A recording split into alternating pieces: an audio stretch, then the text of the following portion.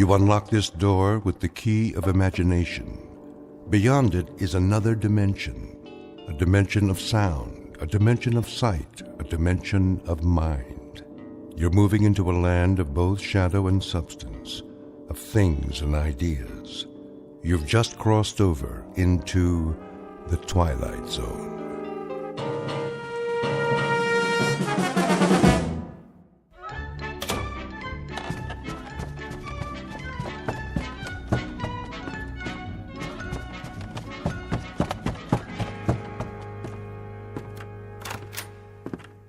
Morning, Mr. Poole. Morning, Mrs. Sullivan. Off to work?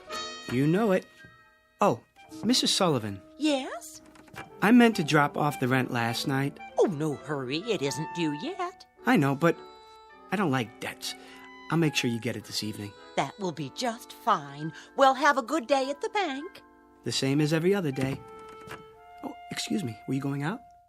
Just to bring in the paper. Oh, let me get it for you. You don't have to do that. No problem.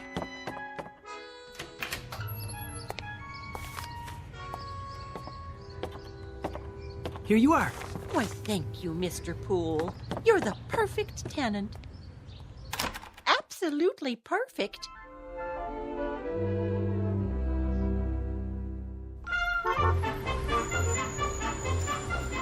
Paper, get your paper. You have the morning sports final? Sure thing. 25 cents, $1/4 of a dollar. Here. Thanks, pal. Paper, get your paper. Who wants a paper, morning final? One here, Marty. Sure thing, Mr. Poole. Always got a copy for you. Let me see if I have the right change. Yep. Here you go. Hey, look at that. Something wrong? Your quarter. It landed on the edge. Didn't even fall over. Well, what do you know? That'll never happen again in a million years. This must be your lucky day. Oh, I hope you're right, Marty. A little luck never hurt anyone.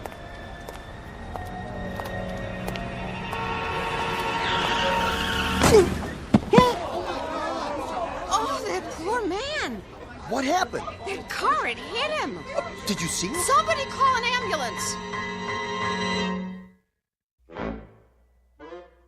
Mr. Hector B. Poole, resident of the Big Apple, the Glass Canyon, hoping to survive an assault on his senses, all 6 of them. Flip a coin and keep on flipping it. What are the odds? Half the time it will come up heads and half the time tails. But in one wild, freakish chance in a million, it will land on its edge. Mr. Poole, a bright human coin on his way to the bank in the Twilight Zone. And now, The Twilight Zone and our story, A Penny for Your Thoughts, starring David Eigenberg with Stacey Keach as your narrator. Stand back! Look what you did! I didn't see him, honest. He just stepped off the curb. Where's the ambulance? Oh, whoa. What happened? Easy, mister. You all right? Oh, I think so. Oh, just give me a hand. Look, lie still. I'll get a doctor. Oh, no. I don't need a doctor. I mean, if you'll help me get up. You sure? You ought to take it easy. At least get an x-ray. Why? No scrapes, no scratches, no broken bones. I seem to be fine. You should stay down. I would. Something like that, he could sue the guy's pants off. Pardon? Oh, I just said, wait till you get to the hospital. You never know. No need for that, really. Oh, you don't know how sorry I am, sir. Oh, no harm done. I swear, I didn't see you step off the curb. If you were hurt, God, I could never forgive myself. You clumsy idiot. I wish you'd broken your fool neck. What did you say? I said, if you were hurt, I could never forgive myself. No, not that. The other part. I see no reason for you to be abusive. Abusive? I should have been more careful, but it was equally your fault. Are you certain you're all right, sir? I think so. Thank heaven for that. I'm simply trying to say how grateful I am that you weren't injured. Lame-brained jaywalker. That asinine stunt took 10 years off my life. Now, see here, I'm not Let me brush you off. Where were you headed? I was on my way to work. Well, I'll be happy to give you a lift if you like. No thanks. It's not far. I think I'd rather walk.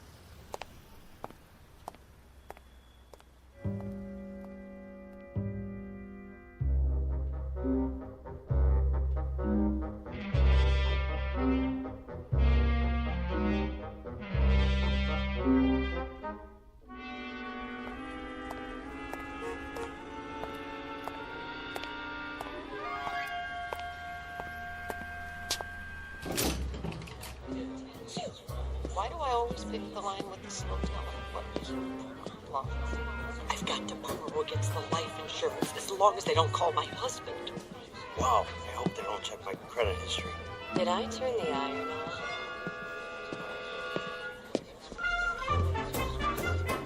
Well, well, Pool. Morning, Bran. Your watch stopped this morning? What's that? Must have. Not like you to be late. Oh, yes. No, no, it's not. It's 9:10. Something happened on the way. Did it? Bran, can I ask you a question? Go ahead. Well, why are they all whispering? Who? The customers. What about them? It's just that they're usually so quiet. I mean, nobody talks out loud in a bank, but this morning... What do you mean? You don't hear them? Hear what? Oh, I get it. Have a late night, did you? No, but, on the way here, I better grab some coffee. Miss Turner just put some on.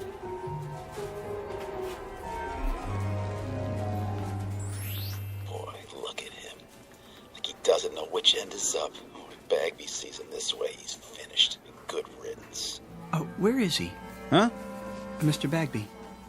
In his office. Where else would he be? Oh, thank you, Brand. Well, I better get started. Yes, you do that. Oh, I knew he'd crack sooner or later. Mr. Perfect.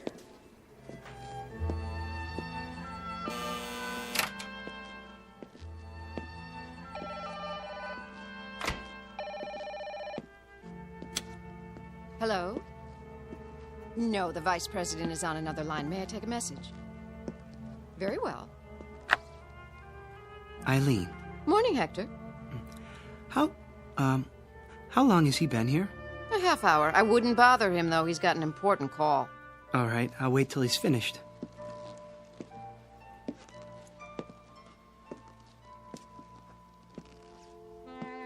Oh, Felicia, baby! You know I care. But how would it look? And besides, Gladys has a nose for these things. Of course she would. I can see the headlines. Prominent banker divorces wife to marry chorus girl. No, Felicia, you misunderstand. I love chorus girls. I mean, not all of them. Only you. Yes, that's right. Look, how about this weekend? Just you and me. Yes? Mr. Bagby? Come in. Hold on. Someone's at the door. Yes, what is it, Poole? Mr. Bagby, sorry to interrupt you, but I'd like to explain. Explain what? Why I was late, sir. Were you? 10 minutes to be exact. I didn't notice. Well, as you know, sir, my record for being prompt is spotless. I pride myself on attention to duty. Yes, Poole, everyone is aware of your devotion to the bank. Well, you see, a strange thing happened, a very strange thing. Yes, uh-huh. Get on with it, you simpering idiot. You think she's going to stay on the line forever? If you ruin my weekend with Felicia, I'll string you up by the thumbs. Your weekend, sir. What? Spoil your weekend. Oh, I wouldn't want to do that. What are you mumbling about? Look, I've got an important call here. Very pressing matter. Get on with it, man. No, of course, I understand. He said weekend. Good Lord. You don't suppose he knows about Felicia? It's impossible. I've been so careful, so discreet. There. I've placed it on hold. Now then, you had something to tell me? Poole? Poole! Another time, sir. I can see that you're busy. I'd better get to my work.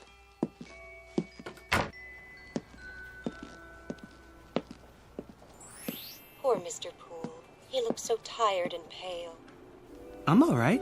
Oh, Good morning, Mr. Poole. Good morning, Miss Turner. Did you say something? I didn't know I looked that bad. Oh, you don't. You look very well today. As do you. Oh, why, thank you. Would you like some coffee? Not just yet. But thanks for asking.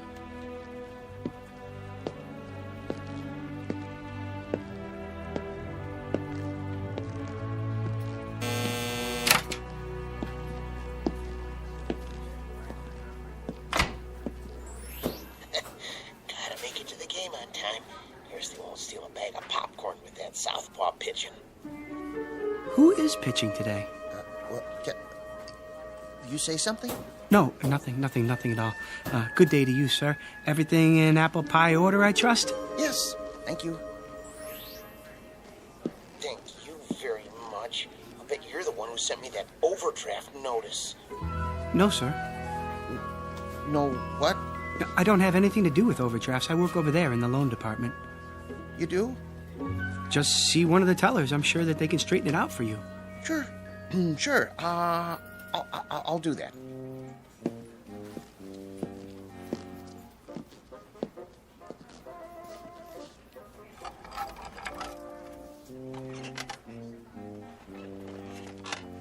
Poole? Yes. You know Mr. Sykes of Ajax Cement? Oh, yes, Mr. Sykes. How do you do? His loan has been approved. Will you see that the papers are in order? Of course. When do I get the check? Mr. Poole will take care of that for you. Here's the file. Certainly, Mr. Brand. Won't you sit down, Mr. Sykes? Everything's there. Oh, I'm sure it is. The check's for $200,000. I see. A loan for $200,000. That's quite a sum. Expanding the business, Mr. Sykes? That's right. Wrong. Well, which is it? Huh? You are aware that this loan must be repaid within 90 days. Sure I am. In full. Yeah. If I bet the money right, it'll come out to over $1 million. $1 million? No, 200,000. That's all I need. Put half on Lucky Lady in the 6. Split the rest between Nimble Runner and Crinoline at 5 to 1. Nobody will ever know I can pay back the loan with enough left over to save the company. It's gotta work. There's no other way. Or what?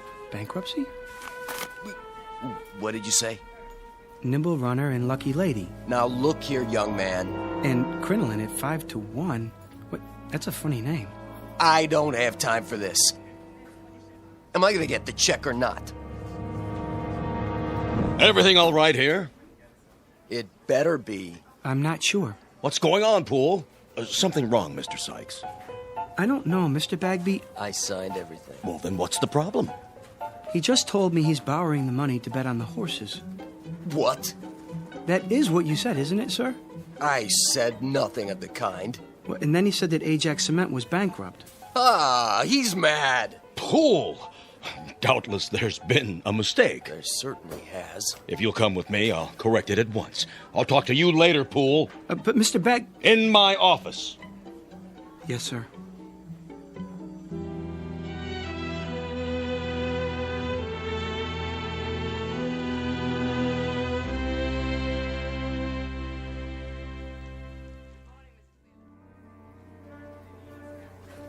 What are you trying to do?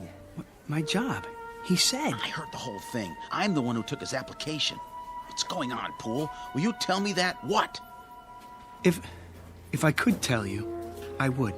But I honestly don't know.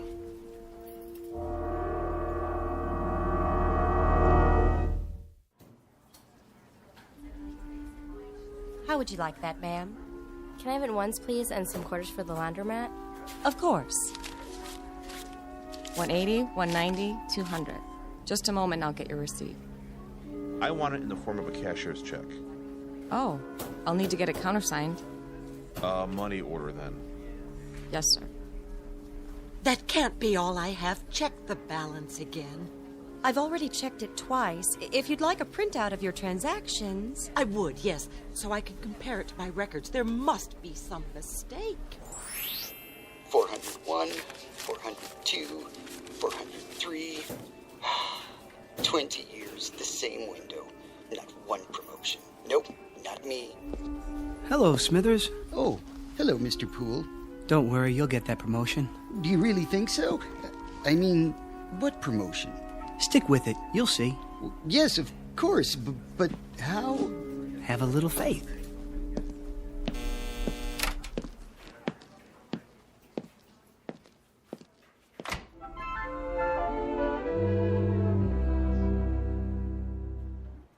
It's finally happening. It is? Yep, old nose of the grindstone seems to have flipped out.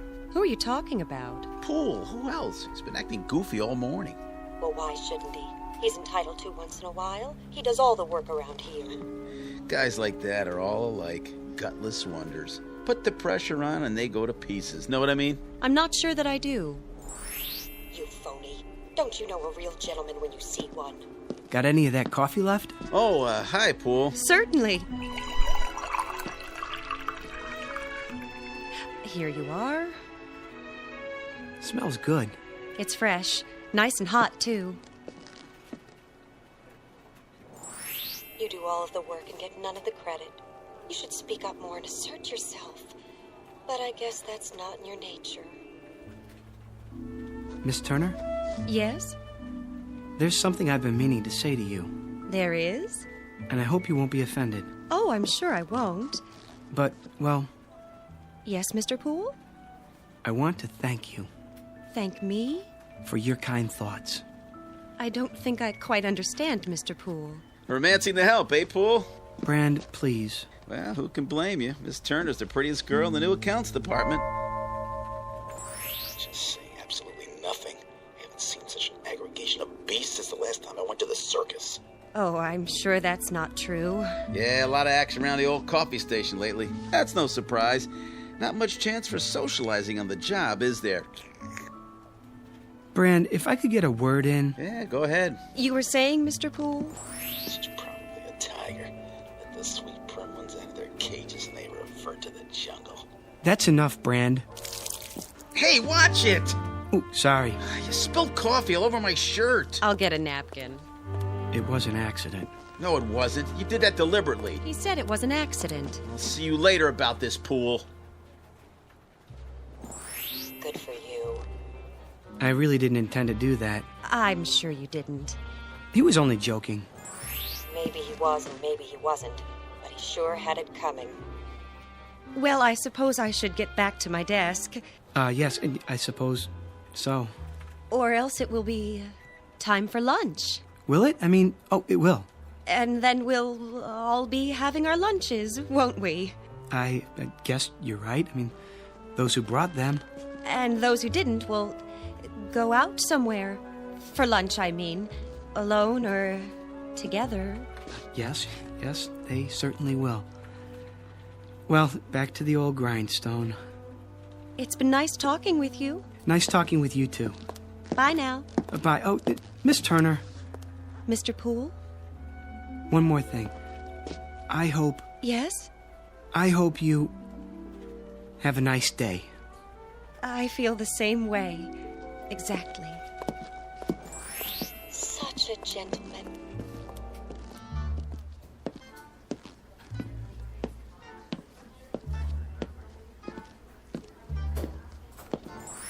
It isn't fair. It just isn't fair. I said, don't worry, Smithers. Who? Oh, Poole, were you speaking to me? Mr. Bagby's a fair man. Mr. Bagby? Yes, I'm sure he is. Good things come to those who wait. What's he watching me for? Oh, no reason. Don't let it distract you. They'll be sorry. Not much longer now. At 4:30 this afternoon, I go into the vault like I always do. I'll take my briefcase with me. No one will suspect a thing. I'll fill it with currency and be on a ship to Bermuda by nightfall. Yes, indeed. All that money. As much as I can carry. I wonder how long it will take them to discover it's gone. It's not possible. Smithers?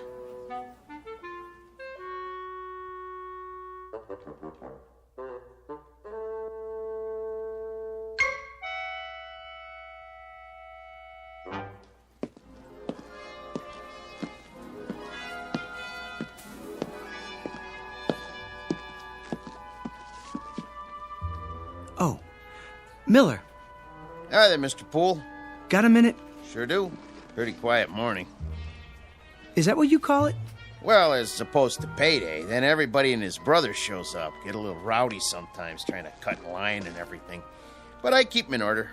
Teach 'em respect for the uniform. You can count on me. I know I can. That's why I wanted a word in your ear. What's up? How long have you been a guard here? Quite a few years now. Get my pension before long. And that gun in your holster, is it the same one you've always had? Sure is. Nothing beats a 38. Keep it oiled up real good. You could use it then. I mean, if you had to. Well, what do you think I got it on my belt for, Hector? To hold my pants up?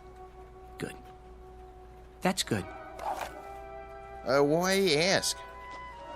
I'm not sure, but I suggest taking up a post by the door, keep your eyes open, and don't say anything to anyone just yet. I get you. Mum's the word.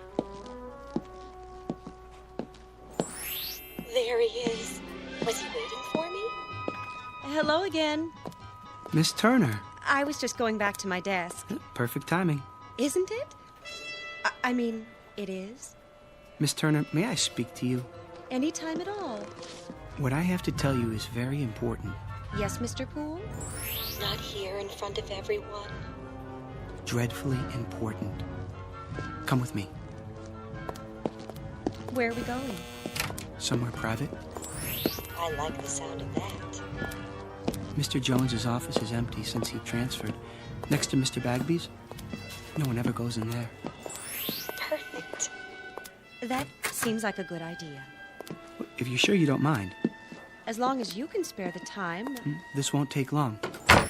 Take all the time you want.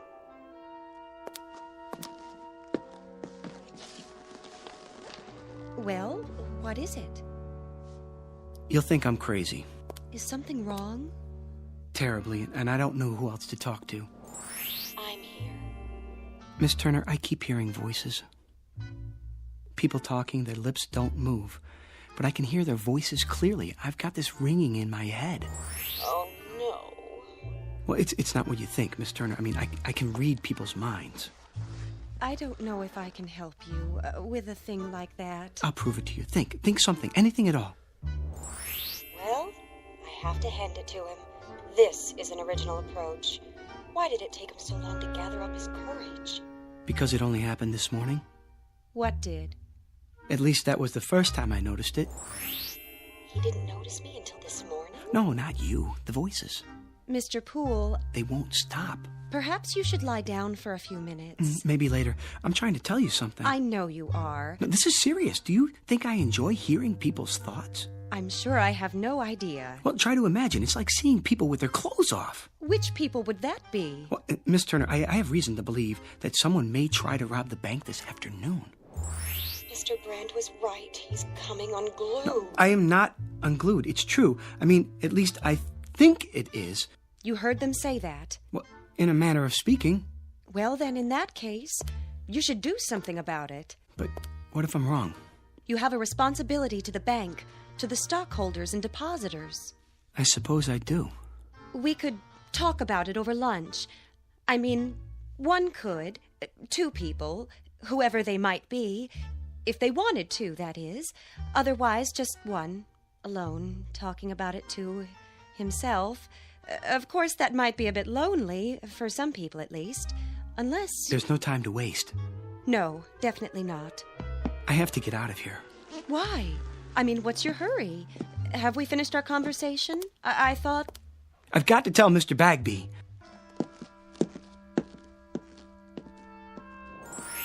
From now on, Mr. Poole, you may call me Helen.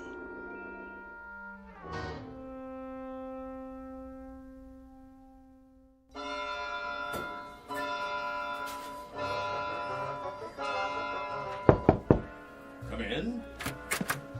Mr. Bagby. Oh, there you are, Poole.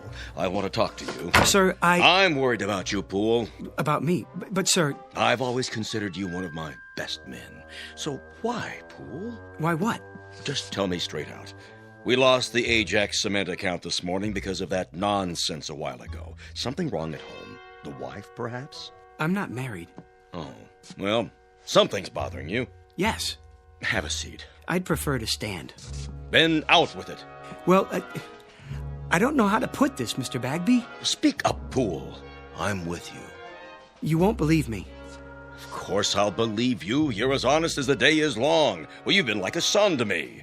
Well, a son-in-law, at least. If you were, which you're not, legally speaking.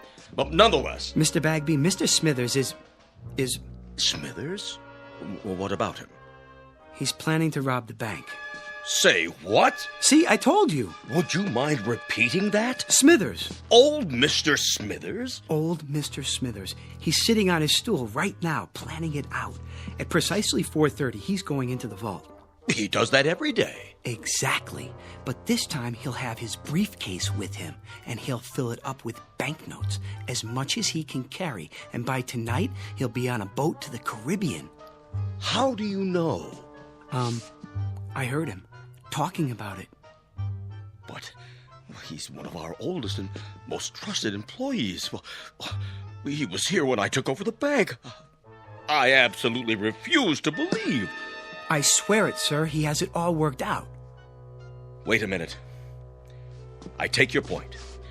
Who's the one who ends up stealing the company funds? Isn't it always the most trusted employee?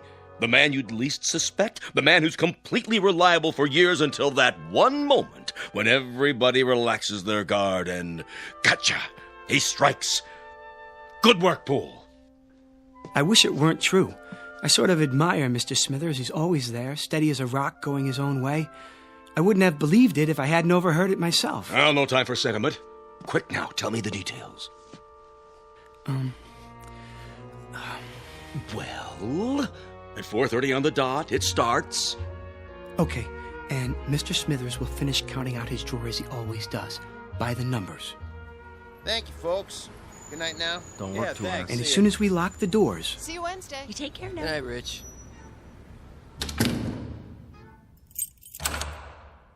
He'll close up his cage, count down the drawer. 73, 74, 75, plus the bills. He'll stand up and go to the vault with the deposit, as he always does. The last teller, with his briefcase. He'll be back there alone to lock up the vault. Only this time, things will be different. When he comes out, his briefcase will be heavy. Very heavy. Miller, may I see you a moment? Yes, sir. Rich, let me out, please. Okay, be right there. I'm waiting. Gotcha! What? I'll take that briefcase. Here. What? Shall I cuff him? Not till we see the evidence. Looks pretty heavy to me. Dump it on the desk. I'm your witness. Sure thing. What do you think you're doing? What does it look like? Your mistake, Mr. Smithers, was in assuming that we were all asleep. A great mistake. But nothing gets by this institution. As a matter of fact, I've had my eye on you for a long time. You sure this is his briefcase? Of course it is. Duly noted. He admits it. 1/2 sandwich. Clip-on necktie. Change of socks. Comb. 1 book. How to Profit from Armageddon. And, 7 ballpoint pens. Where's the money? Has everyone gone insane? What money? Poole! Where's that idiot Poole? Here, sir. So he was going to steal the money. He was going to take a trip to Bermuda. That was his story, huh? Mr. Bagby, I heard him. And who was he talking to, Mr. Poole? Well, he wasn't talking to anyone, not exactly. Oh? What was he doing? Sending smoke signals? He was... thinking.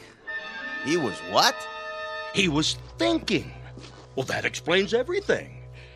Mr. Smithers, please forgive us all for this unfortunate intrusion. Well, I guess we all make mistakes. I should have known that what I was told was impossible on the face of it. Poole, do you know what I'm thinking? I'm fired. Kindly clear out your desk at once. Mr. Smithers, I don't know what to say. I'm very sorry. Return Mr. Smithers' possessions and let him pass. Right away.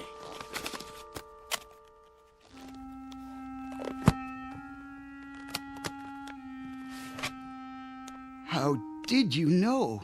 What? It's true, of course, Mr. Poole. Yes, it's a little dream of mine. Have you ever had a dream? I have. Often. People look at me and all they see is a funny little man, frayed and old, and they never know. I have the dream almost every day. I had it yesterday and the day before that. Well, I don't always plan on Bermuda, though. Sometimes it's London, Paris, Fiji, beautiful, exotic places, thousands of miles from here. Places where there are no ledgers to keep, where I'm not a little man with no future and no past. I think of filling my briefcase with the bank's money, but I never go through with it. Do you know why? I've lived with it too long. I'm old and set in my ways. And besides, Mr. Poole, I'm a coward. Smithers, please. Will you open the door now, please, Rich? Sure. Take care of yourself.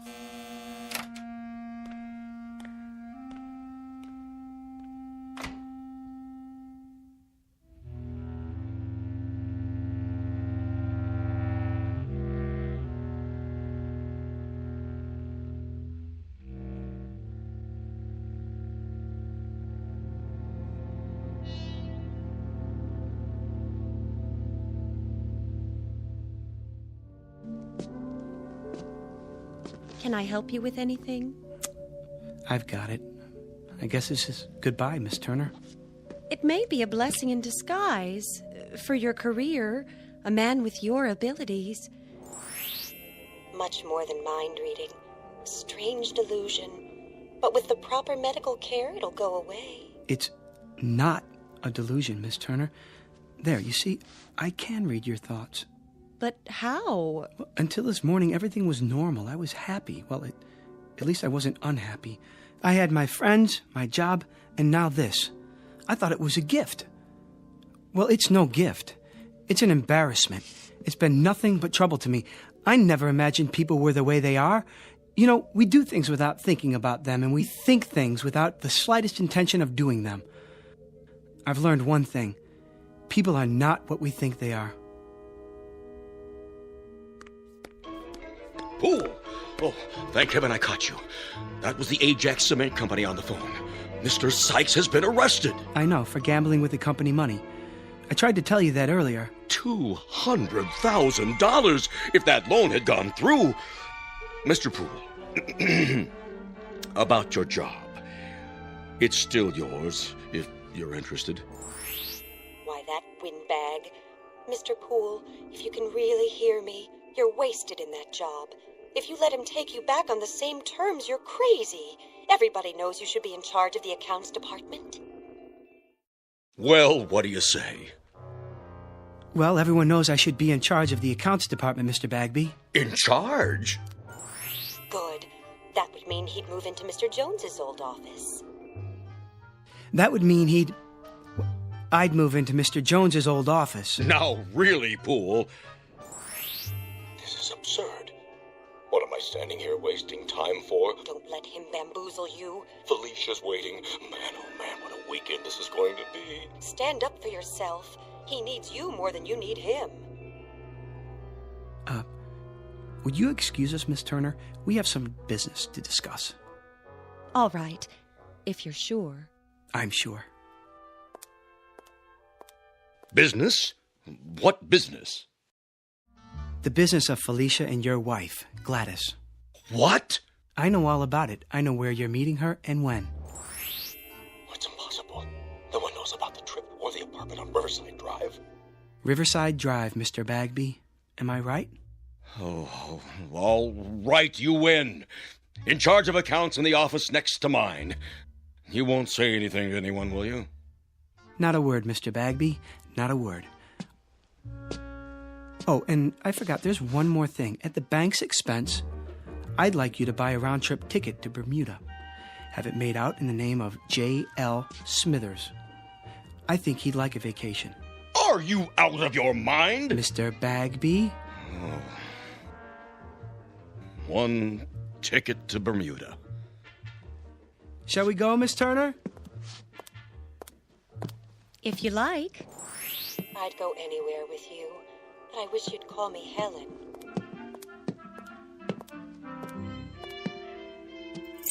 Have a good night, folks. We'll try.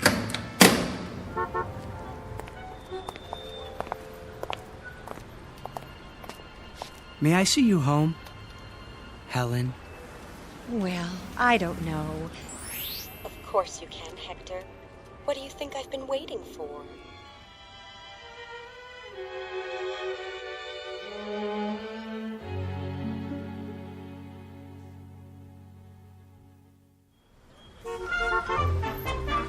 Paper, get your afternoon paper. Latest stocks. Oh, just a second, do you mind? Not at all. Oh, hi, Mr. Poole. Well, was I right or was I right? Was it your lucky day? I'd say so. Give me a paper, will you? Sure, this one's on the house. Oh, no. I don't like to owe anybody. Heads. You win. Hey, why'd you do that? I had that other quarter standing up all day, and nobody knocked it over till now. Well, I guess if you're the guy who stood it up, you're the guy who can knock it down. There goes your luck. Could be it's just beginning. Paper, get your late edition paper. What was that all about? Oh, nothing. Wait. What is it? Think something, Helen. Think anything. Oh, I am, believe me.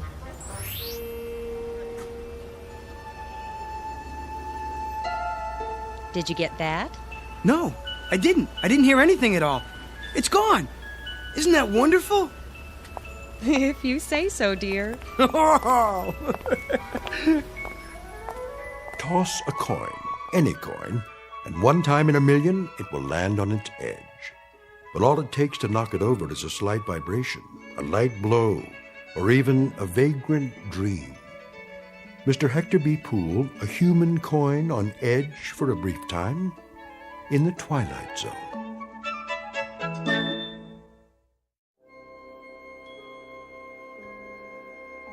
Hi, this is Carl Amari, producer of the Twilight Zone radio dramas. I'd like to take a moment to tell you about our official website at twilightzoneradio.com, where you'll get the latest news and information on these Twilight Zone radio dramas. Plus, at twilightzoneradio.com, you can digitally download 3 free episodes or any of our episodes for only $1.95 each. In this age of ever-changing technology, we've decided to make these episodes instantly available to you by making the Twilight Zone radio dramas a digital download-only series. This means that this series will no longer be offered on CD. The CD collections at our website are now being offered, while supplies last, at buy one, get one free. So be sure to get your favorites before they're sold out. Be sure to visit us often, and I'll see you in the zone.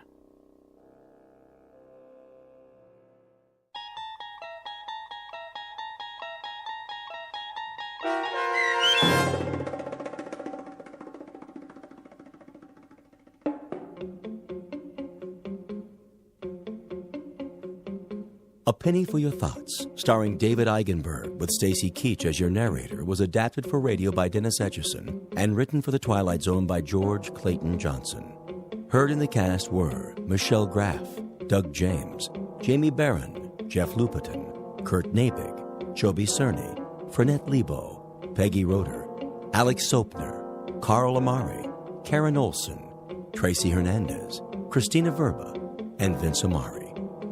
This copyrighted radio series is produced and directed by Carl Amari for Falcon Picture Group.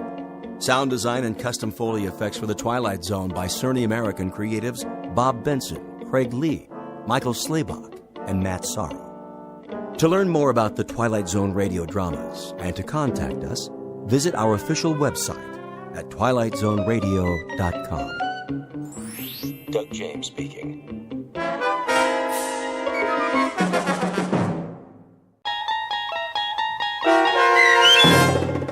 A Quality of Mercy, starring Robert Knepper, with Stacy Keach as your narrator, was adapted for radio by Dennis Etchison and written for The Twilight Zone by Rod Serling from a story by Sam Rolfe.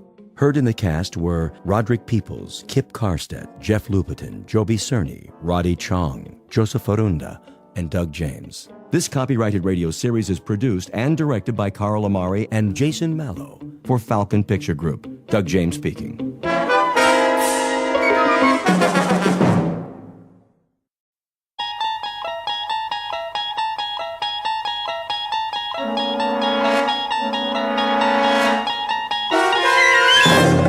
You're traveling through another dimension.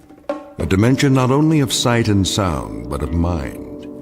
A journey into a wondrous land whose boundaries are those of imagination. Your next stop, the Twilight Zone.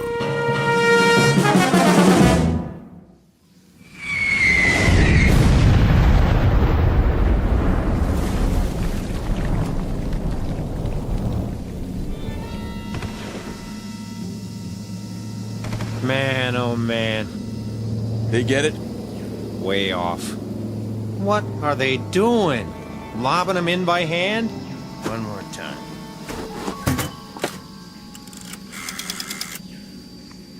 Baker Company. Baker Company. You missed the target. That's what I'm telling you. Well, try it again. Short. 500 yards. Sergeant Caserano says it was 500 yards short. That's right. Still. Tell him to raise it up. Sergeant says to elevate it. They say they can't elevate it anymore. What are they using? A slingshot? Listen, if you can't aim higher, Give me that. how do you expect it? This is Baker Company, F.O. Good going, boys. Yeah, I've seen what you did, a big fat nothing. You wrecked 5 acres of rice paddies and you torn up a beautiful grove of palm trees, but that's it. What's it to me? Let me tell you. We're sitting out here on our duffs on a hill in the middle of nowhere, and you know what we're doing? We're having a little discussion. Yeah, that's right. Maybe you can help us out. We're trying to decide whether you got something in your religion against sending a shell into a cave. Or is it too hard for you? Because if it is... You tell him, Sarge. Oh, those jokers. What? Say again. Bypass? Oh, now that's more like it. Because all you accomplished today is to tear up 5 acres of real estate and keep a handful of Japanese soldiers from falling asleep. Yeah. Well, I got a question for you. Anybody know how long it takes an enemy to die from insomnia? Same to you. Oh, we'll keep in contact, all right. You sure they're on our side? Makes me wonder sometimes. Give me a light. Here you go, sir. So what's the word? Did I hear you say bypass? They're gonna keep firing till late this afternoon. At least that's what they say. Then if they can't smoke them out, we'll just have to bypass it and move on. That's what I like to hear. Amen. I'm feeling better already. Me too. I'm getting cross-eyed looking through these binoculars. When they say flanks, I say thanks. I don't know about the rest of you, but I got no big urge to run headfirst into anything anymore. Not at this stage of the game. That's for sure.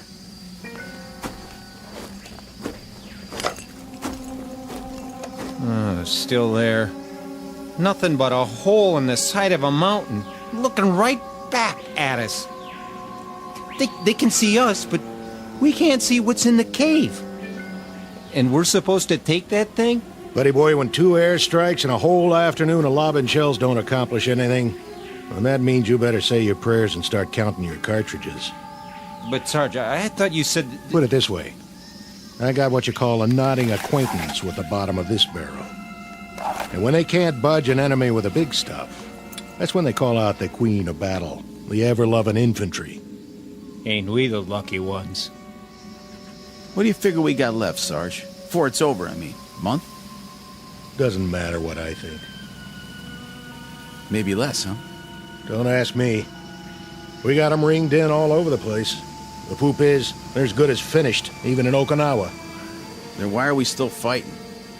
That's the trouble with these little crumbs. They just don't know when they're licked. Maybe they ain't human. Or maybe they just don't get it. Think about it. There they are, holed up in a miserable cave, half-starved, half-beat to death. And nobody bothered to tell them it's the bottom of the ninth.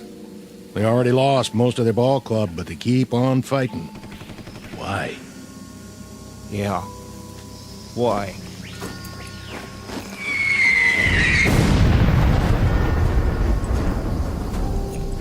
It's August 1945, the last grimy pages of a dirty, torn book of war. The place is the Philippine Islands. The men you've just met are what's left of a platoon of American infantry. Their dulled and tired eyes, set deep in dulled and tired faces, can now look forward to a miracle, the moment when the nightmare comes to an end. Or so it appears. For they've got one more battle to fight, a crazy, illogical standoff in the final days of a particular hell known as World War II. And in a moment, we'll observe that battle firsthand. August 1945, the Philippines. But in reality, it's high noon in a place called the Twilight Zone. And now, The Twilight Zone and our story, A Quality of Mercy, starring Robert Nepper, with Stacy Keach as your narrator.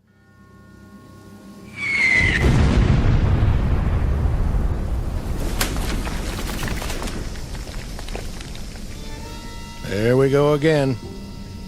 Hit anything this time, Sarge? I tell you what, I'm not even going to bother to look. You check it out for me, all right, Hanachek? Feet sitting here. Where's the field glasses? Be my guest.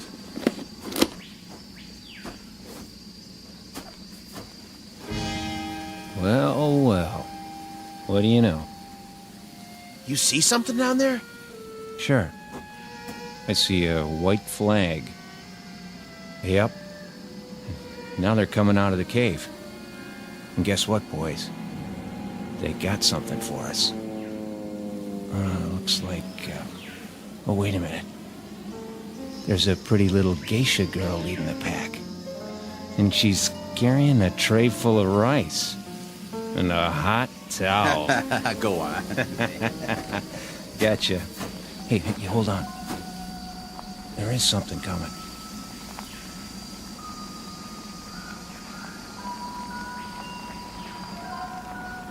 Who is it? Don't know. Uh-oh. Think I see a gold bar on his helmet. Give me those glasses. Oh, man. Just what we need. A brand new Louis. All spit and polish. Ain't he handsome, though? All right, men. Try at least to look like Army. What for? He won't last long.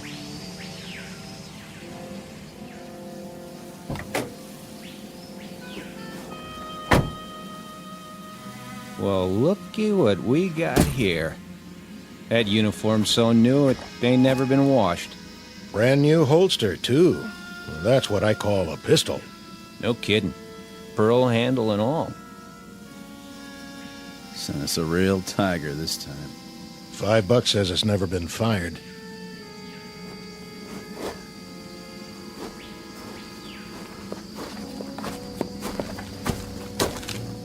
Which of you is Sergeant Casarano? That would be me. I'm Lieutenant Cattell. Sir? I'm taking over your platoon. Matter of fact. What's your situation here? We're observing for a mortar company, Lieutenant. So I've been told. That cave down there, bunch of the enemies holed up. Been trying to get them out for 2 days. No luck? Nothing doing. Your binoculars, please, Sergeant. you go. Tough situation. I guess you know what that means. Sir? We have some mopping up to do. We? Yeah, you heard me. I'd say we do best to go at it frontally. Frontally? Yeah, just move right in and wipe them out. Hey, Lieutenant, you sure you got the right platoon? What about it, Sergeant? Well, now, Call the rest of the company together. The rest of the company? On the double. Where are they? Back at the CP. This is it? All 6 of us. In that case, we'll have to go it alone. Say again? Something wrong with your ears? Go it alone? With a half-dozen men? No, I'm begging the lieutenant's pardon. You've just inherited a good group, but not that good. This is infantry, sir, not kamikaze. He doesn't have the wrong platoon. He's got the wrong army.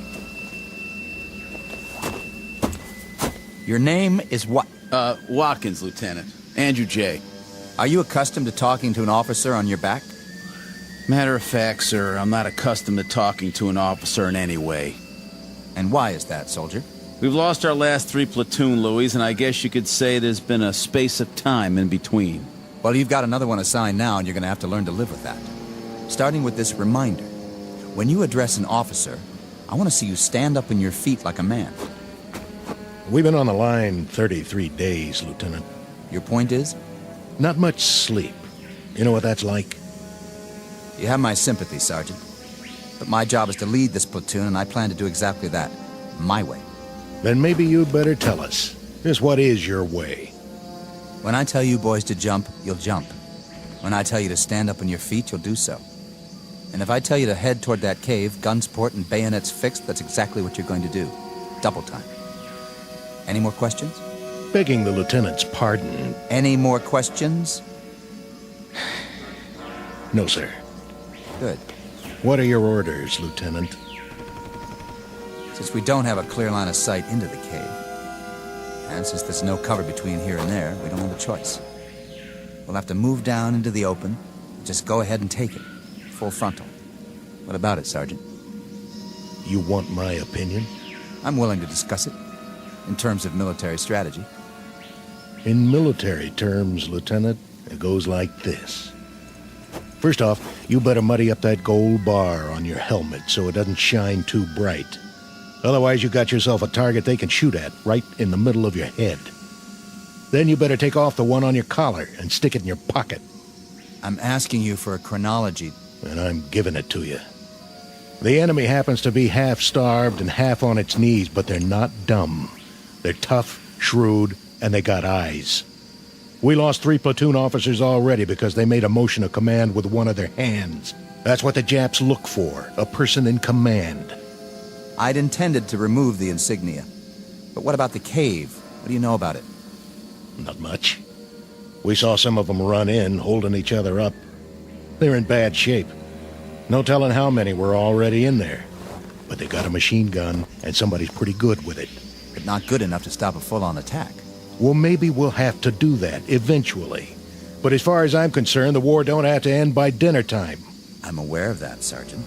I say we sit on it for the rest of the day, and see what some 105s can do, before we make a final plan. You might be right, for someone who's used to taking his time. But it strikes me that we could move in there right now and wipe them out inside of an hour. Get close enough to lob grenades and pulverize them. If you want to get the job done instead of loafing, that seems to be the one thing this platoon is extremely good at.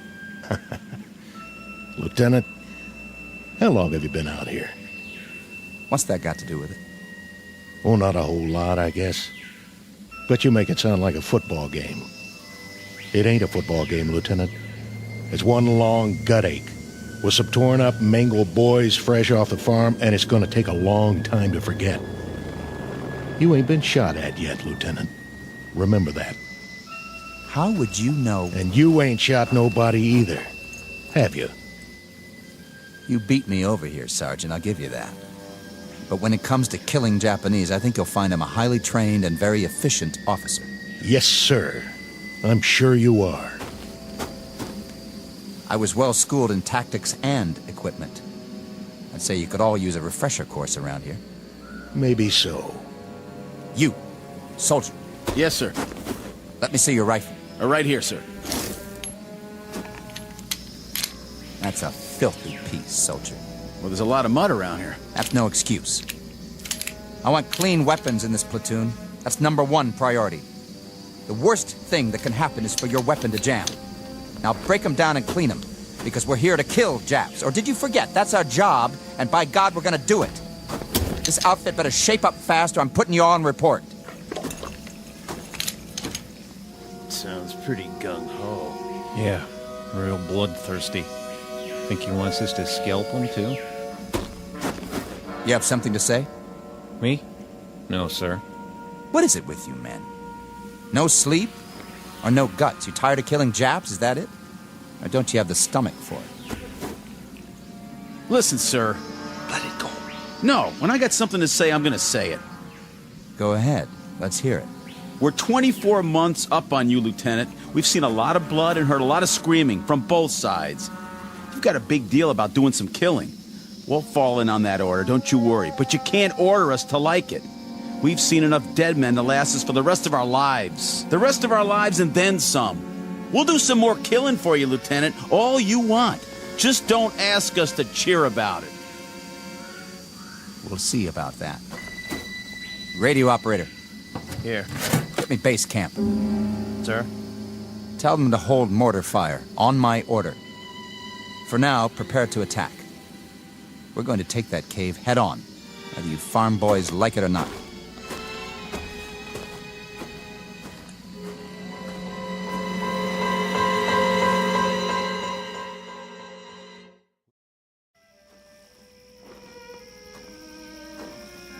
Give me your binoculars, Sergeant. You can't see anything down there. It's too dark. It won't be dark when the shells hit. I want to see how close they come. You think they're gonna make it this time? I'm betting on it. I told them to elevate exactly 3 degrees. Oh, why didn't I think of that? With the side of that mountain blown out, they won't have any place to hide. The cleanup will be easy, Sergeant. Even for you. Piece of cake, Lieutenant. Piece of cake.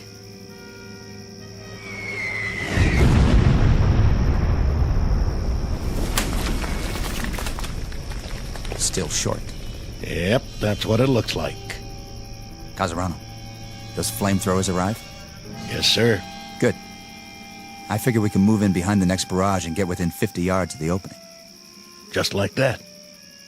Flamethrowers can do a lot of damage, can't they? They can. What about phosphorus grenades? Oh, them too. If you put them in the right place. But what? I wouldn't want to get hit by one. We're not talking about you. We're talking about the enemy. Right. We'll wait till dawn, then move in. Check with company for the mortar barrage so we'll be ready to go. Okay, sir. I'll tell the men we're going in. You'll have to double time this one, Sergeant. That is, if you want to keep up with me. Oh, we'll keep up. But... Something you want to say to me, Sergeant? No. Are you sure? Yeah, I'm sure. I'm not your cup of tea, am I, Sergeant? I guess you got a little too much vinegar for me, Lieutenant. That's what it takes in wartime. You know, sir... What? We could bypass it. Bypass? Where did you get an idea like that? There aren't 20 men in that cave. Most of them are sick, or injured, or half-starved. They're probably out of their minds by now. But they're Japs, aren't they? They're men. They're dirty little cowards. Are they? You've got a funny group here, Sergeant. And you're the oddball of the bunch. If I may make an observation, the way I size you up is this. You've either got battle fatigue, the whole lot of you, or you're chicken. Maybe a little of both. Maybe neither. I don't rightly know. But the way I size you up, Lieutenant, is... Go ahead, say it. I'd like to hear this. Pea-green shave-tail right out of the panhandle. Scared to death he won't bag his limit. Or worse, all shook up because he's afraid somebody will peg him as a Johnny-come-lately instead of a rough, tough killer. I think that should do. You ask, you get told. You can't have it both ways. I said that should... You want to prove your manhood, Lieutenant? Okay.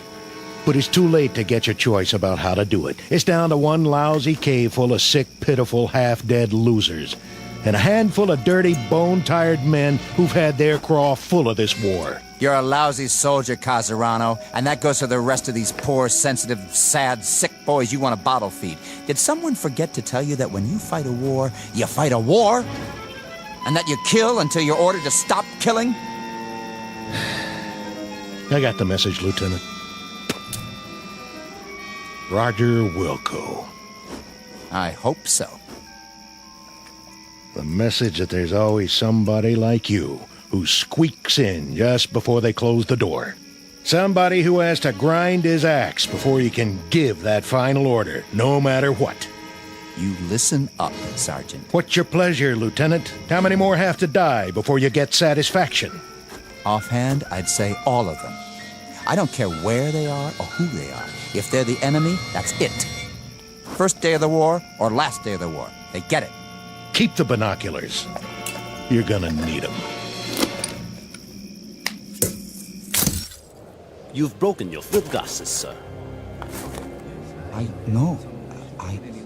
What? I said, it appears that your binoculars are broken, Lieutenant. Give me those. Wait. Who are... Sir? I said, who are... What are you? Sergeant Yamazaki.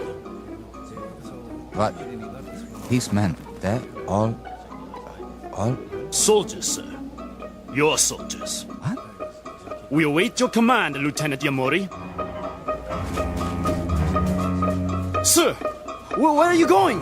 Not that way, sir. Not that way, toward the mountain. Look, he runs down the hill. To the cave. No, it's too dangerous. He must not. Watch out. Lieutenant, stay down. Did you get him, sir? I don't know. Dirty little... Casarano! Hold your fire! It's me! There he is. Get him! Lousy chap. Take a bite off this. Lieutenant, stay where you are. We will return fire. You got us trapped in here. We'll never get out of this cave. Oh, yeah? Watch this. Eat lead, creeps!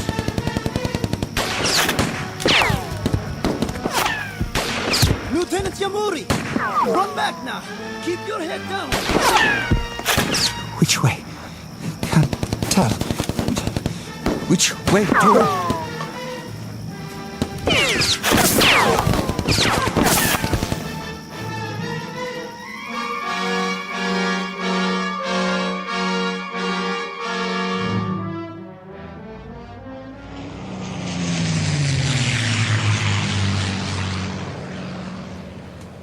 Here! He made it back! All the way up the hill! Is he hurt? Lieutenant Yamori? What? That was exceedingly brave, sir. To attack the Americans single-handedly. Americans? What are you talking about? The Americans in the cave. 20 or 30 of them. Most of them wounded, but nonetheless armed. Very dangerous. Like animals. There aren't that many. Are you all right, sir? Where are we? In the clearing, sir. At the top of the hill. I've seen you before, but I can't... Who are you? Who am I, sir? Sergeant Yamazaki. Are you all right, sir? Are you feeling well? I asked you a question. Question? What are we doing here? What is this place? Why Corregidor, sir? Corregidor? When? When, sir? You mean... What is the day's date? May 4th, sir. May 4th. Can't be May 4th.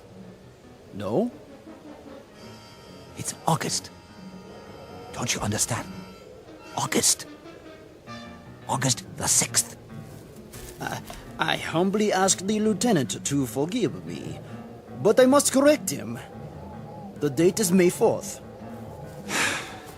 May 4th, when? What year? The year 1942, sir. Is the lieutenant all right? A bump to the head?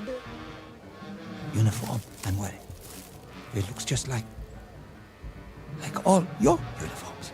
Perhaps a touch of malaria. Did you call me? Lieutenant, sir. Your rank. You called me something else. You called me by a name. Yamuri. Your name, sir. Lieutenant Yamuri. No. No. No! What happened to me? What's going on here? What's happened? What is wrong with this man? I don't know, Captain Nakagawa. Yamuri, are you sick?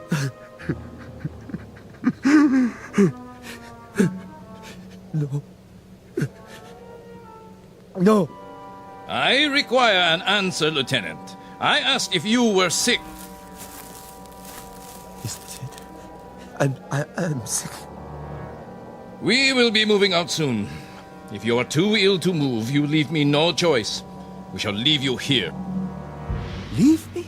We have no transport for the wounded, as you well know. So, we will very shortly move forward, and you shall remain here. My name isn't... On your feet when an officer speaks to you. But my name isn't Yamuri. I swear to you. Something's happened. My name isn't Yamuri. My name is... Silence. Place this man under arrest. Yes, sir. Lieutenant, please, get up. I gave you an order, Sergeant Yamasaki. Men!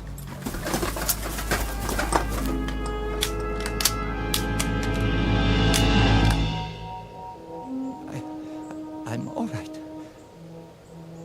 Forgive me, sir. You what? I was feverish for a moment. I forgot where I was. Huh? I'm all right now. You're sure of that? Yes, sir. I'm sure. I'm very sure. Very well. Sergeant, we move out in 15 minutes. 15 minutes, sir.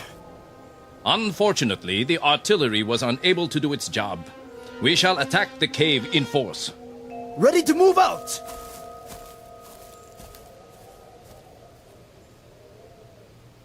Sergeant. Yes? The cave he mentioned. Are you feeling better now? Yes, but the cave. He means the one where I was just... The cave with the enemy. Put a new clip in your rifle. Let me help you.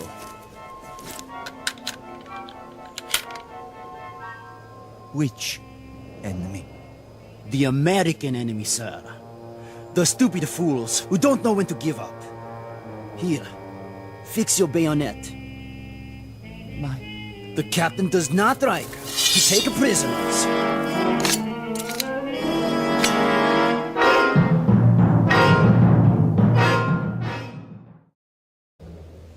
Captain? Yes, Sergeant. Prisoners, sir. What? What about prisoners? You know my policy. Yes, sir. But what if they surrender? What about the wounded? I doubt that there will be any left to surrender when we are finished. Yamuri! Sir? You will take the first section. Move forward as quickly as you can. Then drop down 50 yards in front of the opening. But, sir? Watch for my signal. We will cover you with automatic fire for 2 or 3 minutes before you make the frontal attack. Sections 2 and 3 will follow. Understood? Yes, sir. I didn't hear you. I understand, sir. Be very sure that you do. Now, go and prepare your men. Your section, sir. Which? Over there. The captain expects you to lead them into victory. Come with me for a moment. Where, sir? Away from the others. Look down there. The cave. Yes? You said something about there being wounded inside?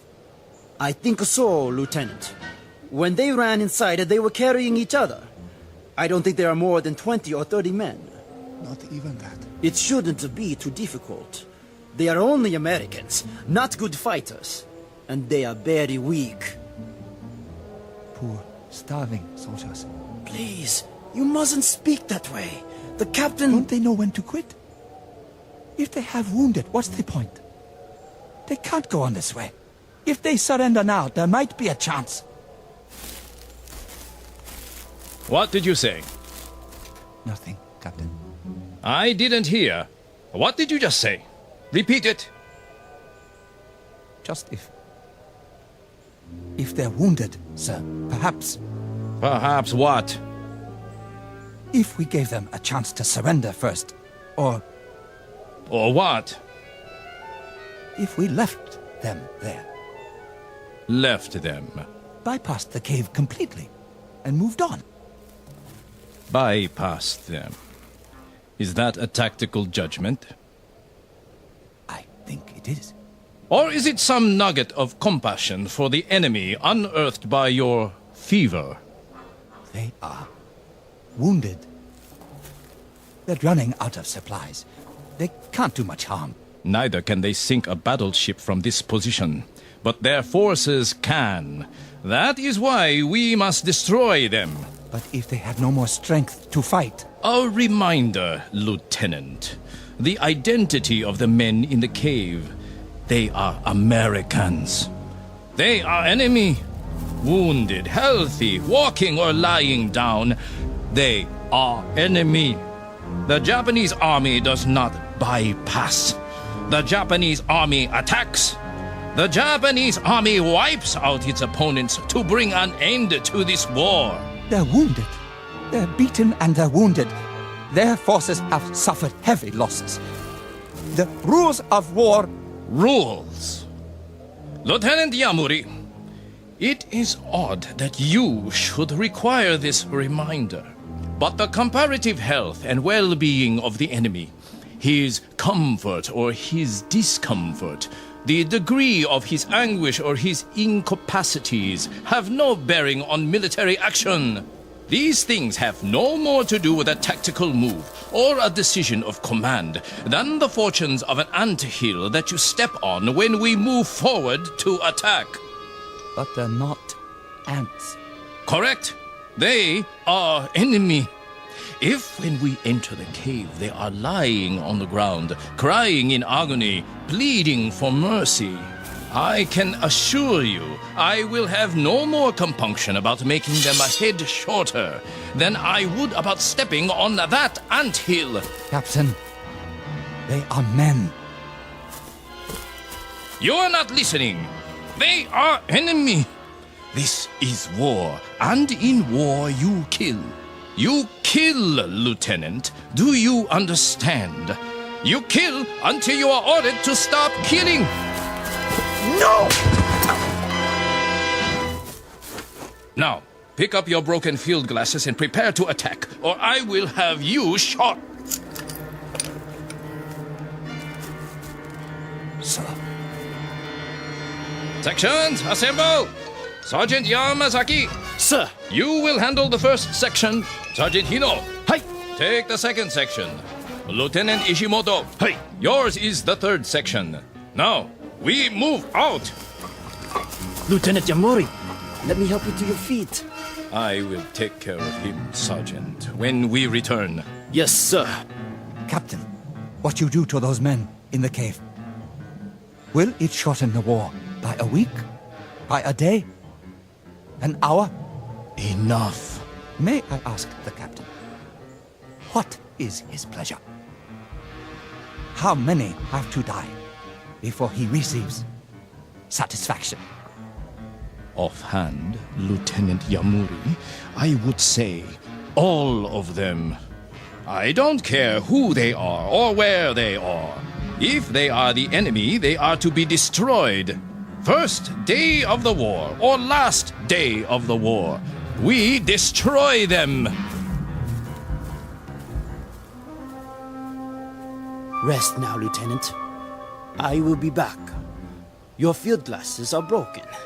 I will take new ones from the Americans. My glasses. My binoculars. Yes, I broke them when I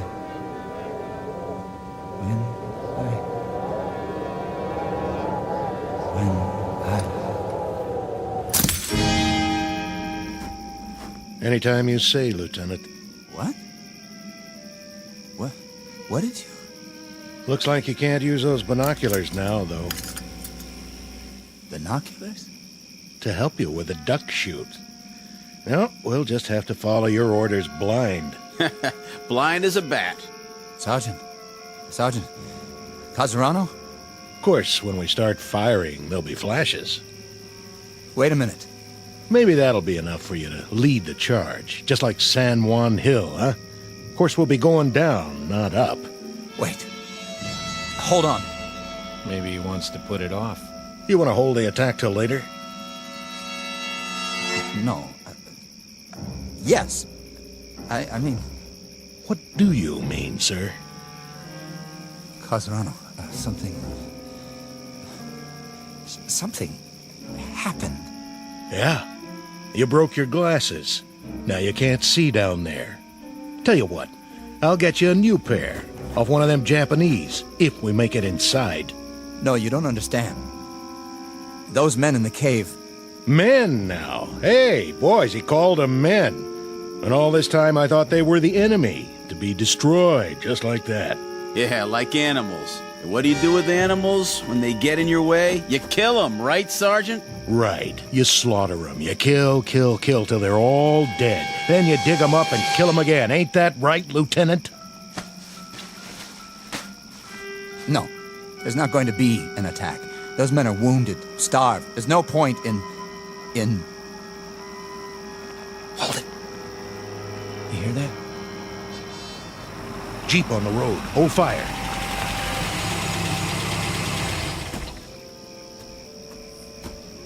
Lieutenant Cattell here? He's right here. I have your orders, Lieutenant. Orders? You're to pull off the hill, sir. Who says? Colonel Hagen, that's who. Why would he say that? Considering he just sent a new lieutenant to lead the charge. Don't you guys know? Know what? Guess you haven't heard. Air Force dropped a bomb on Japan this morning. So? A big one. I mean, the granddaddy of every bomb ever made. I think they call it an atomic bomb. What about it? Well, they figure this is going to end the war inside of a few hours. The Emperor's ready to give up. Well, ain't that something? All units are to pull back to base camp and wait it out. See what happens. Some kind of announcement coming any time now. I'm gone. Is this it? All right, boys, you heard the man. Get your gear and move out. Oh, man. I'm going to get me the biggest steak you ever saw. First thing I'll hit for is a hot bath. How about it, Lieutenant? You with us? Or do you want to stay here and fight it out all by your lonesome? With you. Something on your mind, Lieutenant? Yeah, something. I'll bet. But I wouldn't fret it if I was you. There'll be other wars sooner or later. Other caves. Other human beings you can knock off. I hope not. God help us. I hope not. quality of mercy is not strained, it droppeth as the gentle rain from heaven on the place beneath. It is twice blessed. It blesseth him that gives and him that takes. Shakespeare, The Merchant of Venice. But applicable to any moment in time, to any group of soldiery, to any nation on the face of the earth, or, as in this case, to the Twilight Zone. We'll return to the Twilight Zone in just a moment. You are about to enter another dimension, a dimension not only of sight and sound, but of mind, a journey into a wondrous land of imagination. Next stop, the Twilight Zone. Hi, this is Stacy Keach. I'd like to take a moment to tell you about our Twilight Zone website at twilightzoneradio.com. At twilightzoneradio.com, you'll find the latest information on these Twilight Zone radio dramas, including behind-the-scenes photographs, plus the newest product releases, trivia contests, ways to contact us, other Twilight Zone-related info and merchandise, plus links to other fascinating websites. So make your next stop twilightzoneradio.com. Visit twilightzoneradio.com to purchase these Twilight Zone radio dramas on cassette and CD, or call toll-free 1-866-989-ZONE. That's 1-866-989-9663.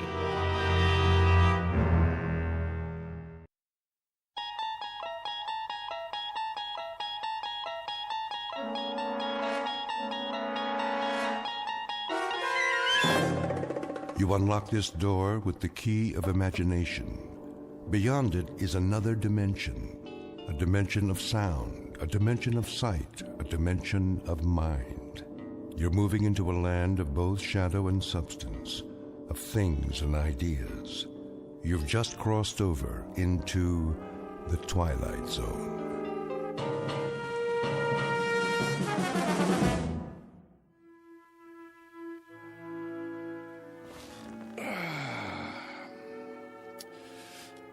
Now then, to begin. Recording. Act 2, Scene 1.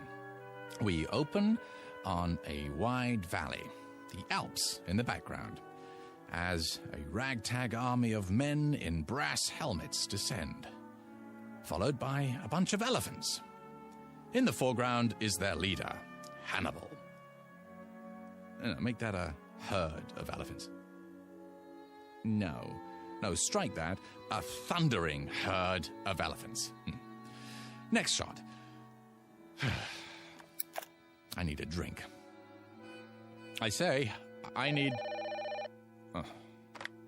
Yes? Greg? You have reached the home of Gregory West. At the tone, please leave... West, I know you're there. For one thing, you don't have an answering machine. For another, I can hear you sweating. Hello, Sammy. You know what day it is? It's Monday. You were supposed to have the script on my desk this afternoon. Oh, that, yes. My typist is running a little behind schedule. Your typist? Well, you know I don't use a typewriter. So get a word processor or a laptop. Never. Dictation is the only way. Helps me get the dialogue right. What's her number? Who? Your typist. I'll send a messenger. Not until I have a chance to look it over. Make any last-minute corrections. The network wants pages, Greg. They don't have to be perfect. Just give me a couple of more days. I can't stall them much longer. They want to shoot Hannibal's animals in the spring. They doubt me? They doubt their own grandmother if they had her under contract. They've got a lot riding on this. Well, you tell them I'm not some Hollywood hack. I'm a legitimate writer. They're lucky to have my services. And you're lucky to have a six-figure deal. This isn't Broadway, it's TV. And you've got a mortgage to pay off. I'm aware of that, Sammy. Oh, I shouldn't have answered the phone. One time I do. Is it Harold Prince? Is it the Theatre Guild? No, it's my agent with dialogue out of a Bud Schulberg novel. Bud who? Look, the script will be ready when it's ready. Do they want it fast or do they want it good? Ask them that, would you please? They want it tomorrow. That's what they want. I'm telling you. Bye, Sammy. We'll talk in the morning. Oh, my. Now I do need that drink. Mary? Did you hear what I said? Yes, darling? Ah, there you are. I was wondering. Scotch and water? How did you guess? I think I know you by now. Relax, Gregory. You deserve a break. How right you are. Sit on the couch. I'll massage your temples before you go back to work. Ah, what a fine idea. Is the drink all right? Perfect. As always. There. Now close your eyes. Doesn't that feel better? I swear, Mary, you have, magic fingertips. The least I can do for such a talented man. That brain of yours must get overheated, working hour after hour, morning till night. I couldn't have said it better myself. Oh, yes, you could. You're a genius with words. I know. Oh, Mary, Mary. Yes, Gregory? Hold me. It would be an honor.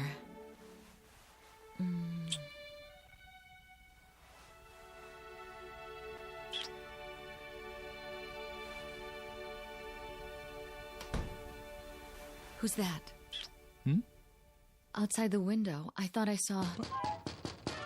No. Gregory! Not Victoria.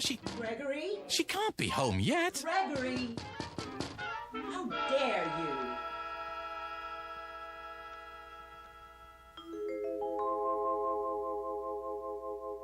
The home office of Mr. Gregory West, noted playwright, and now a resident of the Hollywood Hills. A quiet, thoughtful man, even a bit shy, and at the moment very happy, despite the fact that he is over deadline. His latest project? A script assignment taken to ensure that his household remains secure, despite the occasional fickleness of drama critics. The other ingredients of that household?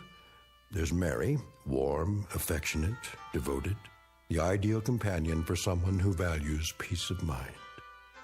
And the final ingredient, Mrs. Gregory West.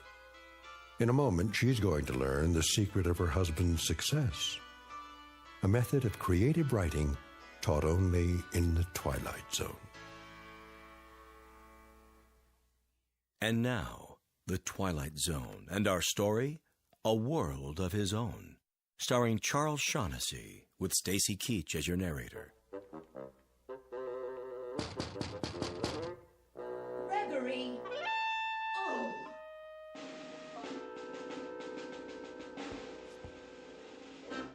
Is she gone?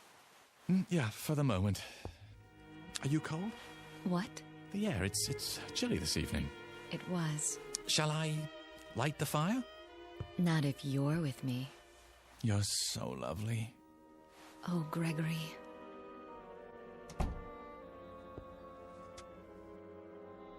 Don't worry just yet. Oh, Mary. Gregory! Unlock this door immediately. I'm sorry. Greg, not again. I have to, Mary. But why? You don't know what she's capable of. I know you have a woman in there. Open up. No, Greg. What else can I do? I warn you, Gregory. Oh, my. Are you so frightened of her? She can make my life miserable if she chooses. All right, then. If you must. Do you hear me, Gregory? Are you deaf? Be right there. Don't think you can hide her from me. What's that, dear? Don't think you can let her out the window either. Gregory!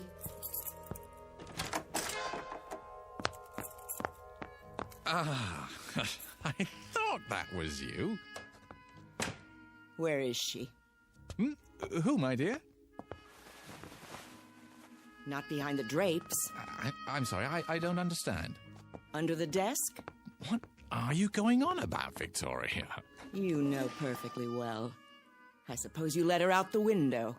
But the window doesn't open, remember? Then where? Who? You little worm, you know who. What have you done with her? Where did she go? Where? Please, stop. My glasses. A cozy fire. Your smoking jacket. Oh, only because it's comfortable. You know I don't smoke. Of course you don't. In order to smoke, you'd have to heat up. And you've never risen above room temperature. Sit down. Let's talk this over. Have you installed a secret door in here? No, dear. The study's as it's always been. A place of seclusion for my work. For your work. For monkey business, you mean?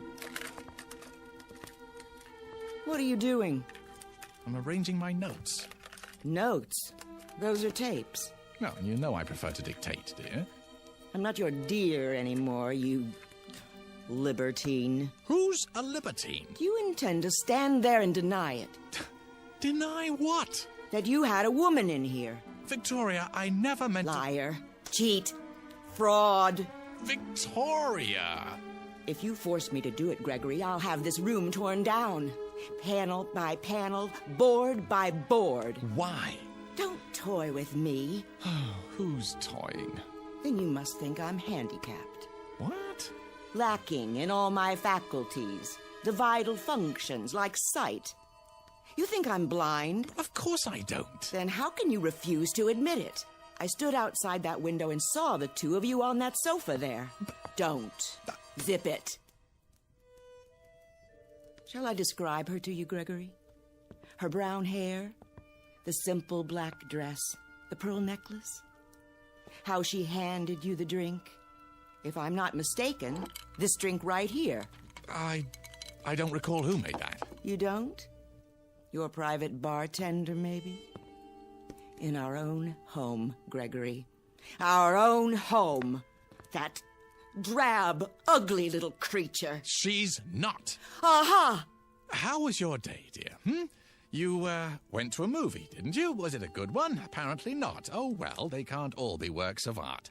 Didn't expect me home so soon, did you? Thought I'd go out to dinner afterwards. I didn't say that. I've had my eye on you for some time now. Oh, how flattering. You thought you fooled me, didn't you? Why, no. You know you can't lie to me. You thought I'd never suspect the real reason you kept sending me away from the house. Have to be alone to work. The famous playwright. Famous philanderer is more like it. You do me an injustice. Oh, do I? All right. Out with it. Who is she? Victoria. Dear. Don't you dear me. Ow! And don't touch me. At least try to understand.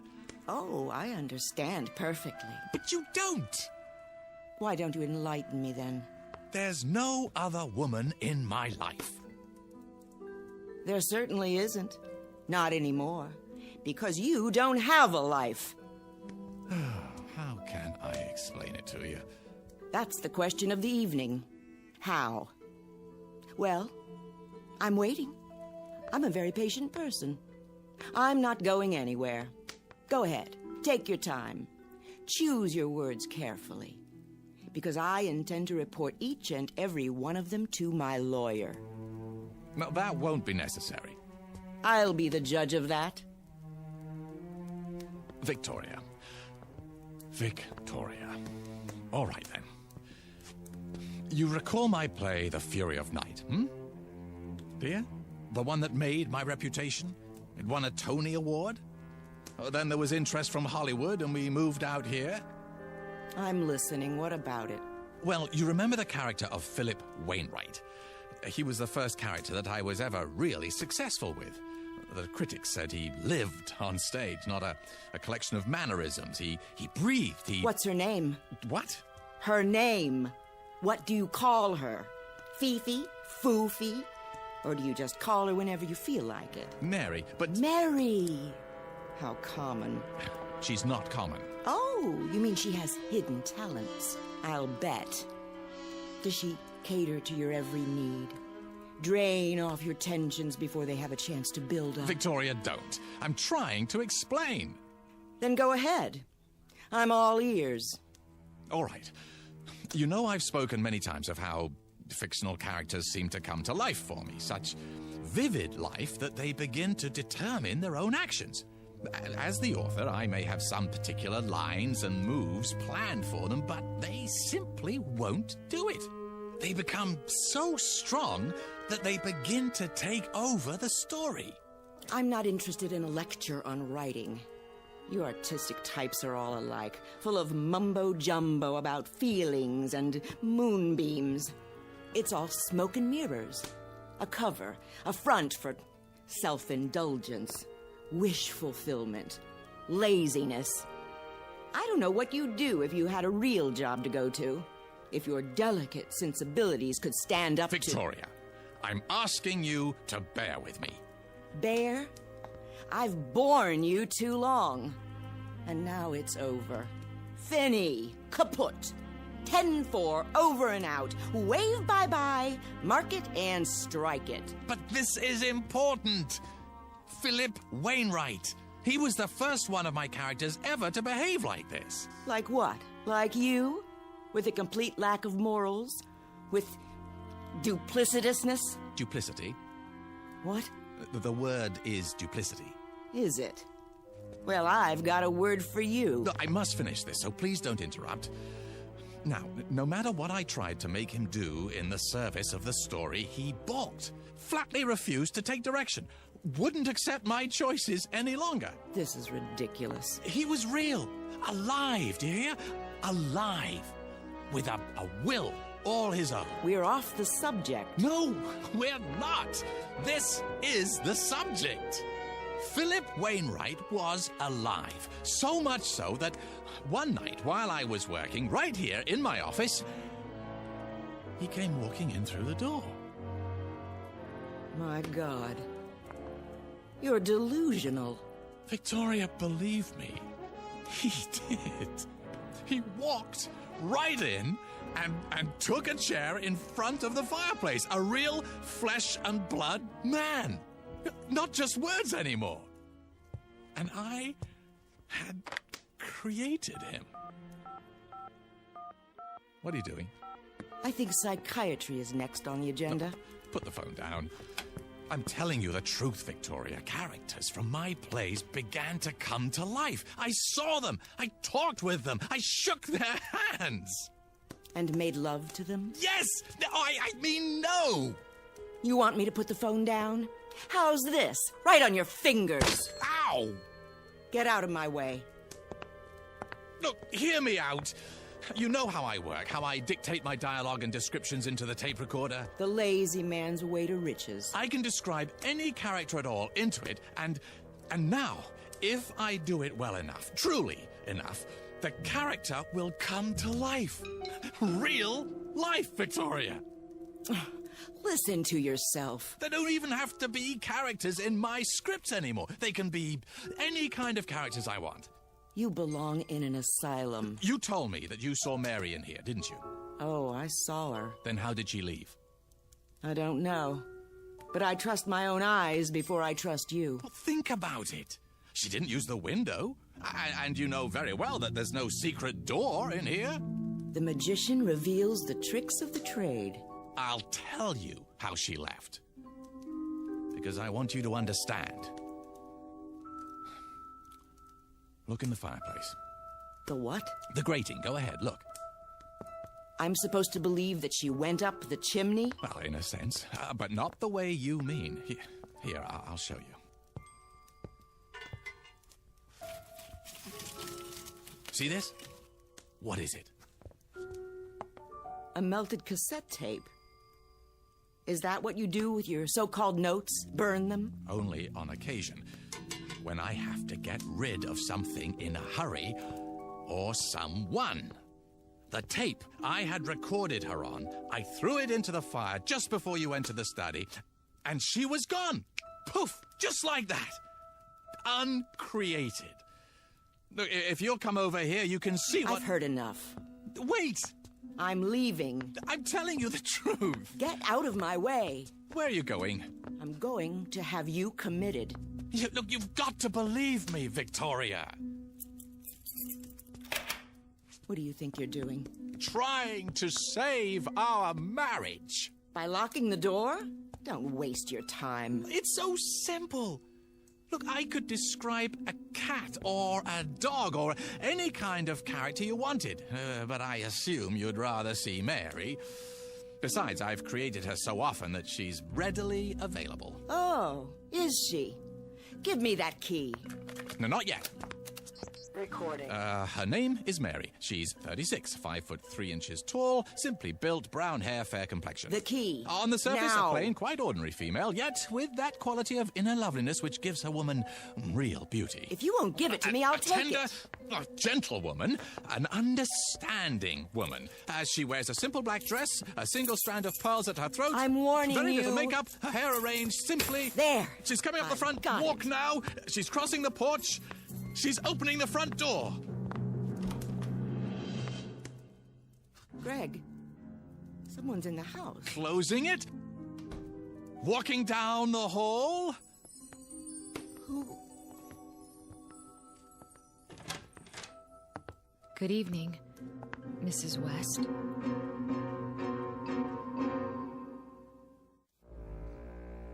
Well? She's real. How did you do that? Do what? Bring her here. On cue. Don't you understand? I described her on the tape. You heard me. But why, Greg? Why do you bring me here now? Because... it's a bit tricky to explain. Try. Come in, Mary. Thank you. I'd love to. She asked you a question. I'm trying to think of the best way to put it. Give me a moment, Mary. You do know each other. Oh, yes. Your husband's a wonderful man. What do you want here? There's nothing to be afraid of, Mrs. West. I'm here because it's Gregory's wish. It's not mine to doubt him. Doubt him? You mean you don't? I'm sure he has his reasons. There. See? Well, Victoria? Do you believe me now? This is some kind of plot. You did let her out of here through a secret door somewhere. Behind the bookcase? I'll find it. Then you tell me some fool story about characters who come to life and walk around as big as you please. It's not a plot, I assure you. Not a very clever one, that's obvious. You lock the door and pretend to make her real. And she slips around from the backyard and comes in through the front door and tries to make me think she's... Oh, no. That's not what happened. Not at all. I swear. You're trying to drive me insane. You want to have me committed. I only did it because you said you were gonna have me committed. Oh, no. You want to get rid of me so you'll have our property all to yourself. So you can share it with this... Nothing of the kind. I only wanted to show you. Yeah, it's a demonstration. Greg? What is it? Is that why you brought me here? Not because you wanted to see me, but only to show her? Mary, try to understand. I am trying. Only... Victoria's my wife. Not anymore. Not after this diabolic conspiracy. Oh, come on, Victoria. Can't I do anything right? That's something I've been wondering for years. You haven't answered me, Greg. Answered what? Is that all I am to you? A parlor trick? Something to show off? Go ahead. Lie some more. Victoria, do you honestly believe that? Yes. And that's the only thing I believe. I hope you two are very happy together. Here we go again. Don't leave because of me. I wouldn't think of it. I'm leaving because of me. Victoria, please. Let go of me, monster. Very well. I'll claim false imprisonment. In your own house? What are you going to do now? Oh, you'll see. I'll scream. I will. What for? No need. Is that my tape? It is. And you're going to... There's no way around it. Craig, why do you do this to me? I'm sorry, Mary, but what else can I do? But again? I just got here. I have no choice. That's all you ever say. Don't you think I'm nice enough? Oh, that isn't it at all. Not loyal? Not interested in your work? Not sensitive to your needs? Not giving enough? No, quite the contrary.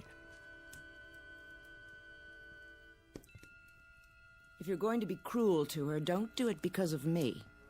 No, of course not. Wouldn't believe me. Oh, no. Had to make me prove it. Make me force poor Mary to... Oh, Victoria. Sometimes I wonder. A man has feelings.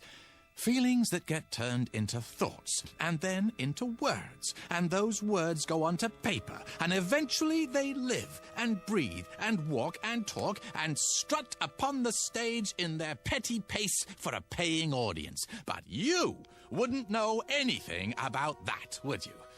Not even after living with me for so many years. I really don't want to do this. If you do, don't bring me back again, Greg. Mary. Just don't. I can't stand it any longer. You're a part of me. You know that, don't you? I'm not speaking figuratively.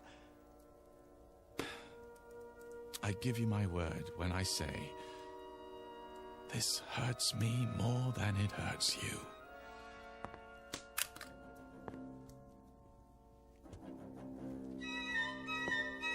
I'm so sorry, Mary, but she is my wife. I understand. I suppose. Greg, I feel so strange. What's happening to me? Help me. Greg, help me. Please. Greg. I feel so strong.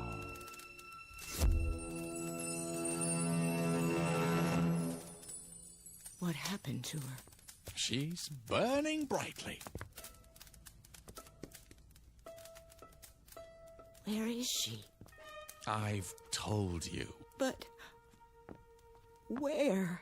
Oh, don't you believe me yet, Victoria? Where did she go? I uncreated her. No. That poor woman. Come here. It's all right, dear. But... Shush. Hold on to me if you like. What have you done? It won't happen anymore, I promise you. I'll never do it again. I never would have done it in the first place if I hadn't been so lonely. It's just that you're so perfect, Victoria, in so many ways. So impeccable, so flawless. You make me feel inferior. Really, Gregory? I can't help what I am. Well, maybe not, but that's why I created Mary. I didn't do it to insult you. I just wanted a little company, that's all. Someone who wouldn't judge me and find me wanting. Someone I could talk to, someone I could feel comfortable with, instead of like a worm. You do understand, don't you? This has been a small sacrifice for me, and a giant step for the institution of marriage. What are you doing now? What else can I do? Return to work. Burn the midnight oil. And all for a paycheck to maintain the lifestyle you so richly deserve. Another tape, another dollar. We'll work it out, Victoria. You'll see. Somehow we'll work it out. Realize that I'm inadequate compared to you. At least in some ways, it's my fault. I should have been a pair of claws scuttling across a Victoria? What do you have there? Got your keys out of your pocket. Well, but I thought... Don't try to stop me. Well, where are you going? To the nearest lawyer. What?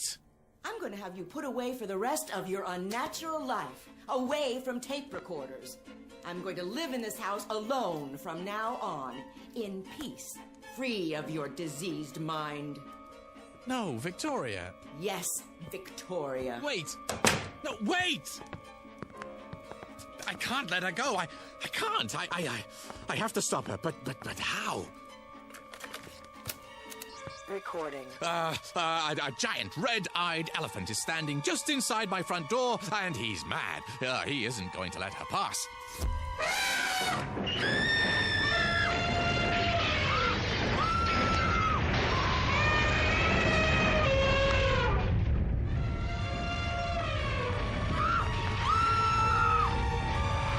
Something the matter, dear? Get that elephant out of my home! Will you stay? Yes. What did you say? Yes. I can't hear you. Yes. Yes. Yes. Very well. Hurry. Just a moment. Gregory! Yes.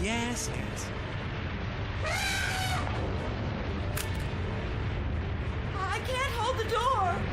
He's drunk. He's grabbing my hair. Another second or two.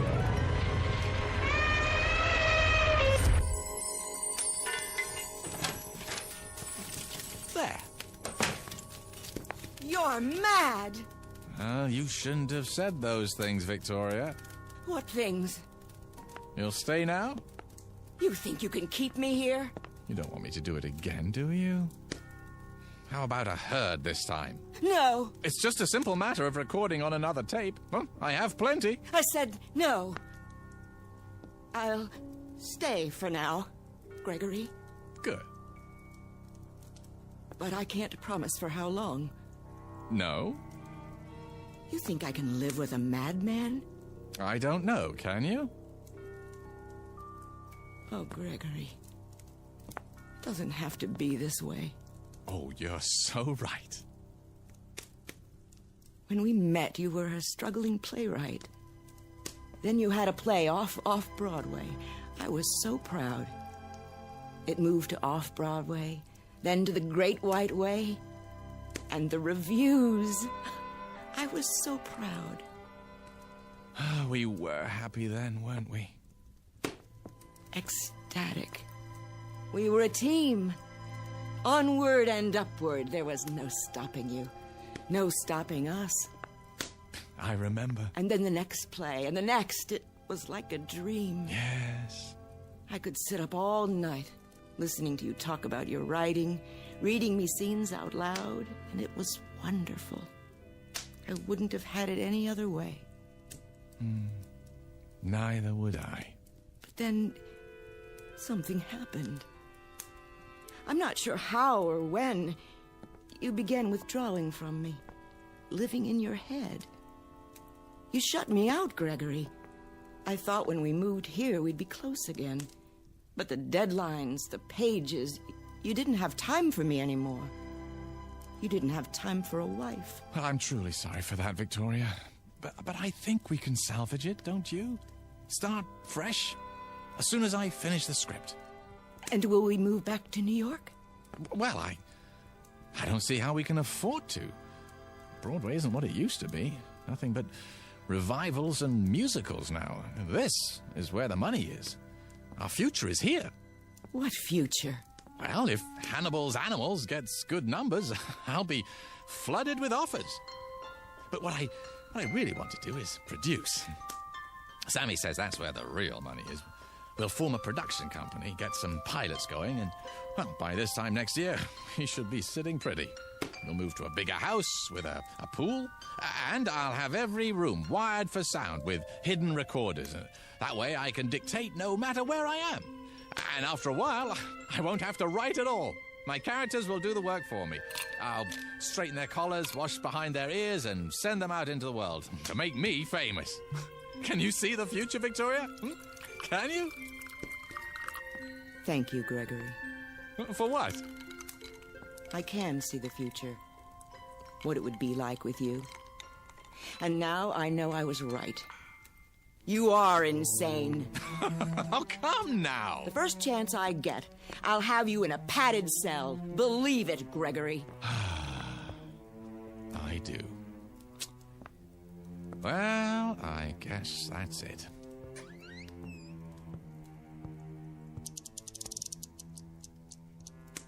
How long have you had a safe in the wall? This one? Well, only since we moved here. Before that, I had a safe deposit box. From the time we were married. What's in the envelope? Oh, see for yourself. It has my name written on it. Victoria West. That's right. What's this supposed to mean? I'll show you. A cassette tape. Your tape. What do you mean, my tape? Shall I put it back for safekeeping, Victoria? Or shall I burn it? Which will it be? You wouldn't. The choice is yours. You want me to believe... Oh, I'm telling you, Victoria. As if I had to. Well, look at yourself, Regal, beautiful. You could have had any man you wanted. Haven't you ever wondered how you got stuck with me?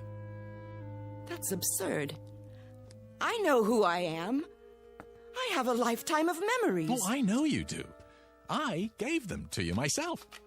It's all here on the tape.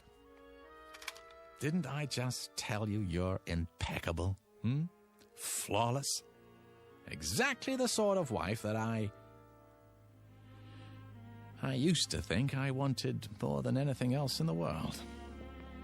This is another of your tricks. Why do you suppose I was so upset when you came back before, No, not because of Mary, but because it was the first time you'd ever come back against my will. The first time... Do you think you're frightening me? No. No, I guess not. You're beyond that, aren't you? I made you too strong. I forgot to give you human frailty. Well, I guess I deserve it. It's what I asked for. I'll put it back in the safe. Give me that. Oh, you want to be careful, Victoria. Very, very careful. You tedious little bore. How could I ever have believed I loved you? Here's what I think of your childish trick. Victoria! Do you know what you've done? I feel strange. Well, I'm sure you do. It's too late. I can't pull it out of the fire. I think I'd like to lie down. You don't mean to tell me it's true. No. No, it can't be true. No. Gregory. Victoria!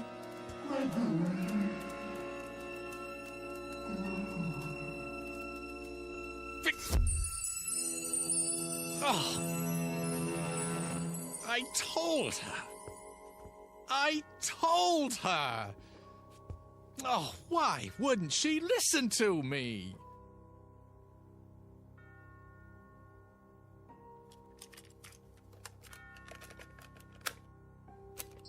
Recording. Her name is Victoria West. She...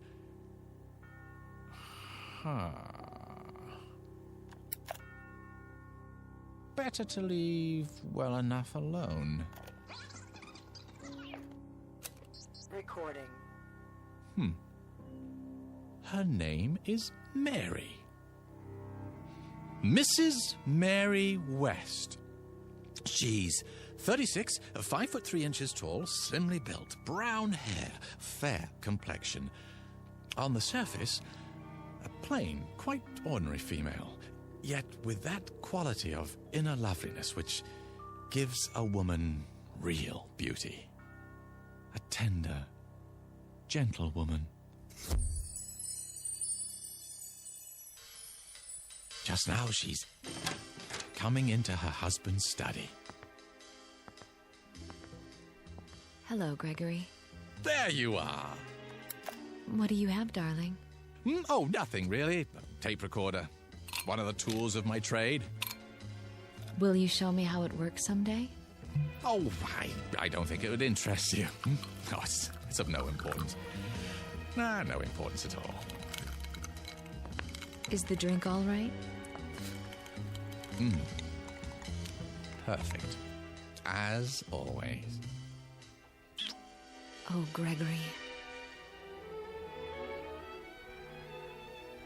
Mr. Gregory West, still shy, quiet, very happy, and apparently in complete control of the Twilight Zone.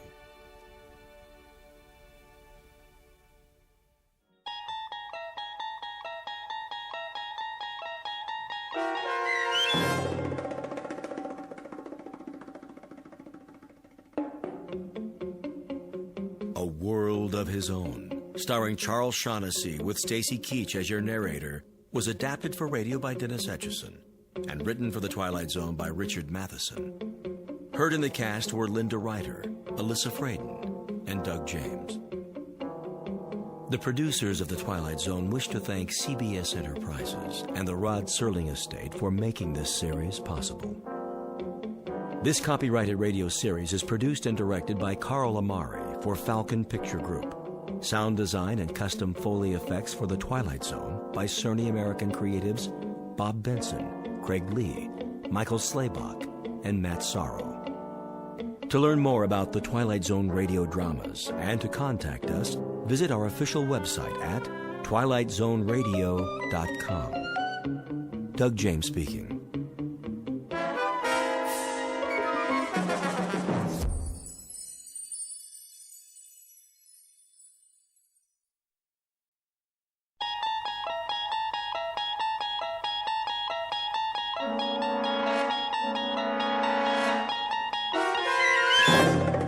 You unlock this door with the key of imagination.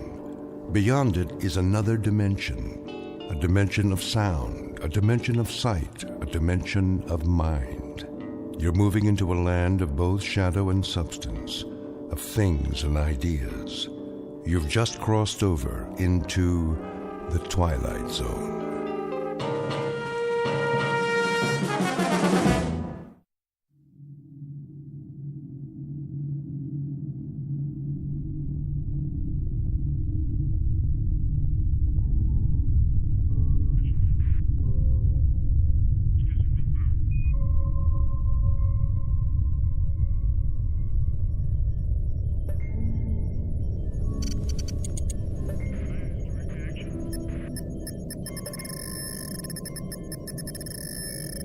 Captain.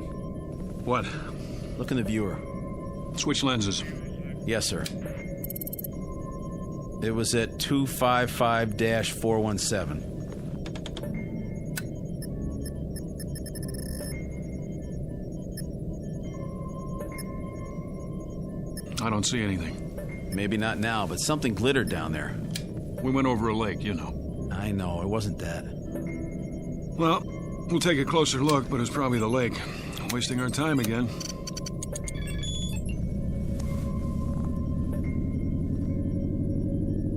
What are we turning for? I saw something. What? Something metallic, Carter. Yeah? He thinks so. We're almost there, then we'll know.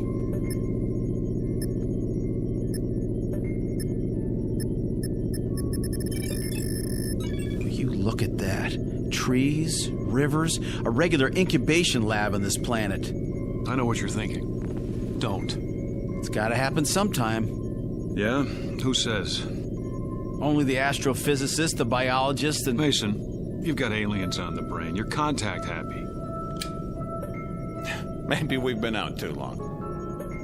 Do you really think man is the only intelligent... All right. So we're going to meet another race. Great. It would be great. It's going to happen sooner or later. Why not to us? Man, that would be something. Another... Here it is, in the viewer.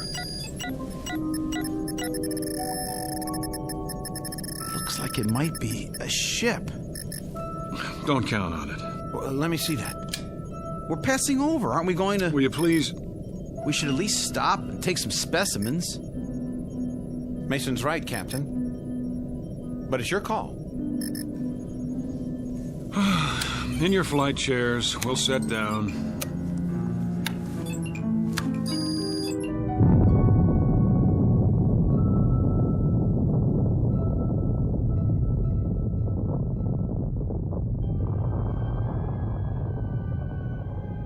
Captain Ross, Lieutenant Mason, Lieutenant Carter, aboard spaceship X-89, cruising above the 13th planet of Star System 51. In a little while, supposedly, the ship will be landed and specimens taken.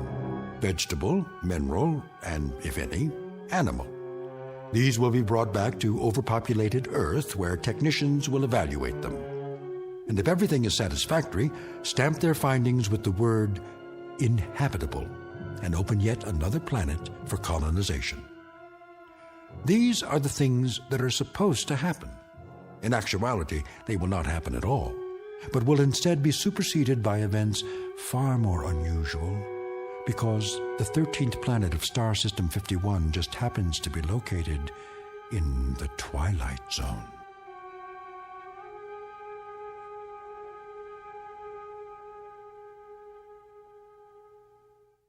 And now, The Twilight Zone and our story, Death Ship, starring John Schneider with Stacy Keach as your narrator.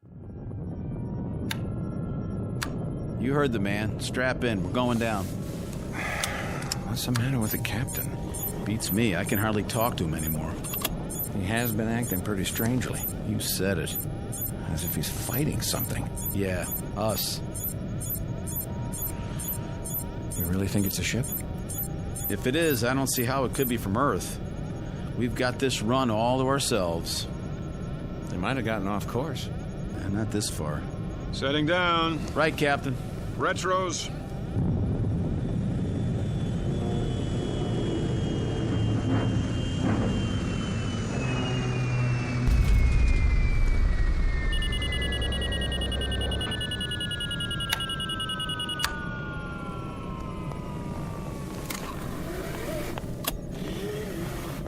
The porthole. Mother of God. It's a ship, all right. Or was. Now it's a bunch of metal, twisted and... Easy. Don't open the hatch till we check the atmosphere. I'll take a reading. Put your suits on. We won't need helmets. Air's good. Let's go, Mike. Can't get out there fast enough, can you? What does that mean? It means I don't like impulsive behavior. Impulsive? Have I made any mistakes? You're on the verge. Well, then you let me know when I cross the line, won't you? Oh, I will. Don't you worry.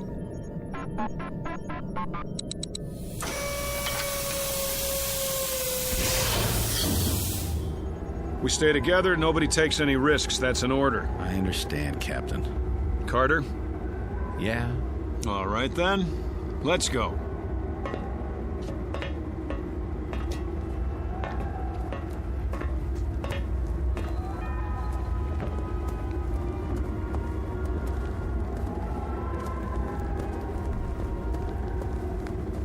Looks like one of our ships. Don't jump to conclusions. Well, doesn't it? From what I can see of the markings, it does. Construction could be standard everywhere. Sounds like you're arguing both sides. You don't mean it could be from another species, do you? I don't mean anything yet. It is one of ours. How could it get so far off course? Go aboard, Captain? I don't like it. We have to find out who they are, don't we? How will we know if we don't... All right, but stay together. Let's put our gloves on. Sure thing.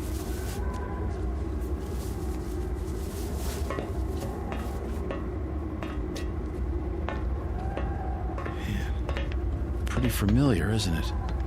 Even all bent up like this. It's from Earth, no doubt about it. We don't know that. But Captain, look at the shape, the styling. We don't know it, Carter. That's just jammed. Maybe the cabin's still pressurized. Not likely. Door frame's probably twisted. We'll try it together. If it doesn't open, forget about it. Forget forget about it? There isn't time. We have a schedule to keep. It's moving. Let's go.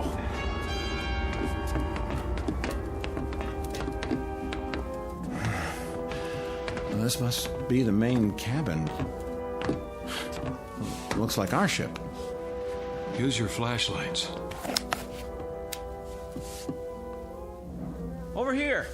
What? It's a body. Turn him over. Don't. Give me a hand. Dear God. Wait a minute. Do you see what I think I see? There's another one against the wall. Hey, help me lift him. Don't, I said. What is going on here? That one has a face like... Nothing's going on. And the third one, he... Carter, try the auxiliary lights. But Captain, is it just me, or are we standing here looking at three bodies with three faces that look exactly like our faces? Auxiliary lights. I don't understand. It's not what it seems. Not what it's... Just hang on. Here come the lights. All right, then. First things first. Here's an ID wallet in this one's breast pocket. And here's his government card, picture and all. It says, Lieutenant Robert Mason. See it? That's my name, isn't it? That's my face, just like the one in my pocket right here. Well, isn't it? Put it back. Everybody see it? The same as mine, identical. Put it back. I don't get it. The same with the second one. What is this? You're letting it get to you. Get to me? This is my picture. Me. Hang on, lay them out and get something to cover them with, both of you. Captain, look at the third one and tell me it's not... I see it. Cover them now. No, I'm not touching them again. Carter. Nobody else touched them. I don't know about you fellas, but I need an explanation for this. We're leaving this wreck now. I said now. Everybody out.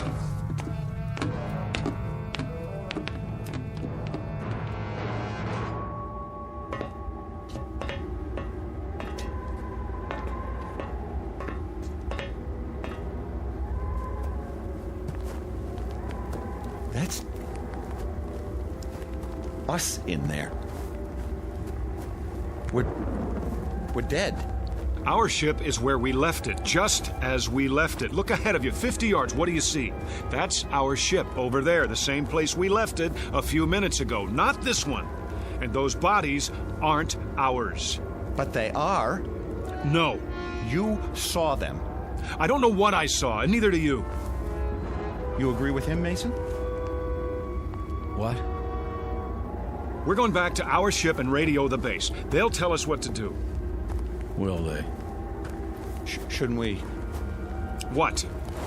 Bury our... dead? They're not ours. Get that through your head. Now let's go. You too, Mason. Right. Move. We're alive, I tell you. Alive.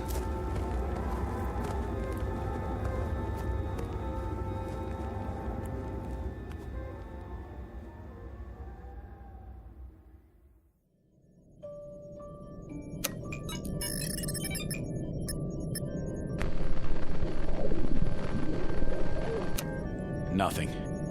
Try again. I've been trying it for... Again.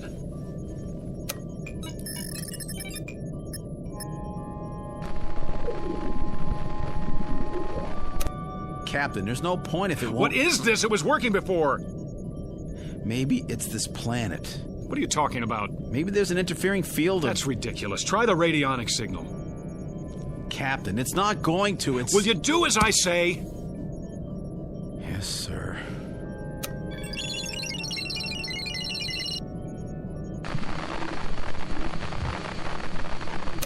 Again.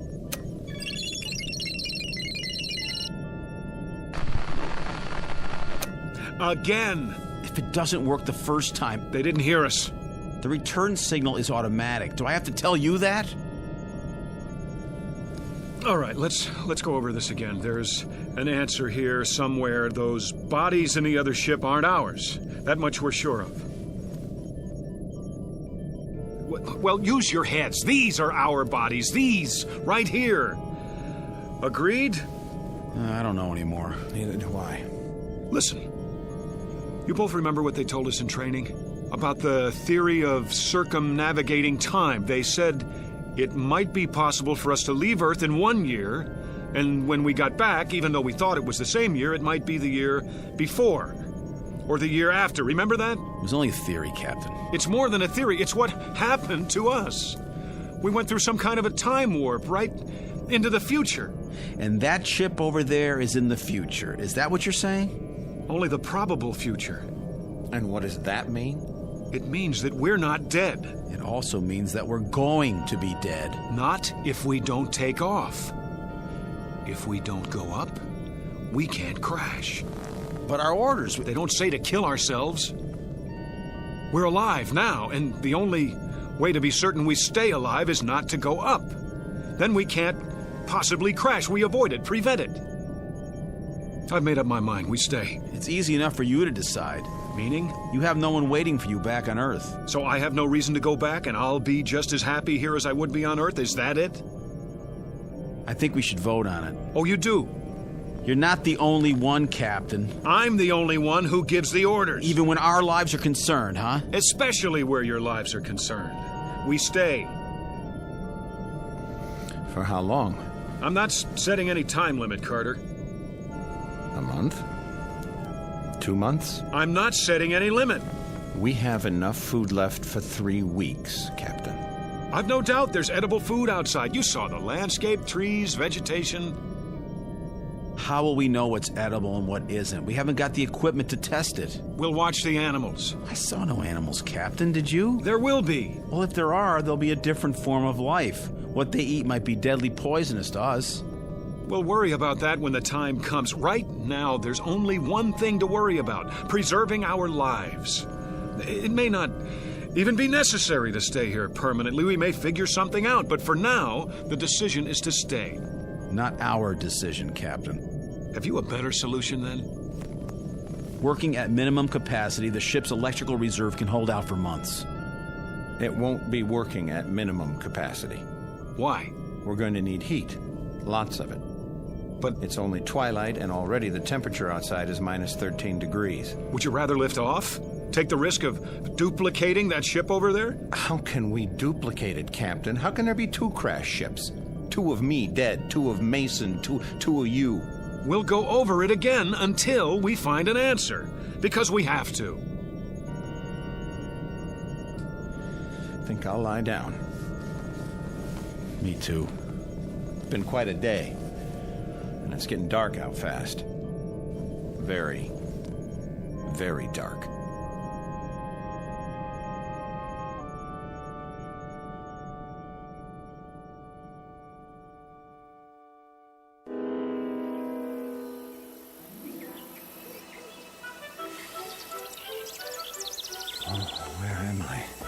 Mike? That's you, boy? Mr. Kramer? How did I... When did you get home? Home? On leave, are you? You're looking fit. I expect Mary's mighty pleased to have you back. Wait, did you see Mary? She don't know? I have to go. Oh, wait up. I'll walk you. I don't understand. How long you been home? I just got here. Oh, you rocket boys sure travel informal these days. Mary know you're coming? I don't think so. Gonna surprise her, huh? Yes. Surprise her. How long you got? I'm not sure. You all right, Mike? Hello, Mike. Mrs. Nolan? Home on furlough? I don't know. Old Mrs. Nolan still makes that long walk to town every day. She'll go on forever. Forever. Hey, maybe we can do some hunting while you're home, huh, Mike? Got my shotgun with me. Always carry it now in case I see something. Not that I ever hit anything, but... Hey, where you going? Oh, I get it. In a hurry, huh? The house. Mary!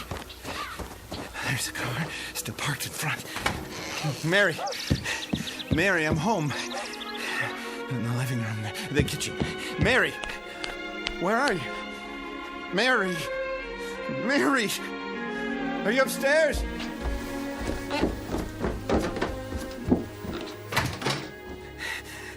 Oh, Mary! Why are you lying there on the bed like that? Is something... I'm here. Can't you hear me? What's this? Telegram. To Mrs. Michael Carter. We regret to inform... Carter. Regret to inform... Carter. What is this? I'm talking to you. What are you... What's the matter? Captain? What's the matter with you? I was home. Where? Home.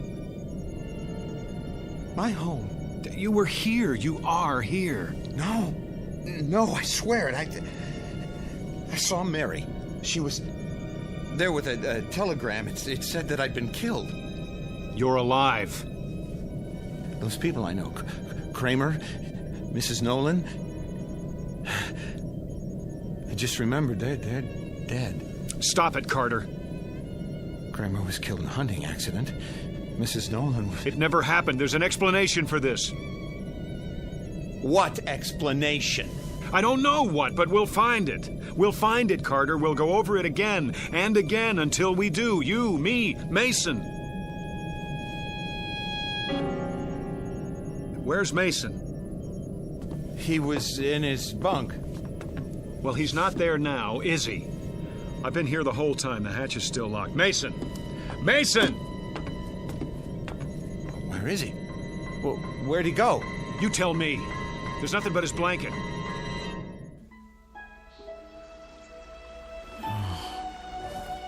My blanket. My blanket.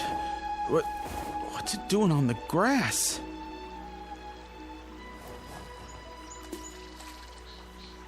Fishing pole? Can't be. Oh, there you are. I thought I'd never find you. Jeannie. I looked and looked. I found him. Can't be. Lunch is ready, Daddy. And mine's hungry. It's all your fault. Jeannie, is it really you? What's the matter, Daddy? Come here. Oh, come here. Oh, Jeannie. What is it, Daddy? Oh, it is you. What's wrong with you? Oh, nothing. I'm just glad to see you, that's all. Oh. That wasn't your mother you were just calling just now, was it? You're acting weird. Jeannie, was it? Yes, Daddy. You know that. Where is she? Over by the table. Where? Where?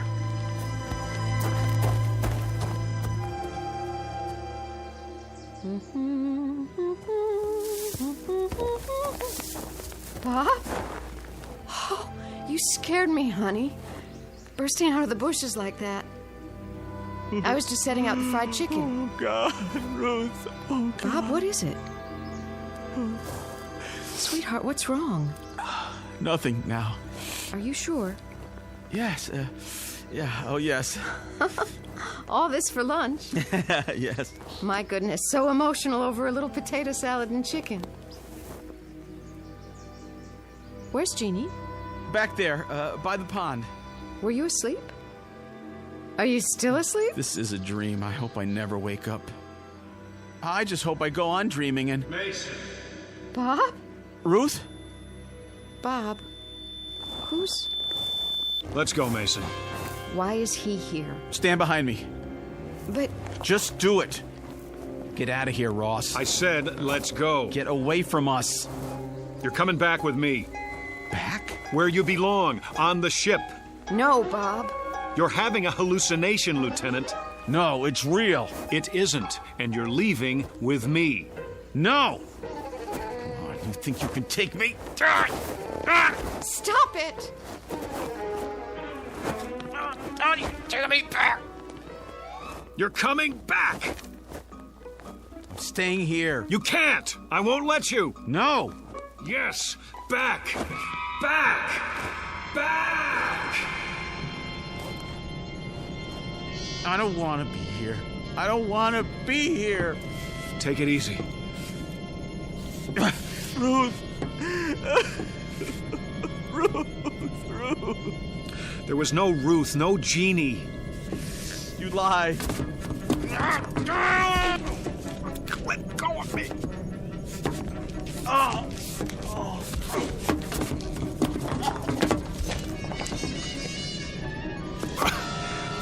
Look in your billfold. Look. What does the clipping say? Read it. Leave me alone. I'll read it for you. Space pilot's family dies in car crash. The wife and 7-year-old daughter of astronaut Robert Mason died early this morning when the car they were in... It's not true. Now do you still insist you were with them? You alive? They dead? I was with them. I was, and you took me away. It's not true, Mason. You took me away from my wife, my home, You were here all the time. You and Carter. He was gone. No. We just couldn't see him, that's all. What are you talking about? I know what it is now. That's what I'm talking about. Give me that clipping. I was wrong. It had nothing to do with circumnavigating time. Nothing at all. Mason, remember what you thought when you saw that ship over there? Alien contact. That's what you thought. And that's exactly what's happened to us. But, Captain, there are no such things as... Listen to me. Neither of you was where you thought you were, at home. That ship over there isn't ours, and those bodies aren't ours. We've been tricked. By who? Well, by whoever it is that lives on this planet and doesn't want anyone else to live here. Now who's crazy? Don't you understand? We haven't seen them, but there are aliens here. But aliens who aren't strong enough to chase us away by force or kill us. So what can they do? How can they keep their planet from being colonized? By mind control, that's how. By picking at our brains and finding the death fear and making use of it by showing us our ship crashed and us dead inside of it, scaring us so much that we didn't dare take off again and therefore haven't been able to make our report about this planet. They even know that we can't radio or report to Earth because there's too much interference. You didn't believe there was interference before. I believe it now. Everything that's happened to us since we landed on this planet has been a delusion. No, it happened. I was home. It was a delusion. Even Mason's disappearance? Well, why not? If they can make us believe we saw a crashed ship, saw our own bodies inside that ship, they can make us believe anything. That ship over there, that pile of twisted metal, it's not real. Is that your theory? You may see it, even think you touch it. That doesn't prove it exists. What's going to prove it doesn't exist, Captain? What's going to prove that everything you've said is true? I'll tell you what's going to prove it, Lieutenant Mason. Us. Going up, taking off, and going all the way back to Earth. Proving that there's nothing holding us back but fear and delusions. Now take your positions and let me at the controls.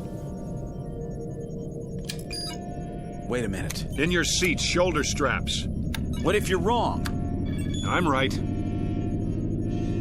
You thought you were right before. You were ready to keep us here indefinitely. You were so sure. Then in a few minutes, we really will be dead. Flight seats, now.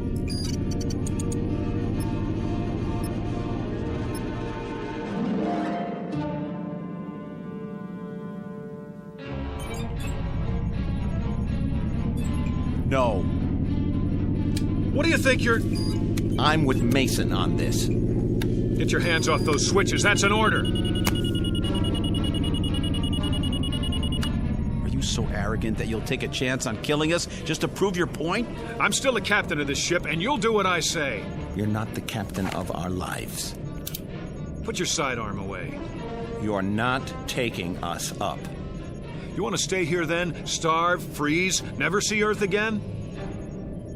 Put it away, Mike. That's no answer. Then what is? I suppose he's right.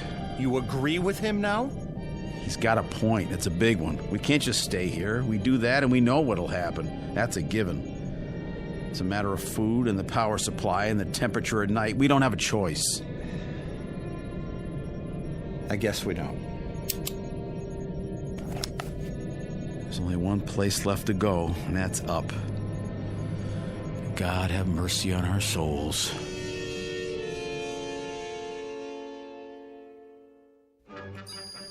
Pressure. Rising.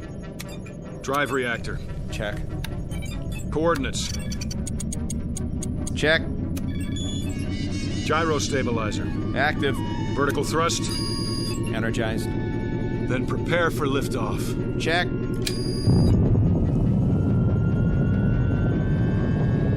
$200, $300, $500. Here we go.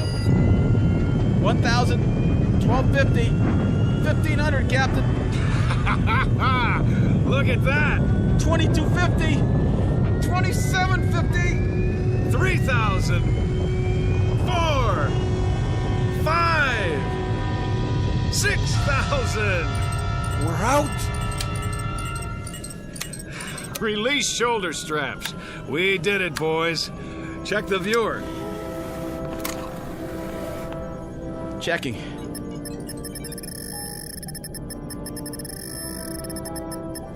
Well, see anything down there now?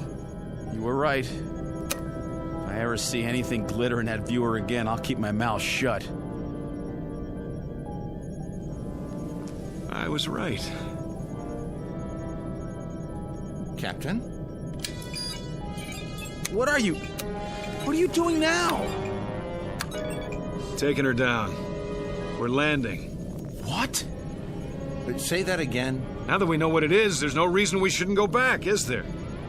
No reason? Are you out of your mind? Captain, for God's sake. Think. The other ship, the bodies that looked like ours, all an illusion. That's what we were afraid of, but none of it was real. Maybe. That's still a hypothetical. We have to get out of here while we have the chance. Now stand aside. Get your hands off the controls. We have orders, Carter. Pick up specimens for analysis. We are going to pick them up. No, we're not. You're not going to. Now you've done it. Now you've done it. Let me at the main controls. You were right the first time. That was us down there. We're gonna crash. Now. No. We're going to die. We're not going to die. I'm not going to let us die. Auxiliary thrusters. It's no use. The stabilizer. The stabilizer. Heck.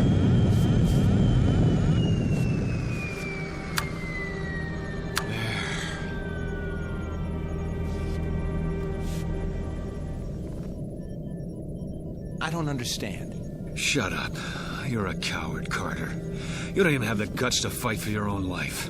We're still going to land? You bet we're going to land.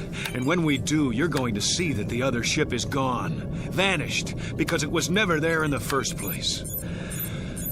Retros. Slow airspeed. I've got it. Now get in your places. We're not gonna crash. He's been right all along, hasn't he? I don't know. Prepare for touchdown.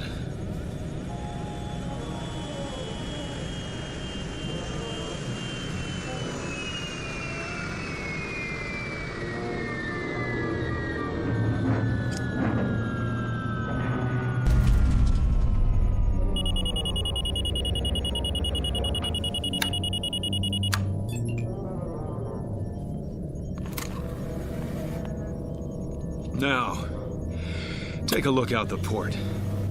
It's too dark to see anything. Use the spotlight. Looking. Well? Landscape looks the same. Clear? Clear, but how do we know we're facing in the right direction? Give me that. Go on, take a good look. Hills, trees, and... What is it? Let me see. Oh, no. No, no. gone, Captain? Vanished? Is that what you said? All right. It's still there. I'll say it is. The same wreck. That doesn't mean... I'll tell you what it means. It means you're wrong. Dead wrong. Hang on. There's an explanation for this. And that would be? I don't know yet, but... You'll never know. And neither will we. Now we'll have to go up again. And this time we'll really crash and be killed and end up looking just like those four... No. What did you say? We're not going to crash. How do you know? We're not going to crash because we already have crashed. Explain that. Stop fighting it, Captain. You're all out of explanations. What are you... There's only one explanation left, and you know what it is. Mason? I know nothing of the kind. Yes, you do. Carter was home, and that telegram was really there. I was with my wife and daughter, because I'm like them now. No. Accept it, Captain. Accept what? Stop trying to prove that we're alive. We are alive. I don't know what it is that's happening here, but there's an answer somewhere. Somewhere. I've given you the answer. I don't accept it. We're going over this again. We're going to find the real answer. Maybe you should listen to him. Can't you see that's what we've been doing? Going over it again and again? Then we'll just have to keep going on until... What happened to the lights? Mason, Let us die, Captain. I can barely see you. It's like I can see through you. Let go of us. Let us die. No.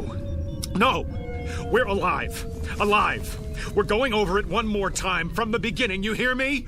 One more time.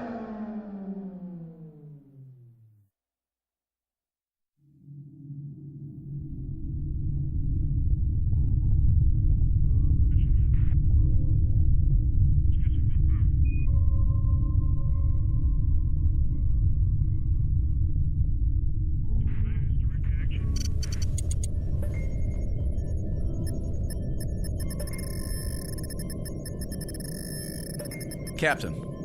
What? Look in the viewer. Switch lenses. Yes, sir.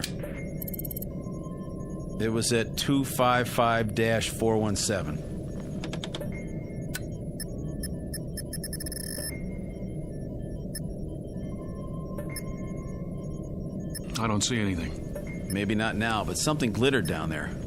We went over a lake, you know. I know, it wasn't that. Well, we'll take a closer look, but it's probably the lake. Wasting our time again.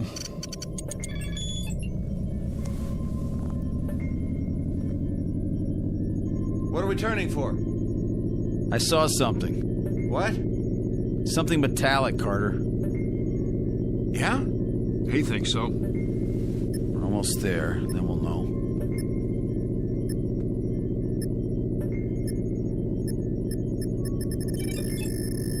You look at that. Trees, rivers, a regular incubation lab on this planet. I know what you're thinking. Don't. It's gotta happen sometime. Yeah? Who says? Only the astrophysicist, the biologist, and... Mason, you've got aliens on the brain. You're contact happy. Maybe we've been out too long.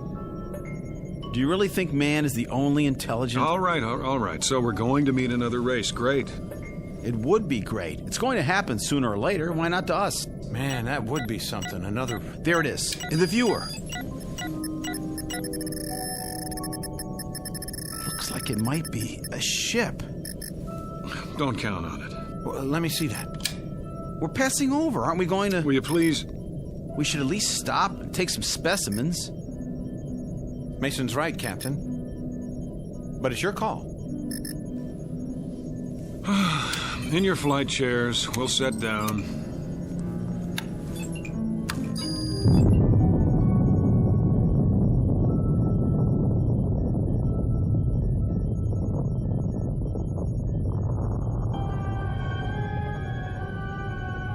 Captain Ross, Lieutenant Mason, Lieutenant Carter, aboard spaceship X-89, cruising above the 13th planet of Star System 51. In a little while, supposedly, the ship will be land. Picture of a man who will not see anything he does not choose to see, including his own death. A man of such indomitable will that even the 2 men under his command are not allowed by him to see the truth. Which truth is that they are no longer among the living, that the movements they are now about to make, the words they are now about to speak, have all been made and spoken countless times before, and will be made and spoken countless times again, perhaps even unto eternity. Picture of a latter-day Flying Dutchman sailing into the Twilight Zone.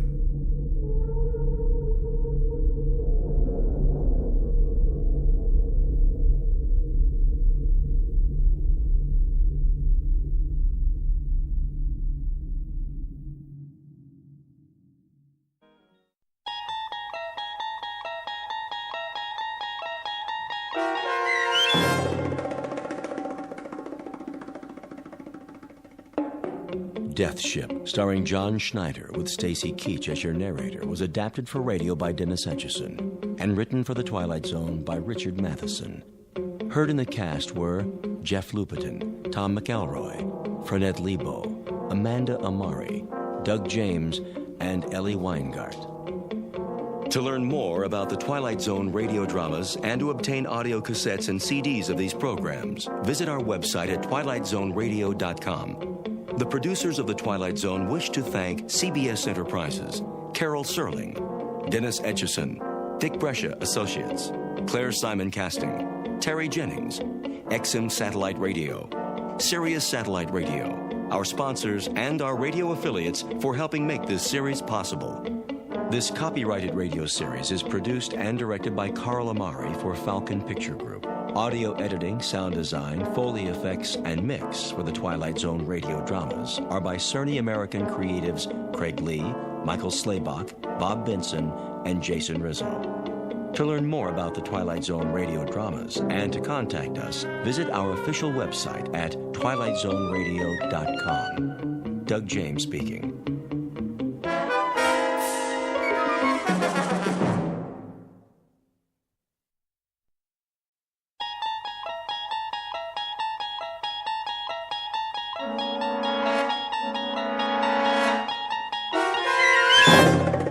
You unlock this door with the key of imagination.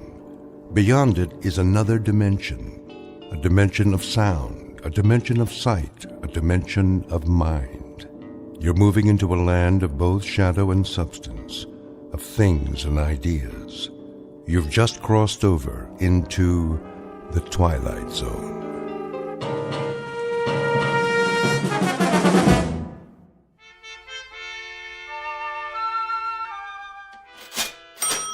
You're quite sure this is a genuine Tiffany? Quite. The provenance dates back to 1922. Very well, then. Kindly have it delivered. Of course, madam. Will that be cash or charge? Put it on my account. Very good. I can deliver it to your home by, let me see, Thursday at the latest. But I simply must have it tonight. I've invited the girls over for bridge. The girls. I see. Oh, Robert. Yeah? See that Mrs. Gunt receives her lamp this afternoon. You mean today? Carried by hand to her front door. The servants' entrance, if you please. By all means. Ubermeyer's is proud to be of service. If there's anything else we can provide, don't hesitate to... That will be all. Very good, ma'am. Want me to go over there right away? Not yet, Andrew. First, finish unpacking the new shipment quickly before the next customer walks in. Yes, sir. Now then, what do we have? 3 perfume bottles. 3 cut glass vials to contain the otter of damask rose petals. That's more like it. Next. Pottery jugs, 2. Pottery jugs, indeed. Where's your aesthetic sense? You can't entice anyone by calling them pottery jugs. Really think people buy something because of what you call it? People don't come to buy anything in a gift emporium. They come because they don't know what they want. Then I sell them something. So what are you going to call these pottery jugs? Something exquisite. We'll display them on satin pillows with bread. A loaf of bread, a jug of wine, and thou beside me, singing in the wilderness. I'll unload them on some poor sucker before the morning's over. Okay, what about this? When we buy a shipment from Morocco, sight unseen, I suppose we take what we can get. But to sell that will require some creativity. Now, clean this up at once. May I help you? I hope so. I'm not sure. What's this? That would be an authentic voodoo mask. Oh, what about the pajamas? These are not pajamas, sir. They are a genuine imported harem girl's costume in 100% hand-sewn silk. Well, I don't know. It has to be something special. Very special. Suppose you describe the occasion and leave it to me. A personal gift? Not too personal. See, there's this girl in my office. Ah, a young lady. She's like a goddess. I wouldn't want her to think that I was implying, Of course not, sir. I understand. But for a beautiful young lady, what is her occupation, may I ask? She's a secretary. Oh. I have it. Something for her desk. She's already got a computer and a lot of pencils. Something to remind her of you throughout the day. Subliminally, shall we say. Now, as to price, would $100 be too extravagant? 100? But of course she mustn't feel bought. Romanced is more like it. Aha! Perfect. What is? It's ideal. Romantic, but subtle. Not forward. No. You mean this old? This magnificent antique. Truly distinguished. Fit for a goddess. I can't make up my mind. A perpetual reminder of your taste, your flair for romance. Fill this with fresh flowers and she won't be able to pluck you from her thoughts. Between 9 and 5, at least. After that, it's up to you. It's kind of tarnished, isn't it? That's not tarnish, sir. It's a patina. A testament to its authenticity. And only a mere $20. Well, that is more reasonable, I guess. Put this in a gift box, will you, Robert? For a most discriminating gentleman. Sure thing. Thank you, sir, for making such a wise choice. I hope you'll allow us to serve you again when it's time for the engagement. Don't mention it. Cash, I presume.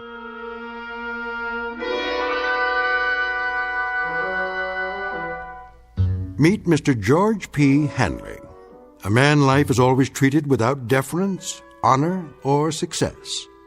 Waiters serve his soup cold. Elevator operators close doors in his face. And mothers never bother to wait up for the daughters he dates. For George is a creature of humble habits and tame dreams, a square peg in a square rut, and the living embodiment of what's commonly referred to as some poor sucker. He is, in short, an ordinary man, but at this moment the accidental possessor of a very special gift, one that measures men not against their accomplishments, but against their deepest desires. The kind of gift most of us might ask for, then learn to regret. If, like Mr. George P. Hanley, we were about to plunge headfirst into our own personal Twilight Zone. And now, The Twilight Zone and our story, I Dream of Jeannie, starring Hal Sparks, with Stacy Keach as your narrator.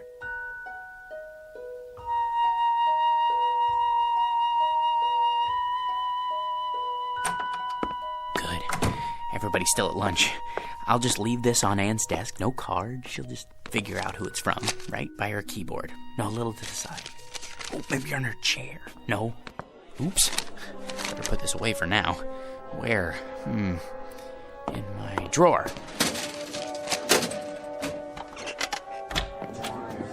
Hey, Georgie Porgy, what happened to you? I had some errands. Well, you missed the worst chili con carne ever offered for human consumption. It set a new low, even for the greasy spoon Nick calls a diner. Fill my stomach, like a bag of rocks. I don't care much for chili.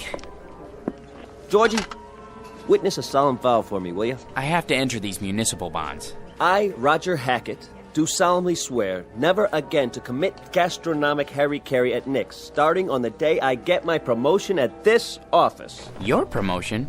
Yep. I thought everyone with equal seniority had the same chance. Mr. Watson said... That's correct, Georgie old Porgy. We're all equal, but some of us are a little bit more equal than others. Especially me. Hi, Ann. How are you? You're looking nice. Hello, boys. Don't be so sure, Roger. Mr. Watson's a fair man. I'm sure he'll compare our experience in debit financing, evaluating liabilities. And that, old Georgie, is one reason why I am more equal. All you think of is debits and liabilities, with assets like hers around. Now, where'd I put my little surprise? Here, Anne, for you. What's this? Oh, just a little something to say happy birthday to the prettiest girl in the entire office. I'm the only girl. And you'd still be the prettiest, even if this whole place was staffed with Miss Americas. Are you gonna open it? Roger, what? Go ahead. Oh, Roger, it's beautiful. Like it? Why, this is the most gorgeous peignoir I've ever seen. Huh, is that what they call it? But it is awfully revealing. Then you'll just have to be careful who you wear it for. Hey, Ann, put it on. Can you feature old man Watson's puss when he calls you in for dictation? Mr. Watson is interested in a different kind of figure, Sam. Is that what you think? You really like it? I love it, but you shouldn't have. You only have a birthday once a year, at least until you're 30. Then you have it once every 2 years. Oh, you bad boy, come here. What? That's to show my appreciation, and to prove I haven't even learned to count to 30 yet. And what, may I ask, is going on here? Oh, Mr. Watson, you see, it's my birthday, sir, and... Do any of you happen to be aware of the annual statement just issued by this organization? No one? Well, then it may come as a surprise for you to learn that we have just completed the best year in our history, and I believe this department had no small part in that success. So, as a token of my appreciation, I think this is an appropriate time to invite all of you to be my guests at a private party, beginning just as fast as you can get yourselves over to the Tiki Club. No kidding. And as for you, young lady, I just want to say, they aren't the only ones who appreciate you. Would you mind looking in my office? There should be a rather large crystal vase on my desk, full of long-stemmed red roses. They're for you. Oh, they're lovely, Mr. Watson. You're a doll. See you all at the Tiki Club. Let's go, kid, before he realizes he's off his nut and has himself committed. He's a sweet, dear old man. Anne, I just wanted to, Yes, George? Come on, Ann. I just wanted to say happy birthday. Why, thank you, George. Aren't you going with us? I'll be along. See you there. Come on, Roger. I guess some people are more equal. Might as well throw this in the wastebasket. Can't give it to her now. Maybe I should hold on to it until I can play with it at home.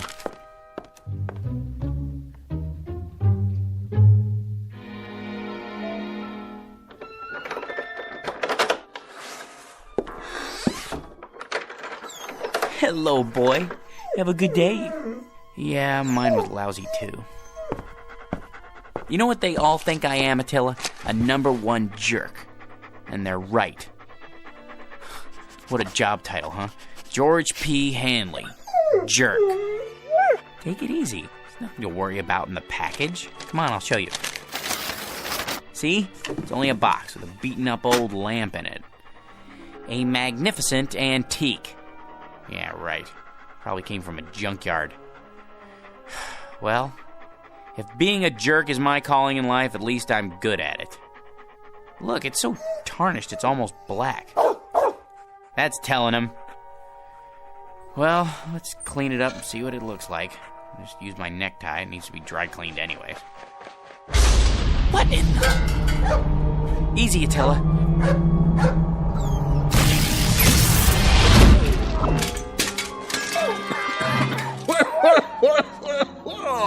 Boy, some special effects, huh? That smoke's hard on the old mucous membranes. You wouldn't have some Visine on you, would you, buddy? Who are you? Who am I? You were expecting Rex Ingram. I'm the genie of the lamp, that's who. You know, Aladdin, the whole bit. Don't you watch The Late Show? A genie? You don't look like a genie. Where'd you get that plaid suit? What difference does it make? The routine's the same. A couple thousand years ago, I had to wear those crazy balloon long johns and a real wild turban. But let me tell you, that headgear ain't as light as it looks. Give you a real crook in the neck, know what I mean, Jack? George.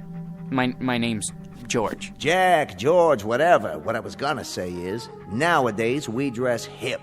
Except for these velvet slippers with the curly toes, my one concession to Squaresville. Now, where was I? What do you mean? Sports coats like that went out in the 60s. They did, huh? Well, what do you expect? Know how long I've been in there waiting for somebody to call me? Better pick up some new threads. You got a Ziedler and Ziedler around here, maybe a side of or, you know, someplace happening? But if you're the genie, that means I'm the master of the lamp. So you're the master of the lamp. Big deal. Give me a match so I can light this cigar before I give you your free wish. I thought there were 3 wishes. There's the rub. There used to be 3, but let me tell you something, Jack. George. The scene used to include 3 wishes, but people started abusing the privilege, so we had to cut back. You get enough headaches with 1 wish, let alone 3.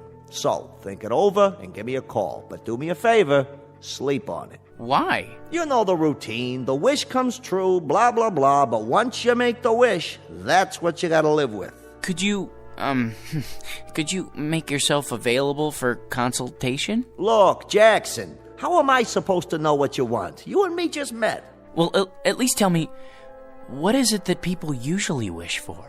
Listen, Herbie, whatever your name is, it's enough to make you blush, some of the stuff they ask for. Money, precious jewels. That's not so bad. Not so bad? Think about it. So they get a lot of dough.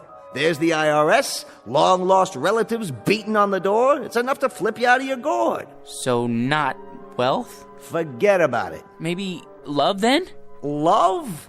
You gotta be some kind of a kook. You call me after all this time and you wish for love? You don't wish for love, Chief. You make it. Then I don't know what it is I do want. If it isn't wealth or love... Like I told you, Johnson, think it over. Drop it down the well and see if it splashes. But don't go rubbing the lamp every time you get ants in your pants. That puff of smoke tears up my sinuses. Now, the next time I make the scene for nothing, you've had it. Now, hold on to this cigar for me. It's too close to smoke in there. No cross-ventilation, know what I mean? No, but I can imagine. Till we meet again, Bubby. Like later. If it's all the same to you, make it much later. Just once, I'd like some amplifier.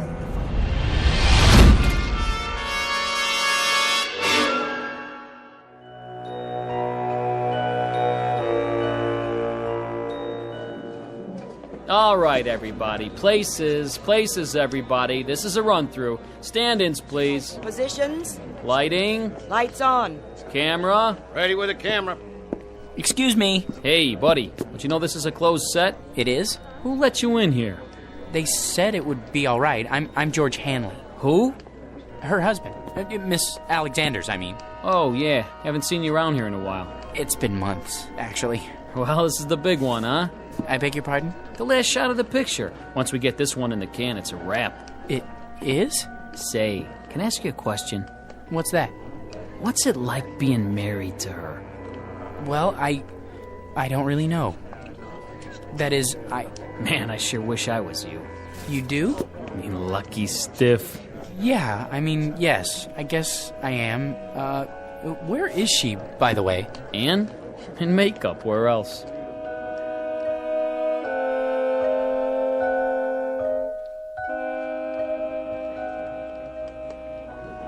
There. Here's the mirror, Miss Alexander. Well? I suppose it'll have to do. I blended the MAC lip gloss with the NARS shadow for an ultra-moist look. Isn't it ravishing? Can't you do something with this hair? My bangs are drooping. Certainly, Miss Alexander. Where's my blow dryer? Ready on the set, Anne? Yes. That'll have to do, Skippy. There. Perfection. Leave us, please. Of course, Miss Alexander.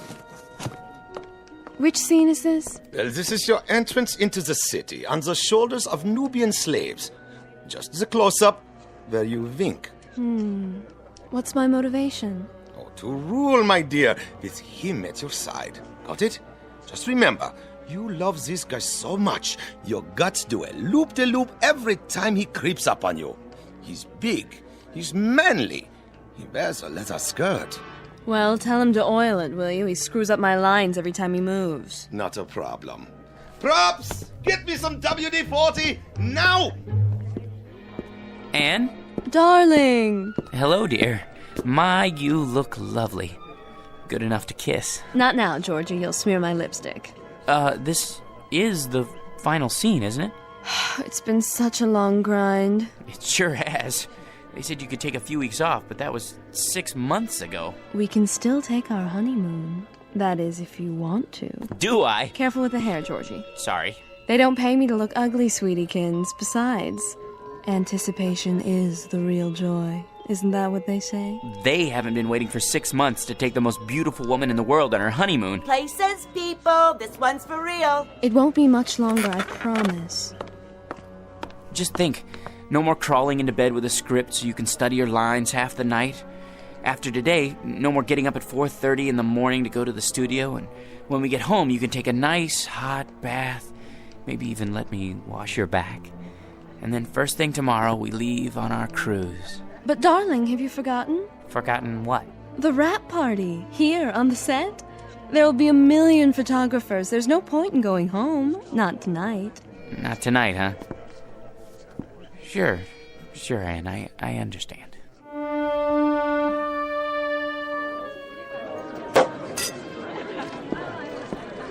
Hi, hello there. No champagne, thank you. Excuse me, has anyone seen... George boy! Hiya, Mr. Watson. Call me Eli. Hey, listen, George, I want to talk to you. Anne said something about your needing a vacation. Not me, her, both of us together. I'm not going to mince words. I want Anne to star in my next picture right away. It's a guaranteed smash. Not a chance. What's the matter? Money? Okay. I'll double her salary. It's not the money, Mr. Watson. Eli, you see, it's our honeymoon. Great! I'm shooting on location. Make a great honeymoon trip. First-class hotel, all the trimmings. Some honeymoon. Out of bed before the sun comes up, work all day, study her lines all night. In the last 6 months, the only times I've seen her when she wasn't asleep, she was either covered with makeup or she had so much cold cream on she would have squeezed right out of my hands and stuck to the ceiling. Listen, boy, she's a star. How would you like to see her with bags under her eyes? I'll take her any way I can get her. My boy, you want the world's most beautiful woman. You've got to share her with the world. I've been doing that. Now I want the world to share her with me. Son, it's not for myself. But no Anne, no movie. You know how many good people will hit the unemployment line? Actors, grips, prop men. They've got wives and sweethearts, too. They've got little ones. They've got mortgages and sports cars to pay for. Can't you get another star? Not like Anne. Millions of plain folks all over the world wait for her pictures. Little kids count their pennies. Mothers go without lunch. Brave men sacrifice the tiny luxury of a cigarette just so they can buy a ticket and escape the drab drudgery of an uncaring world. Just by watching Anne up there on the silver screen. Really? For them, George, the salt of the earth. Can't you find it in your heart to make this one little sacrifice? Oh, Mr. Watson, if you put it that way, I'll tell her she can do the picture. It'll be tough, but we'll get through it together. Good. You tell her. She's right over there. Roger, good news. Ladies and gentlemen, I'd like to make an announcement and a toast to the brightest star, the most exciting leading lady, the loveliest woman in the world who has just agreed to star with me in Eli Watson's new film, Beowulf, the greatest epic ever made. News sure travels fast. Oh, there you are, George. How about a photo, Miss Alexander? Miss? Look this way. Smile, please. How about one more? I'm her husband. Oh, the two of you this time. Put your arm around. How about a kiss? A kiss? Sure. Watch my hair, darling. Move right in, Roger. Put your arm around her. Excuse me, George, you don't mind, do you, old boy? I think I need a drink.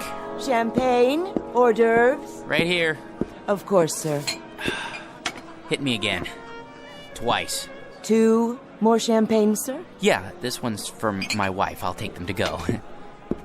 Excuse me, if I could just get through here. Anne, don't you think it's time to go home? Anne, where are you? She went that way. I don't think they want to be disturbed, though. What? Anne? Aren't you glad you stayed tonight? Don't be so egotistical. I had to be here. Sometimes I don't understand you. You're not supposed to. That's a woman's prerogative. I know, but why? What's his name? George? He's the perfect husband. That absurd little mouse? Why do you keep him around? A handy excuse when I need one, and when I don't, no problem. I'll spoil your makeup. Oh, who cares? Anne, your lipstick. George? Are you still here? Sorry, old boy. Just congratulating my co-star. I think we'd better be going. You go ahead. You should be home anyway to feed Attila. Attila? Yes, George, and he needs his walkies. Do be a dear. You want me to go home because of Attila? Be a good boy and run along. Roger will drive me home later. Won't you, Roger? With pleasure. But Attila's a dog. Aren't I more important to you than Attila? I mean, Attila? Attila? What? Attila, is that you? Oh, phew. What a dream. Oh, boy. Yeah. You know something, Attila? That's the trouble with a guy like me. Having something I want that much only means that it hurt that much more when I lose it. If I had a wife like that, well, I would lose her. Might as well face it. But you still love me, don't you? Thanks, boy. Well, at least this makes the choice a little easier. Now I've only got to choose between the 2 other things I've always wanted. Money and power.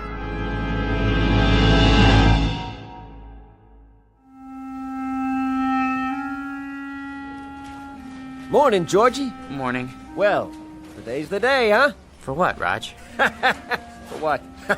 Will you listen to this guy? Watson. Has he said anything about the promotion yet? Oh, the promotion. Forgot. He forgot.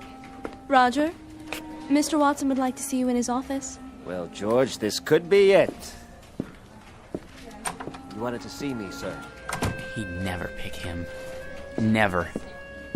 Hey, George, the old boy wants you to double-check these entries. I did that already. It's a waste of time. Look, how much do we make a week? Well, look at this account. Guy makes so much dough, he sweats more than that every time he ties his shoelaces. So waste a little time, all right? My gosh, net worth $260,832,461. What would it be like to have all that money?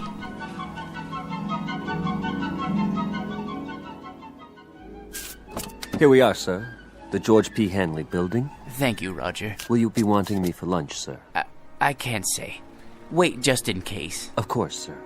Not now, Attila. I've no time to play. Sorry, Mr. Hanley, I couldn't hold him. Take him over to 21. Have the chef pick him out a nice prime rib. Not too fatty. Yes, sir. Then trot him around the block a few times. Keep up the pace. Right away. Here, boy.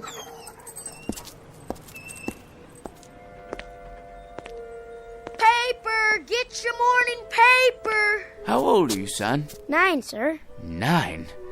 I see you every morning. Aren't you missing school? Oh, no, sir. I wouldn't miss school. I get up at 5 for my papers, and then I go over to PS 31 for the afternoon session. Incredible. What about your parents? My mom is dead. My old man had a store, but it went broke. Sorry to hear that. I'll have a paper. Golly, I can't change a $100 bill. I didn't expect you to, son. Gee, thanks.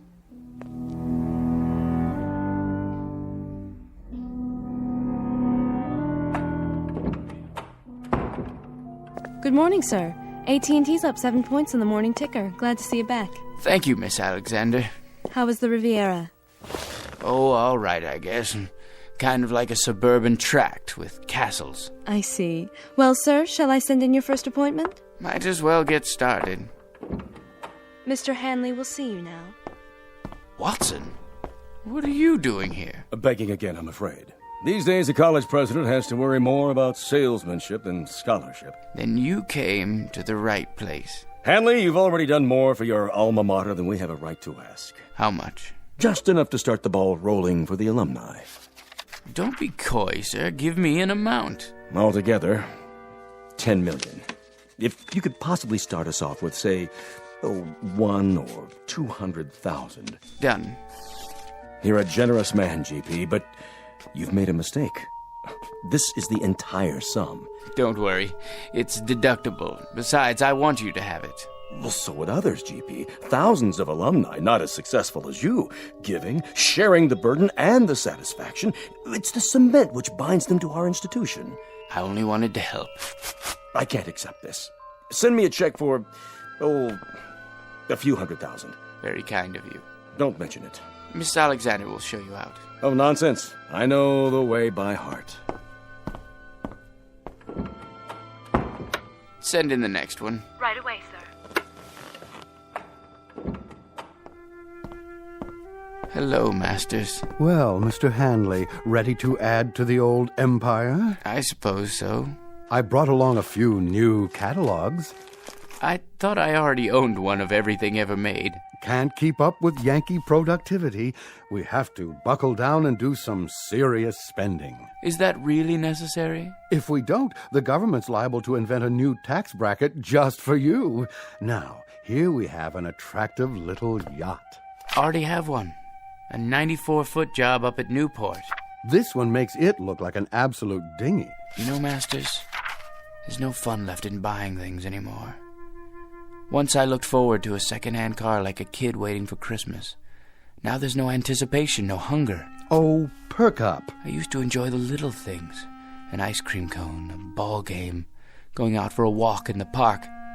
Now people run up and ask if I'm going to subdivide it. No, I've had it. Sir, that's un-American. Think of all the men living on blue sky and a prayer who depend on you for their daily commissions. They have little ones, mouths to feed. Mr. Hanley, you can't stop buying. Please see yourself out, Masters. If you're absolutely positive, sir? Out! I don't know who let them in, Mr. Hanley. That's all right, Ann. Why, hello, son. Is this the man? Yes. Here's the C note. Awful sorry. What else did he lift? I don't know what you're talking about. I told you, Pop. He gave it to me. You gave my boy a $100 bill? He's a fine lad. Listen, you fathead. Know where I found him? Trying to lay the whole 100 on a 2-horse parlay. Herbie Boy and War Biscuit. But what about the newspapers? 5 o'clock in the morning. How can I teach the kid the value of a buck if you toss C-notes around like they grow on trees? I was only trying to help. If I ever catch you giving dough like that to my kid again, I'll bust you right in the chops. Millions or no millions? You're a man of integrity, sir. I congratulate you. Congratulate you. Congratulate me.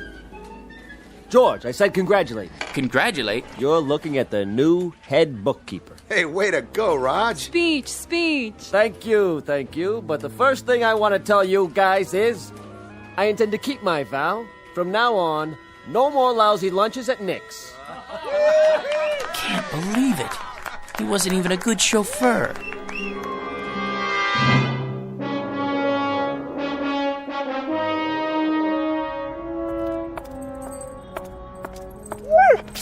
Easy, Attila.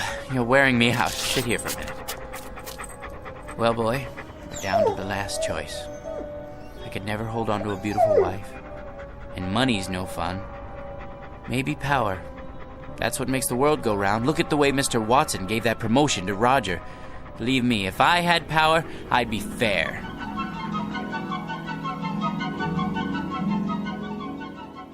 Here, sir. This copy and this. Just your initials on that page. Mr. President, you can't sign any more bills today. You're exhausted. Watson, the people elected me. They placed their individual destinies in my humble hands. I can't betray them. In that case, they're getting the best in leadership. The very best. Sir, the congressman is waiting. Send him in.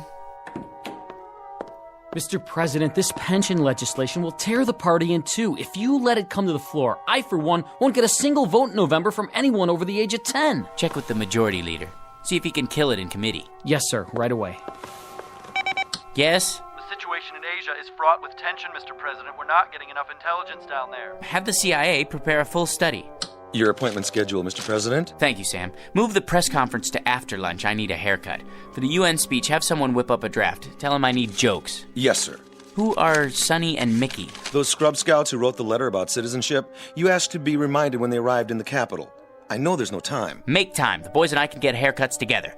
Pass this on to the Secretary of Defense and mark it expedite. Save this for the Economics Advisory Council. Top priority. On the double, sir. Decisions, eh, Attila? Mr. President, I had to see you. Who let you in here, woman? I hid in the building all night. Don't send me away. I'm down on my knees. Kindly get up. How can I help you? It's my grandson. He's just a boy of 18. He fell asleep on guard duty, and they said it was treason. They're going to hang him. Easy, ma'am. He's in the service? Special duty at a missile base. Serious offense. Only a presidential pardon can save him. Please, sir, he's a good boy. Just a little tired. It could happen to anyone. Indeed, it could. Then you'll do it?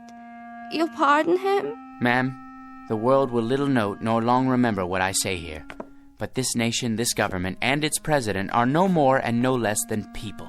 Of, by, and for them. Freedom is our battle cry, justice and mercy our glory. Tell your son when you see him tomorrow that I'll have the Attorney General prepare an order for executive clemency. Bless you, Mr. President. You're a great man. Here, Attila. Up on my lap. You know, I think we found our niche. Who said power was hard to handle? All you have to know is how to use it, right, boy? It couldn't wait, Mr. President. What couldn't wait, General Hackett? It's the hotline. Red alert. Red? You mean the missiles? Yes, sir. They're on their way. What do we do? The decision is up to you, sir. The world's about to go up in one big poof. What do you say? Counterattack? How about a staff study? It's too late. Call in the Secretary of Defense. No time. You have 10 seconds, sir. It's up to you. I can't. Let someone else decide. I don't want to decide.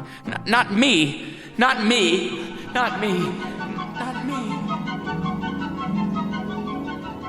No, not me. Not. Yeah, you, Mac. You and your mutt, get off my stoop. Oh. I must have dozed off. Come on, dog. Let's go home. Well, Attila, we've got a magic lamp waiting for us back at the apartment. Anything I want, just for the asking, and I can't even figure out what to wish for. I never even thought it through until now. You know something? No matter what I wish for, it won't change a thing. I'll still be me, George P. Hanley. Vocation, jerk. What's that quote? The fault, dear Attila, is not in our stars, but in ourselves. Ourselves, huh? That's it. Come on, Attila. We're gonna show that bored old genie a thing or two. We're gonna wish for something original.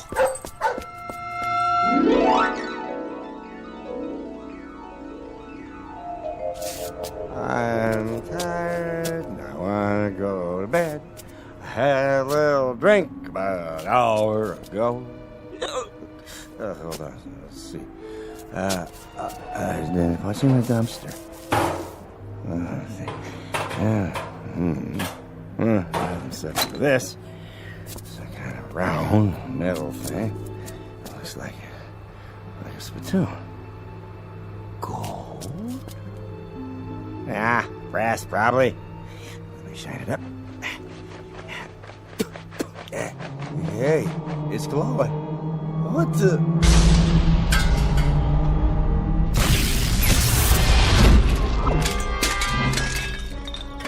Yes, master? Hey, where'd you get the funny pajamas and the headpiece? They're traditional.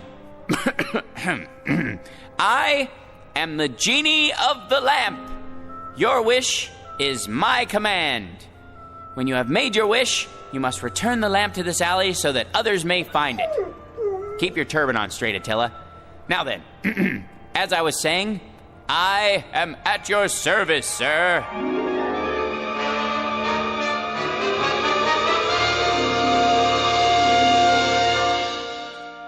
Mr. George P. Hanley. Former vocation, jerk. Present vocation, genie.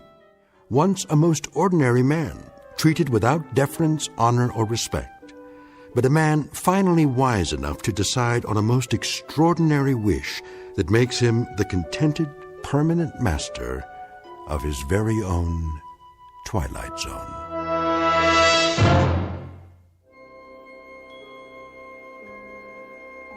Hi, this is Carl Amari, producer of the Twilight Zone radio dramas. I'd like to take a moment to tell you about our official website at twilightzoneradio.com, where you'll get the latest news and information on these Twilight Zone radio dramas. Plus, at twilightzoneradio.com, you can digitally download 3 free episodes or any of our episodes for only $1.95 each. In this age of ever-changing technology, we've decided to make these episodes instantly available to you by making the Twilight Zone radio dramas a digital download-only series. This means that this series will no longer be offered on CD. The CD collections at our website are now being offered, while supplies last, at buy one, get one free. So be sure to get your favorites before they're sold out. Be sure to visit us often, and I'll see you in the zone.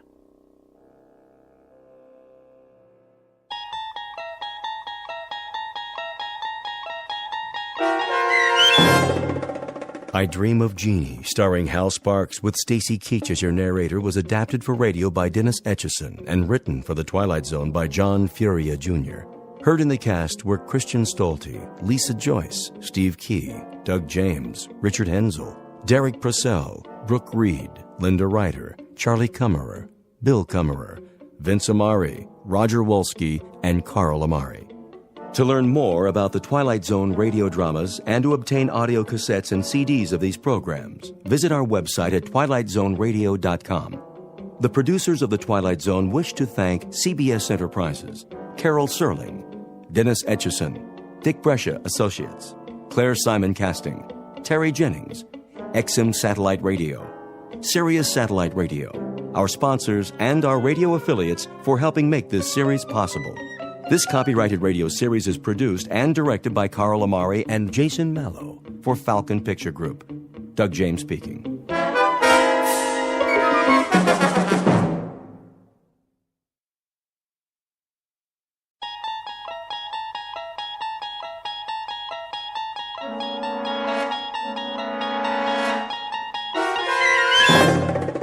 You're traveling through another dimension. A dimension not only of sight and sound, but of mind. A journey into a wondrous land whose boundaries are those of imagination.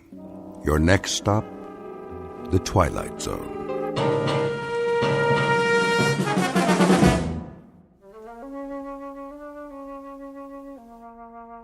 There. Nice and creamy. Anthony? Hi, Aunt Amy. I just knew that was you. What's that in your hand? My Jack-in-the-Box. Oh, yes. That's such a funny toy. Where's my mother? In the bedroom, lying down. She'll cook the rest of the dinner soon as I'm finished. But I wanted to get this done first. What you making? Well, what do you think? A cake, of course. For my favorite little boy. Is it a good one? Oh, yes. A very good one. Very, very good. I just took it out of the oven a while ago. Chocolate on the inside with little yellow swirls? What else? I know what my Anthony wants. See? Doesn't that smell good? Where's the frosting? Right here in the bowl. It's chocolate, too. I blended in a lot of butter to make sure it's smooth. 100 times. By hand. Milk chocolate? You bet. We don't like that dark chocolate, do we? Ugh. No. Hurry up, Aunt Amy. Don't you worry. It'll be ready in a jiffy. Put the frosting on. Plenty of time for that. Besides, we have to let the cake cool first. Put it on, now. Oh, I know what you want. You want to lick the bowl. Well, you'll just have to wait. I don't want to wait. Be a good boy now. I am a good boy. I know you are. I know that. Of course I do. A very, very good boy. I'll just go ahead and frost it now. Why not? No problem, Anthony. None at all. I want lots on the top. Surely. Lots and lots. See how thick I'm putting it on? Swirls of chocolate butter frosting, and all of it for my favorite nephew. There. Some more around the sides. We don't want to forget the sides, do we, Anthony? The sides are good, too. So good. Anthony, stop that. Get your finger out of the bowl. Ow! There'll be plenty left for you to lick when I'm finished. I mean, when I... You hit me. Oh, I didn't hit you. I barely touched your hand. You're a big boy, aren't you? That hurt. Why, it didn't. I only meant for you to wait till I've finished frosting the cake. Then I'll give you the entire bowl. All of it. Everything's for you. It always is. You know that, don't you, Anthony? I don't think I like you anymore. Well, I like you. I love you. You're my favorite boy in the whole wide world. I mean it. I really, truly mean it. Come and give your Auntie Amy a kiss. No. Then I'll give you one. I'm going outside now. Yes. Yes, you do that. Go outside and play. Playing is good. Here, take the bowl with you. Anthony? Anthony, come back! Don't you want your frosting? You can have the whole bowl. Everything all right? Oh, Anthony. Nice day, isn't it, Amy? Very nice. Something the matter? No, nothing's the matter. Nothing at all. Did anything happen? Oh, I was just frosting the cake, and Anthony couldn't resist tasting it. Well, who could? I used to love frosting when I was his age. Didn't you? It's good, isn't it? So good. Why wait? We can go ahead and have the cake now if Anthony wants. It's perfectly fine with me. Now, Amy, why don't you apologize to the boy? You can do that, can't you? Anthony, I'm sorry. Come on back, boy. Anthony, please. Anthony.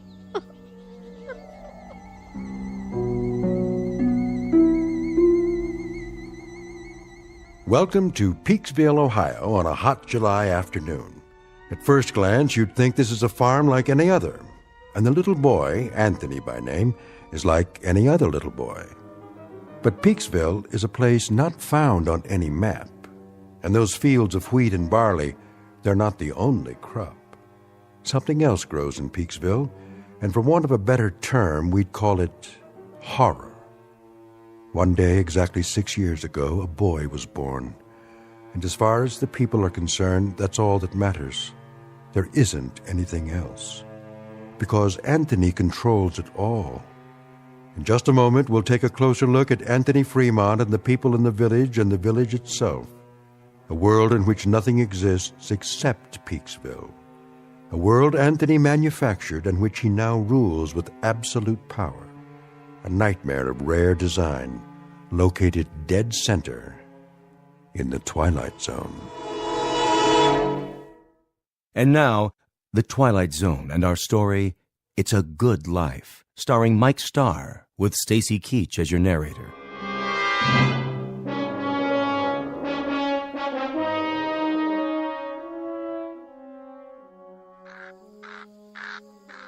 I'll see he gets it, Amy. Would you? Don't you worry none. Look, boy. Look what Aunt Amy's got for you. Your own bowl of chocolate frosting. You like chocolate, don't you, Anthony? I know I do. Chocolate's good. I don't like her. Of course you do. She's your Aunt Amy, and she loves you. You know that. I hate her. Oh, that's a good joke. A very good joke. It's all for you, Anthony, all of it. And after you've finished, I'll make some more if you like. As much as you want. Get away. Oh, now, darling. Don't look at me. What? I don't like you to look at me. Hear that, Amy? Anthony's got a point. Why don't you go back in the house for now, so you can help Agnes cook dinner? Yes. Yes, I'll do that. It's going to be a good dinner, isn't it? I believe it will be, yes. You know, just the way he likes it. Don't you? It'll be delicious, Anthony. You'll see. I told you, don't look at me. She's not... I'll make it so she can't look at me. So she can't look at anything ever again. Watch your step there, Amy. I can't see. What do you mean? Sure you can. That would be some joke. Just go on inside. The light. That's all I can see. The sun. It's so bright. The sun blazing in the sky. Like white fire all around. Amy? Help me. Please. I can't see. I can't see. Help me. It's nothing, Amy. I'll help you up. Sit here in your chair. There you go. That's right. Sit and rock. You'll feel better real soon, I'm sure. It's good to rock, isn't it? Yes, it's good to sit on the porch and rock. There now.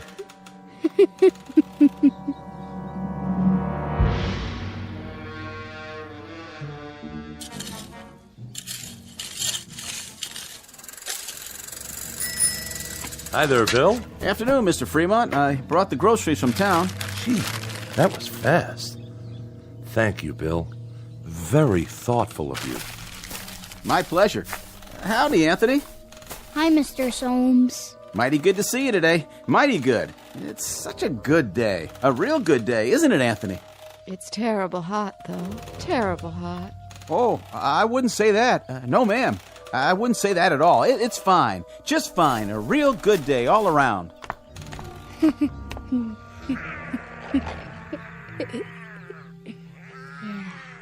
What are you doing, Anthony? Playing. My, that's real good. Whatever it is. You like it? Sure do. I was just wondering, what you were doing. I made something. By golly, you did. Know what it is? Can't rightly say that I do. Take a guess. Oh, I'm not very good at guessing. Guess. Go on, Bill. You can do that, can't you? Well, now, some kind of animal, is it? It's a gopher with 3 heads. See? Oh, yeah. He's a real fine one. I ain't ever seen a gopher with 3 heads before. He's alive, huh? Must be, the way he's moving around. He was. I'll make him dead now. I'm tired of playing with him. Be dead, gopher. You be dead. Now, that's real fine, Anthony. That's real fine, what you done. Sure is. Yeah. You made him dead, all right. Look at him laying there. It's good that you done that. Real good. Tell me what it looked like. Well, it was like a regular gopher, only more interesting. Was it ugly, though? Oh, I wouldn't say that. I wouldn't either. I'll bet it was ugly. Grotesque looking. That's the way Anthony likes things. What a good joke. You'd better bury him now. Okay. Want some help? No, I'll wish him into the cornfield. You do that. Gopher, go into the cornfield. Go be in the cornfield. Well, what do you know? Ain't that something?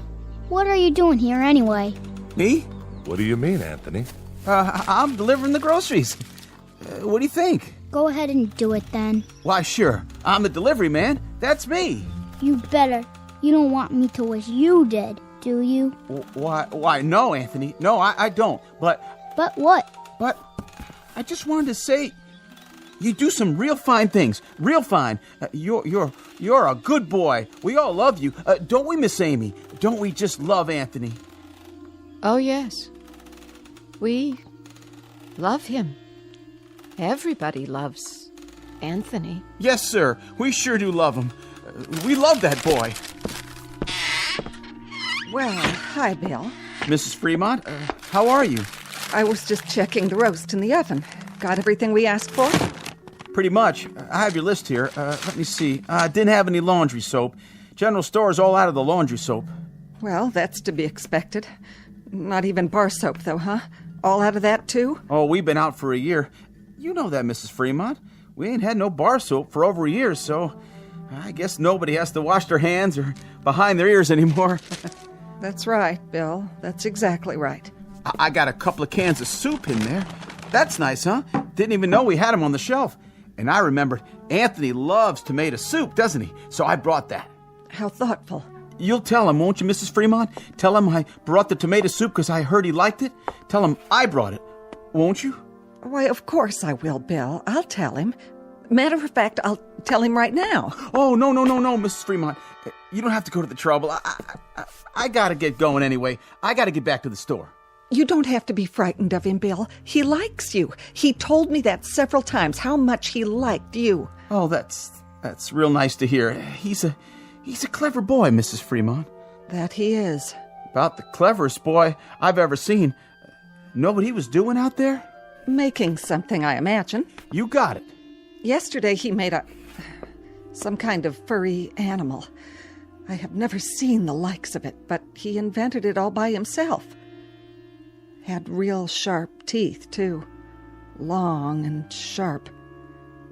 Could have done some real damage. It tried to bite him. I was kind of hoping that it would. Mrs. Fremont. But Anthony wished it into the cornfield before it could do him any harm. I gotta be going, Mrs. Fremont. I'm real glad. I mean, it's real fine that Anthony keeps making these things. Real fine indeed.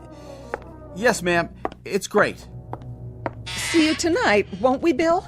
Tonight? Why, sure. It's TV night tonight. Oh, yeah. Anthony's going to put pictures on the television, and we're going to have a surprise party for Dan Hollis. A real nice surprise party. I'll be there, Mrs. Fremont. You can count on me. Where? What? Nothing. Bye now, Miss Amy. Be sure to say goodbye to your nephew for me. I will.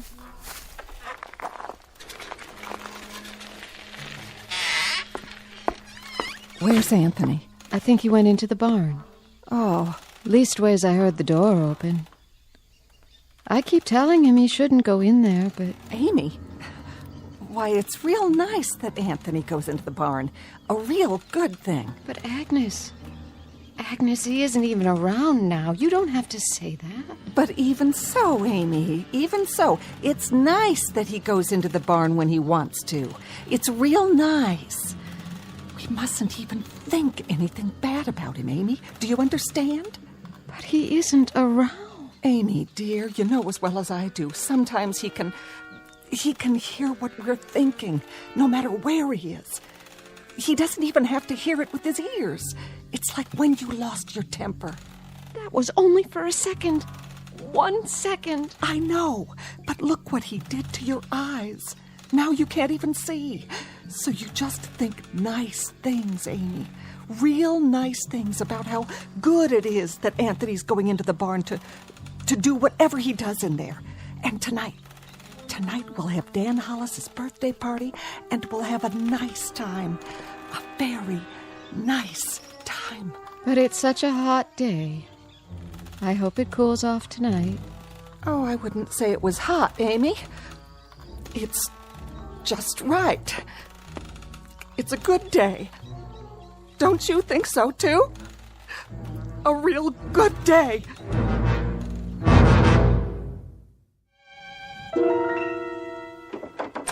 Who's... Oh. It's you, Agnes. What are you doing? Thought I'd lie down and try to rest before dinner. Oh, that's a good idea. You worked hard today. Always do. Got to get the crops in. Come in, honey, if you want.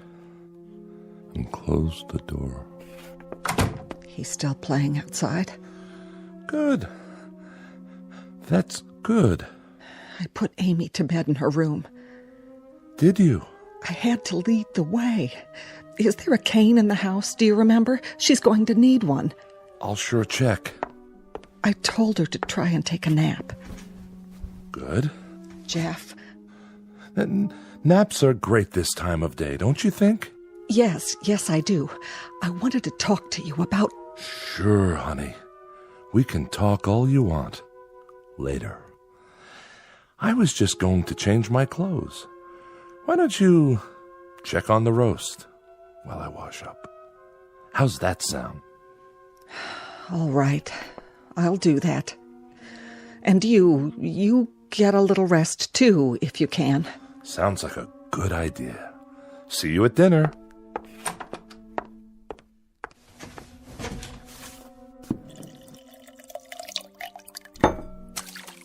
Oh.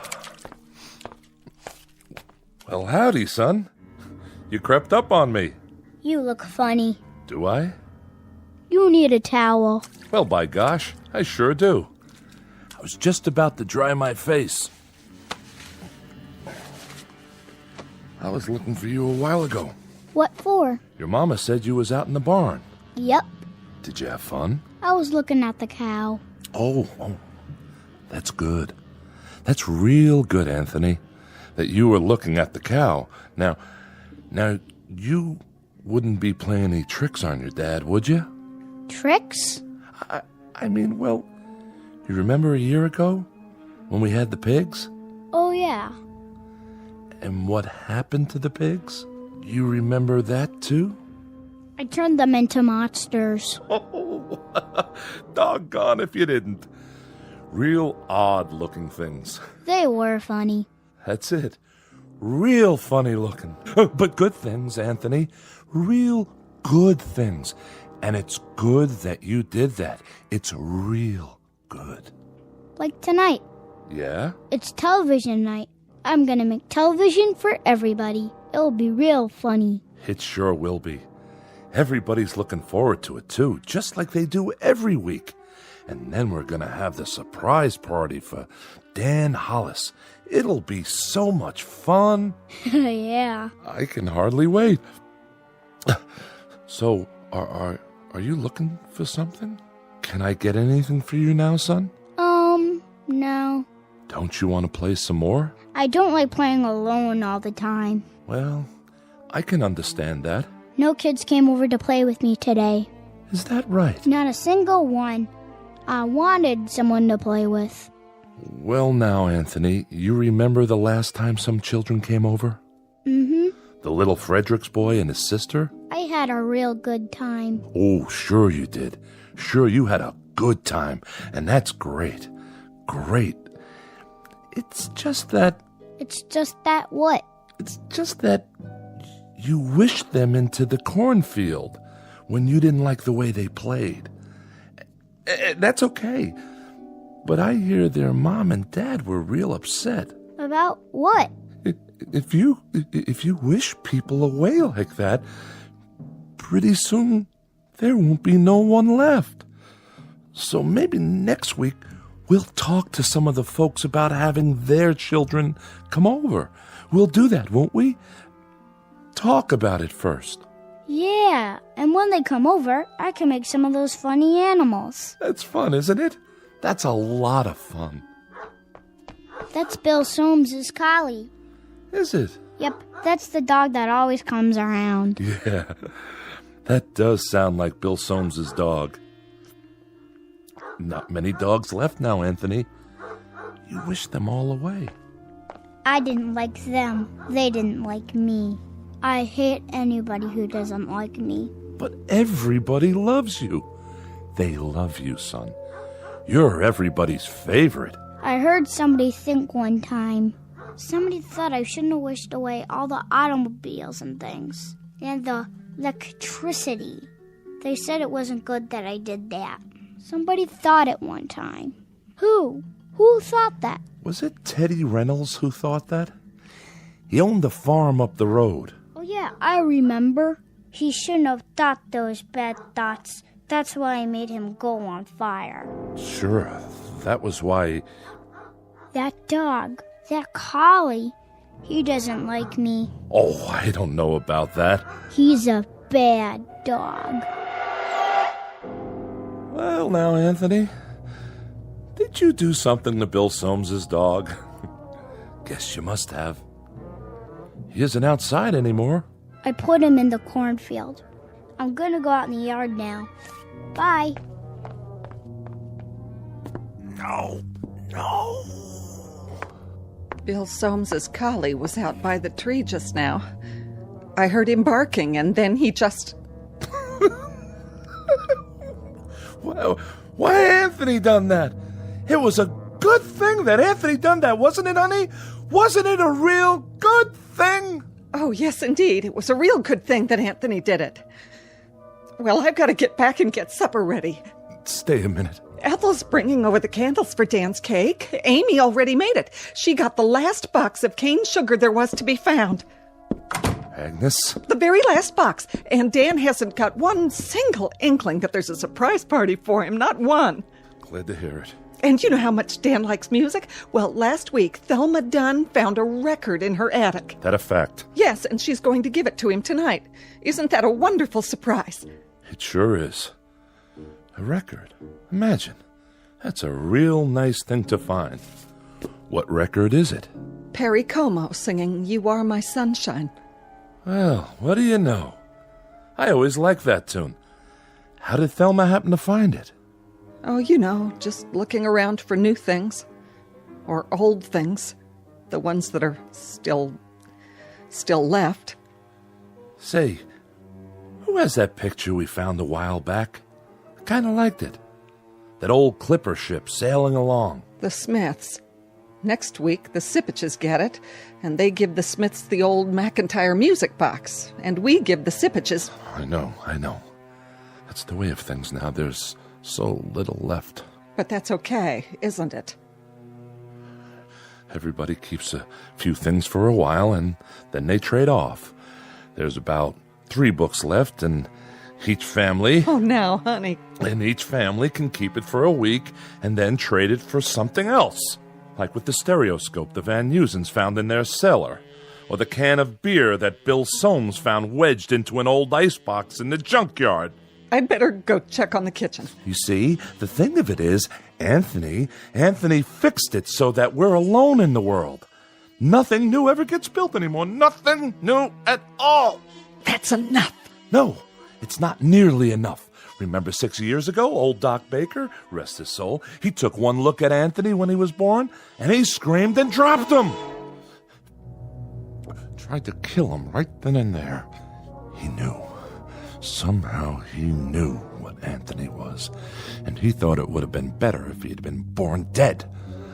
But Anthony, my son, he whined and let out a cry, and then he done this thing. He took his revenge. Oh, didn't he? Please, I beg of you, don't. No. And he either destroyed the world and only left this village, or he took the village someplace away from everything. We don't know exactly which, do we? All we know is that we're alone, and there aren't any towns or villages or anything else left except this place. And Anthony, he controls it with his mind. He controls everything. That's right. That little boy in the yard outside. He can make it rain or snow. He can wish people into a grave, or he can turn them into anything he wants. That's why you got to keep smiling or laughing, or you got to mumble something to keep your mind clear, because Anthony can tell what you're thinking. And if it's a bad thought, his mind will snap at you, and he'd do most anything at all. Please, for the love of God. Mom? Dad? All right. But it's good. It's good that it turned out this way, isn't it? It's real good. That's what it is. Really, really, Really? Good!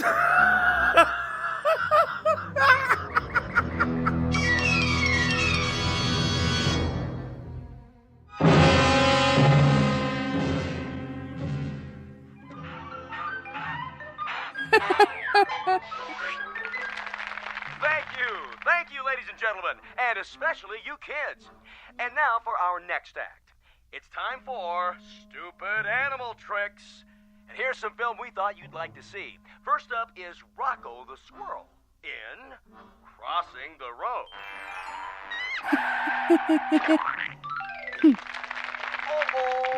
Oh, poor Rocco. And now, the bird and the BB gun. Oh, my. Will you look at that? What, Ethel? It's just like cartoons, only better. And last but not least, the turtle crossing the street. Well, that's all, folks. And now, time for our next program.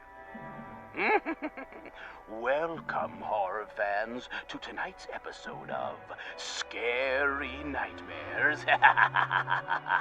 This one's a real killer of a story. It's called Pleasant Dreams. Let's watch, shall we? Think I'll go get some fresh air. Shh. Not now, Dan.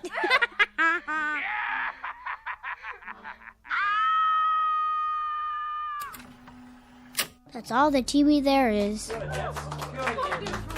Oh, that was wonderful, Anthony. Wasn't it, everyone? Wasn't Anthony's television wonderful? Yeah. Just wonderful. Even better than last week. Yeah, great. It was much better than the old television. Oh, the best yet. You can say that again. You'll have to come around next week. Oh, I will. I will.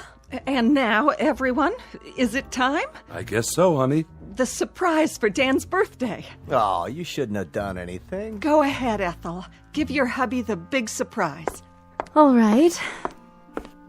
Here you go, Dan. I wrapped it for you special. What's this? Open it. Yeah, go ahead. Well, if you say so. I hope you like it. What's this, a record? It's Perry Como.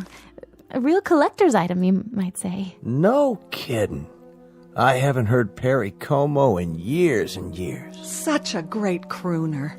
You know what a crooner is, don't you, son? No. It's a singer. Someone who sings the old songs. What a great voice he had. Oh, didn't he? Happy birthday, darling.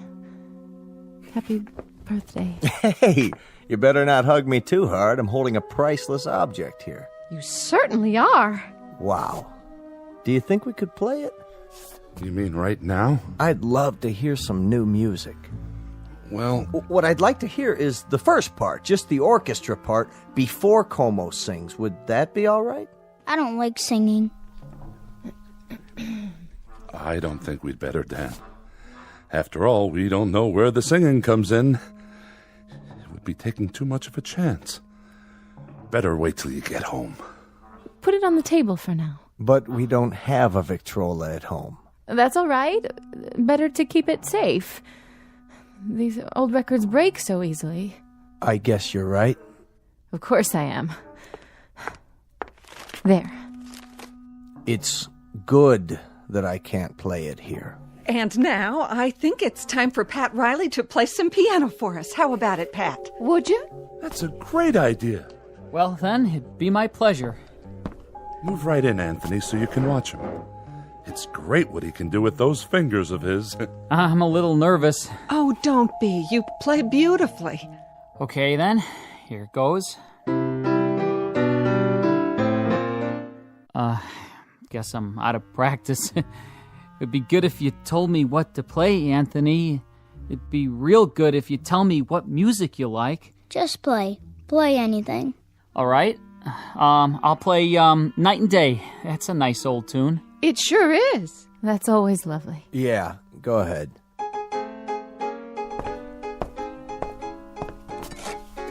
What are you doing? What does it look like? Having another brandy? You've had enough. Not hardly. Stop it. Leave me alone. Put the glass down. Take your hands.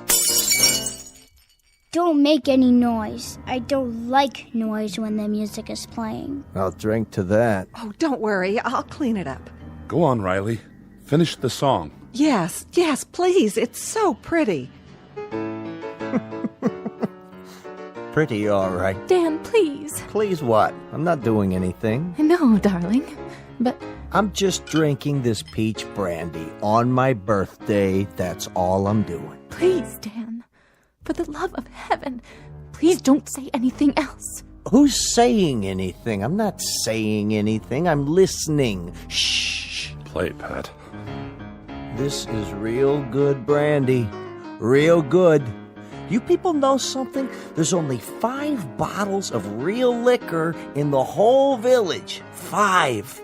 1 rye, 2 scotch, 1 after-dinner cordial, and this here. And when that's gone, there won't be any left at all. None. Keep playing. Nuts. Nuts! Can't even play my record. Can't even play Perry Como. Don't play that anymore, Pat. That's not what I want you to play. Play this. Happy birthday to me. Happy birthday to me. Dan! Happy... Please, stop! Oh, please, Ethel, be quiet! Dan! Ethel, you have to stop now. Happy birthday, dear Danny. Happy birthday to me. Play it, Pat. Play it so I can sing it right. You know, I can't carry a tune unless somebody plays it. I'll do my best. That's enough. I said that's enough. Go outside for a while, Dan. Get a breath of fresh air. You and her, you had them. You had to go have them, didn't you? If there's any fault, it's yours. You are my sunshine, my only sunshine. You make me happy when I am blue. You monster. You dirty little monster. You murderer. Hey, what you thinking, Anthony? You go ahead. You think about me. You think bad thoughts about me. And maybe some man in this room. Some man with guts. Somebody who's sick to death of living in this place and is willing to take a chance. Maybe he'll sneak up behind you and lay something heavy across your skull and end this once and for all. You're a bad man. You think that, Anthony. You go ahead. I'm a bad man. Keep thinking that. Somebody get behind him. That's all it takes. Somebody end this now. Pick up a bottle or a stick or something, anything, and... You're a very bad man, and you keep thinking bad thoughts about me. But now you can't anymore. You can't even see me. My eyes? Your eyes aren't real. They're like a toy. That's all you are now. A toy Jack-in-the-Box.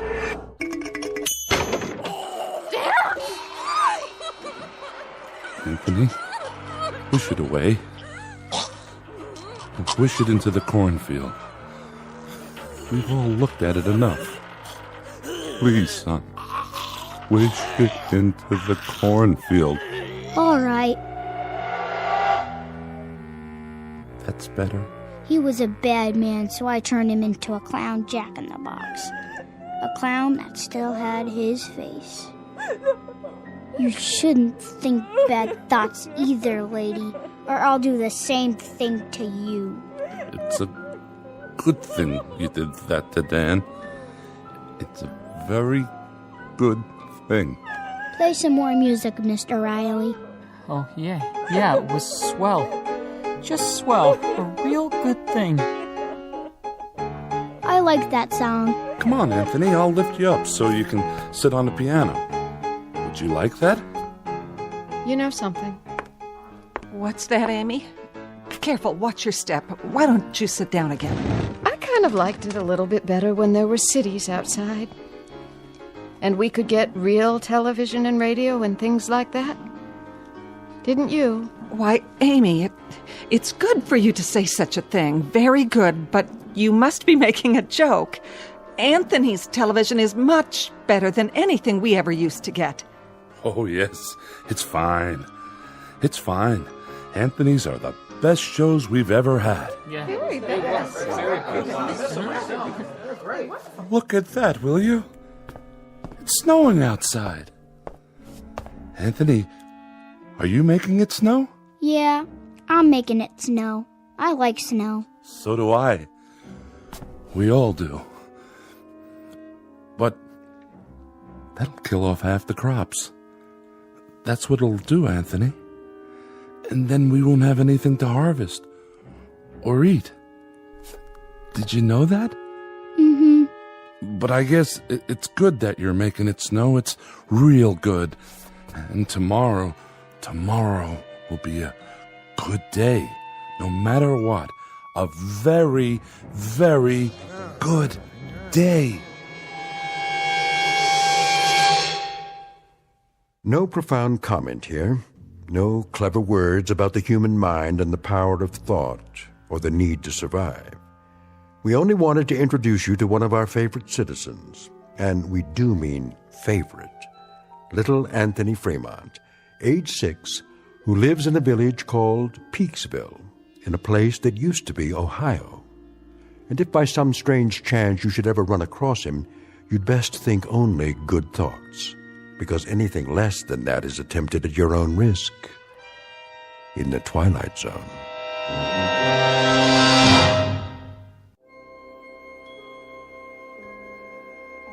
Hi, this is Carl Amari, producer of the Twilight Zone radio dramas. I'd like to take a moment to tell you about our official website at twilightzoneradio.com, where you'll get the latest news and information on these Twilight Zone radio dramas. Plus, at twilightzoneradio.com, you can digitally download 3 free episodes or any of our episodes for only $1.95 each. In this age of ever-changing technology, we've decided to make these episodes instantly available to you by making the Twilight Zone radio dramas a digital download-only series. This means that this series will no longer be offered on CD. The CD collections at our website are now being offered, while supplies last, at buy one, get one free. So be sure to get your favorites before they're sold out. Be sure to visit us often, and I'll see you in the zone.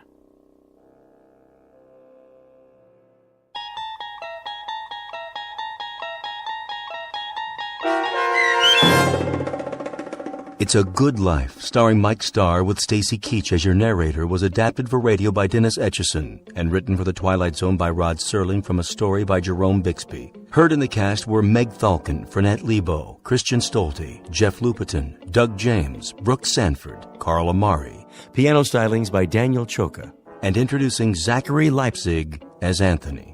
To learn more about the Twilight Zone radio dramas and to obtain audio cassettes and CDs of these programs, visit our website at twilightzoneradio.com. The producers of The Twilight Zone wish to thank CBS Enterprises, Carol Serling, Dennis Etchison, Dick Brescia Associates, Claire Simon Casting, Terry Jennings, XM Satellite Radio, Sirius Satellite Radio, our sponsors, and our radio affiliates for helping make this series possible. This copyrighted radio series is produced and directed by Carl Amari and Roger Wolski for Falcon Picture Group. Doug James speaking.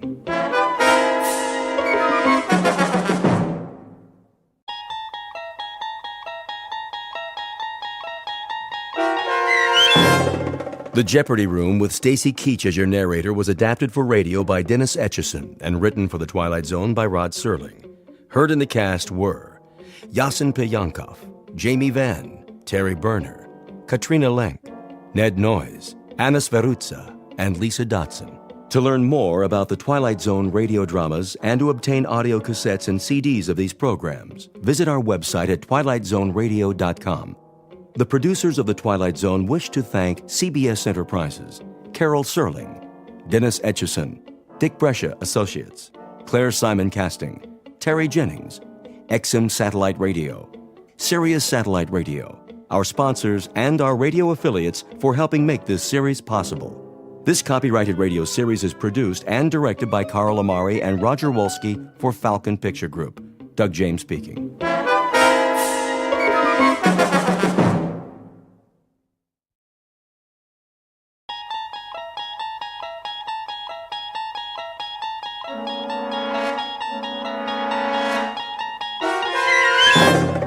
You unlock this door with the key of imagination. Beyond it is another dimension, a dimension of sound, a dimension of sight, a dimension of mind. You're moving into a land of both shadow and substance, of things and ideas. You've just crossed over into the Twilight Zone.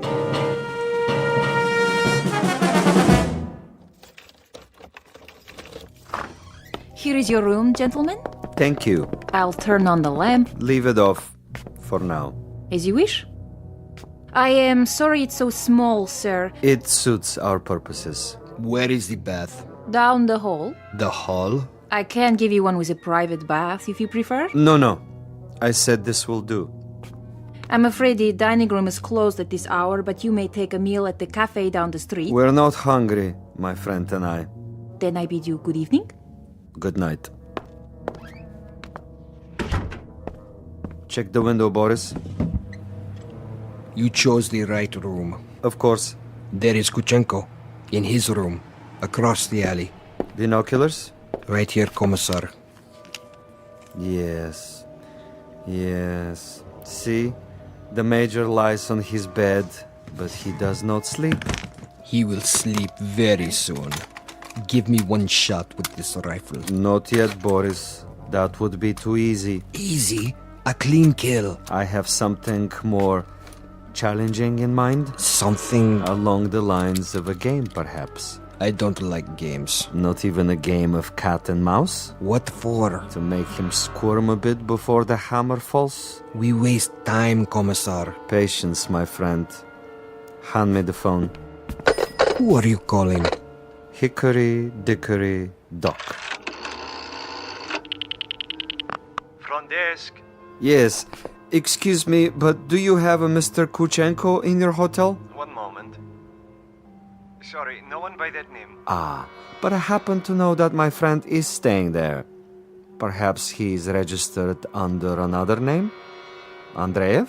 I'll check. Yes, Mr. Andreev, room 963. Very good. Will you connect me, please? Yes, sir. Look, he hears it. Of course he does. He rises from the bed to answer.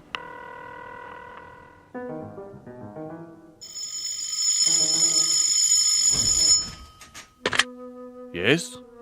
This is Major Kuchenko. Hello? Major? Are you there? Major?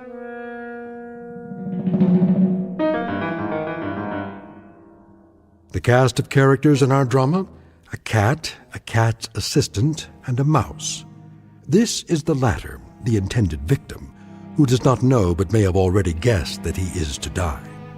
His name is Major Ivan Kuchenko, and he was lately an officer in the former Soviet Union.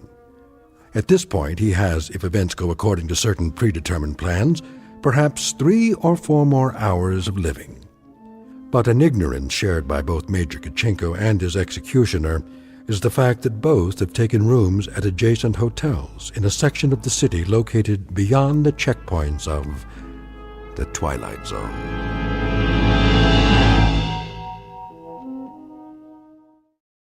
And now, The Twilight Zone and our story, The Jeopardy Room, with Stacy Keach as your narrator.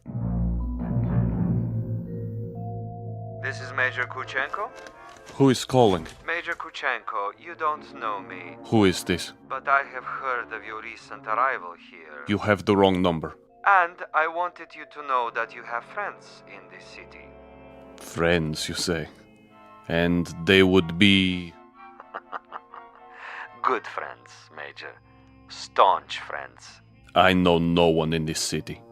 May I impose upon you to remain in your room for a little bit? Your friends will make themselves known. And who is this speaking? Is this a friend also? A good friend, Major. Not known to you yet, perhaps, but soon to become acquainted. And why must I stay in my room? We'll be making contact with you very shortly. For what purpose? Your welfare. Your well-being is our deepest concern, Major. Now, Commissar. Not yet, Boris. May I count on you to show some sense, Major? For your own safety, I urge you to remain in your room. You'll be seeing your friends before long. The mouse is in the trap. He stands at the window. Now, Commissar? Patience. But I have him in the crosshairs. I could make his head leave his shoulders at this range. That would give you pleasure, wouldn't it? A great deal of pleasure, Commissar. Just say the word. Even when he lies down, I can still see his head. I believe it, Boris. I know of your prowess, but put the gun away. Put it away? Lay it aside. For a bit. We're not going to kill him? Ah, the eagerness of the young. They do not sip wine. They gulp it down like a soft drink. They do not fondle women. They devour them. They do not sniff at the essence of a perfume. They try to jam it into their nostrils. But now, consider the window across the way. The gentleman will die without question. But I want him to die, Boris, with finesse, with subtlety, with a degree of thought and care. A killing is a killing. And if a man is to die, what does it matter how he dies? Ever been to a bullfight, Boris? A bullfight? No, Commissar. I've never had that pleasure. A bullfight might serve to make the distinction. In such a contest, if the matador kills with grace, that is considered a good death. So, there are good deaths and bad deaths, are there? Precisely. There is death with art, and there is the death of the butcher. You, Boris, are a butcher. Now, that is an honorable profession of great usefulness, but I'm an artist. Oh, you will have a death tonight, within a few hours, but when it is over, we will have killed with artistry, Boris, not with a meat cleaver or an explosive bullet or any other of the butcher's tools. This death will be like a ballet.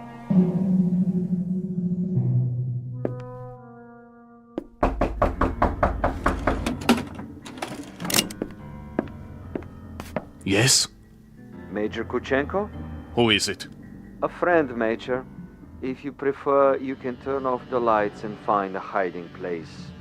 I'll come in with my hands up, palms open. Major Kuchenko? And you are? I am a friend. May I? For a moment. I would prefer that you put the gun away. Not a chance. Were you the one on the telephone? We had a brief chat earlier. Quite a place you have here. Who occupied it before you? A rat? I have no luxury of choices. Indeed not. In this respect, you are a very poor man of late. However, you have a bed, you have some pictures on the wall, and the floor without so much as a throw rug. An adequate accommodation, and a view of a brick building alongside. I suppose there are worse places to spend an evening, Major? I know. I've been to many of them. Indeed. Indeed you have. Siberia is cold this time of year, is it not, Major? I'm told it's a most uncomfortable climate. You've been told quite correctly. It's a freezing jungle. A freezing jungle. Marvelous. Lovely imagery. Siberia is a freezing jungle. It was. When it was part of the Union. You make reference, of course, to the people who inhabited it. I make reference to some people. Those who were in charge of that private resort. It must have been unpleasant for you? At least sufficiently unpleasant to motivate you to renounce your native land and try to seek asylum elsewhere? For a time. Asylum is no longer necessary under the new regime. Ah, but of course the old ways die hard. Some of the same people remain in charge, and they might be concerned about their public perception in this new world. To the victors go the spoils, and that includes access to certain let us say, sensitive information? I don't know what you're talking about. Really? But I think you do.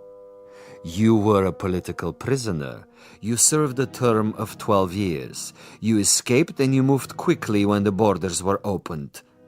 To bring us up to date, you have made your way to a neutral country, somehow avoiding an official debriefing. You have made contact with certain foreign agencies, and now you're desperately trying to get on an airplane that will take you to a Western nation. But for some reason, you feel that you're still under surveillance? Oh, it's more than a feeling.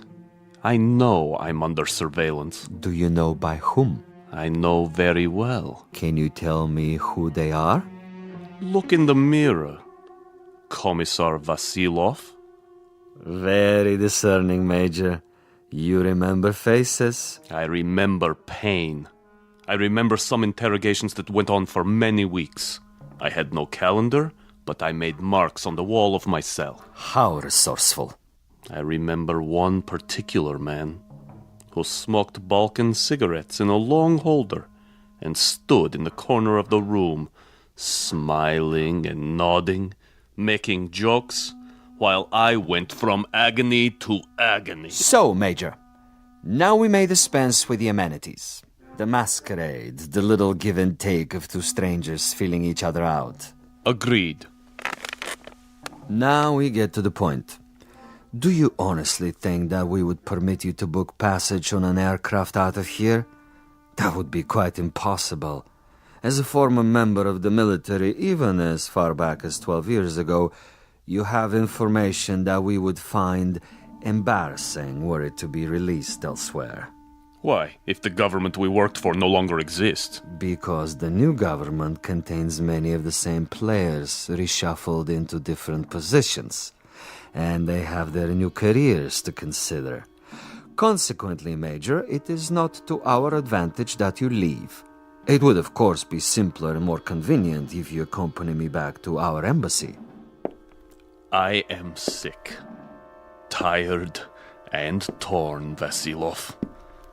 But I am not insane. I would sooner cut my wrists over a sink and bleed to death. That would be my choice in the matter.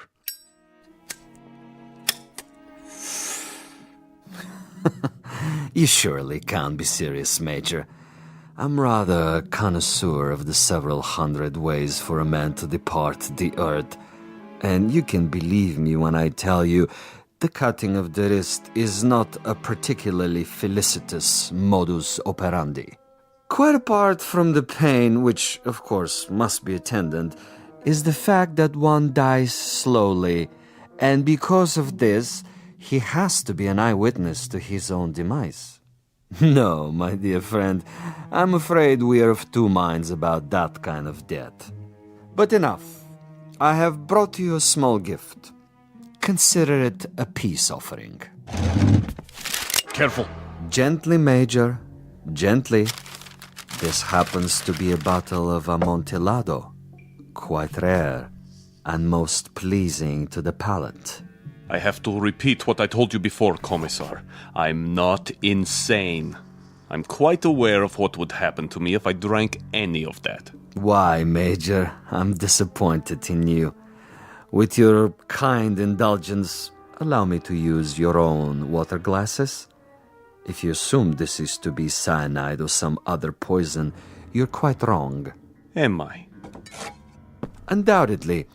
You see, I don't share your death wish. I'm a healthy man with excellent expectations as to my longevity. No, indeed, Major. I was about to propose a social drink. The two of us. I'll drink first, and then you. Satisfactory? Such ritual, Commissar. Such tribal rites. Yet you have only one purpose with me. Why don't you get it over with? If you're trying to disarm me and make me get rid of this pistol, it'll take more than a social wine. Indeed, Major. Now, as to my business with you, we both know what that is. Go ahead and say it. Very well. I'm to see that you're dead by tomorrow morning. Is that plain enough? quite plain. And you shall be, Major. With a degree of immodesty, I can say that I've killed 800 times you.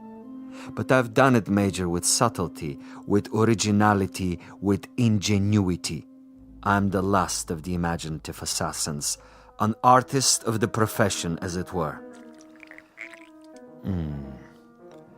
Excellent. Flavor. Bouquet, just the proper dryness. Really quite an exceptional wine. Join me, Major? And now? And now I will tell you something else. I will tell you something about you and me.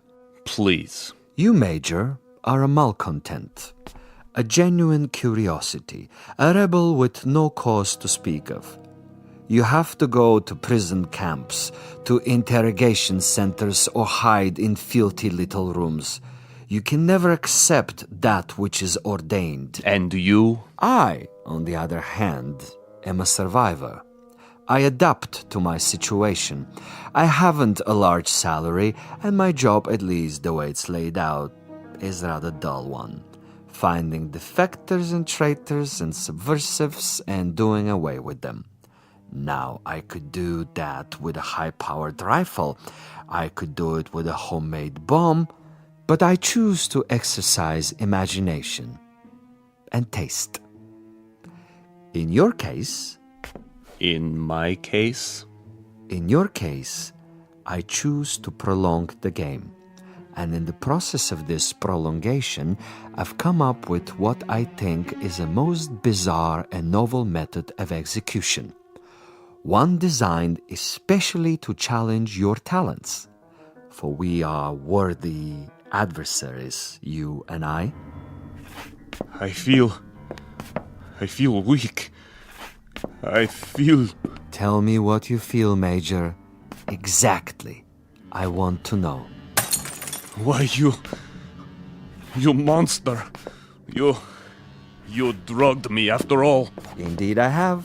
And that poses an interesting question, doesn't it? How is it that we both can drink of the same wine, and yet I'm unaffected? Isn't that an interesting question, Major? Major?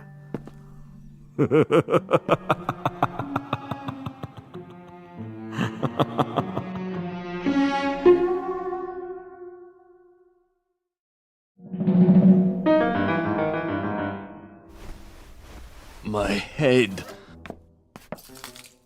He's gone. But I'm still alive.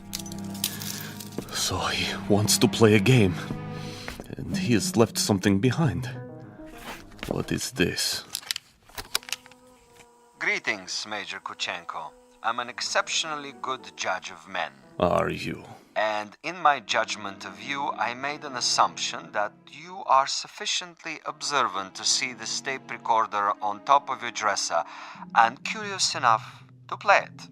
How could you resist? This will also suggest to what complicated ends I'm willing to go to make a simple execution different and imaginative. First of all, to clear up one point. You may remember our discussion. Before I left you, I proposed a question. Isn't it odd that we both drank of the same wine, and how different the effect? Isn't it odd? Really quite incredible and bizarre. How can it be? In all honesty, Major, how do you explain it? Go ahead. I'm listening. You... Perhaps you have figured it out already. The truth is, I have been imbibing this particular drug for many years, a sort of experiment with myself as the subject.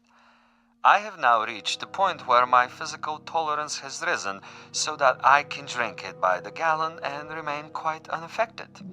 This in itself is a rather common and uninspired trick, a phenomenon well known to the scientific community. But you will also note, and I hope with a degree of pleasure, that you have not been poisoned.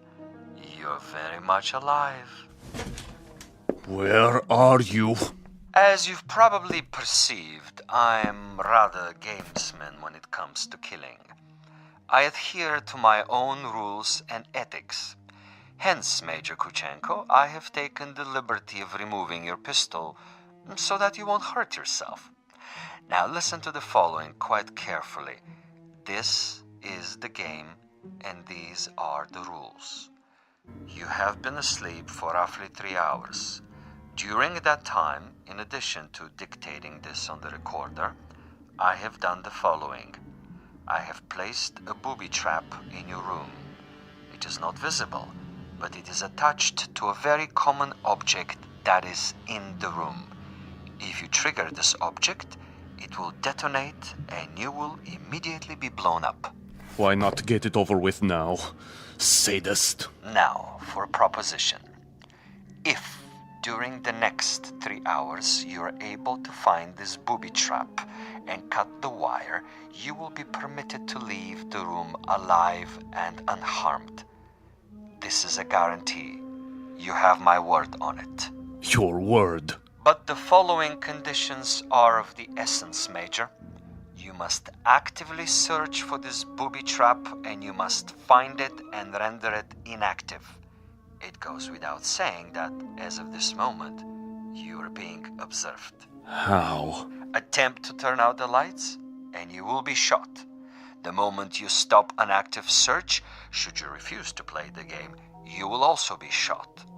If you are unable to find the trap within 3 hours or attempt to leave the room at any point during that time, I am afraid the same conditions apply.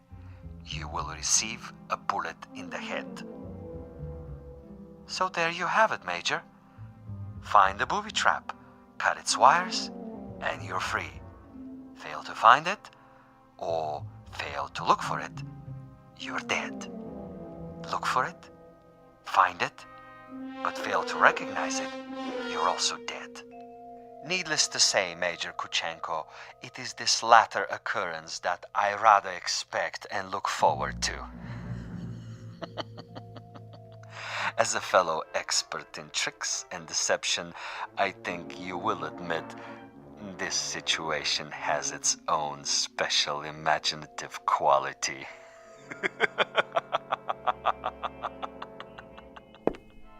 Where are you? Where are you?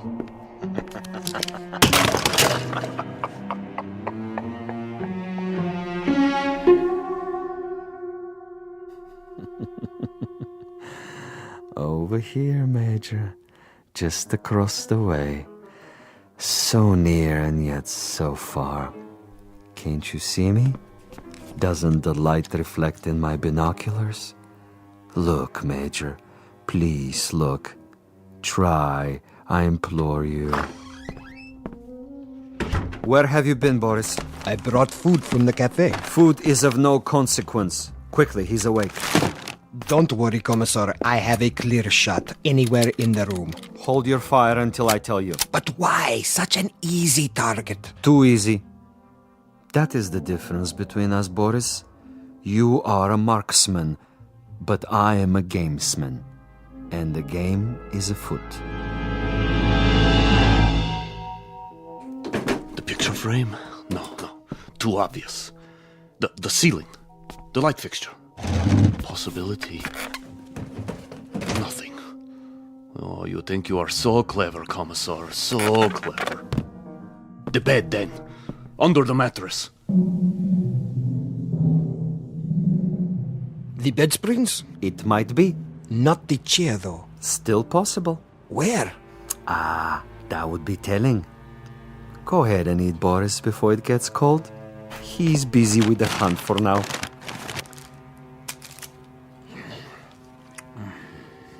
What did you bring? Sandwiches. Have one, Commissar. I never eat while I'm working.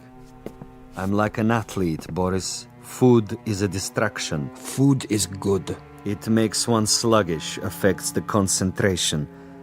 The morning will come soon enough. Over here, Kuchenko, just across the alley. Don't you see? He sees nothing. But surely a fragment of light, a stray reflection. Perhaps he has seen us. Yes, he must know, but he refuses to acknowledge. He is too proud. He knows he must do this on his own and will not give me the satisfaction. The bookshelf. Or the books themselves. Which one? An atlas? A novel? The Bible, of course. It's already been moved an inch, 2 inches. But the wire? Where? One way to find out. The bookcase itself, then. Behind the books. In the wood, the nails. Or under the floorboards. Wait, think. Where would I put it? You want a real battle of wits, Vasilov? You've got it. Think. 4 walls. Ceiling. Light fixture. Floor. A picture. Bed with frame. Box springs. Mattress. Headboard. A night table. Bookshelf. Dresser. Window. Desk. First the drawers. The top one.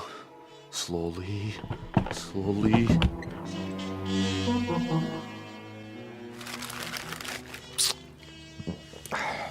What is he doing now? The desk. He's down on his hands and knees removing the 2 bottom drawers so he can see what's under the top one. Bravo, Major. Good thinking. Is that where you put it? The possibility exists. Look at him, glistening like a mackerel. He stops to wipe the sweat from his eyes. And now he looks under the top drawer, crawling on his back. Yes! I think he's got it. Let me kill him. Don't be a fool. There are rules. Now he sees a length of wire.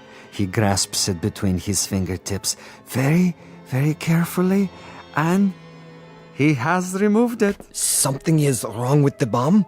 I doubt it. Then it was not in the drawer? Oh, there is a piece of coat hanger I placed there. A decoy. A drawer would be common, uninspired. And I'm not, you'll forgive the modesty, a common executioner. Where is it, Commissar? In a most ingenious place. Really, quite an ingenious place. Not in the books, the desk, the mattress. Think of another common object in that room, Boris. I have it. Yes? The doorknob. Interesting idea. Then where? I'd rather not tell you at the moment, Boris. I think you'll enjoy the next few minutes more if you share the Major's ignorance. You seem very sure. Sure? That he'll find the trap. You take a risk. Not at all. That's not what I'm sure of. That is to say, I'm reasonably sure he'll find it, given his mental capacity, but he'll find it too late. He's looking toward us. But he can't see us. It's quite dark in here, and it wouldn't matter if he did see us. Now he's returning to the table. You're getting warm, my young friend. The ashtray. Extremely warm, but not hot. Where then? Please, Commissar, please tell me. Take the glasses. What do you see? He stands over the telephone. He is reaching out. Hot now, Boris. Extremely hot. Oh, he has picked it up. I thought for a minute there... You thought what? The telephone. Precisely. The telephone. But he just lifted the receiver. Indeed. He lifted the receiver to call out.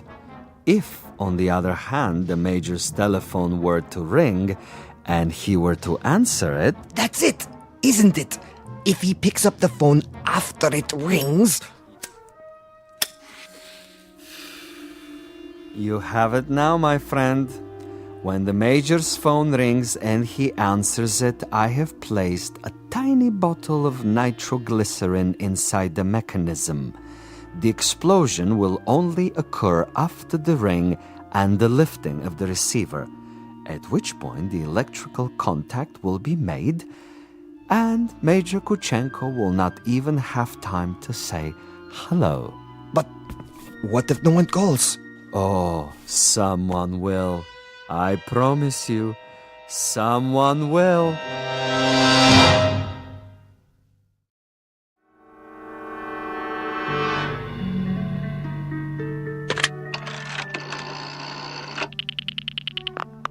front desk. This is the party in 963. I was wondering Yes, sir? if you might have the number of another hotel. Another hotel? The one next door, across the alley. That would be the Grand. You can find it in the directory, in the table by your bed. Dial 9 first, then the number. I see. Thank you. Vasilov? I know you're there, Vasilov. The game is not over yet. Do you have the time, Boris? What? The time. 10 minutes to 5. Almost done, Commissar. He's tried almost everything. He has 10 more minutes. Hadn't I best go over there now and finish it? No, my young friend. That would be impetuous. It would also be a bit embarrassing if someone were to see you. At this hour, the streets are empty. Quite apart from the fact that I wanted this to be imaginative, I also wanted subtlety. I should like our quarry to die in his room without our being there. Opportunity is running out. Then I do believe that it's time to, shall we say, accelerate the process?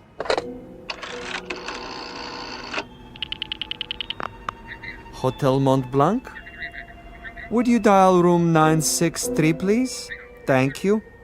I'll wait. There it goes. He's walking toward it. What's the fool doing? Why doesn't he answer it? I can't tell. He has his back to the window. Turn around so I can see. Now, Commissar? No. Would you dial 963 one more time, please? Yes, I know it didn't answer. Ring it again. What's he doing, Boris? His back is still to me. It can't be busy. I don't know. What's he doing? Use the glasses. He's turning around, lighting a cigarette. He's mocking me. Now, he suddenly dropped from sight. Kill him. I can only see the top of his head. He's moving across the room. Do it! You missed, you fool. He's at the door. Again. He's gone out of the room. And you missed him. You missed, you idiot! Flight 17 to Rome, Paris, and New York, now pre-boarding. Ticket, sir. Ticket? Oh, yes. Mr. Andreev. Passport? Right here. I see. Is anything wrong? No, sir. Everything seems to be in order. How many bags? No luggage. Not even a carry-on? I'm traveling light. Then here's your seat assignment. Please go to gate 17. How much time do I have? Boarding for coach class begins in 5 minutes. Good. Sir? Thank you. I'll be there.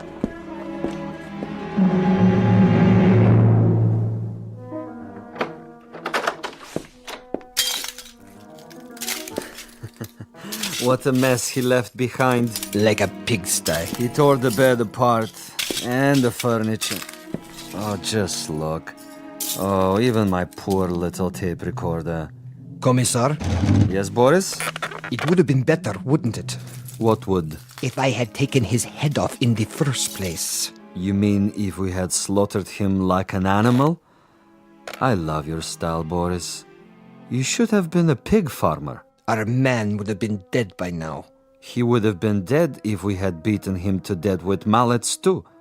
But anyone can die that way. And any stupid, insensitive fool can kill that way. No, this is a man of quality, with a resourceful mind, similar, you might say, to his executioner. He deserves a better ending, as do I. But that's all right. I have time. I'll get him in the next city, now that I know my adversary. We will be able to track him? Most certainly. The old network still functions, though in a much different way. I have the same contacts, no matter what they now call themselves. Importers, exporters, businessmen of various stripes, here and abroad. It's marvelous, you know. Really marvelous. Think of the possibilities. Other, even more ingenious methods of doing away with Kuchenko and his kind. I still think we should have chased him. Not at all. He would have gotten away. And even if he hadn't, it would mean that a thick-headed clod like you is more efficient than I. And this I reject, Boris. This I reject in toto. Look at this. A bottle of wine. I can only find one glass. Throw it away. One drink, Commissar. I said no. But there is more than half left. This is not for you. But why? Do you know much about Amontillado? I know about vodka. Of course, you and all the other potato growers. Give me the glass. Here. Believe me, it wouldn't agree with you. It's an acquired taste. Yes, Commissar. If you say so. I say so. There are some secrets that you're not ready to learn. But in time, Boris. In time. For now, I need you awake and alert. That's right. I do what you say, as always. But so far, your methods are not very effective. The men who pay us, they will not be impressed. And you will make a report? Only I can do that. I am the one they listen to. I can request another assignment. You're free to do so. Until then, I take no further orders from you.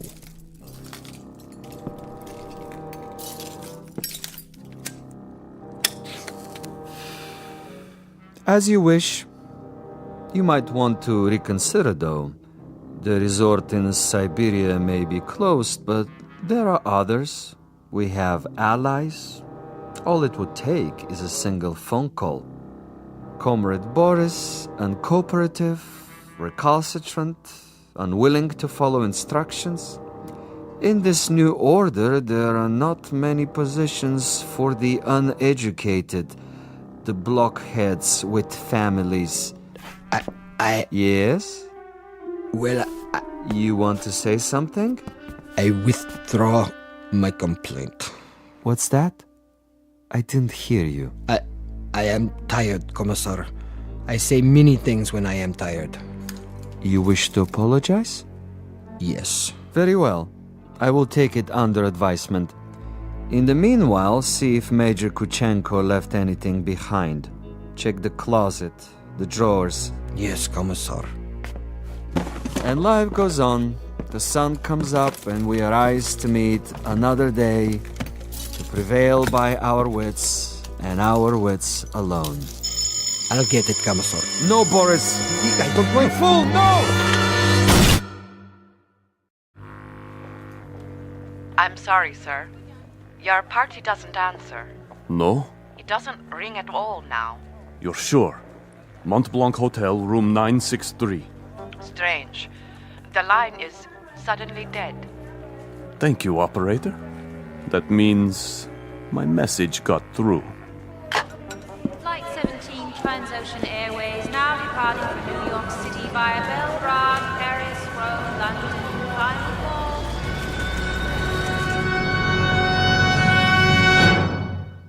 Major Ivan Kuchenko on his way west, on his way to freedom. A freedom bought and paid for by a most stunning ingenuity. Exit a gunman named Boris and one Commissar Vasilov, who forgot that there are two sides to an argument and two parties on every line. This has been a collect call, placed direct to you from a phone booth located somewhere in the Twilight Zone. More from the Twilight Zone after this. You are about to enter another dimension, a dimension not only of sight and sound, but of mind, a journey into a wondrous land of imagination. Next stop, the Twilight Zone. Hi, this is Stacy Keach. I'd like to take a moment to tell you about our Twilight Zone website at twilightzoneradio.com. At twilightzoneradio.com, you'll find the latest information on these Twilight Zone radio dramas, including behind-the-scenes photographs, plus the newest product releases, trivia contests, ways to contact us, other Twilight Zone-related info and merchandise, plus links to other fascinating websites. So make your next stop twilightzoneradio.com. Visit twilightzoneradio.com to purchase these Twilight Zone radio dramas on cassette and CD, or call toll-free 1-866-989-ZONE. That's 1-866-989-9663.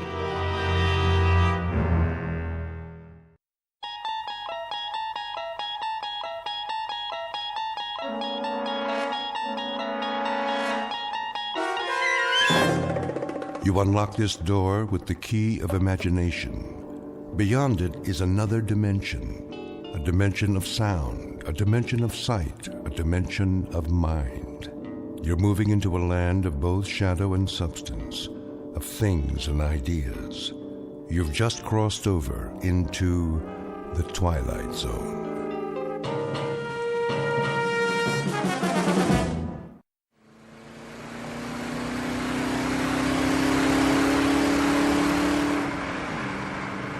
Don? How fast are we going? Oh, 60, 65. Steady as she goes. Are you sure the speedometer's working? I think so. Why? It's just that those hills over there, they haven't moved all morning. Hills don't move, you know that, honey. But we've been driving for hours. Shouldn't we be a little bit closer? This is the wide open spaces. Objects are not closer than they appear. You can say that again. What you have here, ma'am, is the great American Southwest. Desert to the right of us, desert to the left. Amber waves of cactus and all that. Where are we, anyway? Well, if it's Tuesday, this must be New Mexico. Where's the map? I got it. You're wrong. Me? I'm never wrong. First time for everything. Actually, it's Arizona. You're kidding. Nope. Nope? Yep.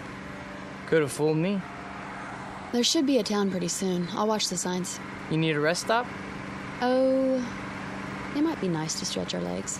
Get some lunch, don't you think? I think that's a capital idea, Mrs. Carter.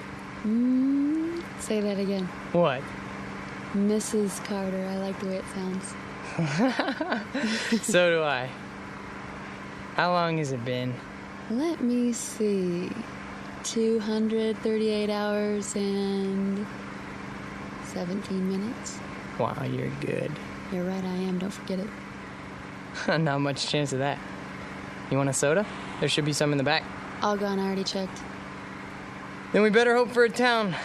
We could use some gas, too.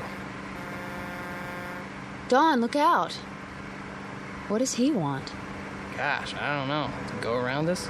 Well, let him. Don't worry. I'm not gonna duel with him. Look at that. His license plate. 3 7s. Dawn, listen. What's wrong with the car? I don't know. We still got a quarter tank of...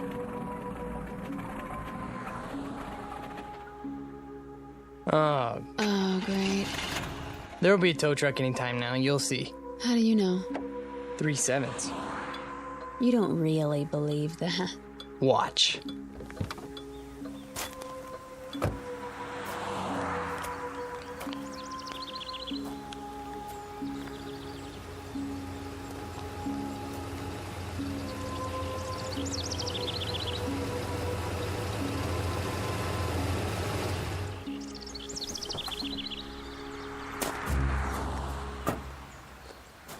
Hi there, folks. Need a tow? As a matter of fact, we do. Well, come on then. Hop in the front seat. Gas station's about 20 miles. They got a mechanic? Oh, sure do. Fix it right up. What did I tell you? Huh? Let's go, honey. You are so lucky, Dawn. Luck had nothing to do with it. Don and Pat Carter, honeymooning couple on their way back to New York. They've had the time of their lives, and they'll be home in a few days. Or that was the plan. But their new life together is full of surprises. Very shortly, Mr. and Mrs. Carter will be subjected to a gift of sorts, one that most humans never receive in a lifetime. They will be given a glimpse into the future. The price of that glimpse? A mere penny, 1/100 of a dollar. The time is now. The place of their revelation is a little diner in Ridgeville, Arizona. But what our honeymooners don't realize yet is that this unassuming town just happens to lie on the outskirts of the Twilight Zone. And now, The Twilight Zone and our story, Nick of Time, starring Marshall Allman and Jamie Brown, with Stacy Keach as your narrator.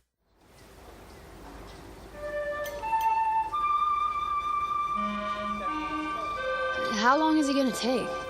Relax, honey. He just put it up on the rack. How can I relax in this heat? You could fry an egg on the sidewalk. Well, that's not a bad idea. I'm getting pretty hungry. I'd settle for a cold drink. There's a water fountain at the side of the station. Fine. I hope it works. Go ahead. I'll talk to him and see what's going on. You do that. Dawn, all I want to do is go home. Me too, baby. There's a lot of miles between here and Manhattan. And you have to be back at work next week, remember? How could I forget? There's a promotion hanging on the balance. Look, I'll see what's up, then we'll have some lunch. Okay? Okay.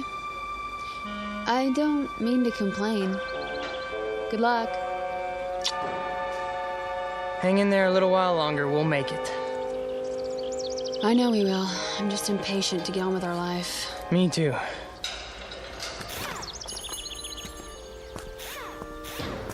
Oh, hi, Mr. Carter. Hi there. How's it coming? Oh, she's coming. You got yourself a bad fuel pump is all. That right. Well, can you fix it? Sure. I can fix it. Be a while, though. Oh. Why's that? Won't take but an hour to put it on. But I gotta order one from Klingman. How long's that gonna take? Well, if I send the truck over now, hour and a quarter each way. Oh. You know, my wife would like to get going as soon as possible. I'll bet she would. Can't keep every part in stock, though. Don't see cars like this all the time. Can you get right on it? I'd appreciate it. We can't wait around all day. Oh, I'll get it done before long. Don't worry. Why don't you and the missus take it easy? Have some chow. Where would you suggest? Diner's right down the street. Best in town. Ask the truckers, they'll tell you. Thanks, I'll do that. We'll be at the diner then. Let us know when you're finished. Sure thing.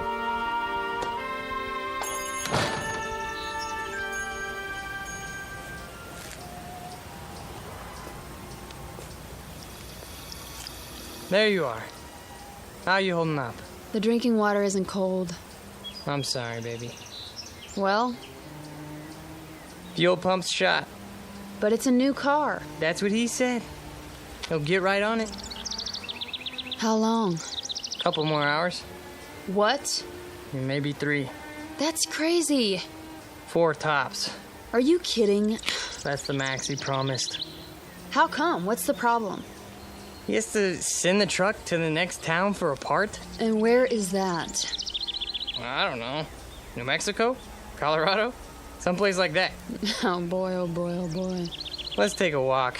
Ready for some lunch? Lunch? We might as well just move here, put down some roots. Sure. We'll rent a room at a motel. Get the weekly rate. Yeah, well, is it air conditioned? I was thinking an electric fan. Yeah, I'm gonna look for a job tomorrow. Where? I don't know, but I'm holding out for an executive position.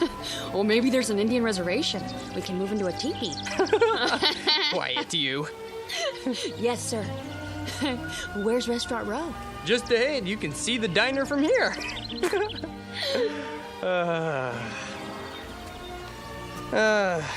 Speaking of jobs, you think I should phone the office again? Easy, lover. You're going to lose that promotion if you keep pestering them. I'm probably gonna lose it anyways. Oh, that's a fine attitude. I thought I married a man on the way up. Who's the best man for the position? Me. There you are, then. Thompson has seniority. Doesn't mean a thing. Take it from me. Little Mary Sunshine, huh? That's my name. Oops. What's wrong? Don't step on the cracks in the sidewalk. Why? Or I'll break my mother's back. I'm only trying to save her life. Thank you, dear. Here we are, the best coffee shop in town. The only coffee shop in town.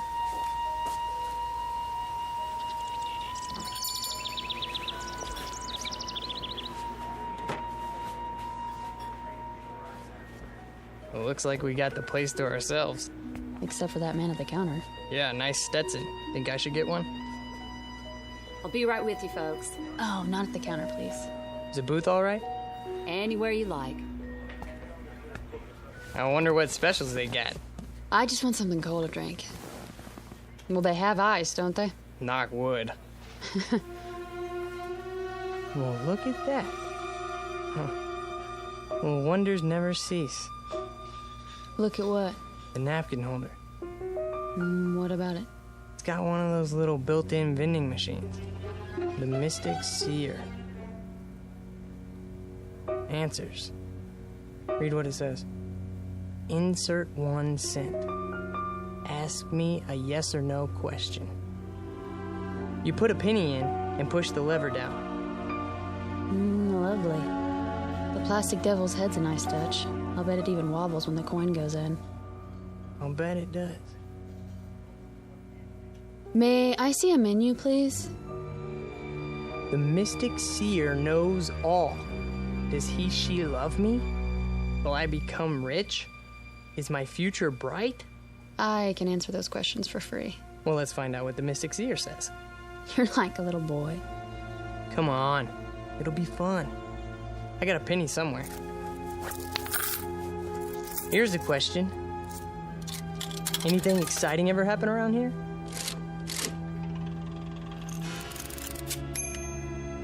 How exciting. Like those little pieces of paper you get in fortune cookies.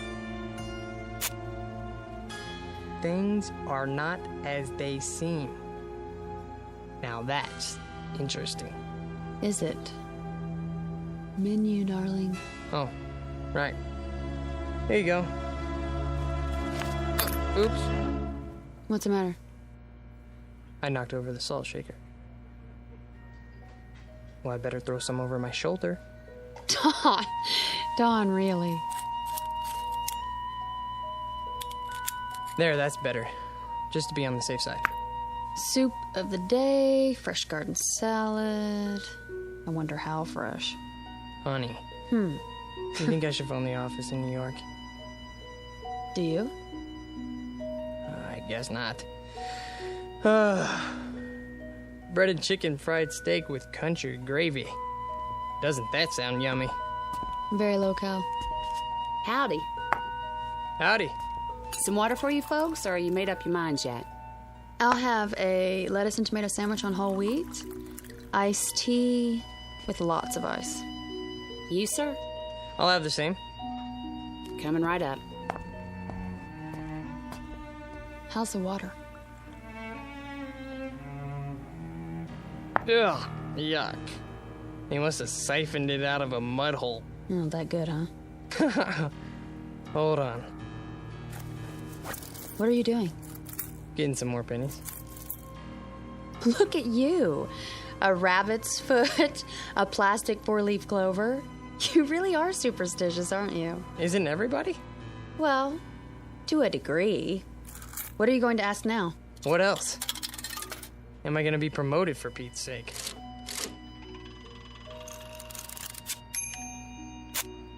Ha! What does it say? It has been decided in your favor. See? Your worries are over. I think I'll phone, though. Honey. I was gonna call anyways, wasn't I? There's a phone by the restroom. I'll be right back. Well, you'd better be. Here you go. Thanks. You need any ketchup? This'll be fine. Well, you want anything, you just let me know. Thank you.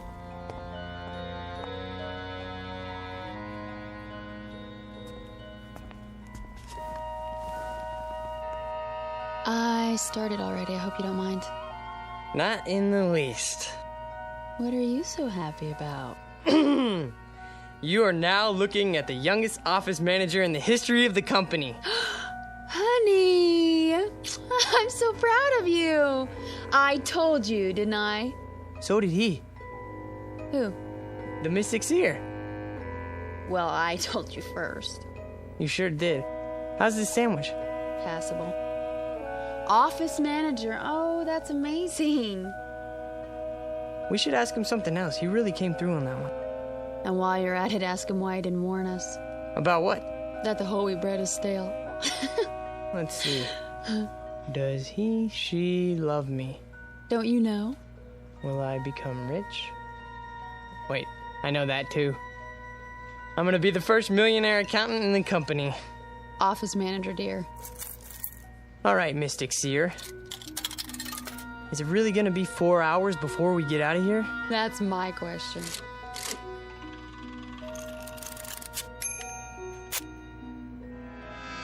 You may never know. What does that mean? Who knows? He does. Look at that winking eye. Devilish creature. I gotta know more. Well, it'll cost you another penny. So, I'm an office manager now. What do you mean we may never know? Wait. It's not a yes or no question. You mean something could keep us from knowing? Something could happen to us?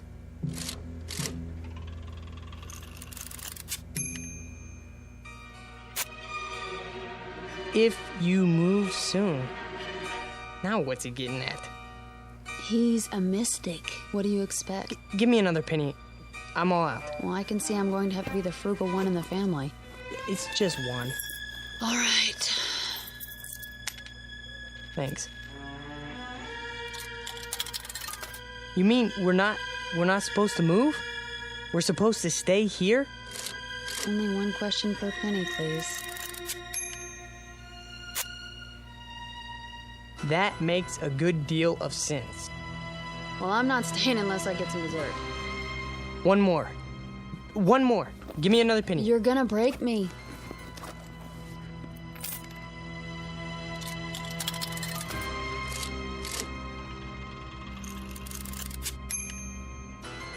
Try again?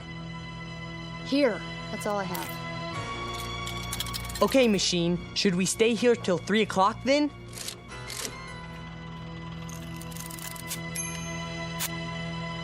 Look at the slip. There is no question about it. Let's go for a walk. Funny. Every answer seems to fit. You're joking, aren't you?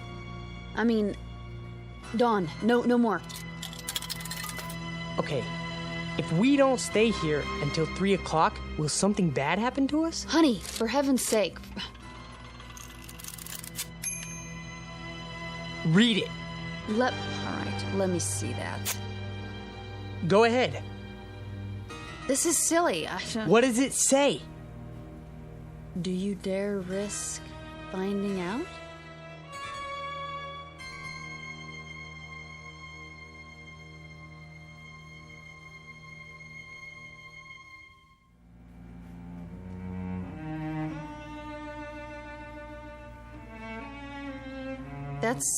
That's what it says. Do you realize what it means? Do you dare risk finding out?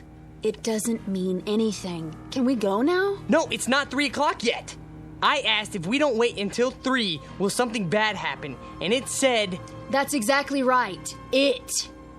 You're talking about a machine, Dawn. We're not talking about... Okay, let's order some ice cream. Are you stalling? No, of course not. But you said you wanted dessert, didn't you? Look, I think you're taking this a little too seriously.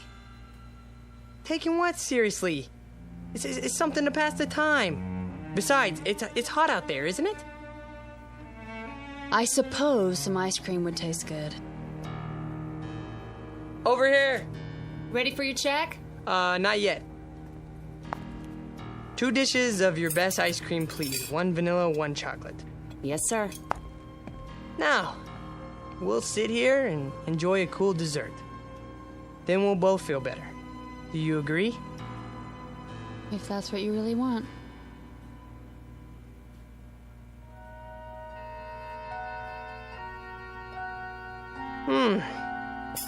That was good. Yeah, it was. Now can we go? Are you sure you don't want anything else? I'm sure. Some more iced tea? Dawn, please, let's go. Okay. Yes. I suppose we should. It's 2:45 already. Do you have enough cash? Of course. I'll go pay. Just leave it. If you don't mind, I'd like to get out of here. We've done enough setting lately. No problem. Well, I guess that's it then. That's it.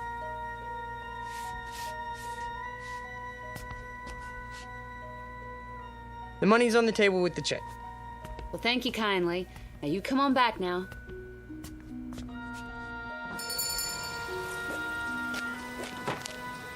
Whew, still hot. Yeah.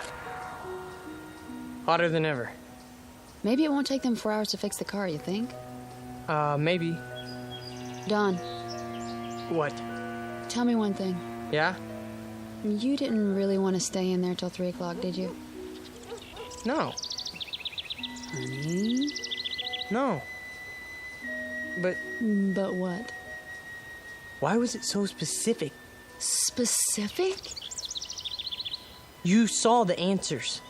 If you move soon, that makes a good deal of sense. Try again. You've memorized them? There's no question about it. You may never know. Do you dare risk? Don! What?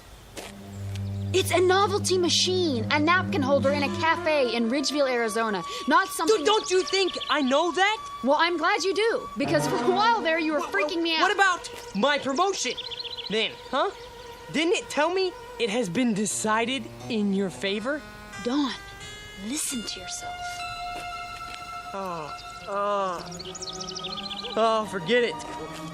Don't say it. Superstitious. Well? It's like you married an alcoholic, isn't it? Only instead of bottles hidden around the house, it's rabbit feet and 4-leaf clovers in my pocket, in the car, all over the place. And you're all mine. I wouldn't have it any other way, honey. Truly? Have I ever lied to you? Now, let's walk over to that garage and see how the car's coming. Maybe he took some pity on us and got the fuel pump finished ahead of time. Wouldn't that be nice? You're always looking on the bright side of things, aren't you? That's me. What are you doing? I'm not doing anything. You keep looking around as if you're expecting something to happen. Do I? You are worried, aren't you? I wouldn't say that. Oh, honey. You make me wonder when you act like this. Like how? The little things I can take, you know, the Lucky Charms, not walking under ladders. There's a good reason for that one, okay? Something might drop on your head, a can of paint, or... But this, it's too much. I'm sorry. I'm sorry too, Don. We're having such a wonderful trip, so don't spoil it with I said I was sorry, okay? I'm not trying to upset you. Well, I know you're not. Let's just forget it. Green light. What? Time to cross the street. We're almost there. Oh. I wonder what people do here. I don't see one movie theater, you know, maybe they go to the next town. What's it called? Williman or, Klingman or... Don? Are you listening to me? What? Yeah, I heard what you said. That doesn't change the facts, though. What facts? 6 straight answers telling us to not leave. Hey, don't. Please, let it go, okay? Will you stop treating me like a child? I didn't make those Don! answers. That car! Get out of the way! Don, look out! Oh my God, he didn't even pay any attention to the light. Just kept coming like we weren't even there. I don't even know. You're all right now. It's over. It's over. Oh, Don, hold me. What time is it? What? The time. Look at the time. It's exactly 3 o'clock. Really, Don, I'm all right. No, you're not. That was quite a moment. Amen. If you hadn't pulled me out of the way, you'd have one squashed honeymooner on your hands. You should sit down. Honestly, I'm fine. We both should. Where are we going? In here. The diner. Just for a moment. Don. Well, why not? Well, there must be someplace else to sit down. Well, I don't see one. Do you? I know what you're thinking. All right? I admit it was a strange coincidence, but... So? If it was a coincidence, then why are you worried about going back inside? I'm not. I just want to... You have to admit, it was a pretty far-fetched coincidence. Maybe. Then we'll sit for a minute. Have some more iced tea.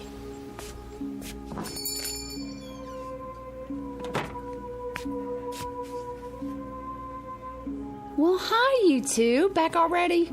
Yeah. It's pretty hot out there. Yeah, sure is. I'll be right with you. Thanks. Oh, no. They're sitting in our booth, in front of our mystic seer. Yes, they are. Well, we'll just have to try another one. How about that booth? Or the next one. They have machines, too. I'm sure they, Honey. What? Look at me. Do you honestly believe that gizmo over there can foretell the future? It foretold ours. How? Sit anywhere you like, folks. Thank you. Sit down, honey. Yes. All right, what'll it be? Just some iced tea. Honey? I don't care. Make that two. Be right back. I asked you a question. It's a reasonable one. How? You want to know how? I don't know. But when that car almost hit us, it was 3 o'clock. That's exactly when the fortune... Dawn, you said 3 o'clock, not that machine. You decided to sit here until 2:45. What did I do? What did I do? Oh, this is ridiculous. Ridiculous. What are you so upset about? You can't even consider the possibility that... Here you go. Great. Anything else for now? No. Wait, yes. Can you bring me some more change? What kind? A quarter's worth of pennies. Make it 2 quarters if you can spare it. Well, I can give you a roll. That would be great. Sure, just a minute. Dawn, what are you doing? What any logical mind would do. Before we do anything else, I'm gonna get the answers we need, and I'm gonna get them now.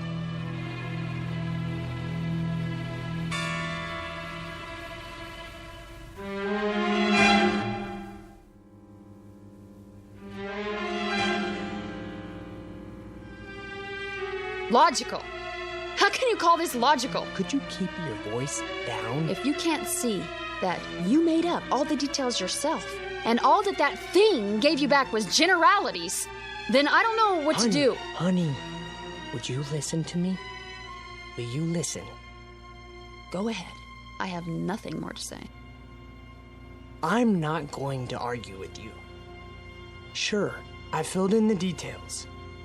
What does that prove? Could the machine make them up? All it has inside are answer slips that are already printed. Then we agree. What are you... Let me finish. You heard me talk 100 times about mathematical probability, right? It's my job. It's what I work with. I know that. There are probably thousands of these machines in diners all over the country. There are at least 10 of them in here alone. And every one of these thousands of machines are hundreds of little answer slips arranged in some kind of order. Probably a different order for every machine, right? So, it's mathematically possible that the way the slips are arranged in just that one machine at this particular time might apply to our future. How can you say that? Iced tea for 2. Right. And your pennies. You know, too bad that thing's not a slot machine. Isn't it, though? All right, you need anything else, just wave. I'm here all day. Got it. I'd appreciate it, honey, if you wouldn't act as if I were losing my mind. Well, aren't you? Is that what you think? Let me try to explain. You don't have to explain anything. But I do. Try to follow what I'm saying. There is a higher realm of mathematics that goes beyond probabilities. Some of it comes from quantum physics. Why are you telling me this? Hear me out, please. Jung, the psychologist, talked about synchronicity. meaningful coincidence. The point being that there are no pure coincidences. Everything is interconnected. If we can just spot the connections, it's what the Chinese I Ching is based on. The one where you throw 3 coins and look up your fortune in a book. Dawn, please. It's not fortune telling. It only seems to be. The idea is there are 64 hexagrams. Each one represents a pattern that reflects our place in the world at a given moment. Find the right one, and all else follows. It couldn't happen any other way. But the coins could come up in any combination. No, that's just it. Given everything else, at a particular point in time, there is only one pattern that fits. The Qing is just a means of identifying that pattern. So, you do believe in fortune telling? You're not listening. I said... How can you let yourself be controlled by such a thing? Can't you see what you're doing to yourself? What am I doing? What about the questions you asked? Were they mathematically determined too? I don't know. All I know is that the answers matched them. They would have matched any questions you asked. Does he love me? You may never know. Will I become rich? If you move soon. Is my future bright? There is no question about it. Ask anything, okay? It will always seem to fit. Honey, that's not the point. What is the point? We're about to find out. They're leaving. We can have our old booth back. Oh, Don. Bring your glass. Now we can test the hypothesis.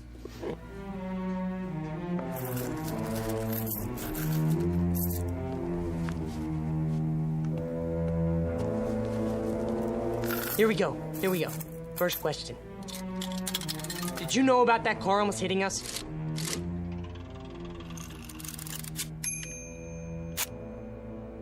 What do you think? Oh, that's conclusive. Will we reach New York City all right now?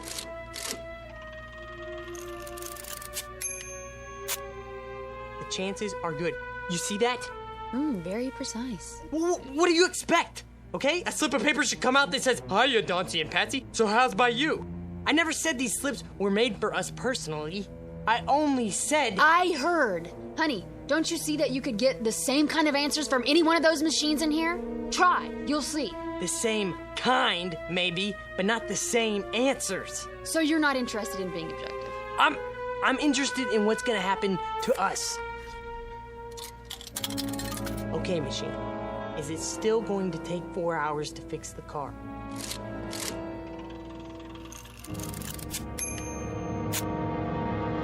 It has already been taken care of. Swell, that's it then, let's go. Wait! Maybe it doesn't mean... Mean what? Mr. Carter? Yes. Oh, hi. From the garage. I thought you'd like to know your car's ready. Is it? Had a lucky break. Found a fuel pump right here in town. Last one they had, too. That's good news. We'll be right over. Okie dokie. Shall we? You think that was a coincidence? Yes. Why don't you ask it some questions then? Or are you afraid to? All right, if that's what it takes. Okay, go ahead. Here's a penny. Will we reach El Paso by tomorrow? We're not going through. Quiet. You're trying to trick it. If that's what you really want. See? It can't be tricked. Will I ever get married? Read it. The answer to that is obvious. Mystic Seer. It isn't possible to foresee the future, is it? What does it say? That's up to you to find out. You're a stupid piece of junk, aren't you? It all depends on your point of view. I don't want to stay here. Even if it's true? Sit down. Especially if it's true. What are you talking about? I've had enough. We're not finished with the test. Maybe you're not, but I am. I think you are afraid of it. Not of it, Dawn. Of what then? Don't you know? Can't you see it on my face? Fine, then I'll finish it for you.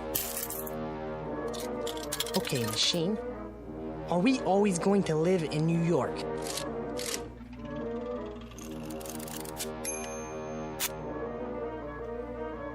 Are we always going to live in Los Angeles then?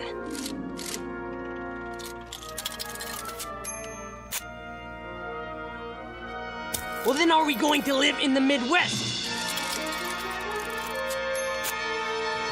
Then are we going to live in this country? Dawn. Dawn! No more. What? Let's go. No!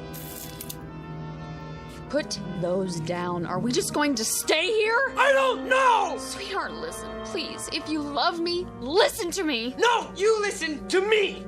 I believe that this machine can tell what's going to happen to us. I believe it, Pat, based on empirical evidence. Do you think I'm just gonna leave it behind? We can't afford to do that.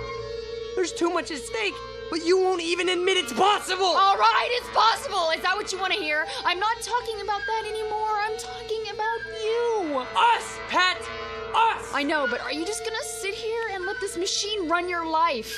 Run my life? Well, isn't that what you're letting it do? Dawn, it made you phone the office before. It made you stay here instead of leave. It made you afraid to walk down the street. Now it's telling you where you're going to live. That's not true. Honey! It's as if every superstitious feeling that you've ever had is all wrapped up in this one machine. It isn't just a matter of whether it can foretell the future. It's a matter of whether you believe more in these predictions than you do in yourself. Honey, you can decide your own life. You have a good mind, a fine mind. Don't waste it trying to justify a penny fortune machine to yourself, okay? We have such a wonderful life ahead of us, but only if we depend on ourselves to make it wonderful. Not if we, you know? Oh, Pat. Shh. Come on. I don't want to be told what's going to happen to us. I want us to make it happen. Together. All right, baby. Don't cry. Something wrong, folks? No. We're okay. It's all right, baby. We'll go now. We'll go. I'm a jerk. You're not. You're wonderful. Sure I am. Come on. I'm the world's biggest jerk. You want my handkerchief? Come on. We'll go get the car, all right? Don't do it just for me, Dawn. Honey, that's the best reason I have right now. Just give me time, huh? I'll shape up. I love you so much. I love you too.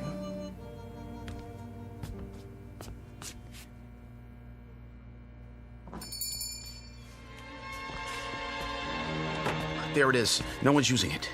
Thank God. Sit anywhere you like, folks. Wow, it's you two. Can we sit here, please? As soon as I clean up. We don't care. Has to be this one. All right, suit yourself. Just water again? It doesn't matter. Do you have any more pennies? I think so, yes. Then go ahead. Can we ask some more questions now?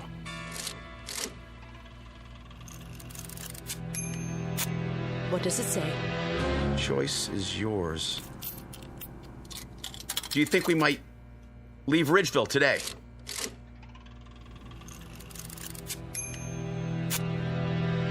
Let me see. Oh. Well, where are we going to get some money to live on?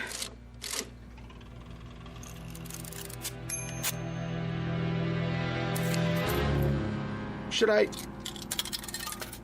sell our car?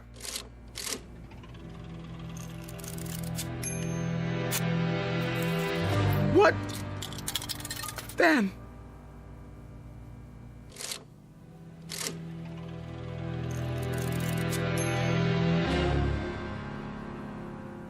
A delicate balance in the little town of Ridgeville, Arizona.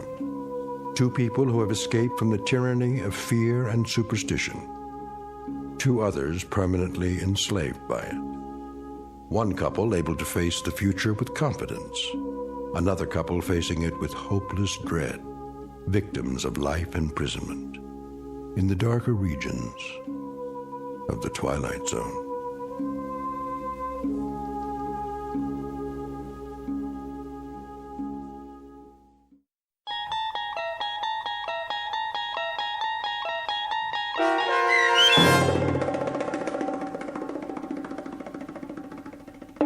Nick of Time, starring Marshall Allman and Jamie Brown with Stacy Keach as your narrator, was adapted for radio by Dennis Etchison and written for The Twilight Zone by Richard Matheson. Heard in the cast were Paul Cook, Craig Brawley, Amber Lake, Jeff Lupetin, Kate Johnson, Doug James, and Elizabeth Lido. To learn more about the Twilight Zone radio dramas and to obtain audio cassettes and CDs of these programs, visit our website at twilightzoneradio.com. The producers of The Twilight Zone wish to thank CBS Enterprises, Carol Serling, Dennis Etchison, Dick Brescia Associates, Claire Simon Casting, Terry Jennings, XM Satellite Radio, Sirius Satellite Radio, our sponsors, and our radio affiliates for helping make this series possible. This copyrighted radio series is produced and directed by Carl Amari for Falcon Picture Group.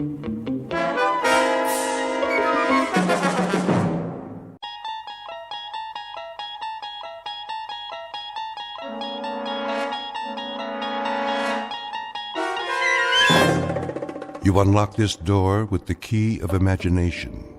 Beyond it is another dimension, a dimension of sound, a dimension of sight, a dimension of mind. You're moving into a land of both shadow and substance, of things and ideas. You've just crossed over into the Twilight Zone.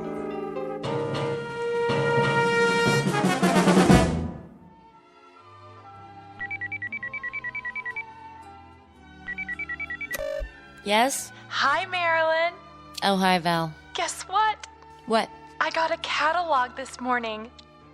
That's nice. I'll hold it up so you can see. Didn't you hear me? I said I got What's so special about a catalog? You get a lot of them, don't you? Yes, but this one is from the Bureau. Oh. Well, isn't that simply the greatest? I suppose so. You suppose?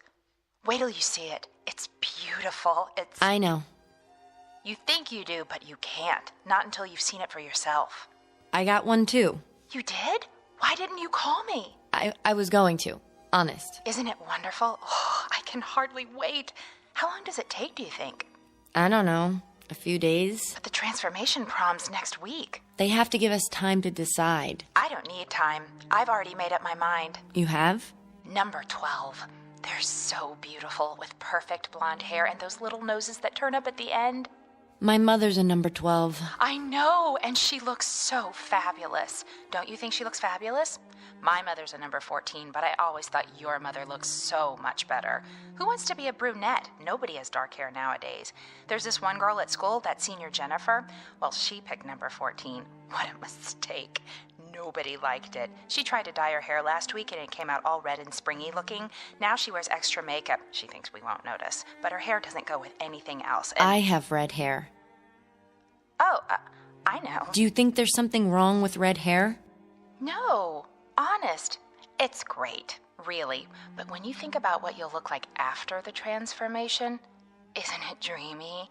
Maybe I'll pick number 15. They have such nice long legs. Of course, number 11 does too, just like a dancer. Not as slim as number 12, but... I gotta go. To look at your catalog, I bet. Hold it up to the phone so I can see. It's not here. Well, where is it? You didn't lose it, did you? Better check, because if you did... My mother's got it. Oh, good. I mean, I want to ask her a question. Do you think she's happy being a number 12? If she could give me her opinion before... Yeah, I'll tell her. Bye, Val.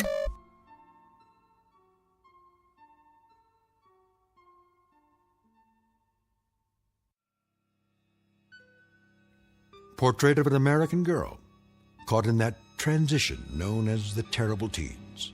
The place? A world very much like our own, with all the modern conveniences that make life healthy, happy, and safe.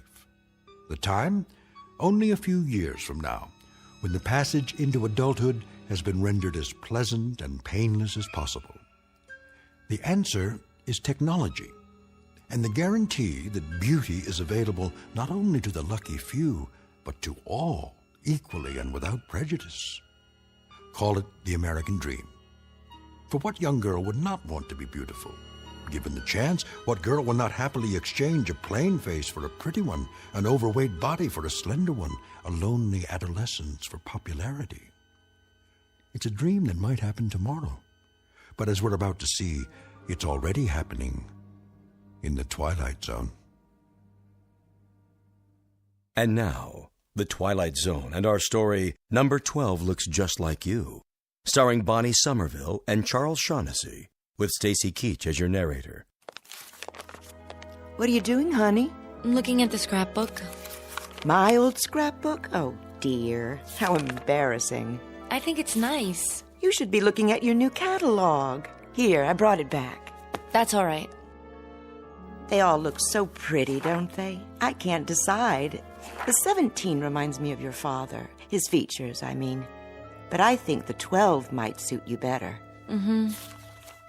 What do you think? I don't know. I thought we should look at it together, all right? If you say so. Of course, you can't see the details clearly. The holograms are so small. Just the basic faces and figures and how they look wearing different outfits. But you get the idea. What's the matter? Nothing. Are you listening to me? I'm sorry, Mothers. Some of the pictures in this old album... Sometimes I don't understand you, darling. What do you mean? Most girls your age are thrilled to death when it's time to choose a pattern. Have you even looked at the catalog? Yes. I remember how excited I was before I made my choice. I couldn't sleep for 3 nights. The patterns were all so lovely, I couldn't make up my mind. My mother had to help me decide. I finally chose number 12. I guess that's everyone's favorite. Is it? Aren't you excited? Mm-hmm. What is it in that old album that's so fascinating? The way you were. Before. Oh, you can't be serious. This page, for instance. Not that one. It is you, isn't it?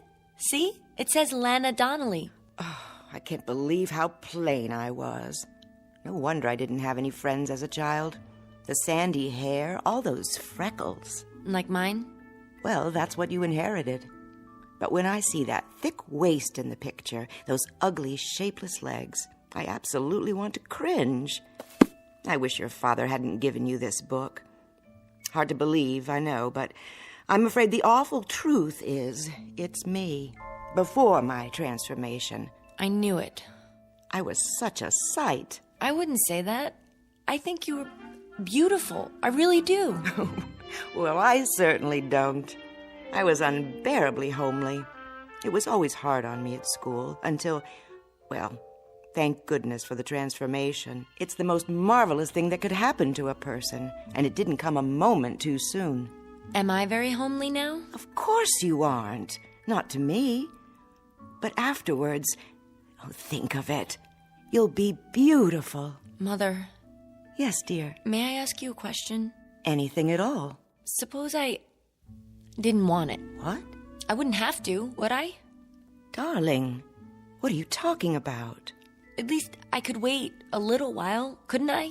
Would that be all right? Oh, I don't think so. It has to be done at just the right time, a certain stage in your growth. Later, it's much harder. That's why the Bureau notified you. The time is now. But what if I'm not ready? You're just nervous, darling. There's nothing to worry about. Nothing at all. Say, I know what you need. You do? A glass of instant smile. I'll ring for Grace. I don't need anything. I think you do, if you could see yourself. But all of that will change. Just think. Turn it over in your mind and savor it. Very soon now, very, very soon, you can look like this. Or this. Who's that one? She's exactly your age. Isn't she beautiful? Her name is, let me see, Melanie Moore. There's no reason why this couldn't be you. Wouldn't that be wonderful? You rang, Mrs. Q-Barrel? Lana. Pardon me, Lana. A cup of instant smile for my daughter, Grace. Yes, ma'am. On second thought, make it 2. I could use a little pick-me-up myself. Right away. Teaching the help to use first names can be a problem these days. But we're all equal, aren't we? Yes, Mother. Remember that. After all, Grace is a number 12, too. Even if she is our maid. Oh, Mother. Why so glum, darling? I'm tired. I think I'll go to my room and lie down. That's a good idea. You're not yourself today. Oh? Who am I? You act as though there's something wrong with the transformation. I don't understand what possible objection anyone could have to being beautiful. After all, isn't everybody?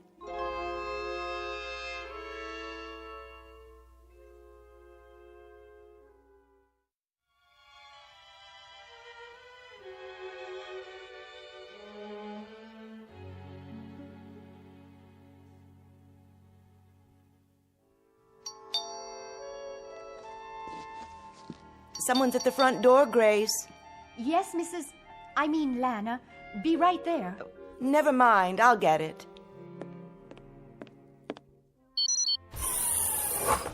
Hello, Lana. Oh, Rick. Thanks for coming by. How's Marilyn? The same. I almost couldn't believe what you said on the vid phone. I couldn't believe it myself. But it's true. She doesn't want the transformation. Can you imagine? Let me talk to her. I wish you would.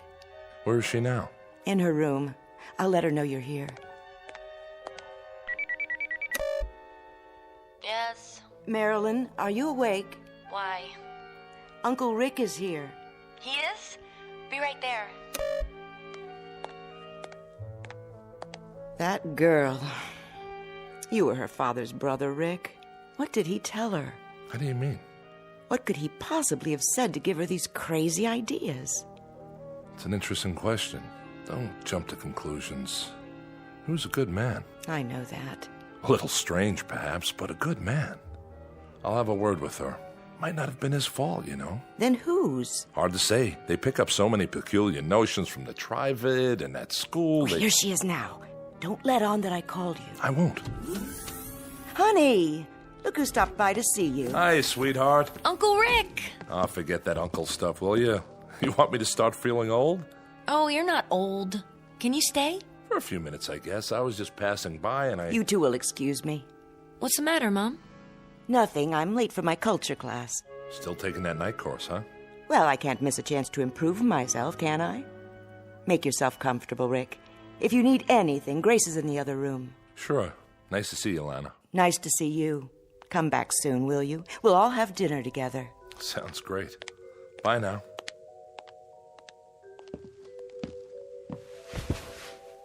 Now then, what's all this about? What's what about? Well, I gather your mother is worried. Oh. Don't say it like that. She cares very much about you. Because I don't want to be transformed? Something like that. Because I want to stay ugly. Stop it. You're many things, honey. Most of them delightful, but you're definitely not ugly. You're just... Just what? Not beautiful? Some people might say so. What would you say? You're different looking. Different good or different bad? Doesn't matter. The point is, people choose transformation when the opportunity comes along. I guess I'm not like other people. Your father chose it. I know. He was a number 17 just like you. Well, yes. 17 is the favorite for men these days.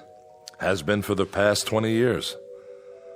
My brother was a perfectionist. Wouldn't settle for anything less. Uncle Rick. Yes? Haven't you ever wanted to look like you? I do look like me. But you also look like a lot of other people. And all considered rather handsome, or so I'm told. Is that bad? Is it good to be like everybody? Isn't that the same as being nobody? I think it's time you tell me. Tell you what? Where you've been getting these radical ideas. My father used to say... Your father was a handsome man, wasn't he? Yes, but he read books. He thought about things. Sometimes we talk, just the two of us. Everybody talks. I mean about real things, not just electronic baseball or the super soccer team or where to buy a dress or fix your hair. Is there something wrong with sports, Marilyn, or buying new dresses? Think of all the businesses that would close down if nobody thought about them. But if you make that all there is in life... Sorry, sweetie, I have to be going. For now, I'd say you're out of sorts. It's not unusual at your age. You better have a glass of instant smile. Ask Grace to bring one in. I've had a glass of instant smile. I've had glass after glass after glass. And you know something? It doesn't do any good. Take it easy. I don't feel like smiling. I feel like frowning. In fact, I want to cry. I'm unhappy and I don't know why. Do you understand? I'm just not happy. I'll tell you what you are. I don't know how it happened, but I'd say you're a very sick young lady. Why? Because I don't want to be like everyone else? I'll tell your mother to make an appointment with the doctor tomorrow. Till then, take care of yourself, sweetie. And try not to worry. We'll all be better very soon. You'll see. What's wrong with me? Somebody please tell me. What's wrong with me?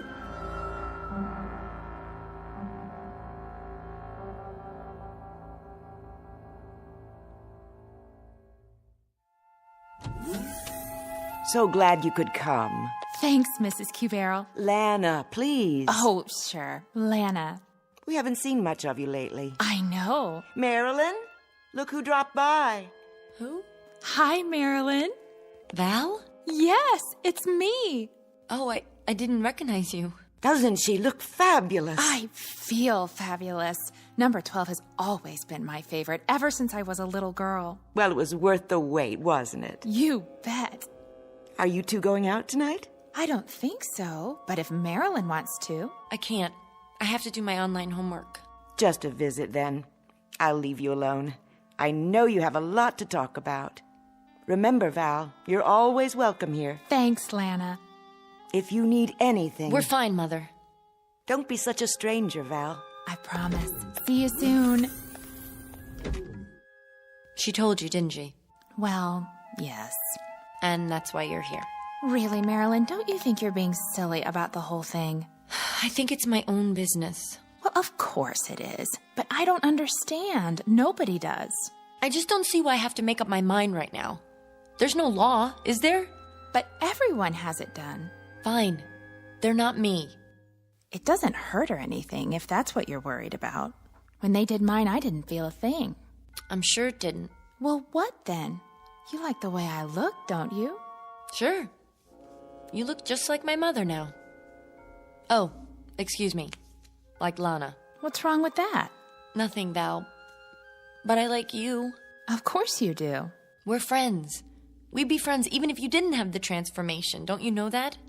That's not the important thing. What is important, Val? It's like getting a new dress or a new hairstyle. You just look better. You want to look as nice as you can, don't you?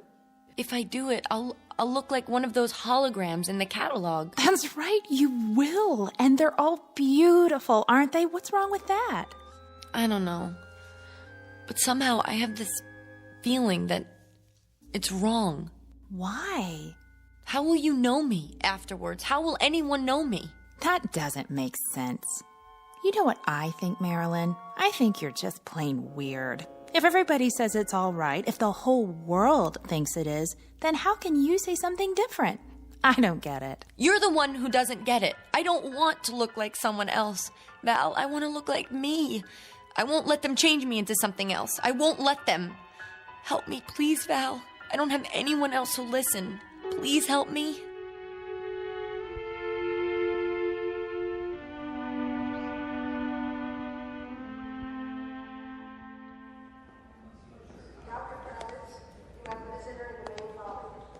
Marilyn?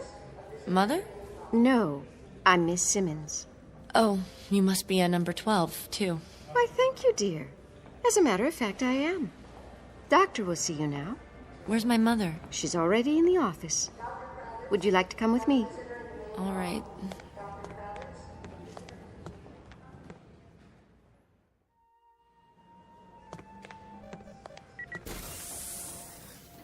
Dr. Hortel?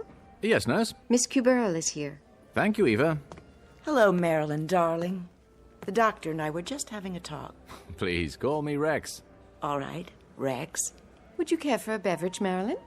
No, thank you. That'll be all for now. Very well. Call me if you need anything. Yes, I will.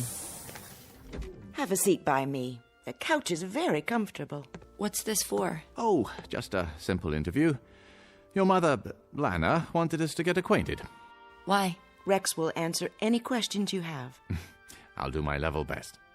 And I appreciate it. We both do. I'm sorry to have bothered you. It's such a small thing, really. No, not at all. That's my job. Marilyn, please, sit. Now then, you're 18? Yes. Well, it must be about time to... yes, I see that you've already received your notice. Went out last week. That's why we're here. No, you mustn't worry. I try not to. Marilyn's like so many young people nowadays. She is? Mm-hmm. And it's our fault. How so? Well, because we haven't made things clear to her. It's a matter of communication. But when you deal with a bureaucracy, well, there's bound to be an information lag. I read everything from the Bureau. But it didn't give you any definite explanation of why you've had to wait this long. I'm sure it's been difficult. Marilyn looks at you, Lana, at the women all around her in pictures on the Trivid, and then she looks into a mirror. It has a negative effect on her self-image, not to mention her spirit. There's nothing wrong with my spirit. Marilyn, please. Well, from pure perfection of body, face, limbs, pigmentation, carriage, stance, she sees herself and is horrified. Isn't that so? Well, Well, of course it is. The child asks herself, why must I be so hideous, off balance, oversized, awkward, when everyone around me is so perfect? In short, she's tired of being a monster. She's come close to giving up. Dr. Rex, that's all well and good, but you don't understand. He doesn't. I beg your pardon? She isn't just depressed or anxious, she's... Well, go on, say it. You're my patient now. Everything is in strictest confidence. Well, she's... I don't know quite how to put this. I made up my mind. You have? I don't want to have the transformation. You what? I don't understand it either. She never said anything before, and now, suddenly... Is this true? Yes. Oh, perhaps you'd like to talk about it. Not particularly. She won't give any reasons. She just... Suppose you tell me, Marilyn. In your own words. There's nothing to tell. I just don't want to change. You do understand that transformation is a normal part of growing up. It has been for years now. In a way, it's a milestone. A sign of maturity. It means you're ready to take your place in the adult world. How? By being like everybody else? Well, I wouldn't say that. No, there are a great many styles in the catalogue. You're absolutely free to choose any one you like. There's no pressure on you at all. No coercion. Isn't there? No, that would be against regulations. But I have to choose one, even if I don't want to. That's the way it's set up. If I don't, well, I don't even know what would happen to me. You make it sound like you're being forced.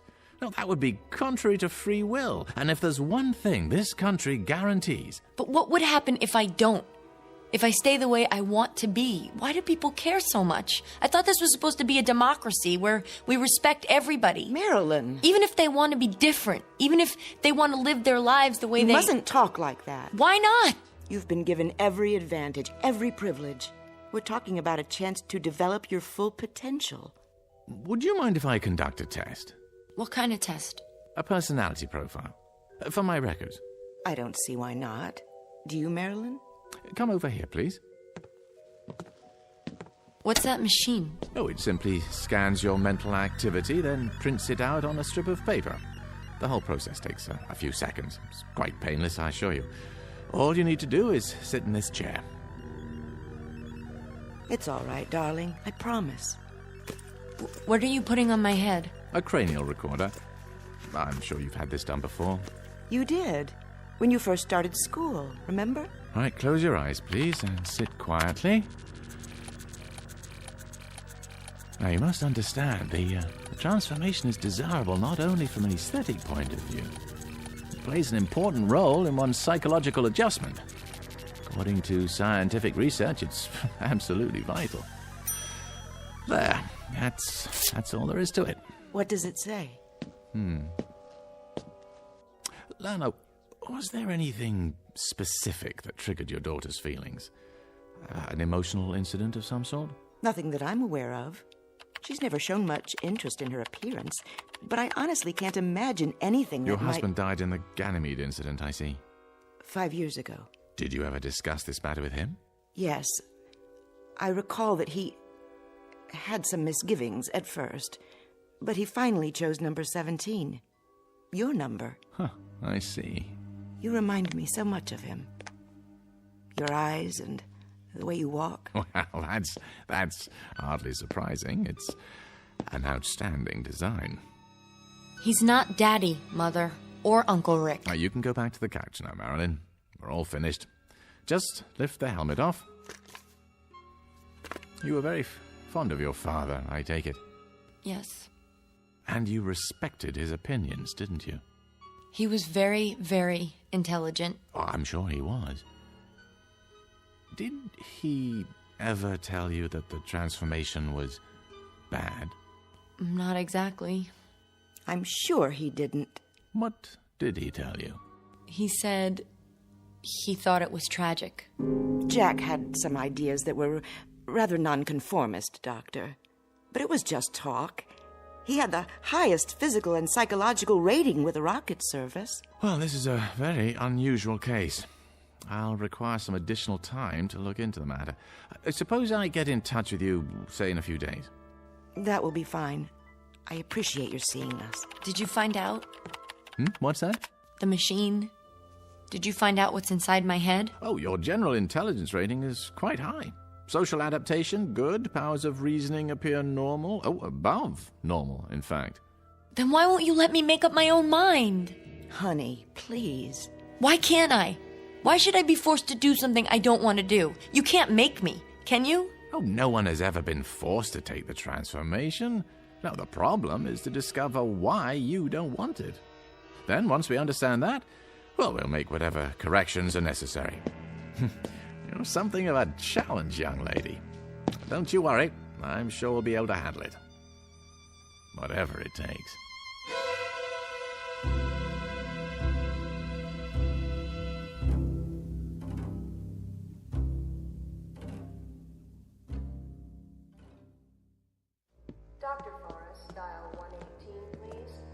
Where are we going?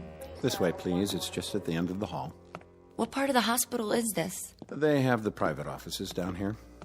I thought Dr. Hortel was going to meet me. You mean Dr. Rex? He'll be along later. Miss Marilyn Cubero. Come in, Marilyn. Sit down. It's too dark. I can't see anything. Walk toward the desk. Wait. See the chair? Yes, but I can't see you. Sorry, the lamp must be right in your eyes. Let me adjust it. Who are you? I am Professor Friend, Sigmund Friend. You must call me Sig. Dr. Rex has told me about you. I'm here to help. Sit, please. Help me? Help rid you of your fears of this necessary and important... No, that isn't true. It's not necessary. This very necessary, very important step in your life. But why? Why does everyone want to force me to do something I don't want to do? Why else but for your own good? That doesn't make sense. Why else would the state go to so much trouble and expense? Many, many years ago, wiser men than I decided to eliminate injustice and inequality from this world. They saw in physical unattractiveness one of the factors that make men hate.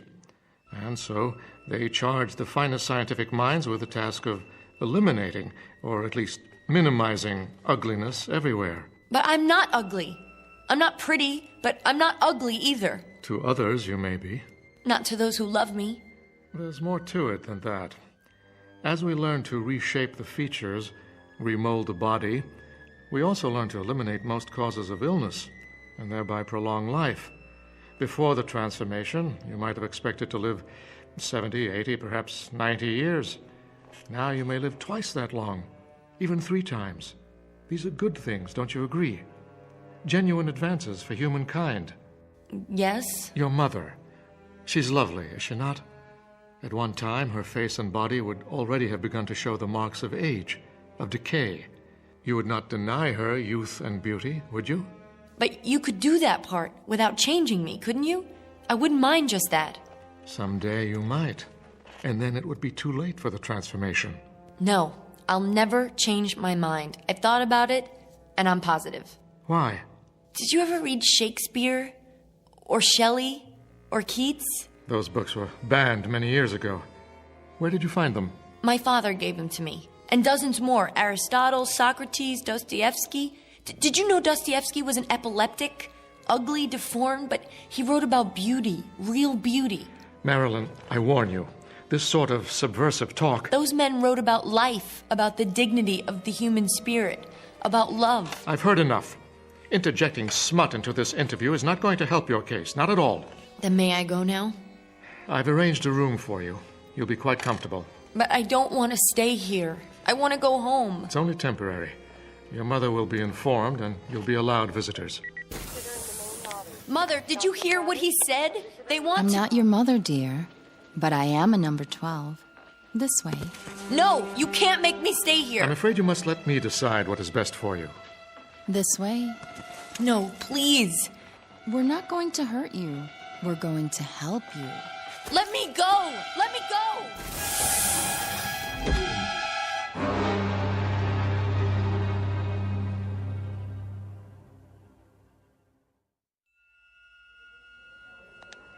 We're almost there. Just ahead. Third room on the left.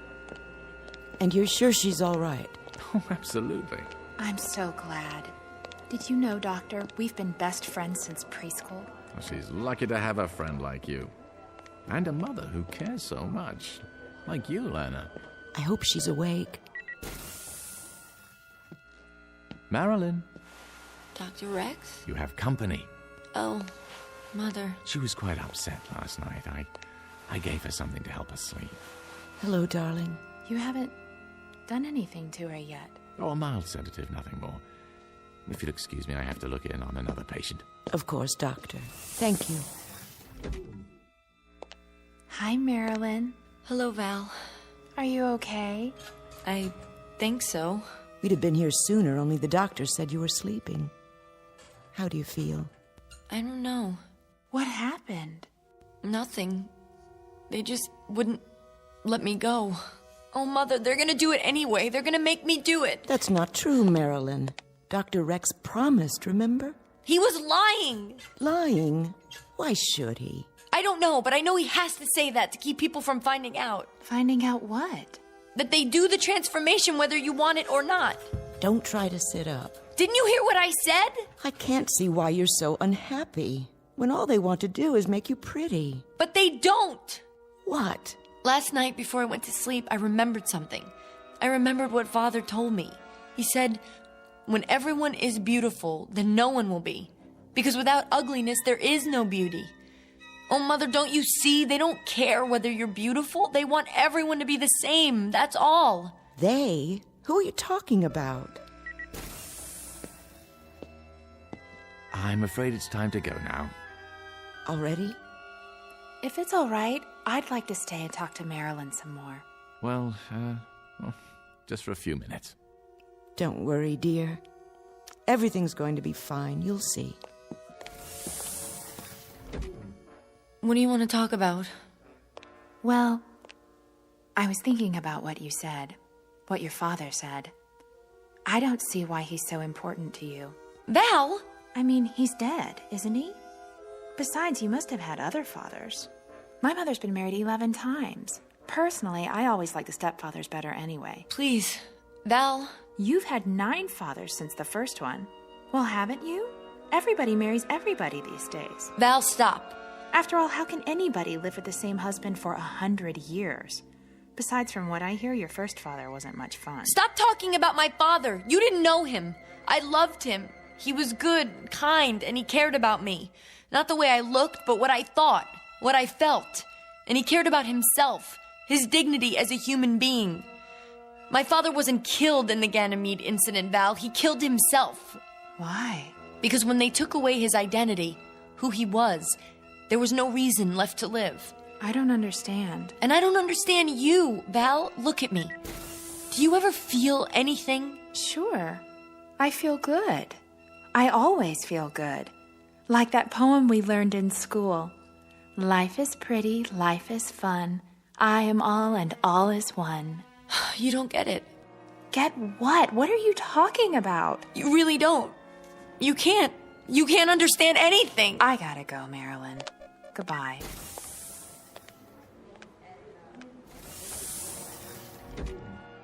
I have to get out of here.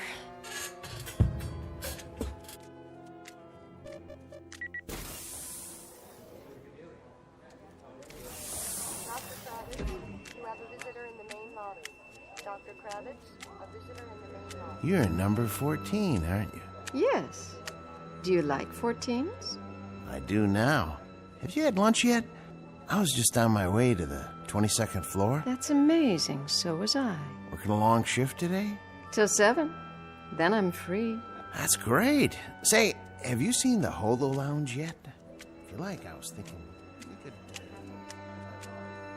Which is the way out? I can't remember. Must be those 2 doors at the end.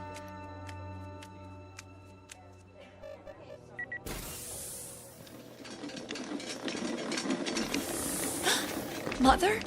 What's that? Is that my mother on the gurney? Is your mother pregnant? No. Then your mother must be at number 12. Are you all right? Yes, I'm fine. What are you doing in your hospital gown? I was just looking for the nurse. You better stay in your room. Push the button by the bed. The nurse will be along. Okay, I'll do that. Thank you.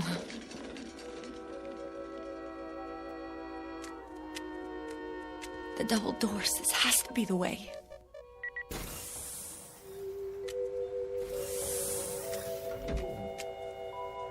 Hello? What is this place? Somebody? Hello, my dear. We've been expecting you. Dr. Rex? Where am I? What? This is an operating room. No! No need to run. Sooner or later, everyone decides to be beautiful. What number have you chosen? No, please, please!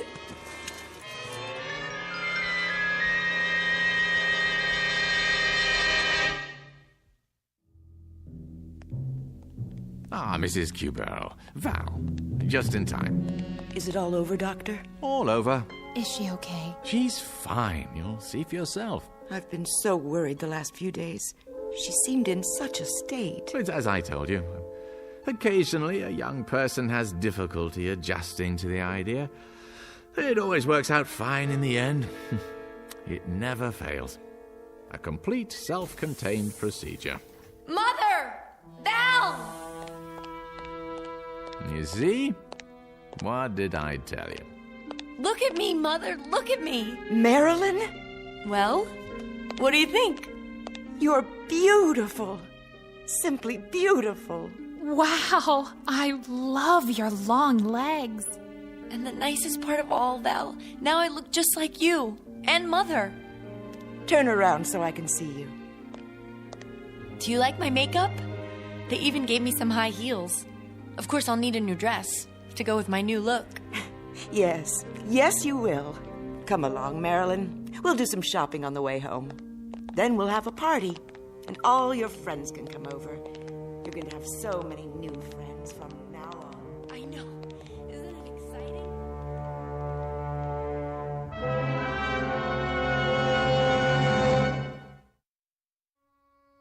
Portrait of a young lady in love for the first time with herself. Improbable? Perhaps. But in an age of plastic surgery, bodybuilding, an infinity of cosmetics, and an obsession with appearance, let us hesitate to say impossible. These and other blessings, some of them decidedly mixed, may await us in the not-too-distant future, or at least a future to be found in the Twilight Zone.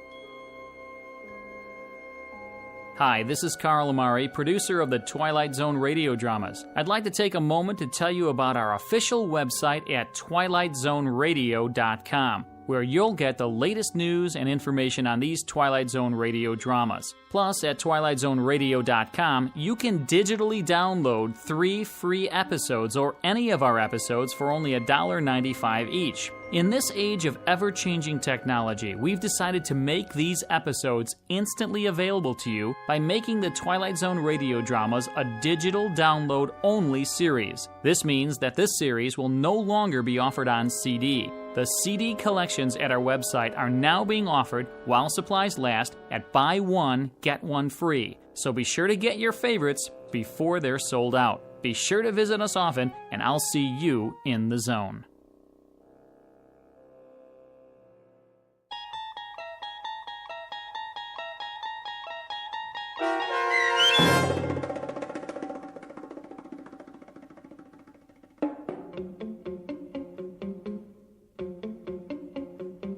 Number 12 Looks Just Like You, starring Bonnie Somerville and Charles Shaughnessy, with Stacy Keach as your narrator, was adapted for radio by Dennis Etchison and written for The Twilight Zone by John Tomerlin from a story by Charles Beaumont. Heard in the cast were Mike Starr, Linda Reiter, Rebecca Spence, David Darlow, Nick Sandys, Nina LaSalle's, Tom McElroy, Rick Arthur, Chobi Cerny, Fernette Lebo, and Terry Lopez. This copyrighted radio series is produced and directed by Carl Amari for Falcon Picture Group. Sound design and custom Foley effects for The Twilight Zone by Cerny American creatives Bob Benson, Craig Lee, Michael Slaybach, and Matt Sorrow. To learn more about the Twilight Zone radio dramas and to contact us, visit our official website at twilightzoneradio.com. Doug James speaking.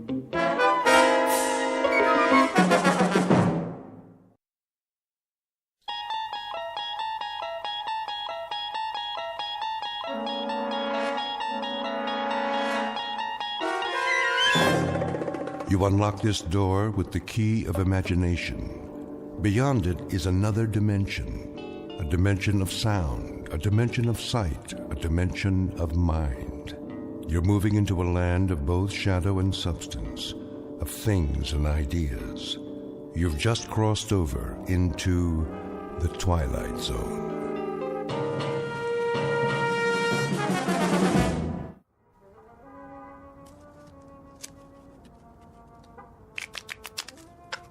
Time to feed the kitty.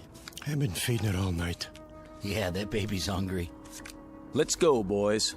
You heard the man. Put in 2 chips. 2 times how many hands? The auntie's eating me alive. You got some cards coming. I can feel it. Yeah? That a money-back guarantee? You pay your money, and you take your chances. Dealer aunties.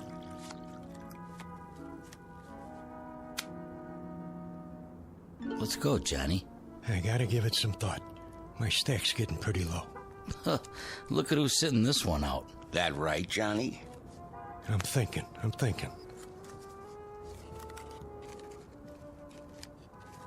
I know one thing. Takes money to win money. Yeah. Listen to the man. Are you in or out? Give me 1 minute, all right?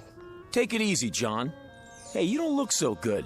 Maybe you should kick back, watch some TV. Hey, hold on. I came here to play cards. Hand me that remote. Say, what are you... Just give it to me. The old fire hall is... There. You gonna let one lousy player hang up the game? Don't worry about it. Johnny here needs some time out. You know the old saying. What's that? Money talks, and suckers walk. Scientists are baffled as all communications in and out of Peaksville remain blocked. For live coverage, our Eyeball News team takes you inside the city limits following this broadcast on the 11 o'clock report. And that's a wrap of today's news. I say deal them. All right, boys, here we go. Down the derby. Okay already. I'm all in. You ain't even looked at your cards. What's the difference? 1 more hand and I'm out. Sure, Johnny, maybe you'll double up. I got a good feeling this time. Me too. I'll see that and I'll raise you. Raise? Everything I got's in the pot. Separate side bet. I fold. Dealer raises again. Call. cards, John? 3. Keeping a kicker, huh? All right, 4. Come on in! Who's that? A friend of mine. Said he'd stop by. Heck of a time for it. It's open! Jody Hallam? Who wants to know? Mr. Hallam, will you come with us? You got a warrant? No, sir, but... Then get out of my room. My associates and I are having a friendly game of cards. This is a federal matter. We have a car waiting downstairs. Oh, good for you. You see any money on this table? Because I sure don't. There's no time to lose, sir. If you'll just come with us. Hey, why the cuffs? Someone wants to see you in Washington. Be seeing you, Jody. I'll just hold on to my chips for now. Let me call my lawyer. No need for that.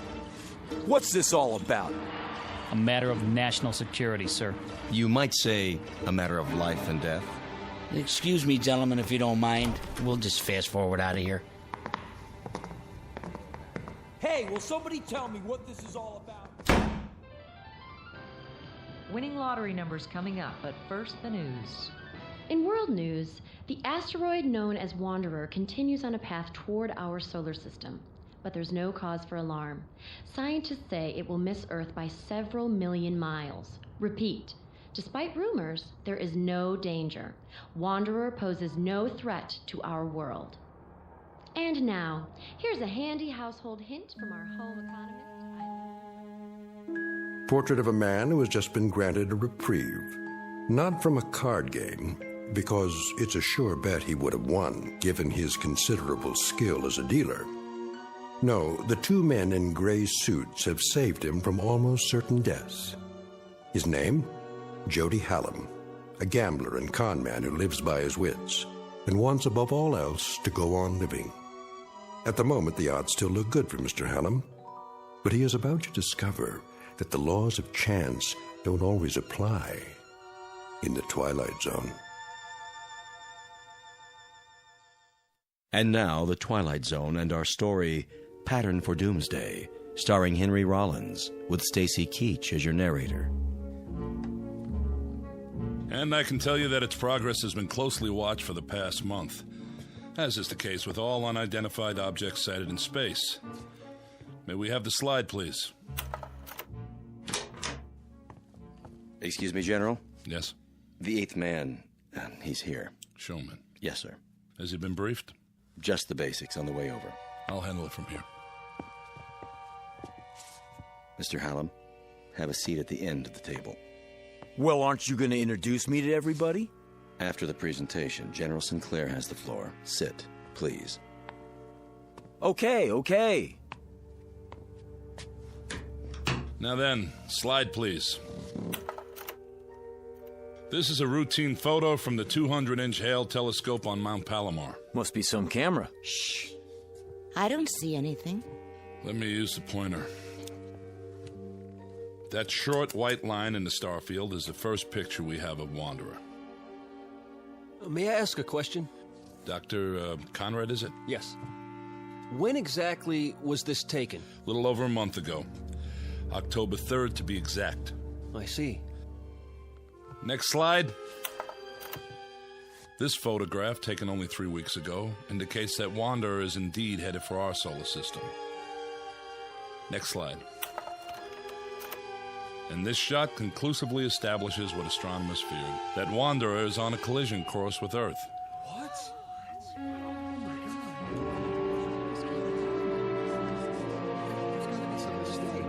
Next. This picture from 2 days ago allows astronomers to accurately measure Wanderer. It is about 2,000 miles in diameter, a little less than our moon. May we have the lights, please? Hey, General, is this on the level? I wish I could report otherwise. The fact is, the time of collision is now 53 hours and 40 minutes. Couldn't we blast it with an H-bomb or something? I saw that in a movie one time. Efforts are underway to destroy or deflect the asteroid, but unfortunately there isn't much hope for success. General, if, as you say, astronomers have known about it for some time, Why is it that the public hasn't been told the truth? To begin evacuating the cities, for example. To avoid panic. Virtually all heads of state are in agreement. And the damage is projected to be so widespread that there's no longer any point. But what about us? Why were we dragged here if this thing's gonna hit in a couple of days? And I thought I was washed up. Now I find out the whole world's done for. What do you expect us to do, General? Most of us are ordinary citizens. Mr. President. Please remain seated. Have you finished your briefing? I have, sir. I wanted to meet you all personally. It's a great service you're about to perform for your country and for the world. I don't like the sound of that. He's not as tall as he looks on TV. Please, hold your questions. That's all right, General. They're about as confused as the rest of us. I'll get to the point. Out of the entire population, you 8 people are among a very few to be made aware of the situation. Let me tell you why. I can handle that part if you like, Mr. President. No, they deserve to hear it from me. I'm the one who signed the order. It's taken 10 years for the United States to build its first nuclear-powered spaceship, the Varuna 1. It was intended for the exploration of space. That ship now stands on a launching pad in New Mexico, ready for its first and last mission, that of transporting human life to a new planet, to grow and multiply. To put it simply, you have been selected to represent the future of the human race. Then we're really in trouble. You can say that again. Is he serious? That's crazy. Why us? Know that in you rests the heritage of all humanity. Our prayers go with you. Good luck and Godspeed. We're really grateful. Thank you, sir. Are you the psychologist? Dr. Russell Conrad, Denver, Colorado. I'd like to shake all of your hands. Francie Blaze, Los Angeles. I entertain. Pleased to meet you. Jody Howland, Mr. President. I'm from Chicago. I guess you could say I'm a speculator. I see. Regina Walsh, Kansas City, Missouri. I'm a singer. Or I was. Is that right? Dee Clark, Spokane, Washington, bacteriologist. How do you do? Philip Jewell, New York City. Mr. President, I'm not sure I approve of all this. I don't understand. You're Dr. Jewell? Yes. I've read several of your books on philosophy. Thank you. But about what's happening here... General Sinclair will fill you in on the details, Doctor. Lily Wong, San Francisco. I am an artist. Hello. Harvey Winterroth, Traverse City, Michigan, and just an auto mechanic. Don't say that. You all have very valuable skills, chosen to complement each other. Believe me, the hopes and aspirations of the world go with each and every one of you. Try to bear that in mind. And now, goodbye, and good luck. Thank you for taking the time, sir.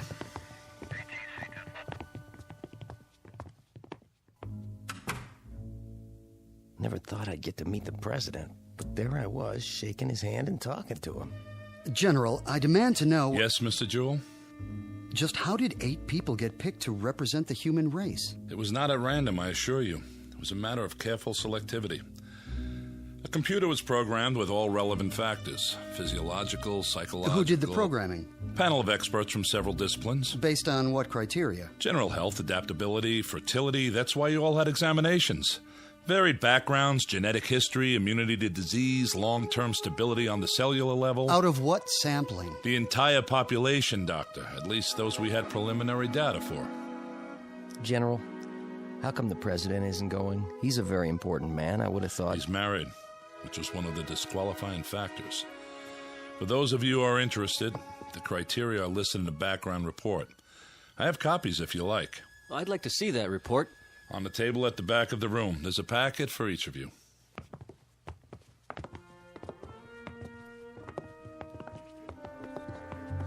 Look at me. What a mess. I better fix my face. You look fine. Don't kid me. We're not here because of our looks, that's for sure. Must be because we're in such good shape. Yeah, you're a regular bodybuilder. I'm serious. Other kids got the measles, but not me. I was always lucky that way. Goody for you. Oh, maybe not 100%. But when I lost, it was because someone else was dealing. Man, I sure wised up in a hurry. A dealer, huh? I can spot one a mile away. Fingers always twitching. Just keep 'em to yourself. Hey now, baby, I never done anything crooked with these fingers. I know. You just help the cards along. The suckers get greedy, that's all. So they get restless and overplay. Is that my fault? Can I help it if they want to make it all in one night? I ask you, who's the smart one, me or them? You heard what the general said about brains. We'll see how you make out where we're going. Listen, Jody Hallam always makes out. You remember that. Just don't try any magic fingers on me. Ha! Don't flatter yourself.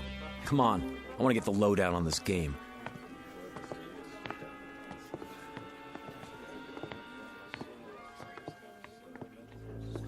And after that, it was all entered into the memory banks. The results were collated and sorted until we had it down to this number. Ah, so we have a machine to blame for being here. Blame? You should be happy the machine picked you. Should I? Then why do I feel as if I'm deserting humanity in its hour of need? General, how soon will the Varuna leave Earth? In less than 24 hours, we will all be flown to the launch point. What about food on the ship? It will be stocked with bread, soup, meats, even ice cream, in a concentrated form. Enough for a lifetime if necessary. You won't be hungry. How can I get that much chow on one ship? It will be made from continuously harvested tanks of chlorella, a fast-growing, single-celled plant. A plant? That doesn't sound very palatable. Hey, General, where are we supposed to land? There's an area on Mars if we can confirm it's suitable for a small colony. How about if it's not? Ship's nuclear power pack can take you all the way to Alpha Centauri if necessary, using a new form of hyperdrive. That's the nearest star system with habitable planets. Maybe there'll be people there like us. I read a story about a princess on Mars. Then you can go into your dance and knock their eyes out, if they have eyes. Who's kidding who? I was never a very good dancer. I was never very good at anything.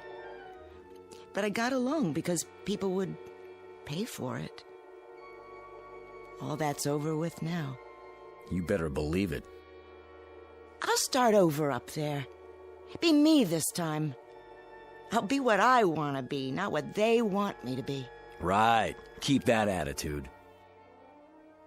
I have a question. Who's flying us to where we are going? We've assigned a crew of 2. That should be sufficient. Captain Gerald Vickers and Lieutenant Robert McKenna. You will meet them when... excuse me. Sinclair? Yes. Right away. Limousine is downstairs, ready to take you to the airport. No calls for us? To say our goodbyes? I'm sorry, Doctor.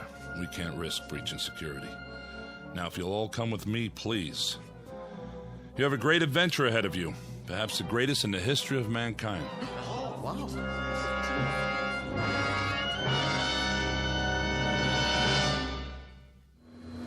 This is air traffic control. You're cleared for takeoff. In position. Clear to start.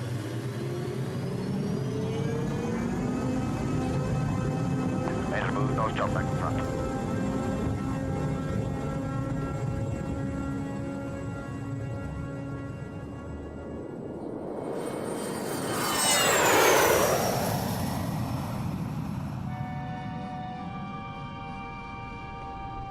Ladies and gentlemen, although the fasten seatbelt sign has been switched off at this time, I hate that. I really do.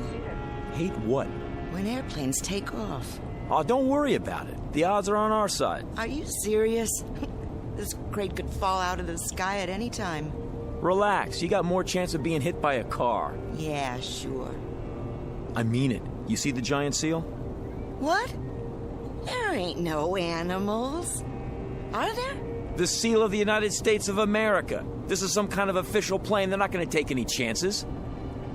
What if we get hijacked? Now you're really dreaming. We got searched. Nobody could bring a gun in here. Oh, yeah? What about them? Who? The guys up front, with Sinclair. Take a look. They both got pieces under their coats. How do you know? I know. You don't think I ever saw a shoulder holster before? Well, if they got him, it must be okay. Secret Service or something. A lot of good they can do us now. Easy, baby, easy. Ladies and gentlemen, in a few moments we shall be landing. Thank you.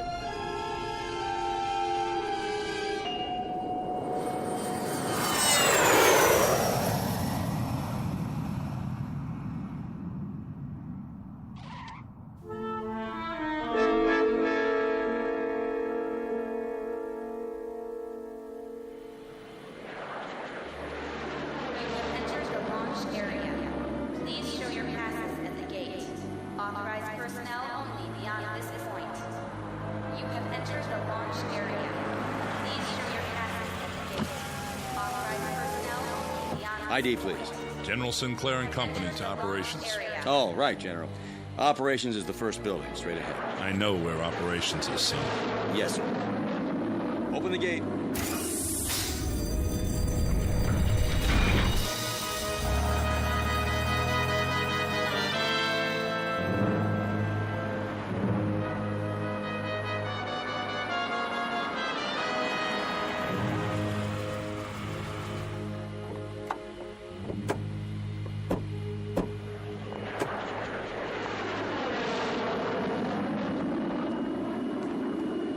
Here we are. If you'll just follow the walkway to the entrance. How do you do, sir? Good to see you, Captain. Lieutenant John McKenna, General. At ease. This is your pilot, Captain Gerald Vickers, and Lieutenant McKenna. Mr. Hallam, Miss Walsh. Welcome. Hiya. Captain, huh? Miss Blaze, Dr. Conrad. Hello. Miss Clark, Dr. Jewell, Miss Wong, Mr. Winteroth. Hi. Nice to meet you. You're the pilot? I'll do my best. I sure hope you know what you're doing. Well, there she is. Where? Out in the field. Take a good look. That ship's gonna be home for a long time. It's beautiful. Wow, some design. A little small, isn't it? Not really, Miss Blaze. It's a very efficient design. Just enough room for 8 passengers. 8? Don't you mean... I'll go over the details in a few minutes. For now, they're expecting us inside. If you'll follow me...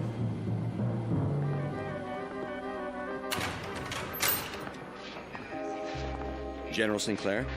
What is it? General, I have a communication from the Pentagon. Priority A. Very well. That will be all. Yes, sir.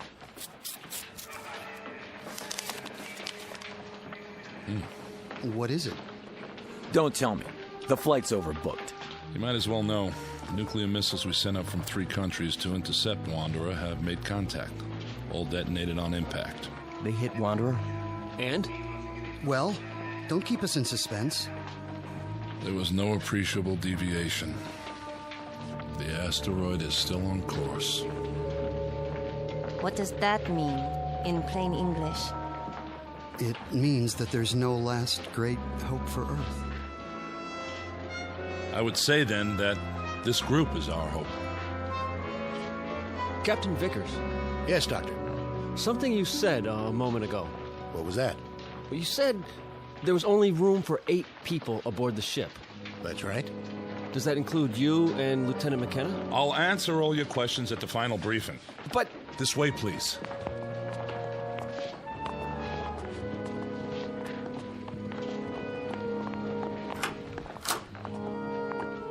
Sit down, if you will. How many more hours do we have? When are you going to feed us? I'm a little queasy myself. In about an hour. We're on a tight schedule. General, I asked a question outside. I think I deserve an answer. We're 8 people. The captain and the lieutenant make 10. But if the ship will only hold 8... I have an announcement in that regard. When this group was organized by presidential order, 2 reserves were included. Who? You mean we're not all going? Why didn't you tell us the truth? What are they arguing about? They got an angle. I knew it. There was no way of telling if you were all alive and well, or even if you could be located once the selection was made. The reserves were a way of preparing for any contingency. As it turns out, one that didn't occur. So who are the reserves? They were not specified. What? Then we don't know if we're on the list or not? In that case, I volunteer to stay behind. I'm afraid I can't accept your offer, Doctor. I'll give up my place. I have friends who are going to die. I'd rather spend my last hours with them. I sympathize with you, Miss Wong, but I can't accept your offer either. Then how... It was provided that in a case like this, the matter would be decided by chance. Leave it to me, General. Don't make me laugh. It just so happens I have a deck of cards with me. We'll cut for it. High cards go. Mr. Hallam. You want to be fair, don't you? This is the only way. Never fails. Aces and kings, sure winners. After that... I can't let you do this. Deuces and trays on the low end. Got it? Everybody, come up one by one and... We are not using cards, Mr. Hallam. I'm in command here. Then how? We flip a coin? Sometimes the old ways are best. We'll draw straws. Whatever you say, General. Makes it simpler. Watch me. I'm tearing out matches. I'll make 2 of them short. Sit down, Mr. Hallam. No matches? Well, in that case... I said sit down. All right, all right. Just trying to help. Captain Vickers has prepared the straws, or their equivalent. Captain? Yes, sir. I have 8 pencils here. They've already been measured, so there can be no mistake. Who's first? Miss Blaze? Why me? The order won't make a difference. Go ahead, Captain. Anyone at all. If you say so. Here goes. Just take one of the ends and pull it out of my hand. This looks like a good one. I'll go next. Now, Dr. Jewell. Followed by Miss Wong. Mr. Winterroth from Michigan. Miss Clark. Miss Walsh. And Mr. Hallam. There. That does it. Everybody hold them up. The short ones are Miss Clark and Mr. Hallam. You two will not be going with us. Hey, wait a minute. Sit down, Mr. Hallam. I was the last man on the totem pole. I didn't have a choice. Someone had to be last. Sure. Give everybody a break, but me. Statistically, it doesn't matter. The result was random. All I'm asking for is a fair shake. Game over, Mr. Magic Fingers. But I'm telling you, it ain't fair. You should talk, honey. Sit down. Are we free to go? You are, Miss Clark, with my profound thanks. You may go to the bunker with the rest of the personnel to observe if you like, or I can have you transported any way you choose. I'll have to think about that. Of course. There's a rest area down the hall. Lieutenant McKenna will open the beverage machines for you. Thank you. And goodbye to you, Mr. Hallam. And thank you, Mr. Hallam. Yeah, thanks for nothing. Come on, let's get out of here.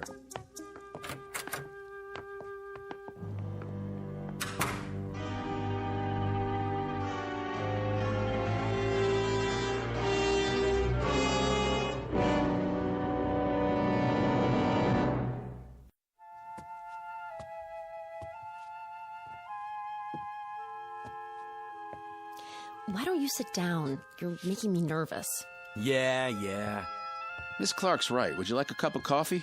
I'd like a shot of scotch if you want to know the truth. Cream and sugar? Black. Do you have family, Lieutenant? Yes, ma'am. I mean, miss. Back in Austin. Oh. Are you going there to be with them?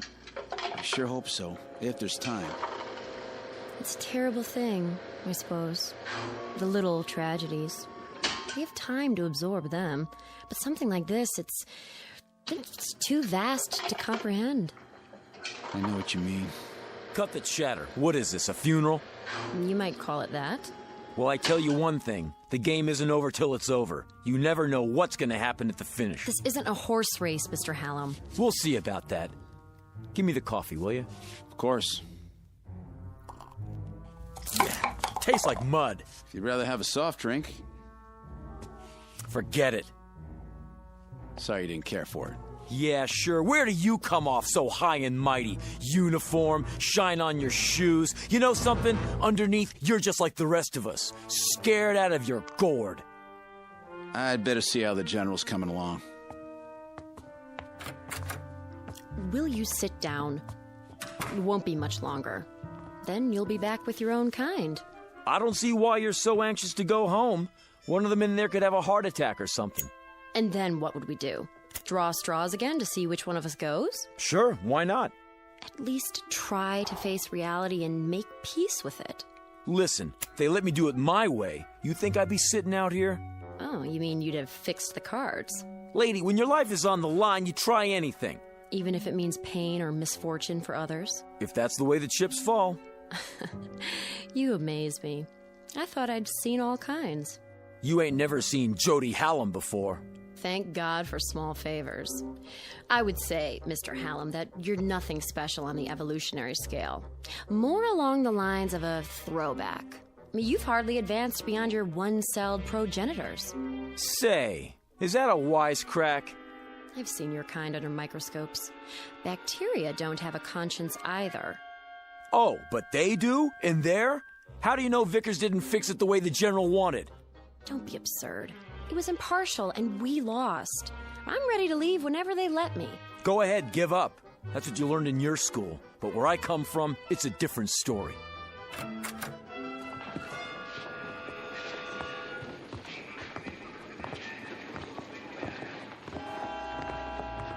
General? Yes? General, I'm sorry I blew my stack before, but, well, it's a hard thing to take. It really hit me, you know? Believe me, I understand. Everybody all set? They've had their final instructions. Everything worked out, huh? No hitches? Ladies and gentlemen, you'd better get ready for the pre-launch. Look, do you think it would be all right if I see him to the ship? Wish everybody good luck and everything? I don't see why not. That doesn't sound like you, wishing everybody but yourself good luck. No? Why the change of heart? Can't win them all. You ought to know that. That's not what you told me before. Well, that's what I'm telling you now. Miss Blaze? Yeah. Yes, sir? We're going to the ship now. Follow me. Sure thing.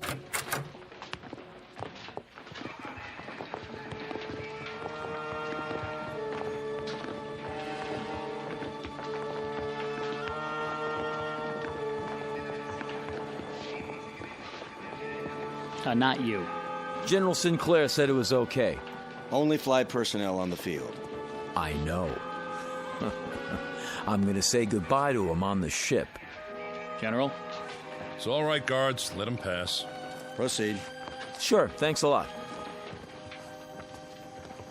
Nice gun you got there. 15 minutes and counting. Oh, you coming with us? All unauthorized personnel must exit the launch area. You'll have to use the ladder. One at a time, please.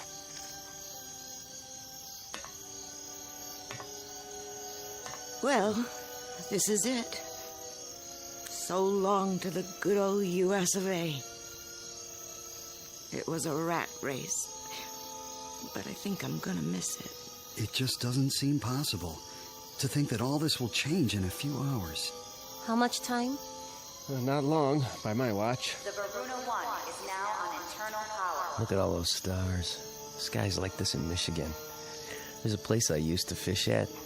I guess I won't see it again. T-minus 10 minutes and counting. We'd better get aboard. All unauthorized personnel must exit the launch area. Move ahead to the control room at the end of the passage. Guards, stay with us a moment longer. How long till liftoff? 8 minutes. I'll give the engines a final check.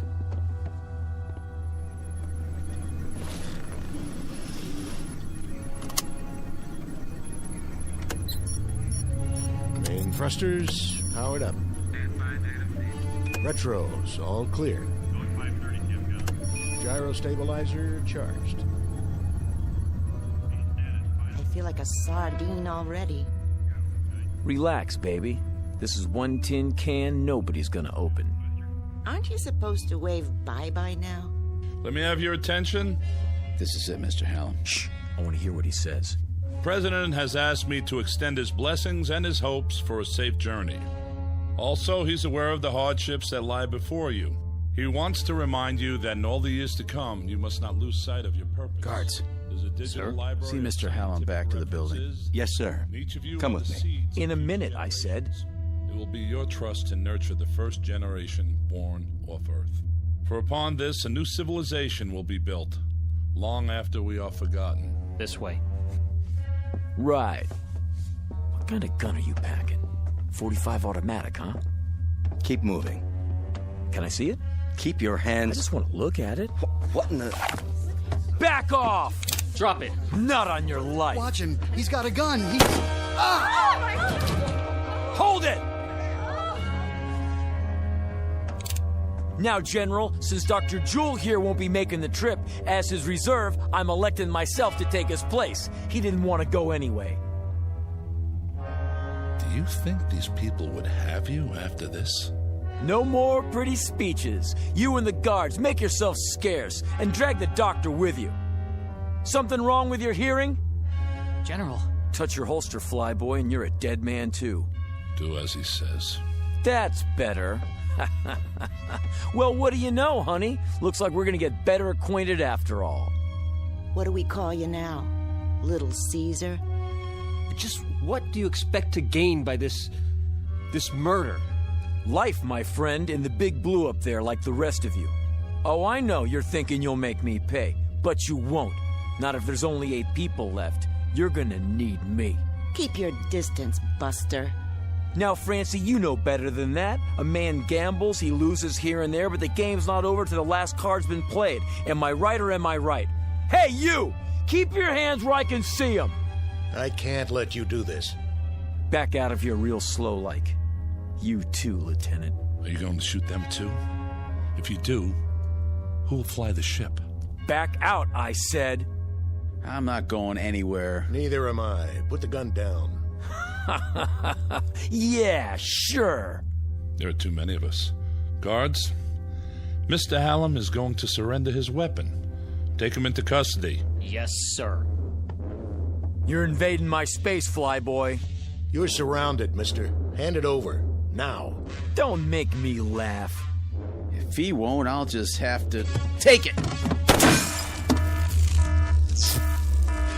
I warned you. The next one won't miss. Try me for a target, little man. Let go! Drop it. Drop it!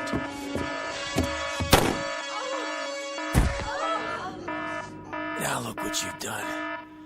That ain't in the rules. Does he have a pulse? No, sir. Dr. Jewell, are you all right? It's just my shoulder. The bullet passed through. Guard, get the medical kit. Right, General. We won't be going anywhere, General. The second shot took out the control panel. Can it be repaired? Not the telemetry system. Then replace the module. There is no replacement. It would take days to assess the damage. He's right, General. Is that true? You mean we can't take off? How can we? What are we going to do? Yeah, what are we gonna do? I wish I knew what to say to you. Damn him! Just because he wasn't going... He was right. What? He always said he was lucky. And maybe he was. Now he won't have to face the odds. What's that? Whatever it is, he's sure in a hurry. General, up here!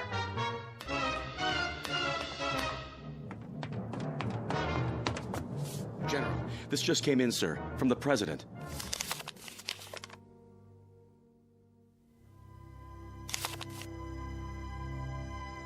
I am happy to tell you all that the danger is past. The President informs me that gravitational forces in the solar system have apparently torn Wanderer apart.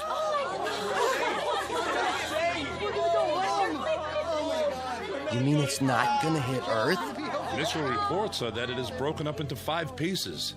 Each will miss us by many thousands of miles. Let's get out of here. One at a time, folks.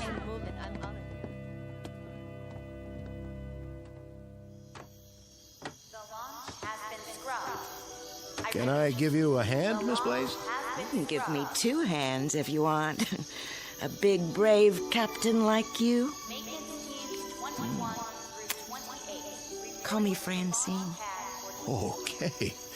Francine, I'll help you down. What about him, Mr. Big-Time Gambler? There'll be an ambulance on the way. He doesn't need an ambulance. He needs a hearse. Jody Hallam from Chicago. I got 3 words for you.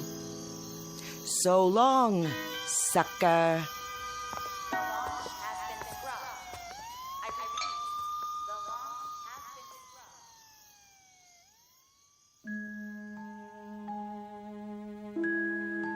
Portrait of a man who lived by his wits and wanted to go on living. The odds looked good, at least for a while. But when billions were marked for death, he lost faith in the laws of chance. Jody Hallam, who played a desperate last card and ended up the only man on Earth to die as the direct result of a threat that never came true. In the Twilight Zone.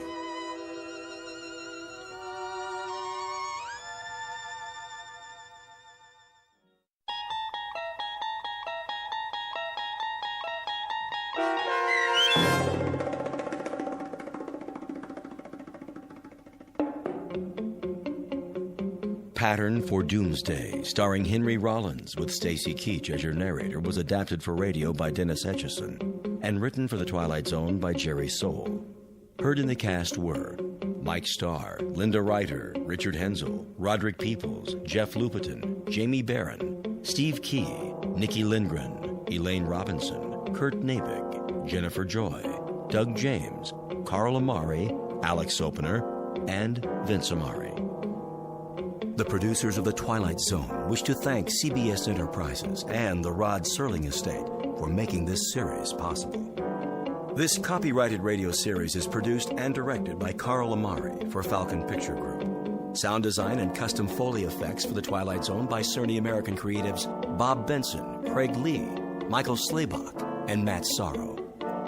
To learn more about the Twilight Zone radio dramas and to contact us, visit our official website at twilightzoneradio.com. Doug James speaking.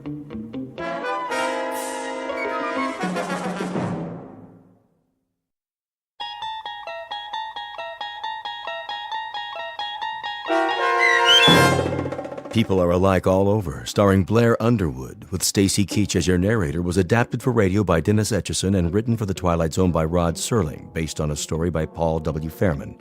Heard in the cast were Christian Stolte, Lisa Joyce, Richard Hensel, Steve Key, Derek Purcell, Doug James, Linda Ryder, Brooke Reed, Charlie Kummerer, Amanda Amari, and C.J. Amari. To learn more about the Twilight Zone radio dramas and to obtain audio cassettes and CDs of these programs, visit our website at twilightzoneradio.com.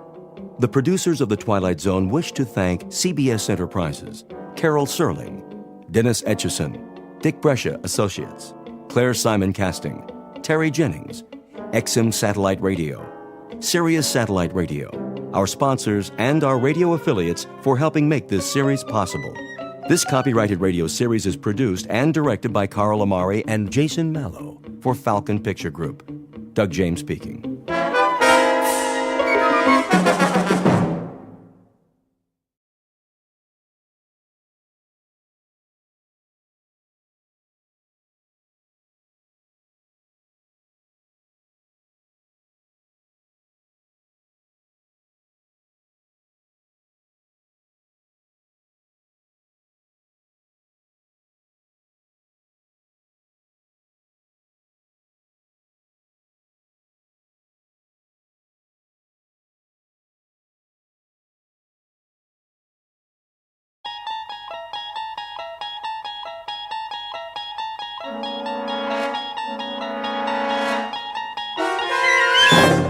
There is a fifth dimension beyond that which is known to man.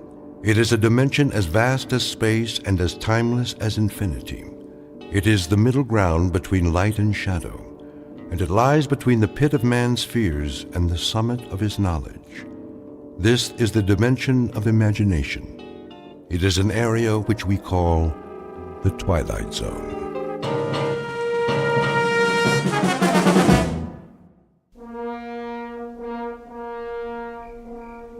The blast-off area must be cleared by 0200 hours. All personnel, please stay behind the steel fence. Repeat, the blast-off area must be cleared by 0200 hours. That you, Markison? Evening, Conrad. Thought I'd find you out here. You thought right. Look at her. Like a needle pointed straight up at the sky. Pretty big needle. Odd, isn't it? Why do you say that? For us, I mean. Odd way to spend the last night. Yeah, I couldn't sleep. Neither could I. But what a thing to do. A last night on Earth you don't spend in the middle of the desert looking at your transportation. A last night you spend it enjoying Earth. You walk around its streets, you go into its bars, you dance with its women. Yeah. You drink in its view, savor it, enjoy it. But not us. That ship out there. We'll have all we want of her and more. She'll be our world for quite a while. 113 feet long by 18 feet wide. And yet here we stand, Conrad, watching her. Just 3 hours before we take off. Maybe we're trying to get used to the idea. Oh, we'll have plenty of time to get used to it. That'll be our city and country and house and front yard and backyard for the next 3 months. And we won't have any choice in the matter. Markson, could I ask you a question? Go ahead. Are you afraid? Of some things, I guess. The unknown, loneliness, the silence up there. But the ship, after all the work that's gone into her, I don't think so. How about you, Sam? It's different. You're ready for this. 3, 4, 5 years. It's all you've prepared yourself for. But it's not the same with me. We both went through the same flight training. I know, but I'm a scientist, Markison, a biologist. My whole life, my world has been books and slides and microscopes. I'm being sent up there because they need my mind. Pity they just can't send that and leave my body back here where it belongs. But speaking frankly, yeah, I am afraid. I'm frightened of the place we're going and what we might find there. Martians? Well, that's not very likely. They're the one thing you don't need to be afraid of. They shouldn't be feared, even if we do run into them. Whoever we meet up there, whatever kind of creatures they are, if they exist, they'll still be people of one sort or another. You don't really think that? Why not? I've got a philosophy about people, and I mean all people. I'm sure that when God made human beings, he developed them from call it a fixed formula with the same batch of ingredients. We have a pattern of behavior designed to meet certain needs, and those needs are going to be identical no matter what the form and the place. And that means we're all essentially the same on Earth or in the farthest reaches of space. Think about it, Sam. People. On Mars. Wherever they're able to exist, they have to be the same, even up there in the stars. I'd like to be able to read those stars. I wish there were an equation that applies. A plus Y equals what? A rocket ship plus 2 men equals... Equals a wondrous adventure. Let's get ready, Sam. We've only got a couple of hours.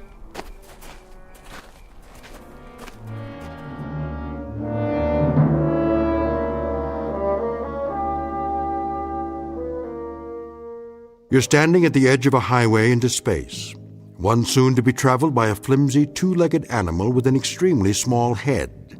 His name is Man, and he is about to send his tiny, groping fingers up into the unknown, bound for a once mythical place known as Mars. The participants are Samuel A. Conrad, age 35, and Warren Markison, age 31. They are the first to undertake such an ambitious voyage, and in a moment we'll travel with them to a location only slightly off course, in the Twilight Zone. And now, The Twilight Zone and our story, People Are Alike All Over, starring Blair Underwood with Stacy Keach as your narrator. Prepare to correct course? Not yet. Fire retro rockets on my mark. Wait, I said. For what? I want to run a thermal scan on the landing gear. You did that. Well, I'm doing it again. Plus a spectrographic on the planet's surface. We can't even see the surface till we correct. By the time we finish the turn, it'll be too late. Too late for what? To change the flight plan, the gravitational field will take effect. Exactly. We cut the main thrusters and fire the retros for a nice soft landing, right?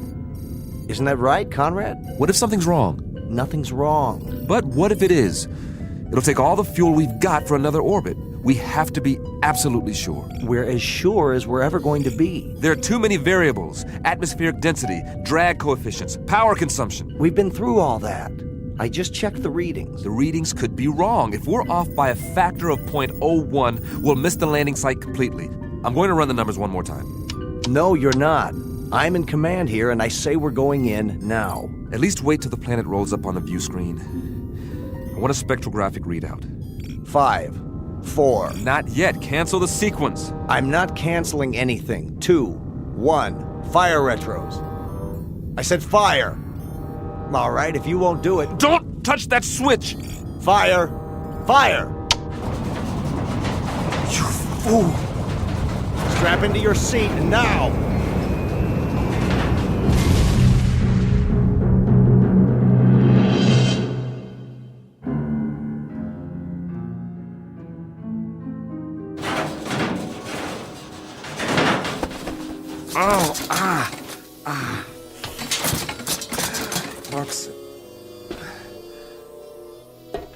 Marcuson? You all right? Marcuson, where are you? Warren? Warren, can you hear me? Over here. Oh, thank God. After a landing like that? Any landing you can walk away from is a good landing. If you can get this instrument panel off me, I'll try to do that. Hang on. It's split in two. I'll see if I can lift it. How's the rest of the ship? Nose down in the bottom of a crater, as far as I can tell. Air pressure seems to be holding. Here, take my hand. Whoa. Not just yet, Sam. I've got a little bit of a problem with this leg. But we made it, didn't we? Yeah, we made it. With or without my help. It wasn't your fault. Sure it was. If I'd followed your order... We still would have come down at the wrong angle. The flight plan was off. There's nothing wrong with the flight plan. It's the terrain. It's not like the reconnaissance photos. Close but different.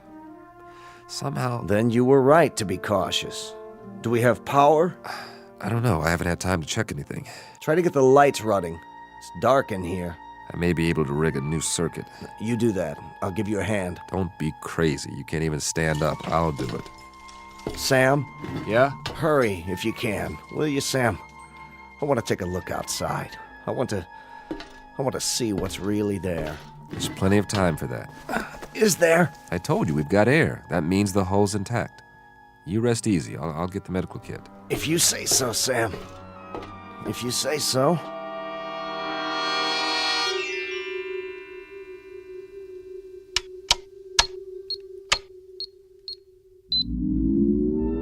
Yes! Sam? I've got the circuits up. We are in business. What are you doing? Running a diagnostic on the equipment. Stay down. How long did I sleep? A couple of hours. Don't worry, you needed it. You run an atmosphere check? Yeah. So, is it safe out there? That's the question. What's the matter? Something wrong with the sample? No, I got a good one. More than enough. That's the problem. You couldn't get a reading? Oh, I got a reading all right. A complete analysis. Down to the last trace element. So, what did it say? It says the air is fine. Almost identical to the mix on Earth. Well, what are we sitting here for? Let's go plant the flag. Hold on. You're not going anywhere with that leg. You go then. Just get the hatch open so I can see what's out there. I'm not going anywhere. Of course you are. Sam, we're the first men on Mars. What's the matter with you? Not yet. What are you waiting for, a printed invitation? It's the reading. But you said it was fine. It can't be right. Don't you trust the equipment, Sam? You designed it, remember? You and I both know there's no breathable atmosphere on Mars. Well, maybe there is where we landed. That doesn't make sense. If we're in a crater, there could be a buildup of gases. Not according to any scientific literature I've ever read. Then it's obvious the literature is wrong. You trust your equipment? I've run the data 50 times. And everything checks out. We made it, Sam. We made it. You know what that means? I want to filter out another sample and run it through the analyzer. We've traveled 35 million miles. Exactly. Another few hours won't make any difference. We can't wait any longer. The human race won't wait. If you won't open the hatch, I'll do it myself.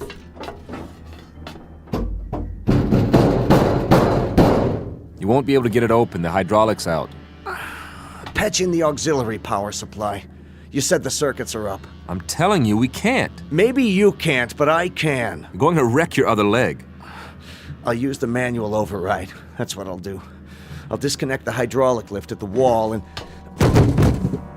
I told you to take it easy. Sam.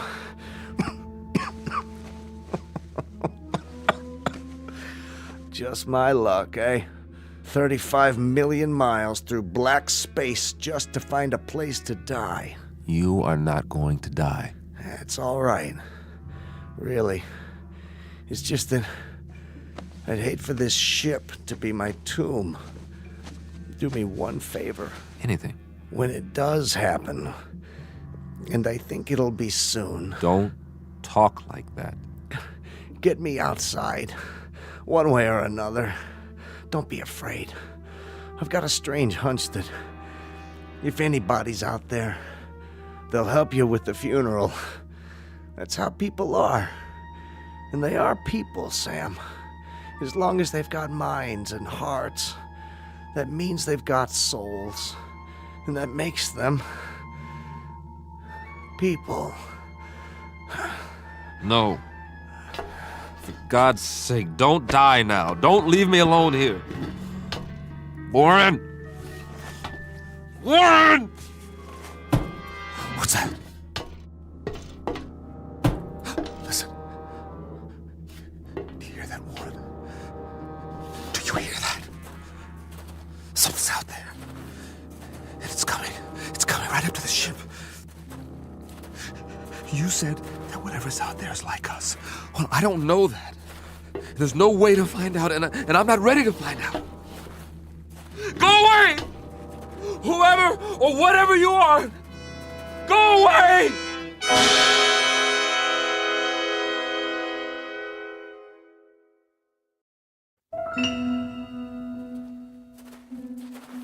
No, they're coming. Whatever they are, they're coming. The gun. Yes. Where's the survival kit? There. Nothing fancy, just a good old .38 automatic.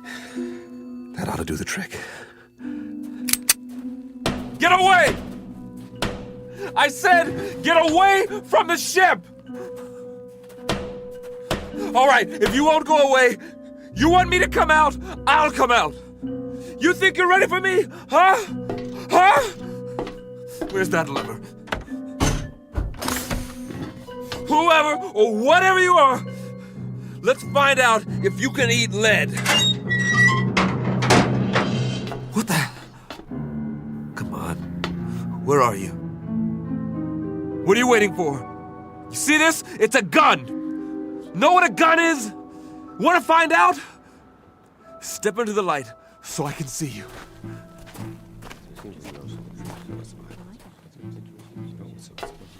But you're people. I swear you are. You're just like me. Face, body, everything. Please, don't be afraid. There's no reason to, you know. What do you have in your hand? Oh, it's pistol. It's I was only going to use it if... May I see it? What? I suppose so. Just don't touch the trigger. It contains explosive missiles. They're called bullets. We didn't know if you were ever going to come out. We've waited most of the night. Very glad to see that you've finally done so, however. This is amazing. I'm Conrad. Samuel Conrad. That's my name. Do you understand? Name? We understand, Mr. Conrad. We landed here, my friend and I, in this ship. Crashed, I should say. We come from Earth. Earth? Where I'm from, this planet is known as Mars. We took off in our ship almost 3 months ago. Check on the other one. He may be injured. Yes, of course. Here, I'll show you in the sand. See, this is the sun. Sun, the big star. And this is the Earth, the third planet from the sun, and this is you. Here. The other one is dead. His name is Marcuson. Don't be alarmed, Mr. Conrad. We don't intend to hurt you. We've only been wondering when you intended to come out. Of course, we were curious. But how do you know my language? We don't, Mr. Conrad. As you'll no doubt soon realize, you're speaking our language. Your language? Unconscious transference. You'd call it hypnosis of a sort. But you must be tired. We'll prepare a place for you to rest and food. I'm appreciative. I really am. You'll forgive me my staring. I mean, but I can't get over it. I mean, you're people. Just like I am. Actual human beings. Marcuson said you'd...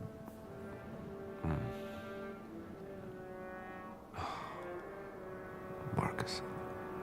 We'll bear your friend for you. Later on, you can tell us the sort of marker you'd like. That is your tradition, isn't it? Yes, it is. We can also repair your ship for you. You can? If that would please you.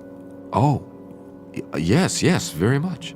Good. Consider it done. There are so many questions I want to ask. Really? So many things I want to find out about your civilization, your science, the way you live, the social structure. 100 questions, 1,000. We will be glad to answer all your questions. But first, you must rest. Yes. Come with us, Mr. Conrad. You must have food and drink and sleep. After you. Where are we going?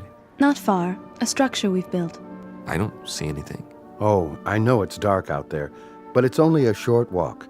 You'll understand more when we arrive. The true end of your journey, if you will. A place that's more comfortable. Would you give me a moment? What? It won't take long. I'd like to say goodbye to my friend. Oh, certainly.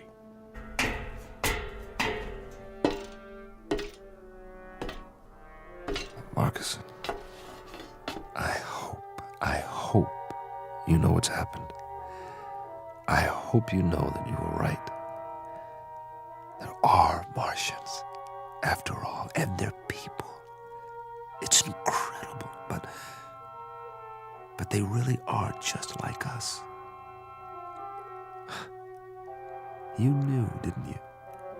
Somehow, you knew. Oh, I'm sorry, old friend, that I didn't believe you. And that you didn't live to see them.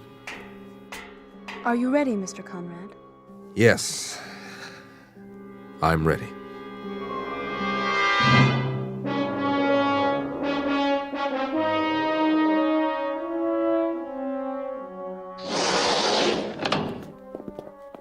I hope this will do. I'm impressed. On Earth, this would be considered very modern. The angles, the lines. Are the walls stainless steel? Well, not exactly. Something like it. Would this be considered a typical house here? In a sense, it would be the equivalent of an apartment, I believe you call it. Except that there's no furniture. I don't believe it. Everything is built into the walls. What's the power source? Not electricity, surely it's... A simple principle, really. You'll hear all about it. About everything. But we promised you food. Your table and chair. From the ceiling. That's brilliant. And on the table, your meal. It will taste somewhat different from what you're accustomed to, but I trust you'll find it agreeable. Here. Thank you so much. All of you. You know, I am hungry. Very hungry. Please sit down, Mr. Conrad, and eat.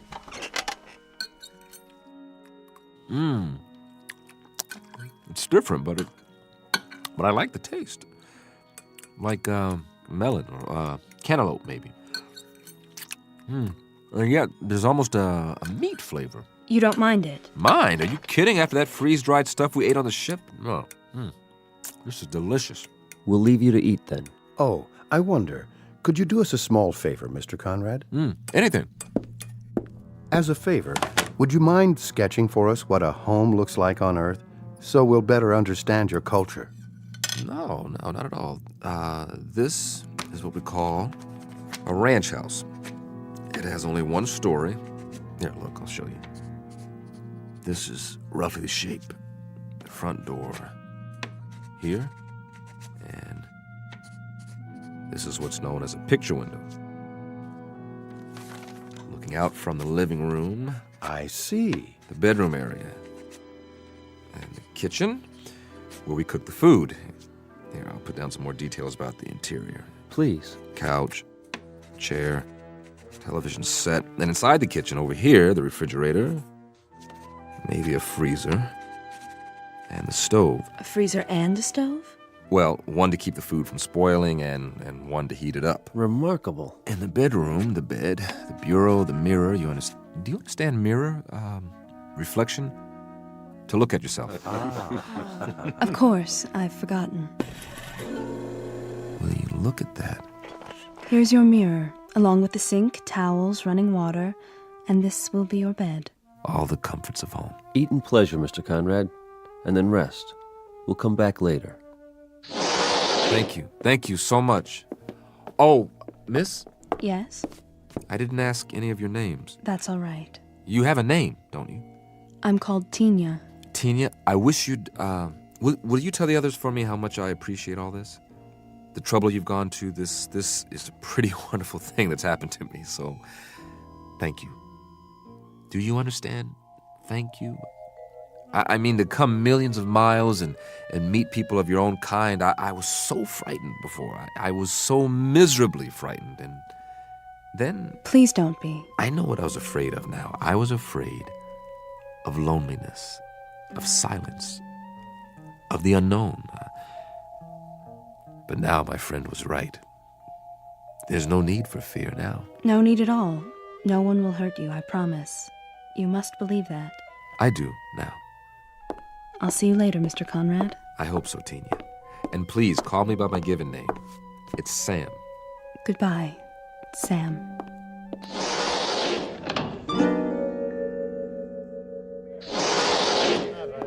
There she is. Sorry, he had more questions. What did you tell him? That we'd be back later. He understands. How did he take the language transference? Oh, quite easily. His quotient is low enough. You should see the wave chart. He has the mind almost of an infant. And you must have a look at his ship. I have done so. So primitive as to be almost unbelievable. You wonder how he made it here. Tina, how does he react to things? What? He asked you a question. I'm sorry, how does... His reactions. Most trusting, emotionally very complex. He feels loneliness, curiosity, excitement. He seems to crave companionship. And what is your recommendation? For what we should do with him. I think we should let him go.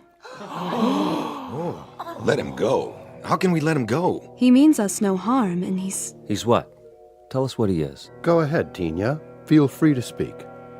He's so much like us, that's all. Did you hear that, everyone? He's so much like us. Excuse me. Tina, where are you going?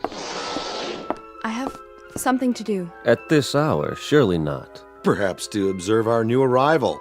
After all, he is almost one of us now. One of us indeed.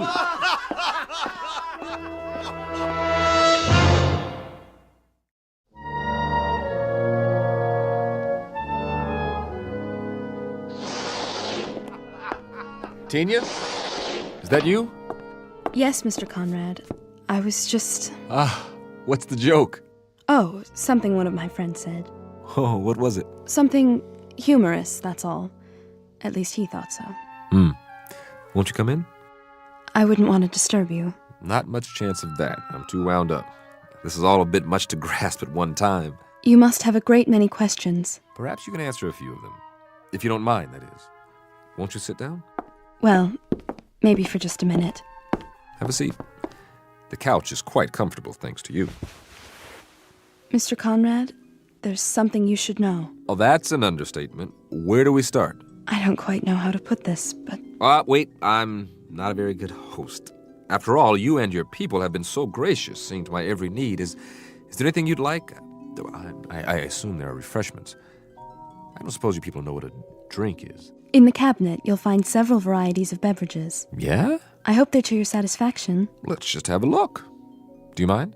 Be my guest. I don't believe it! This is a 25-year-old single malt. Where did you get it? We manufactured it, you might say, to suit your taste. But how could you know what my taste is? We retrieved it from your memories, telepathically, to use your word. You were very specific in your recollections. May I ask what it is like? You mean you've never had Scotch whiskey before? Well, young lady, you are in for a treat. Here, I'll pour us both one. I'm not sure that's a good idea. You're right, it's not. It's a great idea. Give this a try. Perhaps just a taste. Here's to the end of a long, long journey. And to good people everywhere. It's a strange taste. It's so sharp. Oh, I should have told you to sip it. Just take a small amount and just roll it around in your mouth. Then you swallow it. Yeah. How's that? It's interesting. You said your people manufactured this. How, exactly? You must use some sort of molecular reconstruction powered by... what is the power source here, by the way? Solar? Hydrogen fusion? We've been experimenting with this on Earth for years, but so far... Please, Mr. Conrad, You seem nervous. It's just that... Not my fault, I hope. I've never been very good at small talk, getting to know people socially. And now I'm more aware of that than ever. You're behaving perfectly. That's not the problem at all. You're the one who should be uneasy with us. Suspicious. What's to be suspicious about? Do you want to know the absolute truth? This experience, meeting all of you, it's lifted a burden off my chest. All this time, not knowing what to expect. But you're so kind. You're so understanding. You take it all in stride. A visitor from another planet, I mean, am I... The first? No, I can't say that you are. I should have known. You accepted me so easily. The other visitors, where did they come from? Not Earth, obviously. Outside the solar system? Please. There will be plenty of time to answer those questions and more. I'm sure there will be. But you see, I'm a scientist. Facts, numbers. Those are our concerns, too. They have been since time immemorial. You've been here a very long time. Your civilization, I mean. Yes, in Earth terms. But Mr. Conrad, Sam, there is something I wanted to tell you. It's only fair that you know before... Before what? Mr. Conrad. Still awake, I see. Oh, come in. I was just telling Tina here... Mr. Conrad, we have a surprise for you. Really? A very nice surprise. You shouldn't go to any more trouble. Would you accompany us, please? Where are we going? That's the surprise, Mr. Conrad. You'll see soon enough. Isn't she coming? Tina will remain behind. Oh, we were just getting acquainted. She has other duties. Actually, Don't you, Tina? I hope I'll see you later. No. If you don't mind, Sam, I think I will go with you now. Tina. Great, I'd like that.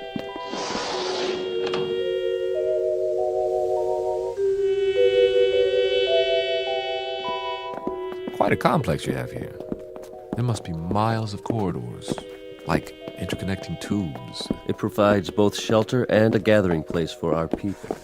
The walls, are they glass? A form of what you call plastic. Very strong, for protection against the elements. Then you have seasons. We've seen evidence of dust storms on the surface and, of course, the polar ice caps. We've had to recreate an atmosphere in recent centuries.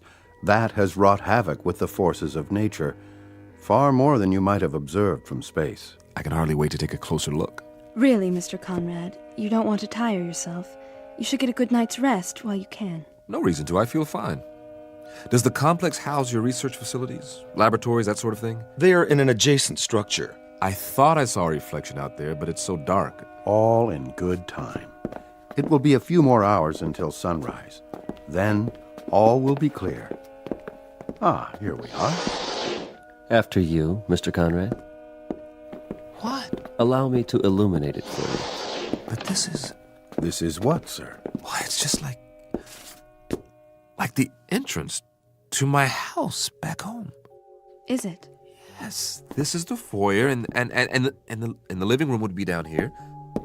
You like it? Do I? It's a perfect replica of my place in California. This is perfect. We did our best. I mean, in every detail. Furniture, the works, even the drapes. If I open them, I bet I'll see my old picture window. No point in opening them now. It's dark. Wait till morning. How did you build it so quickly? We sincerely hope this is the way you're used to living. You didn't miss a thing. The general outline came from your diagram, the rest from your mind. You think very clearly, Mr. Conrad. Very clearly indeed. Strong, clean impressions. Would you care to see the rest of the house? Would I ever? Ah! My kitchen! And my refrigerator. It's filled with your favorite foods, the ones you remember most vividly. Cheese, fried chicken, and pizza. Oh, I'd love to have some warmed over pizza right about now. This is really fabulous. I don't know how to repay you. Your presence is quite enough. No, I really, truly appreciate it. We wanted you to feel at home, Mr. Conrad. Do you? Well, I never saw it this clean. Splendid. In that case, we were wondering if you'd mind remaining here for a little while. Oh, sure. And about my spaceship. Take your time. Your spaceship? You said you'd be able to fix it. Oh, yes. We'll restore it to its original state and then transport it here, outside your residence. It will be in perfect working order. That's great. You expressed interest in seeing more of our people. We'll arrange that, first thing in the morning. I'm sure they will be most interested. I'd be delighted. For a little while longer, then. Enjoy yourself, Mr. Conrad. Enjoy your house. You bet I will. I can hardly wait to sleep on a real mattress again. Oh, let me show you out. That's not necessary. Sure it is. This is my house, isn't it? It is, sir. It most certainly is. What's this in the vase? You call them roses, don't you? Well, yes, but how? We had a little trouble with the petals. So delicate. If you examine them closely, you may find them somewhat imperfect. I doubt that very much. Here, I want you to have one. It's my way of saying thanks. Thank you. I'll keep it to remember you by. But we'll see each other again, won't we? What? Are you crying? Come along, Tina. I'm very happy to have known you, Sam. Time to go. Sleep well and wake refreshed.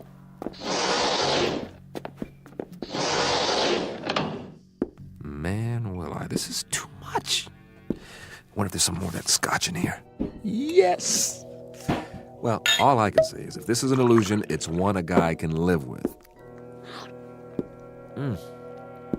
This is the best scotch I've ever tasted. I think I'll just sit down here, put my feet up. This is the greatest. Absolutely the greatest.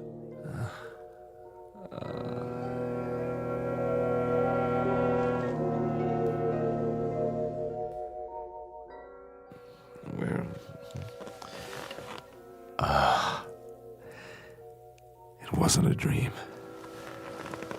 I really am here, after all. Never even made it to bed. That's okay. Slept like a baby. Must be morning by now. Well, let's take a look out of my famous picture window and see what morning's like on Mars. Oh, you look at that.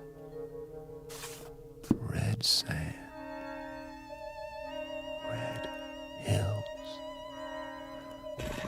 Ooh, oh, wow. They made the window so it retracts automatically.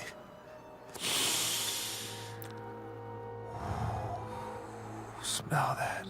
Oh, real honest to goodness air. I gotta get outside. Come on. What's the matter with this door? Wait a minute. What's that?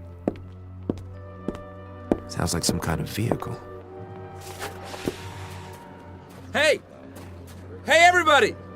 I bring you greetings from Earth! Hey, what are these bars for?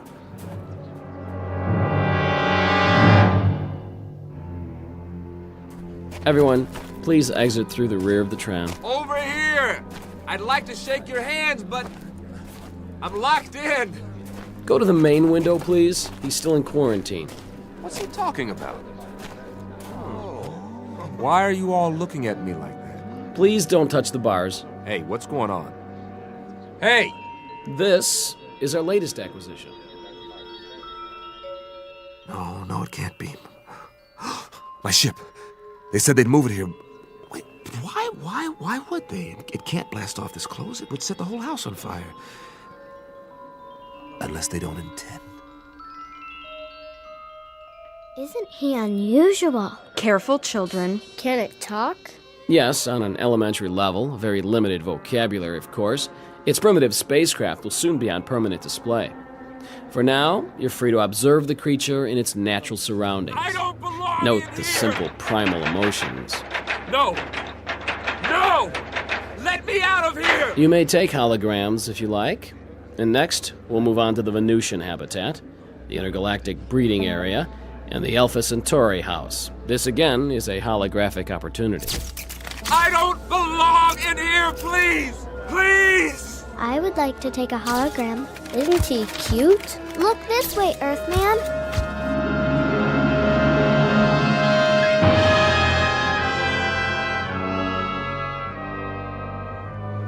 You were right, Marcus. You were right. People, they are the same. No matter where you go, they are always the same. It's a zoo. A zoo. A zoo! It's a zoo. Species of animal on public display. Physical characteristics similar to a human being. Head, trunk, arms, legs, hands, feet. Very tiny, undeveloped brain. Comes from a primitive planet known as Earth. Calls himself Samuel Conrad. And he will remain here in his specially constructed cage with running water and electricity and central heating for the rest of his natural life. Because Samuel Conrad finally discovered a flight plan that led him off course and into the Twilight Zone. More from the Twilight Zone after this. Hello, I'm Stacy Keach. I hope you're enjoying this edition of the Twilight Zone radio dramas.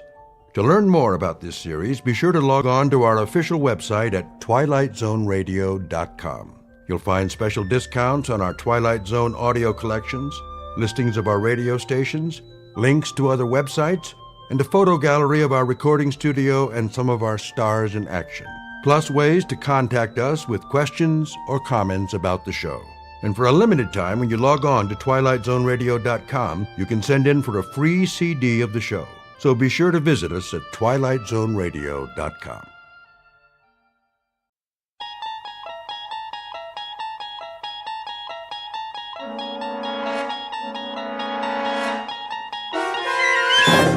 You unlock this door with the key of imagination.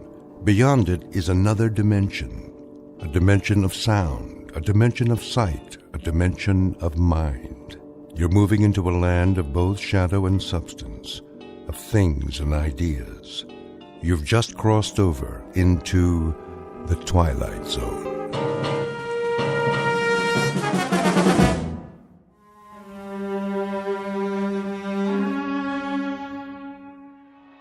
darling. You can't mean it. But I do. Even after so long. What is time? The ebb and flow of a river as we drift along, bobbing and sinking, but floating to the surface again and again and again. My love. From this day forward, we shall never be apart. This, I promise you.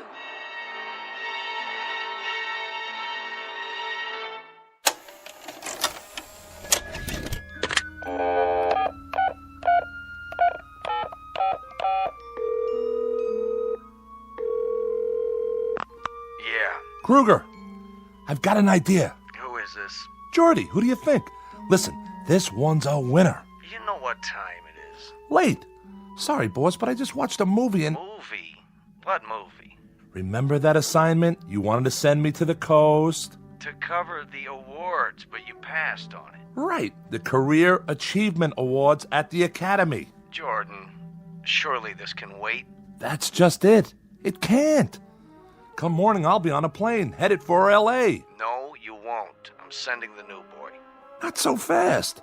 You remember why I passed on it? Because Pamela Morris isn't attending. As usual, so what? Well, I ran one of her pictures tonight. Her greatest performance. And this, I promise you, I've forgotten the magic. There's never been anyone like her, not even close. So here's what you do. Have you been drinking? Buddy, I'm stone cold sober. Get me a ticket for the red eye out of O'Hare.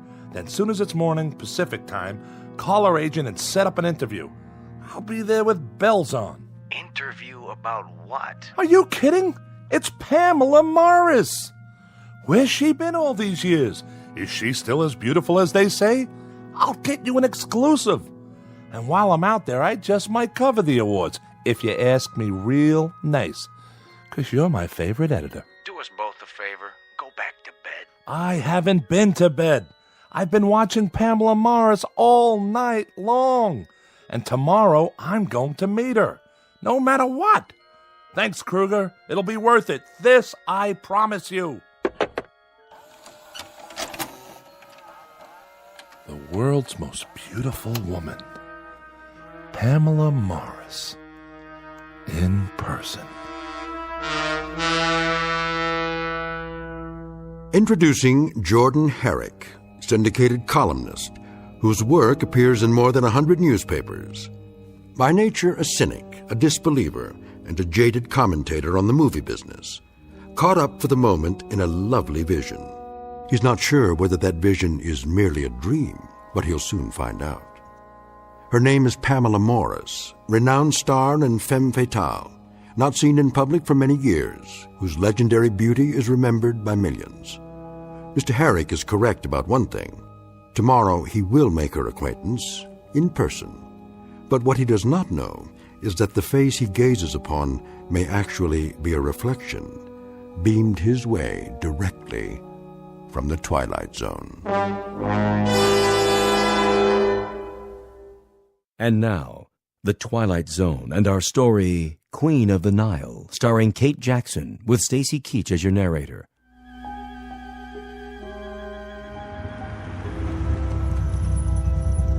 Hello? Hello? Is anybody... Yes, sir. I'm here to see Miss Morris. Who? Pamela Morris. Do I have the right address? This is a private residence. No deliveries. Oh, for the love of... I'm not a delivery boy. Please turn your car around. My name is Jordan Herrick. Well, you still need an appointment. I have an appointment. Check the list. H-E-R-R-I. Oh, yeah. Mr. Herrick from Chicago. Thank you. I'll open the gate. Park in the circular driveway by the main house.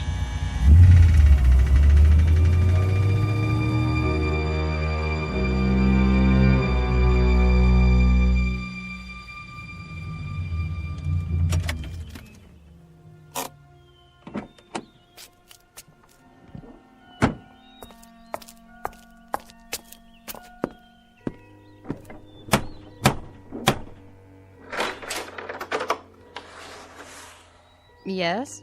Hello there. I'm Jordan Herrick. I have an interview with Miss Morris. You're early. Am I? Well, if she's not ready, I can wait. This way. Well, well. This is impressive. Take your coat, sir. That portrait on the wall. Your coat? Here. Who painted it, may I ask? I'll tell Miss Morris you're here. Yes, you do that. What's the signature on the canvas? No. Can't be.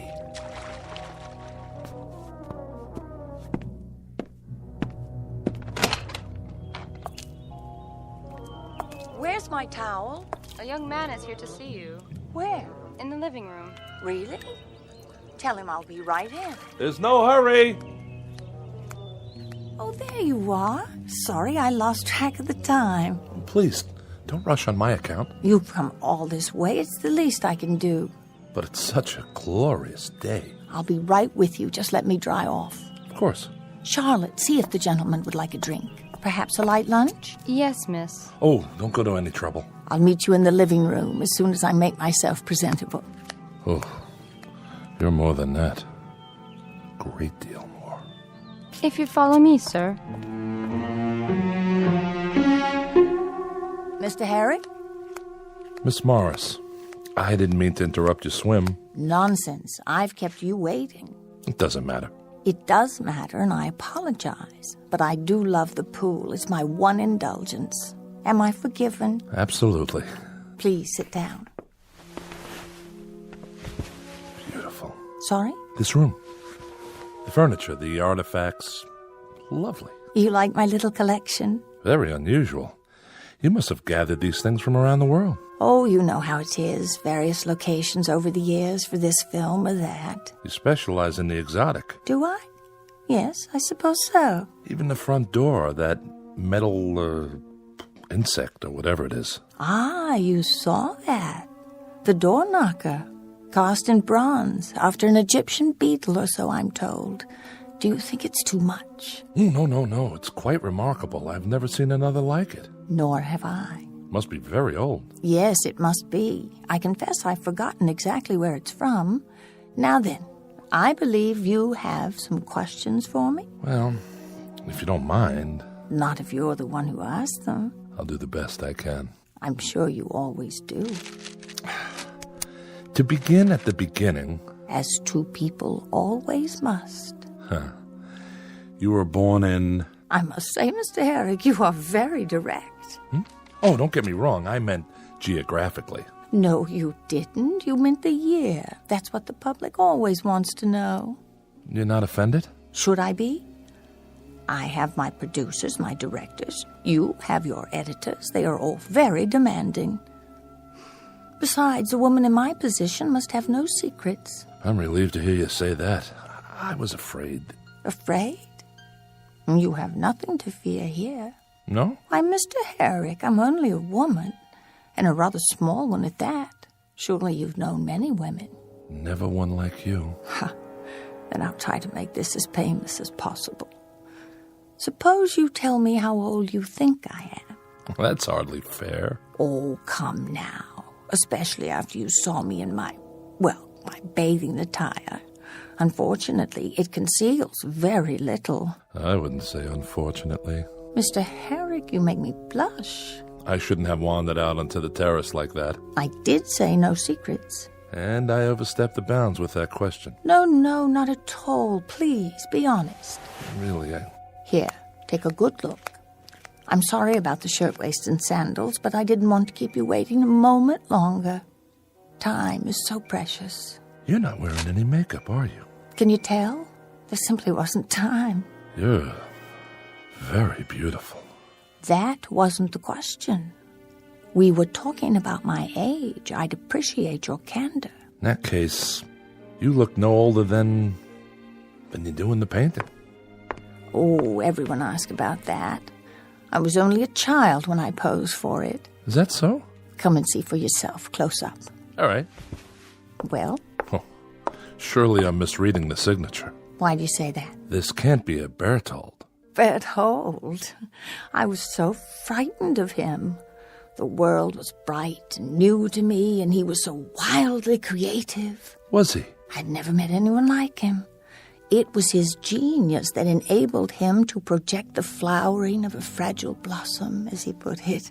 He must have been a genius to capture you so perfectly. What a lovely thing to say. Tea, miss. Ah. Shall we, Mr. Herrick? Certainly. Tea or coffee? Coffee, please. Would you like something in it? Cognac? Whiskey? No, thank you. I'll take it black. I thought newspapermen were heavy drinkers. That's a myth. At least during working hours. And are you working now? I am. Though it doesn't feel like work. I want you to feel entirely at ease. It's to my advantage, you know. Lest you think badly of me. Very little chance of that.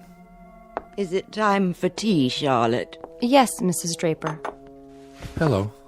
My name's... This is Mr. Herrick. How do you do? Mrs. Draper. He's the newspaperman, Mother. I know. You're Pamela's mother? Surely not... Sit down, Mother. Have your tea. It's remarkable, the resemblance between you two. Some might think so. With my mother, it is tea at this precise hour every afternoon. Mrs. Draper, you must feel proud to have such a famous daughter. Must I? Mother never did approve of my career. Believe me, Mr. Herrick, I had very little choice in the matter. She thinks I'm too headstrong. Dedicated is the word. You still are, Pamela. Tell me, was your daughter always as beautiful as she is now? Always. Now there's loyalty for you. As a matter of fact, Mr. Herrick, it is the truth. Then perhaps I should interview you as well. Why, whatever for? Well, I might learn a few important details from the mother. Such as the real age of the daughter? Honestly, I wasn't thinking of that. Isn't age relative? Besides, didn't I promise to reveal absolutely everything to you, Mr. Herrick? You did. All in good time. Then I'll just have to be patient. Not for much longer. This I promise you. Pamela, I must have a word with you. Later, in your room. I am not going to stand by and watch it happen again. You will if I say you will. I can't bear it. Mother, would you mind seeing if Charlotte has things under control in the kitchen? Not this time. Sorry if I'm intruding. She was just leaving. Pamela. Weren't you? A pleasure to have met you, young man. My pleasure, Mrs. Draper. Perhaps we'll talk another time. I hope so. Until then, goodbye. Take care of yourself. Take very good care. I'll try. Forgive her. What for? She's getting old. Still, she might remember a few details I can use for my story. No, her mind wanders. Her memories become distorted. Shall we finish our coffee on the terrace? If you prefer. There should be a breeze outside. I'll bring the cups. Mr. Herrick. Mrs. Draper, I thought you'd gone. I must speak with you. Why, of course. Leave. What? You must leave at once. Quickly, before she hears. You are in danger. I am? Very grave danger. All is not as it appears. She is not as she appears. Mr. Herrick, are you coming? Be right there. What's this about? If there's something I should know, you... She is running out of time. Save yourself, young man, before it's too late. I implore you. Save yourself.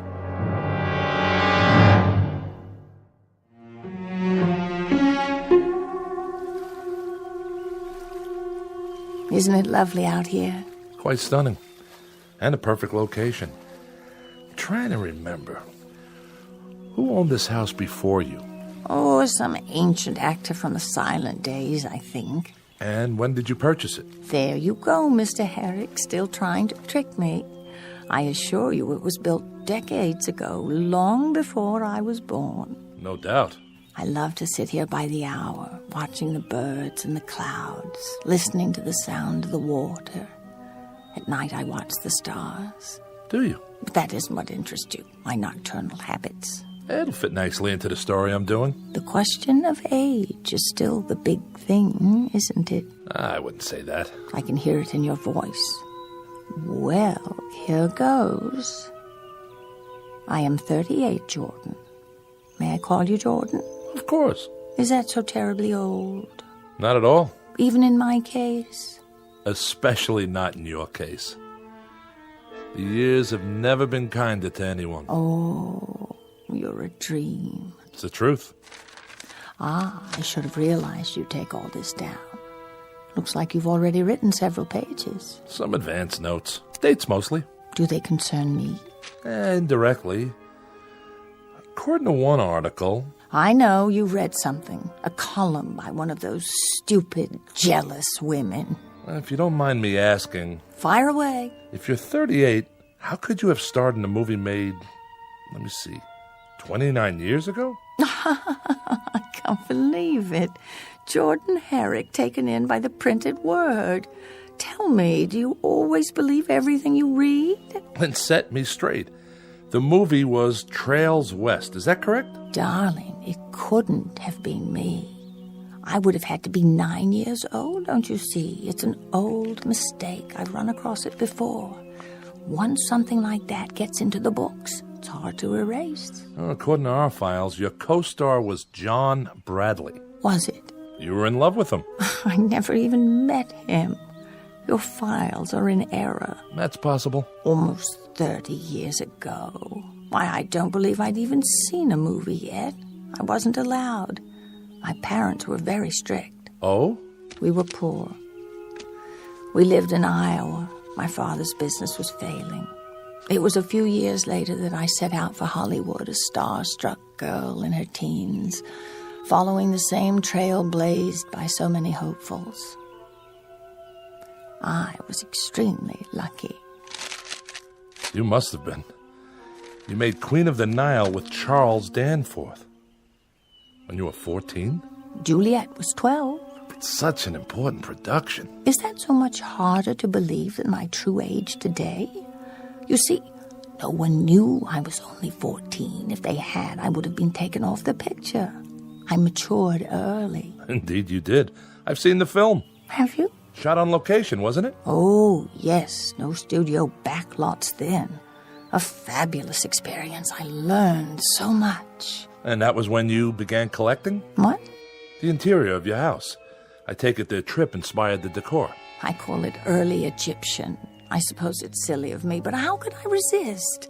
It was my first big break, and I was far from home with more money than I'd ever seen before. I'm just glad it wasn't one of those horror pictures that I probably have the place filled with caskets. No, I much prefer it this way. But really, you know, the fact is that I still feel 14 in some respects. No, let me be more precise. Sitting here with you, I feel new. I know it sounds foolish, but I want to live, Jordan. I want to savor all there is in this life. Is that so wrong? No. Come here and look at the view. You can see practically the entire city from here. The canyons, the pools. They look so blue from here. Don't they? Such a perfect color. Reminds me of something. Me too. Your eyes. You are too good to be true. But do you see what I mean? The world is such a magnificent place, full of so many wonders, too many to know in one lifetime. Maybe that's what makes life so precious. Because it's so brief. Does it have to be? If we live fully, tasting everything that's placed before us like a magnificent offering, two people alive to the moment and each other. Yes. I'm being foolish again saying such things. Oh, on the contrary. We've only just met. Hardly seems possible. That's because you've seen my films, each a time capsule, preserved, unchanging. There's something more, something that's very much alive right now. It's just that I so seldom get the chance to speak my mind, to air my dreams. That's true for everyone. Is it? It is for me. If I could know there's another who feels the same way, who wants to know life to the fullest. I think it's time for you to start believing. I don't dare. What are you worried about? You were so understanding, so simpatico. Don't stand too close. No, you don't like it. Move to the edge of the hillside. You might fall. Oh, Jordan, I already have. No. What's wrong? What must you think of me? Don't turn away. Look at me. It's as much my fault as yours. I wanted to kiss you from the first moment I saw you. You're very sweet, very real. But you really must go. Why? Because I say so. But we can see each other again if you like. What about tonight? Dinner? Very well, shall we say? 8 o'clock?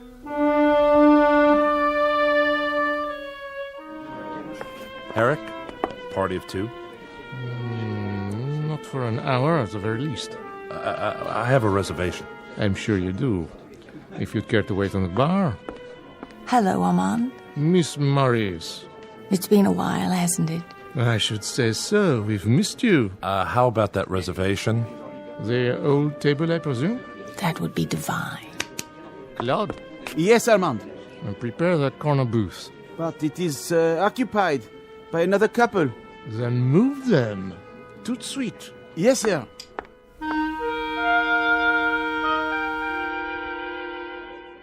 And that's our show. Ladies and gentlemen, we now invite you to dance. Darling, I don't know when I've had such a wonderful time, but it is getting late. Is it? I should call home to see how Mother's doing. Oh, don't tell me there's a curfew. It isn't that, but I do worry. Excuse me? Yes? Miss Morris, can I have your autograph? Of course, dear. Thank you, Miss Morris. Will that do? Will it? You should charge for those things. That's the 10th one tonight. Darling, is something the matter? No. Nothing. We're to have no secrets between us, remember? I was just thinking about your mother. Something she said. When? Earlier today, she took me aside. I could have sworn she was trying to warn me. Only I'm not sure of what. Jordan, my mother is disturbed. You must believe me. I do. But her words stick in my mind. She feels responsible. For what? My father's death. They were returning from a party. She was driving, and the car went off the road. Father was killed. Oh, I'm sorry. Since then, she's been suspicious, furtive, imagining all sorts of terrible things. I've tried to help her, but the doctors say it's hopeless. She's deeply depressed. She should be in an institution, but I can't bear the thought of... I shouldn't have brought it up. Let's change the subject. Yes, let's. Now then, I told you about me. What about you? What do you want to know? Where did you grow up? Chicago. I still live there. I've played Chicago, the Wells Theater. The Wells. Is it still always so cold in Chicago? Only in the wintertime. Oh, I almost forgot. I was going to call Mother. Where's my purse? Oh, wait, you'll need coins for the phone. Oh, don't worry about me. Here, I'll get change. Waiter? Jordan, please. It's no trouble. Listen to me. You're a kind and considerate man, but I can take care of myself.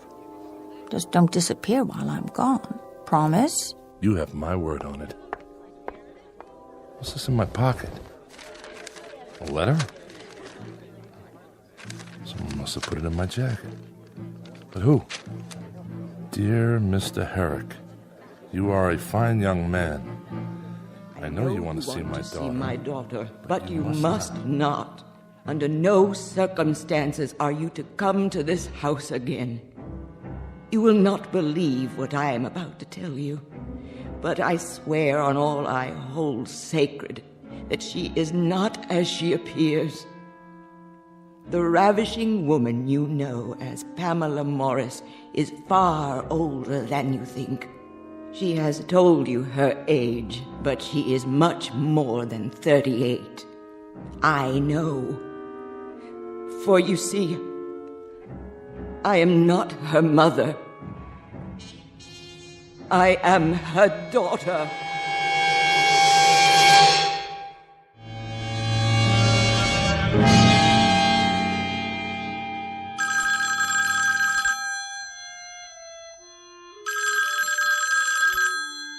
Morning. Jordan? Oh, I was just about to phone you. Were you? I overslept after last night. I was afraid you wouldn't call. I wasn't sure you wanted me to. Now you're teasing me. I had the most wonderful evening. So did I. It was heavenly, Jordan. Every minute of it. Will I see you today? Wild horses wouldn't keep me away. You don't have to fly back? Not just yet. I'll tell Kruger I'm onto something here. Something that could be very big. Kruger? My editor.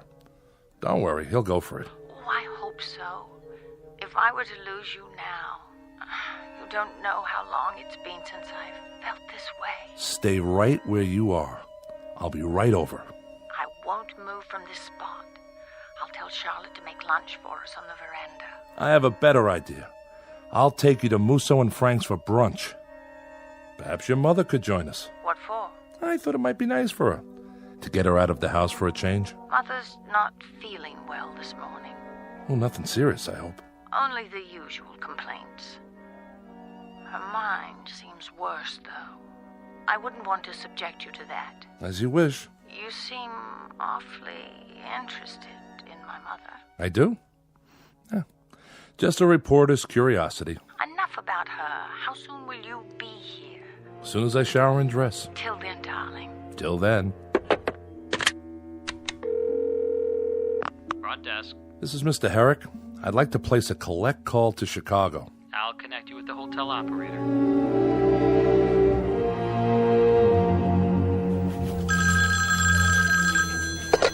Kruger. Hey, old buddy.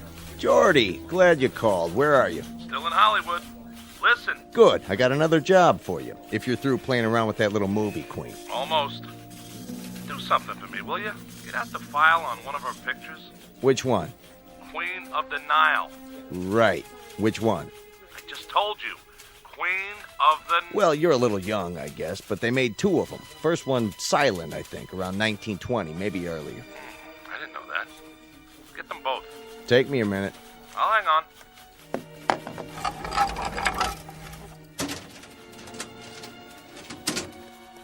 Here it is. You there? Yeah. I got it. What's the name of the girl who starred in the original? Let me see. Constance Taylor. Never heard of her. Anyway, she starred in most of it. What do you mean? It says there was some kind of accident during filming. A cave-in at a tomb in Egypt. Real tragic. They never found her. Got a photo of this Constance Taylor? There's a clipping from the obit. Compare it. With what? A picture of Pamela Morris in the remake. If you say so. Well? They look alike, but they would. They played the same part with the same makeup, same type of costume. The old Wells Theater. When did they tear it down? The Wells? Here in Chicago? Oh, it must have been sometime in the 30s. Why? I want to be sure first. In the meantime, I need you to do a little more research. Find out about the men who were involved with Pamela Morris. Send me every press release, every clipping you have on her.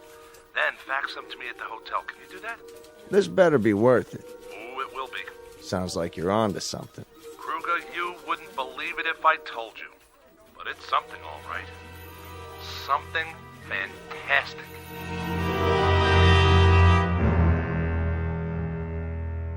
Well?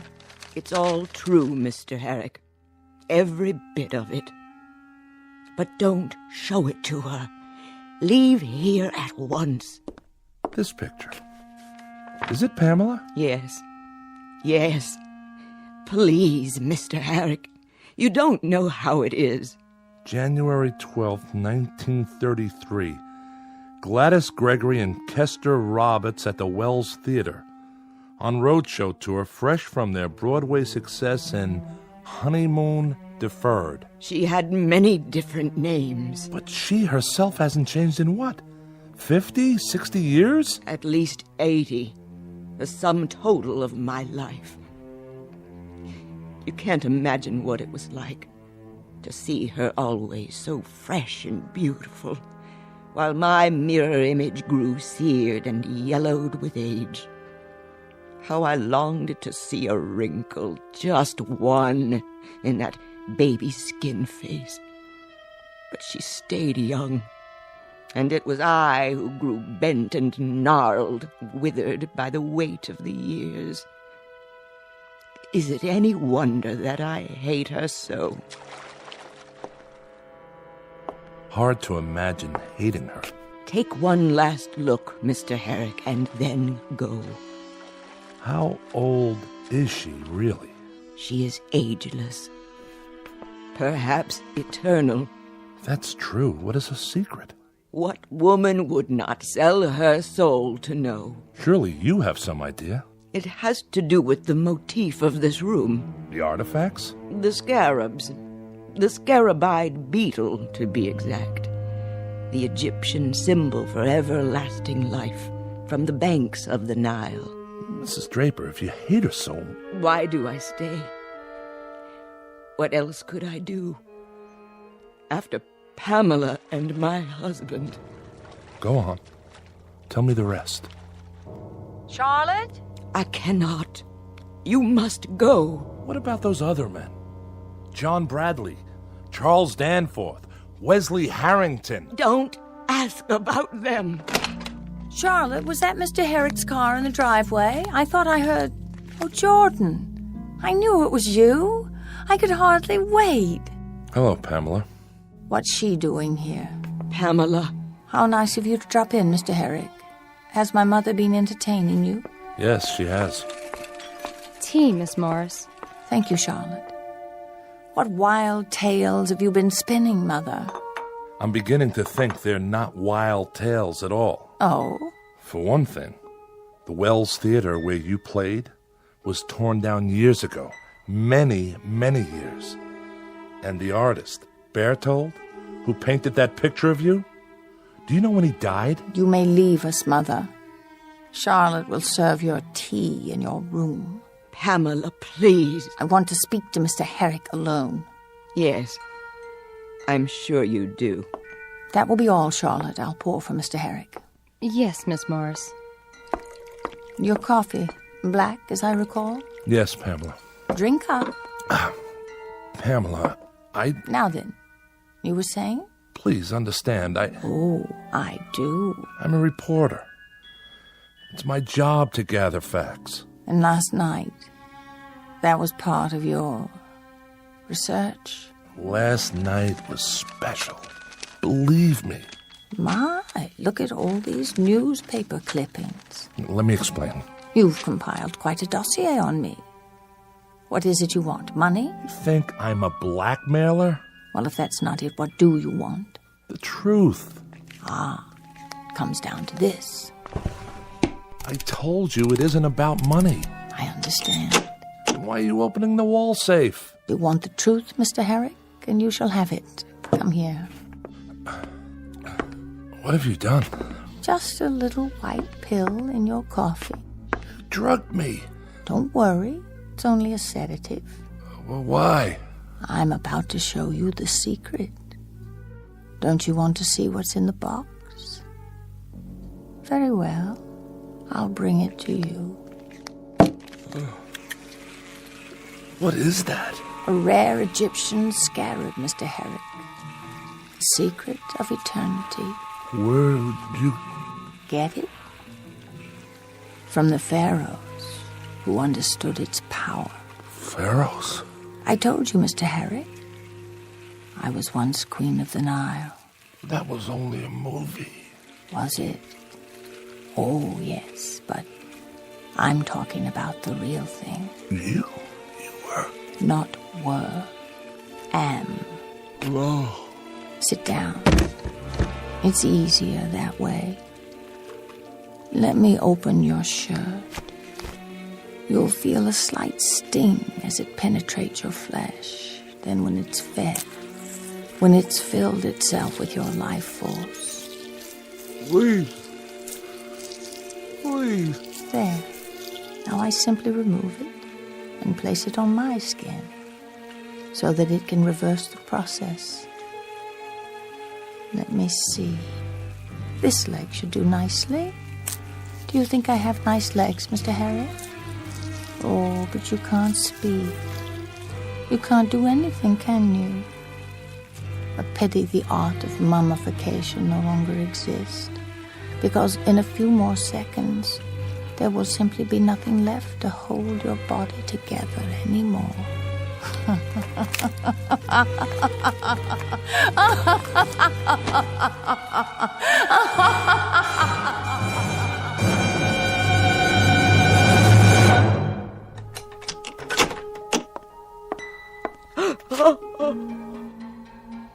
Pamela, what have you done?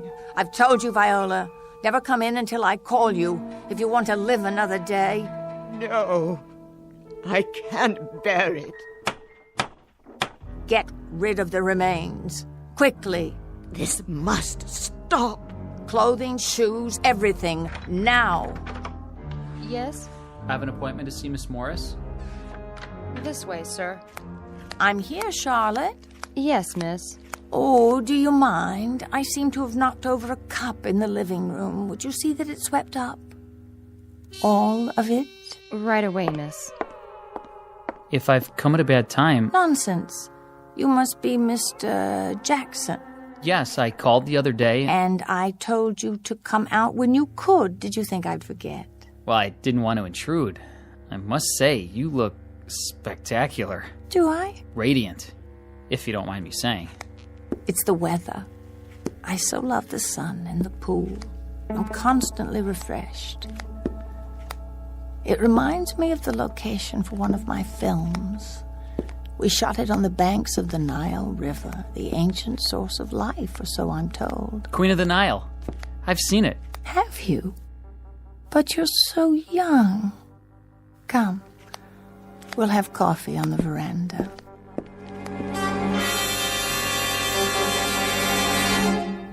Everybody knows Pamela Morris, the beautiful and eternally young movie star. Or does she have another name even more famous? An Egyptian one from centuries past? A word to the wise. It's best not to be too curious, lest you end up like Jordan Herrick, a pile of dust and old clothing discarded in the endless eternity of the Twilight Zone.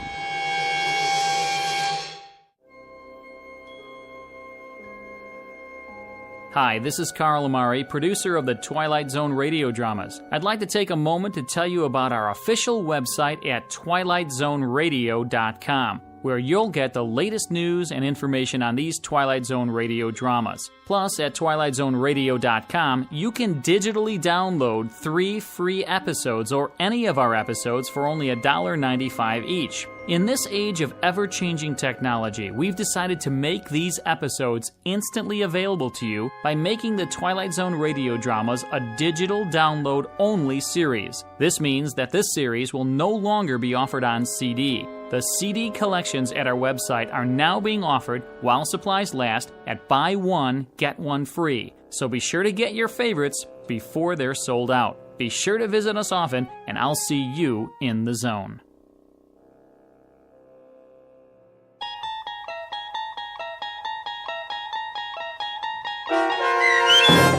Queen of the Nile, starring Kate Jackson with Stacy Keach as your narrator, was adapted for radio by Dennis Etchison and based on a script by Jerry Saul. Heard in the cast were Mike Starr, Doug James, Jeff Lupetin, Linda Ryder, David Darlow, Sarah Marks, Christian Stolte, Bob Dunsworth, Carl Amari, Vince Amari, and Roger Wolski. To learn more about the Twilight Zone radio dramas and to obtain audio cassettes and CDs of these programs, visit our website at twilightzoneradio.com. The producers of The Twilight Zone wish to thank CBS Enterprises, Carol Serling, Dennis Etchison, Dick Brescia Associates, Claire Simon Casting, Terry Jennings, XM Satellite Radio, Sirius Satellite Radio, our sponsors, and our radio affiliates for helping make this series possible. This copyrighted radio series is produced and directed by Carl Amari and Jason Mallow for Falcon Picture Group. Doug James speaking.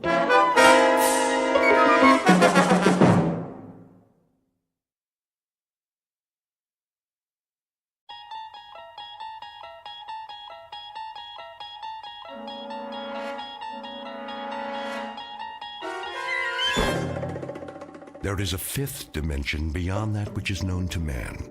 It is a dimension as vast as space and as timeless as infinity. It is the middle ground between light and shadow.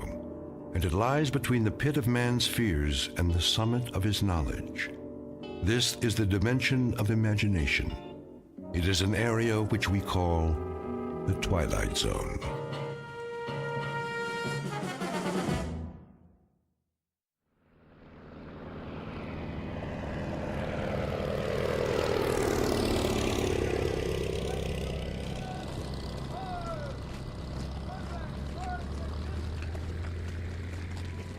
So it's goodbye again.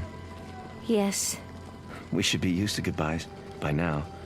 You'd think, wouldn't you? You know, I used to think when I was a little boy back in America. You used to think what, Tony? Oh, it doesn't matter. Of course it does. I love to hear you talk about when you were a little boy. But you know something funny? I'm jealous. Jealous? Jealous of what? I'm jealous of those years. I'm jealous that you grew up and I didn't get to know you because we hadn't met. So many years. And I think now, what a waste that we didn't know one another then. We had time once, didn't we? All the time we needed. But not now. Now there is no time, Tony. Now there is only time for goodbyes. Now people fly by so fast, you want to call out to them. And then it's too late. They've gone. They've disappeared. It's time to take off, Lieutenant. The Luftwaffe is coming. I'm on my way. But, sir, the troops are moving out. Thank you, Private.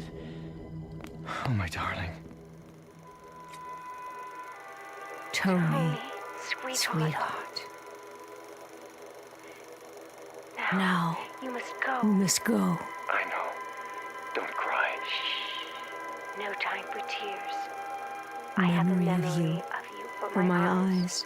and a thought, Thought of you to hold in my for my mind. mind. As do I. And I The have touch of you. for all of me. Oh, my darling. I won't forget you. Not forever and a day. and a day.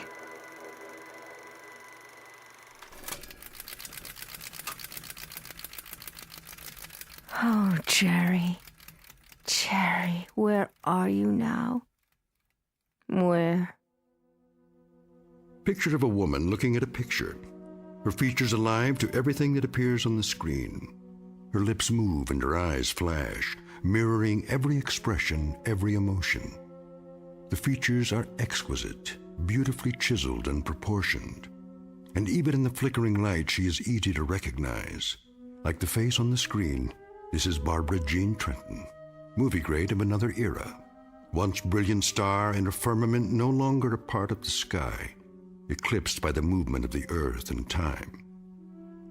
Barbara Jean Trenton, whose world has become a projection room in her home, whose dreams are made of celluloid, struck down by hit-and-run years and lying on the pavement, trying desperately to get the license number of fleeting fame, somewhere on a side street in the Twilight Zone. And now the Twilight Zone and our story, The 16mm Shrine, starring Kathy Garver with Stacy Keach as your narrator.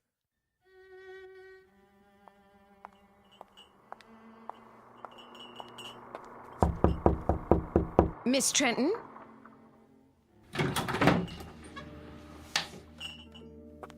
Miss Trenton? Miss... What is it, Sally? Oh, I didn't see you standing there. It's so dark in this room. Would you like me to open the drape? No, thank you. What is it that you want? I brought you a snack, Miss Trenton. You always used to have a snack this time of day. Just put it down on the table. Yes, miss. If you don't mind my saying so, you really should have something to eat. I do mind. That will be all, Sally. Yes, Miss Trenton. I'll be going now. You do that. Will you be wanting lunch this afternoon? I'll be glad to make you a nice... I'll let you know. Very well, miss.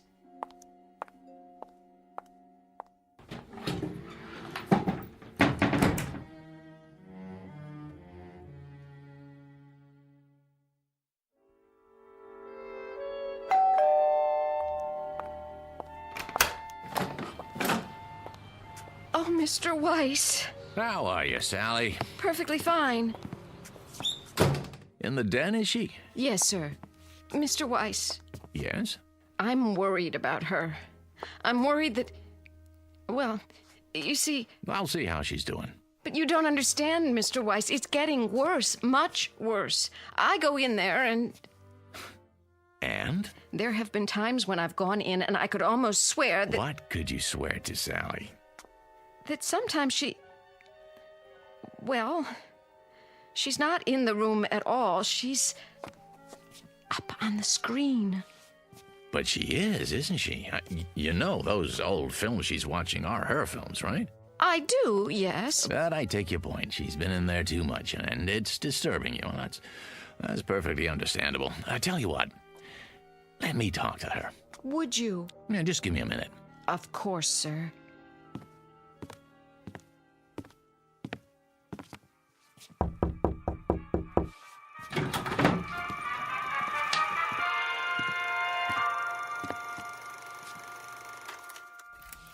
Barb?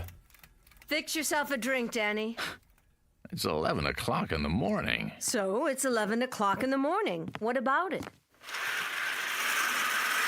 It's 11 in the morning and the sun is out, see? Oh, why did you have to do that? It's a beautiful day in Beverly Hills. There's no smog, it's 84 degrees, and it's lovely out there.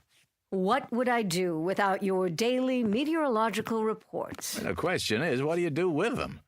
You sit here in this air-conditioned cave, showing one picture after another.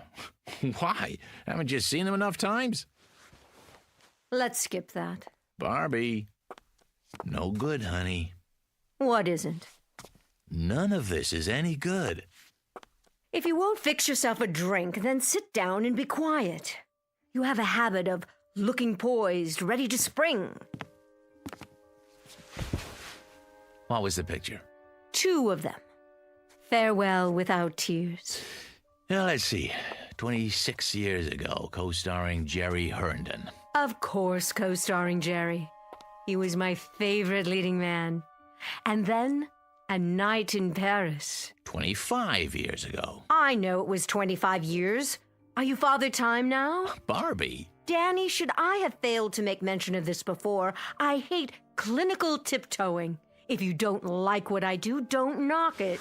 I have to knock what you do, and I have to get clinical when I see you enclose yourself in this room and stop the clock. You said things back 15, 20, 25 years. You turn your back on today, and you do this every day. Let me tell you something, honey. That's sick.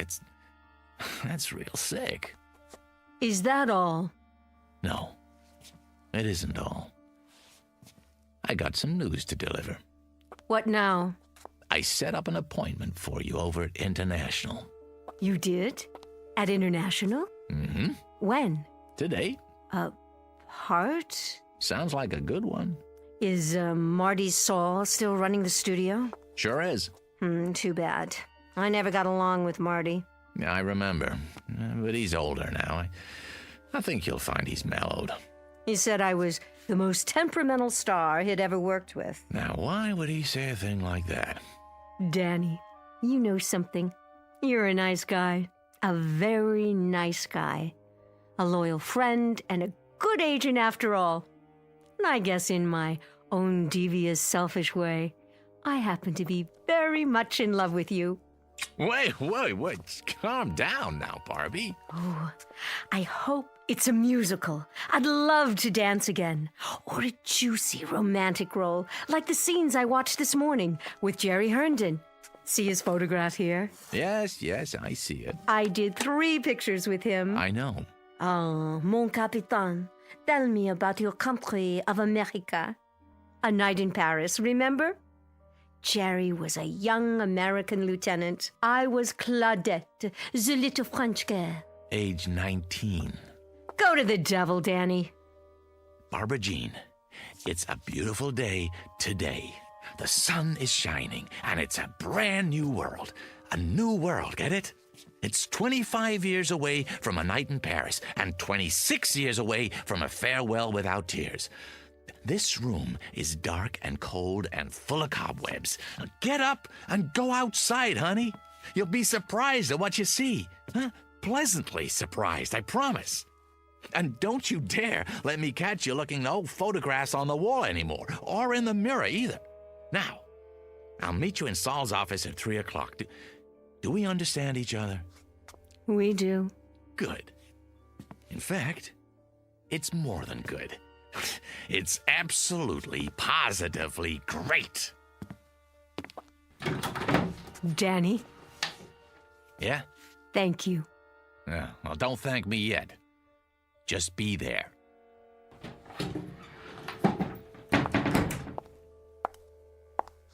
Mirror, mirror on the wall, am I still the fairest of them all?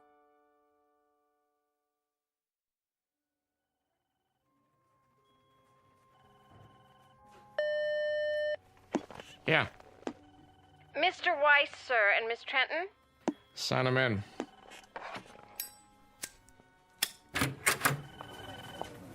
Marty, there you are. Good to see you, Barbara.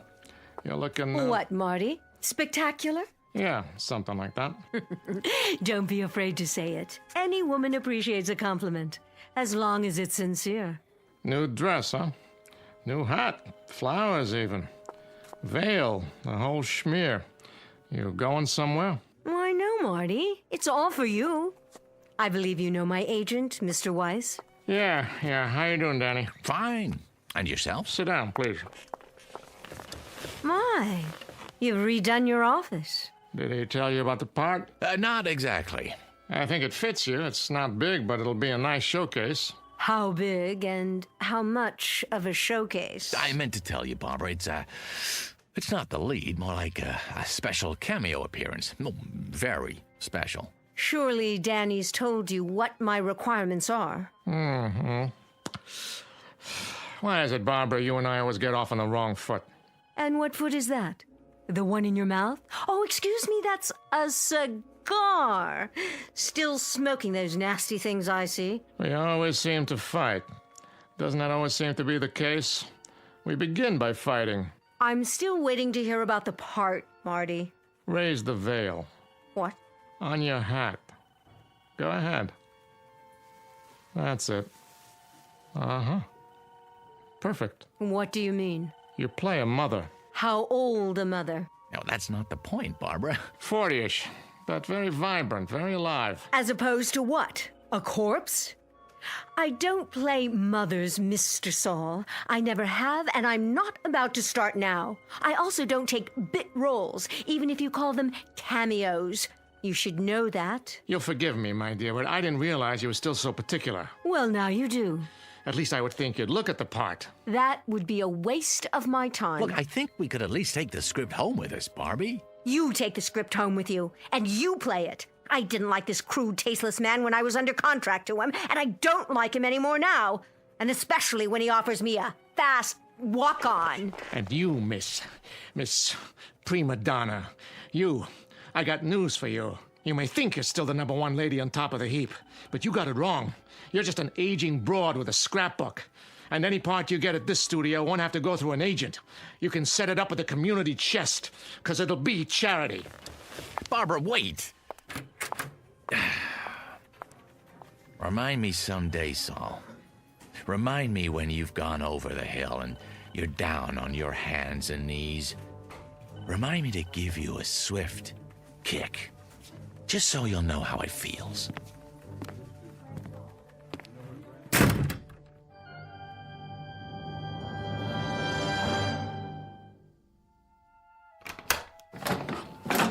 Oh, Miss Trenton. And Mr. Weiss, I didn't expect you back so soon. That will be all, Sally. Yes, miss. You'll excuse me, Danny. I'm going upstairs to rest. Well, don't you think we have a couple of things to talk about? Not now. I'm feeling tired. Barbie! What? You're right about him, Barbie. He's a tasteless man. He's got a mean temper and a dirty little mouth. You shouldn't pay any attention to him. Are you talking about Saul? Saul doesn't exist. That studio doesn't exist. Not anymore. Not the way it is now. Exactly. There are other studios. I'm talking about all of them. This is the world, Dan, right here. From now on, I keep the doors locked with drapes over the windows. I don't want any of the outside coming in. Not the Marty Sauls or the movies without sentiment or those teenaged actors on television or rap music or any of it. Barbie, whether you like it or not, that's the way it is. That's the way things are. What can you do, Barb? Shut your eyes? Say it doesn't exist because you can't see it? It doesn't have to exist. If I shut my eyes, it disappears. Yes, it does. I can wish it away. But that doesn't make sense. It makes sense to me. Perfect sense. And you know what else makes sense? As of right now, as of this minute, this is the old Hollywood, with all the charm and romance, with all the glamour. It's a carefree world again, Danny, just like before, in this house. Barbie, none of that's true. It's nostalgic and nice, but it's not true. Are you listening to me? It's phony. Well, if I wish hard enough, it won't be phony. If I wish hard enough, Danny. Barbara, please. I'll give a party. Yes. Tell all of my friends, Danny. Tell them. Tell Paul Nader and Jerry Herndon and Steve Black. Oh, now there's a man for you. Tell them I'm still at the same address. And tell... Barbie! Paul Nader's been dead for 5 years. Jerry Herndon lives in Chicago. Steve Black hasn't been around for 15 years. And if I could get to them, if I could, what kind of party can I invite them to here?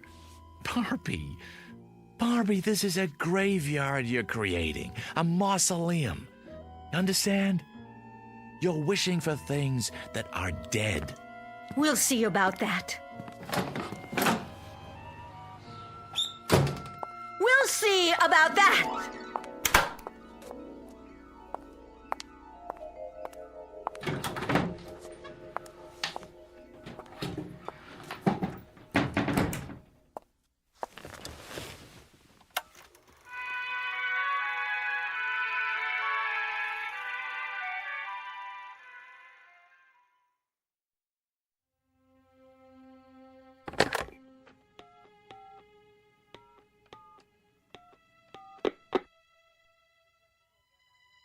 Mr. Mosa, please. Tell him it's Danny Weiss. Hey, Walt. Long time, huh? No. I didn't go to the awards.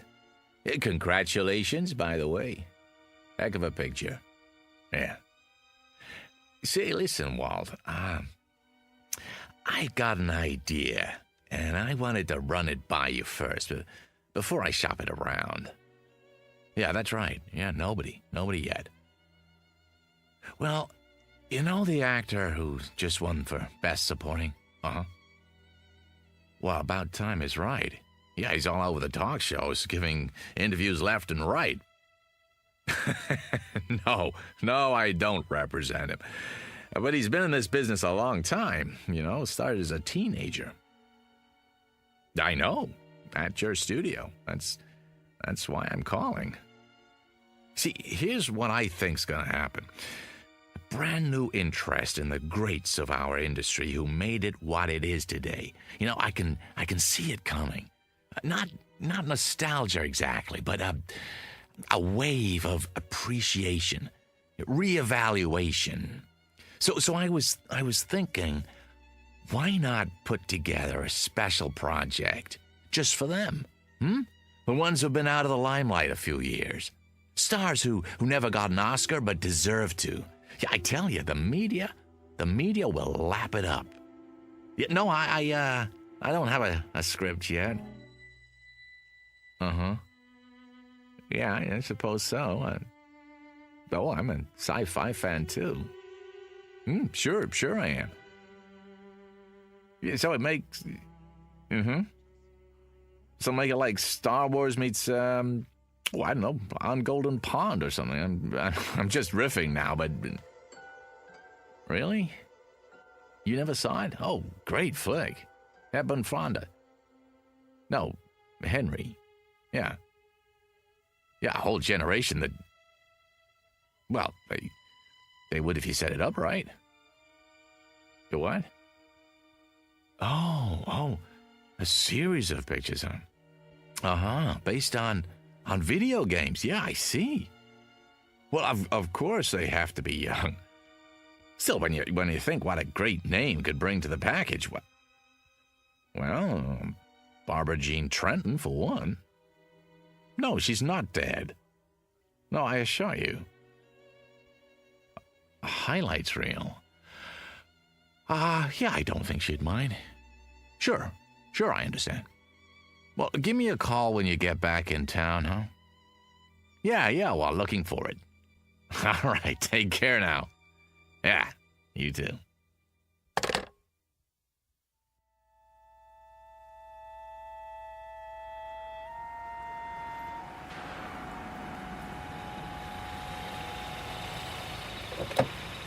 Hello, Mr. Weiss. Hello, Billy. Lunch again, huh? Park it nearby, would you? Won't be long. Yes, sir.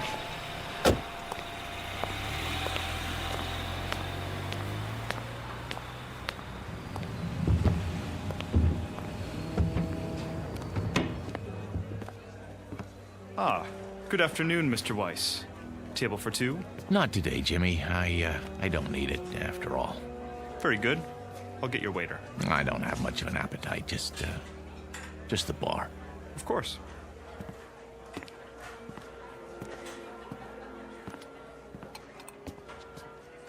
Hey, hi there, Mr. Weiss. Where's who, Rich? Well, you'll excuse me saying so, but the place has been buzzing. I heard you're bringing Barbara Jean Trenton for lunch. Some kind of celebration. Ah, well, there's been a change of plans. Oh, well, the reason I mention it is I was going to ask her for an autograph. You think she'd have minded? I'll bring you an autographed 8x10. How's that? Would ya? Oh, that'd be great. Just a scotch and water for now, Rich. Coming up. Make it a double, will you? Sure, no problem. Mr. Herndon? Telephone call for Mr. Herndon. Mr. Herndon? Telephone call from Mr. Herndon. Oh, hold on. Did you say Herndon? Why, yes, sir. Well, that wouldn't be... No, forget it. Pardon? Why, it's not for a Jerry Herndon, by any chance. I wouldn't know, sir. Well, I was just wondering. Jerry Herndon. Sounds familiar. Didn't he used to be in the movies, too? Sure did. A long time ago. Telephone for Mr. Herndon. Right here, son. Jerry? You can take it at the bar, sir. Thanks. Oh, and this is for your trouble. Thank you. I'd know that voice anyway. I don't believe I've... Danny? Danny Weiss? What in the world are you... I just stopped in for a drink. Oh, same here. I couldn't forget this place like old times. Old times is right. What are you up to these days? Oh, still in the business. What else do I know how to do? Listen, can I buy you a drink? I'll buy you one. Come on, sit down. Talk about a coincidence. I was just mentioning you to someone. Pull up a chair. You'd better take that call. Forget it. They'll call back. We've got a lot of catching up to do.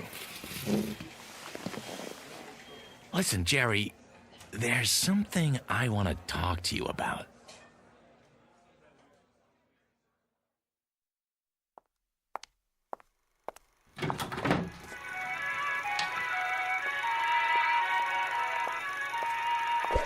Oh. Who's there?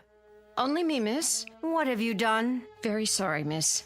I didn't see you sitting there. I must have tripped on the electrical cord. Shall I plug it back in? Thank you, no. I'll take care of it, Sally. And Sally. Yes, miss. I'm locking the door to this room. I don't want to see anyone. I understand, miss. Sorry.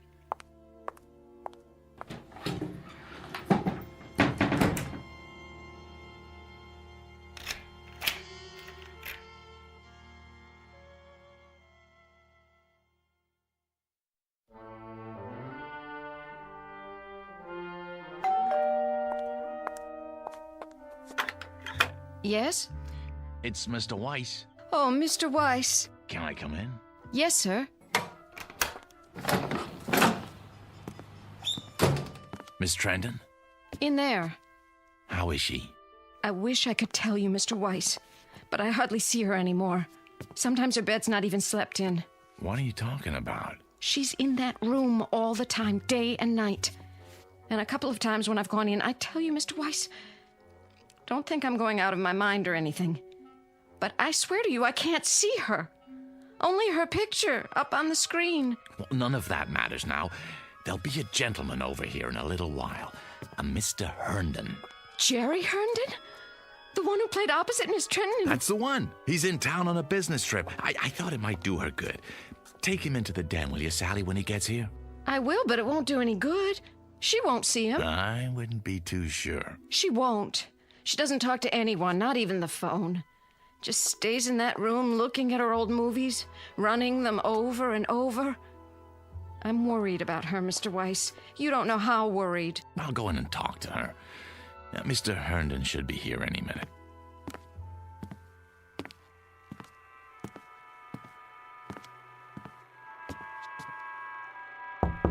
Go away, Sally.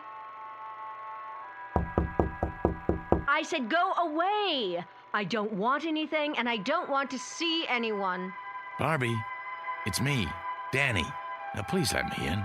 Why should I? Please, Barbie, I got something to tell you.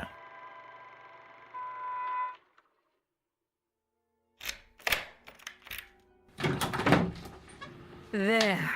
Are you satisfied? Barbie? What's the matter, Danny? Don't care for the merchandise? Looking a little worn? The merchandise is beautiful as always, but it looks tired. Looks as if it hasn't slept in days. It needs some air and sun. Outdoors on the tennis courts or by that pool you never use. I have everything I need in here. I'm quite satisfied, thank you. Hail and farewell, Daniel. The door's the one you used when you came in? I have some good news. Oh, do you? What is it? Has my house been declared an historic monument? A friend's coming to see you. A friend? All my friends are dead, retired, or forgotten. You told me that yourself, in no uncertain terms. Oh, this one's very much alive, and he'd love to see you. Tell him I'm not receiving. It's Jerry Herndon. Jerry? Dan, you don't mean it. I do. Where is he? What's happened to him? Nothing's happened to him, I promise you. You'll see for yourself. When? Any time now. I happened to run into him. I swear, by pure chance. He asked about you, wanted to know if he could see you. I took the liberty. Oh, you're such a dear. You've done well, Danny. Very well. Oh, by the way I look, no makeup and these clothes. When's he coming? I have to dress. I think he'll like you just fine if you're wearing sackcloth. But if it makes you feel better, go ahead. Stall for me. I need at least a few minutes. Oh, show him to the living room. Oh, Jerry. Jerry, after all this time.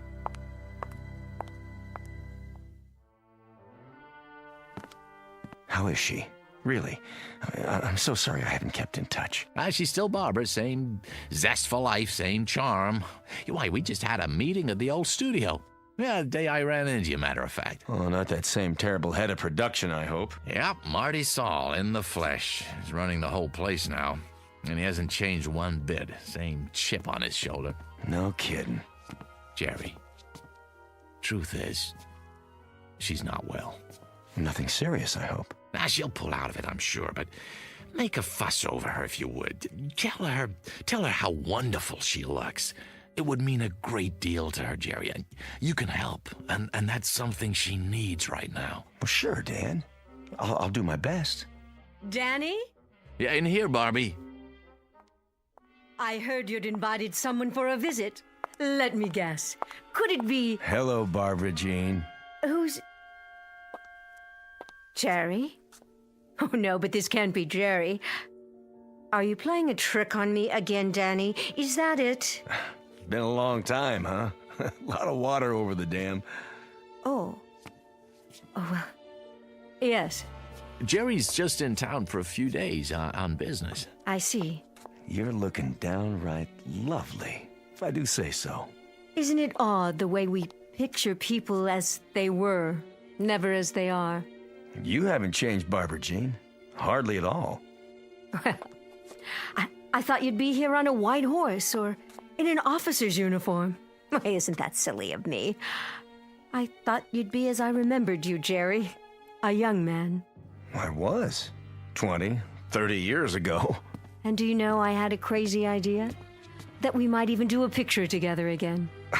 Not much chance of that. He's not an actor anymore. No, I gave that up long time ago. Went down the drain, along with my youth. You don't act anymore? What do you do? It's not so bad. I run a chain of supermarkets outside of Chicago. A chain of supermarkets? In Chicago? I'm doing really well, in fact. More than I ever made in the picture business. You're joking. No, you're not. You're not joking at all. Barbie. See this photograph? This is the one I expected. This is the one I wanted to come see me. With that darling little mustache. Well, I've still got one, only it's gone white, like the rest of my hair. So you have. But you're not the one in the photograph, are you? He's dead. He's dead, like all the others. Barbie, honey. Go away, please. Both of you. Will you just go away? It was very nice to see you. Goodbye, Barbara.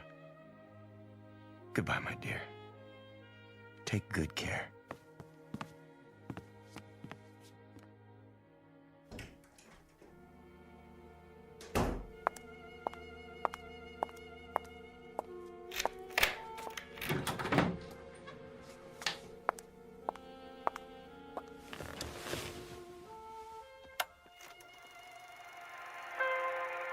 Jerry. There you are, Jerry. How well you look. How young. How wonderfully young. There was an old man here a while ago. A tired, worn-out old man. And he said he was you. Can you believe it? Oh, Jerry. Jerry, I wish I could be where you are. I so wish I could, Jerry. Oh, how I wish.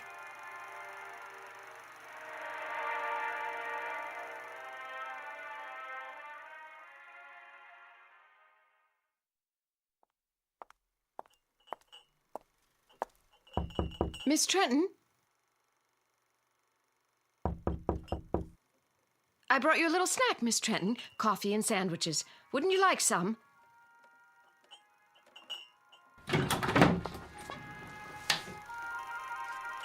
Miss Trenton, where are you? Jerry? Jerry, wait for me! I'm afraid this is goodbye, Sally. No! Goodbye!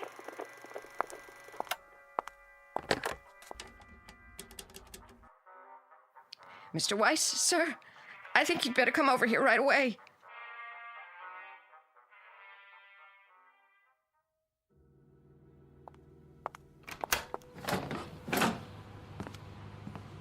What is it, Sally? You'd best see for yourself.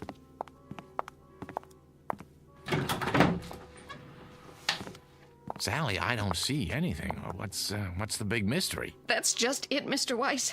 I don't see anything either. She's not here anymore. Was the projector running? It was. When was that? About an hour ago. Who shut it off? I did. Then I called you. Well, if you looked in her room, maybe she's taking a nap. That's the first place I looked. Then I went to every room in the house, even the pool in the yard. She's not here. At least not in the way you'd mean. You know how to work this thing? It's just that little switch there. Are you going to run it, Mr. Weiss? Yes, Sally. I'm going to run it. Mr. Weiss, I can't stand to watch. I don't know what I'm going to see. Shh, quiet. All right, darlings, that's enough for now. Let's go outdoors. We'll finish our cocktails by the pool. Everyone go ahead. I'll be right with you as soon as I change out of these heels. What is this film, Mr. Weiss? Not one that I've ever seen. It's funny, it doesn't look like a set. Wait, those French doors, I'd swear it's this room. This one right here. It can't be. But it is, Mr. Weiss, it is. Look at that scarf. She bought it only last year, and those shoes? They're the ones she wore when Mr. Herndon came by. Barbie! Barbie, please! What? It's Danny. Please, don't do this. Danny? Oh, there you are. Care to join us? The old gang's here. We're going to have such a time, just like we used to. You know I can't do that. I can't just step into a movie screen. It isn't real. None of this is real. Well, then, goodbye, Danny. Be a dear and hold on to my high heels for me, will you? I can't very well swim in them. Barbie, don't! Keep them to remember me by. Jerry! Where are you? Barbie, please. Over here by the bar. I just stopped to freshen my drink. Care for another one, Barbara? Oh, don't tempt me. Now we simply must go outside. Everyone's waiting. In that case, race you to the pool? You're on!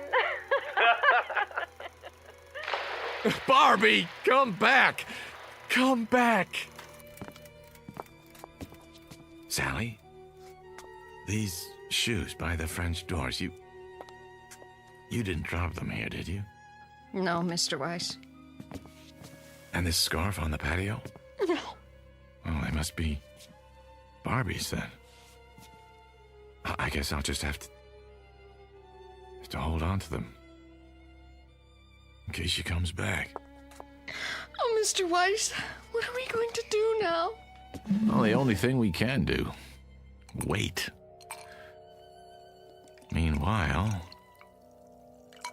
here's a toast to you, Barbie. And to wishes. To the ones that come true.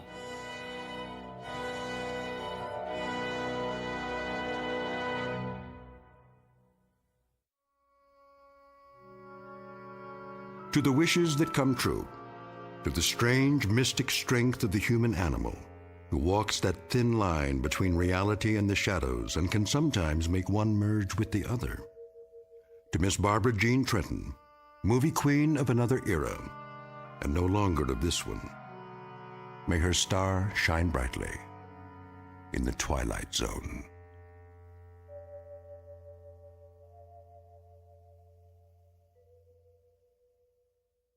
More from the Twilight Zone after this. Hi, this is Carl Amari, producer of the Twilight Zone radio dramas. I'd like to take a moment to tell you about our official website at twilightzoneradio.com, where you'll get the latest news and information on these Twilight Zone radio dramas. Plus, at twilightzoneradio.com, you can digitally download 3 free episodes or any of our episodes for only $1.95 each. In this age of ever-changing technology, we've decided to make these episodes instantly available to you by making the Twilight Zone radio dramas a digital download-only series. This means that this series will no longer be offered on CD. The CD collections at our website are now being offered while supplies last at buy one, get one free. So be sure to get your favorites before they're sold out. Be sure to visit us often, and I'll see you in the zone.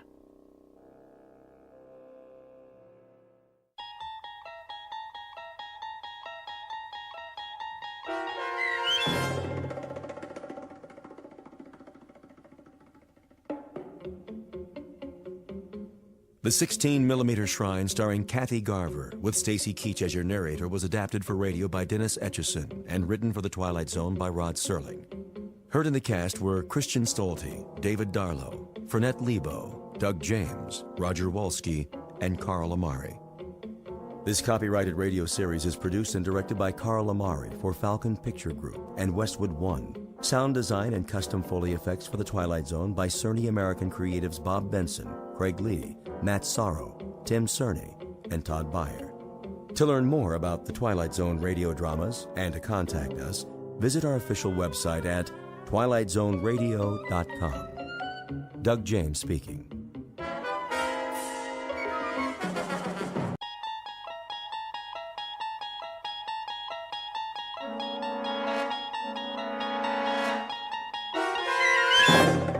You're entering another dimension, beyond any limits known to man.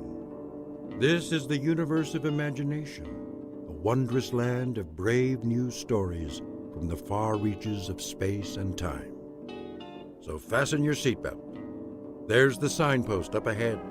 Your next stop, the Twilight Zone.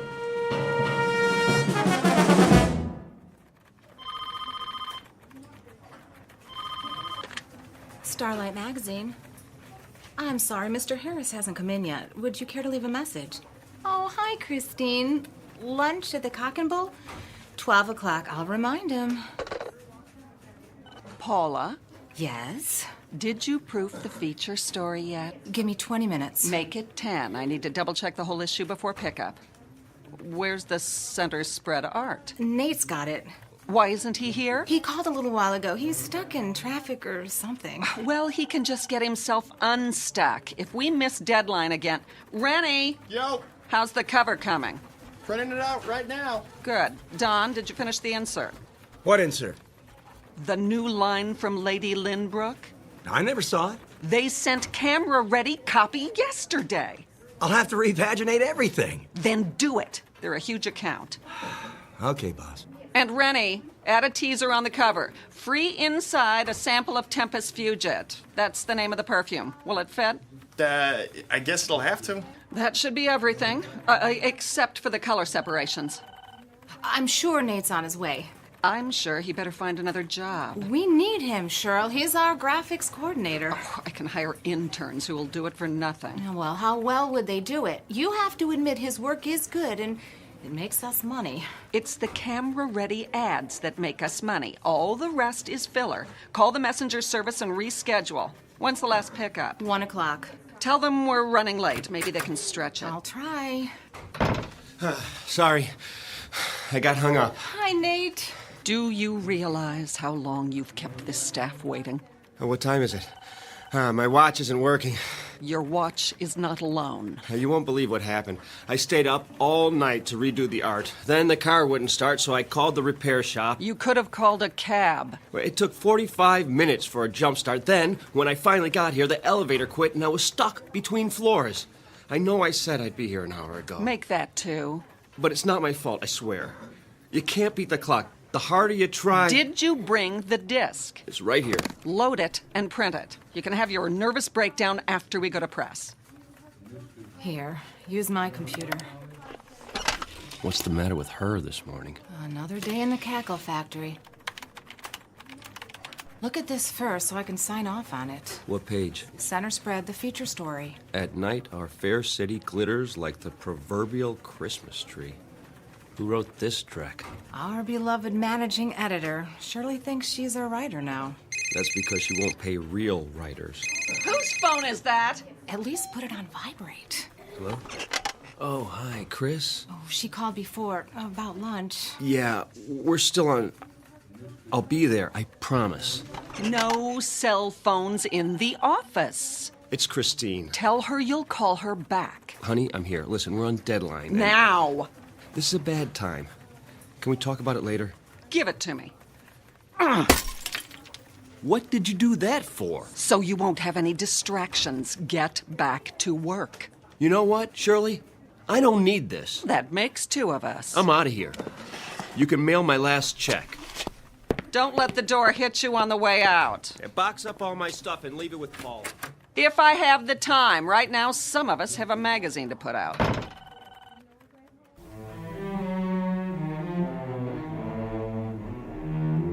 Introducing Mr. Nathaniel Harris, former fine arts major, engaged to Miss Christine Crosley, and lately employed at a small publishing company. Very lately. Because this is a man whose hourglass has finally run out. He just learned one very important lesson, that he can't be in 2 places at once.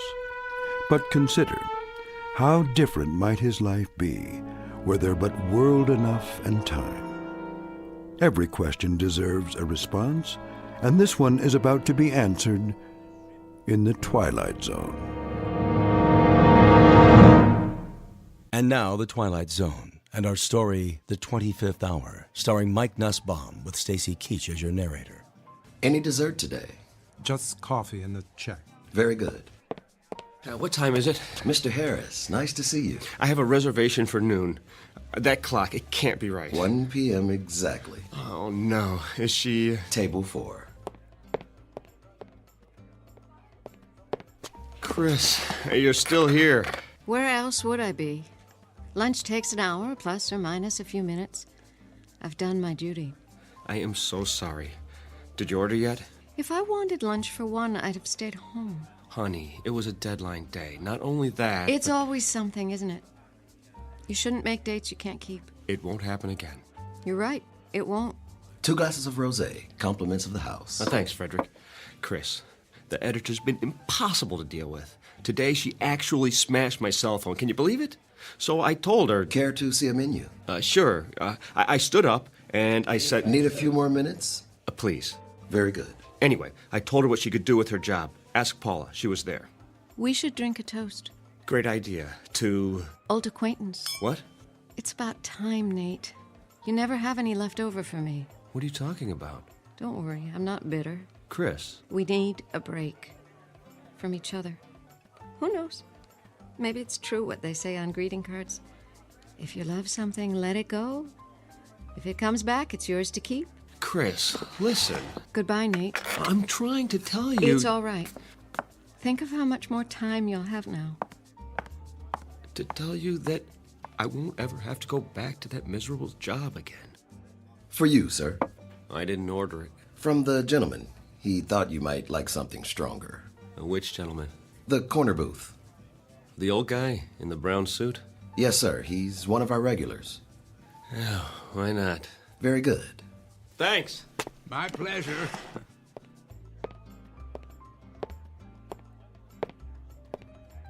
Can I buy you one? Oh, dear me, no. Not necessary in the slightest. Have we met? Not that I recall. Then why the drink? I thought you looked a bit under the weather. Nothing fixes that like a Moscow mule. Is that what it's called? Oh, ginger beer and vodka in a copper cup. Their signature drink when I first came here. Of course, that was years ago. Nate Harris, and you are... Blevins is the name. But you can call me whatever you like, so long as you don't call me late for dinner. Please, sit down. I think I've seen you here before. Oh, most unlikely. I'm the type who blends in with the woodwork. Oh, I wouldn't say that. When a man is my age, he becomes invisible, practically speaking. Perhaps because he's no longer in such a hurry. Then I envy you. Oh, you mustn't. I have nowhere to go and nothing to do, unlike yourself. Actually, I don't know what I'm supposed to do now. Something will present itself. It always does.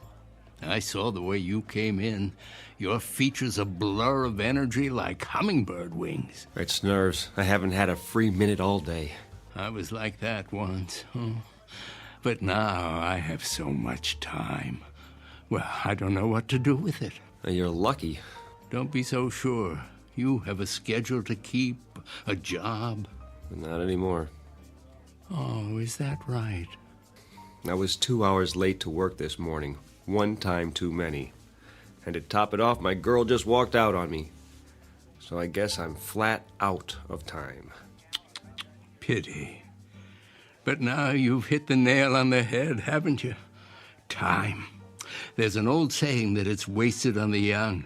In fact, it's wasted on people like me. I have all the time in the world. More than I can possibly use. Excess, you might say. Well, if you figure a way to bottle it, let me know. Do you mean that? Are you kidding? I'd pay anything to have a little extra. Anything. Oh, no need for such a sacrifice. That's easy for you to say. If I could have what you have, I'd hock everything I own. I assure you that won't be necessary. No? Let me tell you about myself. As I say, I've reached the point where I have too much time on my hands. That means the opportunity to read, to study, to speculate, and to tinker. What's unimportant falls away, and all that remains is what truly matters. What are you getting at? Simply this, Mr. Harris. I'm about to share something that may sound incredible, but it's really quite straightforward, at least in principle. You see, nothing is created or destroyed in the universe. It merely changes form, moves to where it's needed, so to speak. Sometimes that requires a little nudge, of course. I'm not sure I follow. Consider rain falling on arid land, air flowing into a vacuum. The process is the same. Surplus redistributed to maintain a certain equilibrium. The truth is that nature abhors waste. You've lost me. Consider what happens in a typical day. As soon as you have a free hour, new tasks flow in to fill the gap. The result is that a busy man never quite manages to stay ahead of the game. You got that right. But what if you could add another hour, or another, and another, until the pressure is drained off, equalized? Tell me, what would you do with that extra time? Travel? Write the great American novel? Use it to get caught up, probably. I studied to be an artist. Now I'm a consulting graphics coordinator. You know what that means? I push ads around on a computer screen. Don't ask me how it happened. No real mystery. You needed to earn a living, and time got in the way. What you need is time that's off the clock, so to say, before what matters is only a memory. Don't tell me. You're selling a magic potion. What's it called? Time in a bottle? Nothing so fanciful. The product of my tinkering is purely scientific. I happen to have a prototype with me. Spare me, old-timer. Thanks anyway, but I'm afraid I can't afford whatever you're selling. Oh, it's not for sale. It's still in the experimental stage. Oh, come on. I know what that is. I took music lessons. It's a variable rate device to mark the passage of time. Allow me to demonstrate. Congratulations. You've reinvented the metronome. Try to lift it. That's heavier than it looks. What did you do? Put lead in it? It's quite empty as far as the eye can see. Open the panel in the base. Oh, you have to lift the latch. Well, there's nothing inside. Are you sure? A pivot for the arm attached to some kind of bearing, that's all. But it feels like it weighs 10 pounds. That's because the little door leads to... Well, I wouldn't want to confuse the issue. Call it a storage chamber. Oh, it smells like stale air to me. Oh, it hasn't been tested in a while. The contents are flowing out now that the mechanism is activated. Well, what contents? That which is beyond price and invisible to the eye. Go ahead, examine it. There must be a layer of iron under that veneer. Only the thinnest of plywood. Oh, where'd you get it? From a magic supply company? It took me years of trial and error. This is the 81st and final model. Or is it the 82nd? If my calculations are correct, it possesses certain unique properties. Listed on eBay. You'll find a buyer. As I said, it's not for sale. But it is available on loan. What would I do with a thing like that? Put it on my coffee table? Well, I need someone to field test it. Test it? How? To be sure that it's ready. Think of it as a kind of temporal storage battery, operating on the principle of equalization. I've infused it with some of my time, the excess I told you about. Say you're running late and you need a few extra minutes. Take it out and start it ticking. When you've had enough, one touch stops the arm. Wouldn't that be something? Yeah, you almost had me going there for a minute. If it were real, you could name your terms. Oh, it's quite real. I suppose you can prove that? If I do, will you agree to a test? Here comes the con. Put it back in the case and take it home. Use it at your discretion.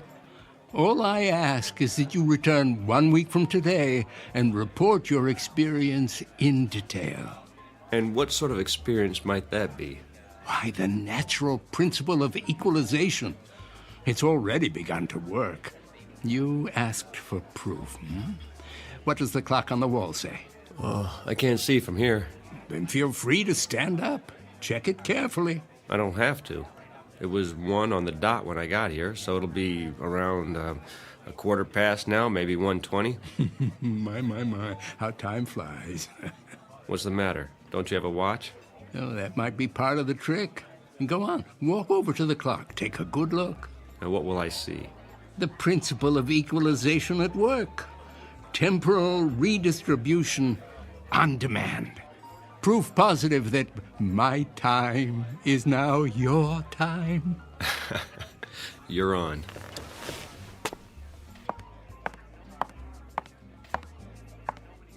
$1:05? Hold on. Frederick? Yes. Did somebody move the hands back? Sir? The wall clock. Did you see anyone go near it? Why, no. Then it's broken. No, sir. It keeps perfect time. Well, let me ask you. How long have I been here? How long? Answer the question. You met Miss Crosley very briefly, then the gentleman sent you a drink. And how long ago was that? A minute or two? Come off it. Did he put you up to this? Who? The little man in the booth, whatever his name is. Blevins? He bought you a drink and departed. Oh, he did he? Then why is he...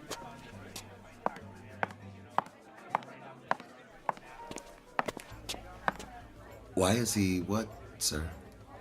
Where'd he go? He was here. We had a conversation about time and his theories of... Did he leave that for you, Mr. Harris? Leave what? The leather case. Perhaps he intended you to have it.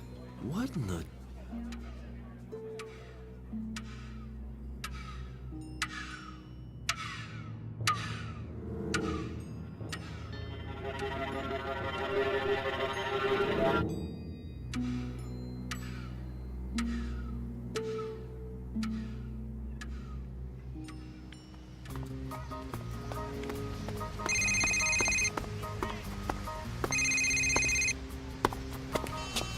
Hello?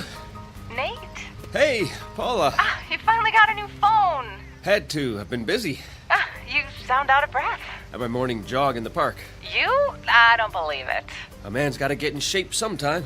Have you found another job yet? I've been going on a lot of interviews, about 10 a day. Whoa, take it easy. I have all the time I need now. It's like the more I do, the more I can do. You'll have to tell me your secret. I could use some of that. So, how's the magazine? Down the tubes without me? Well, give it time. Listen, Nate, I may have a lead for you. Mandible Publications is looking for a color supervisor. Mandible? Too big for me. They do 12 titles a month. The pay is double what you made here. No more publishing. Surely you'll never give me a recommendation. She doesn't have to. I'll write it. Oh, you do that? Of course, what are friends for? Which brings me to my next subject. I talked to Christine. Why haven't you called her? The last time I saw her, she told me have a nice life. Do yourself a favor, Nate. Make the call. She's the one who walked out. This is me you're talking to. Remember? I'll think about it. You do that. If you can fit it into your schedule. That's not the point. Oh, I gotta go. Dragonlight is back from her coffee break. Keep me in the loop about Mandible.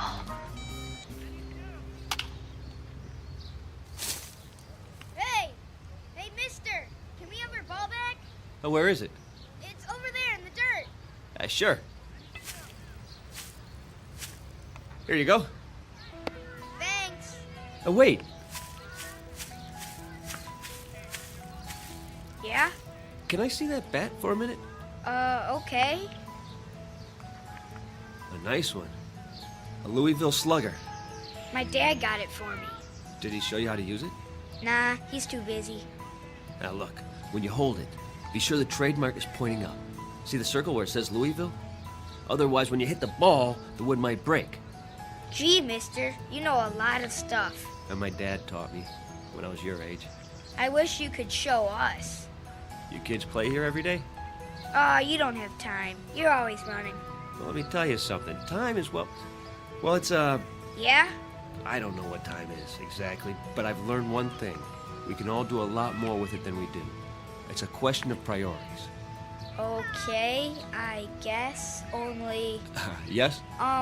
What are priorities?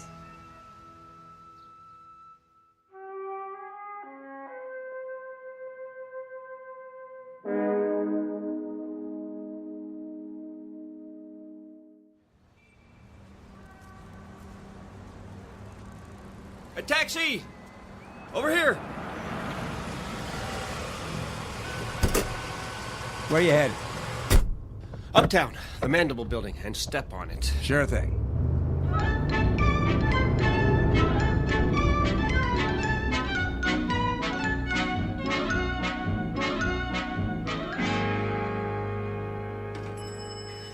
Hold the elevator! What floor? The editorial offices. Lucky 7 coming up.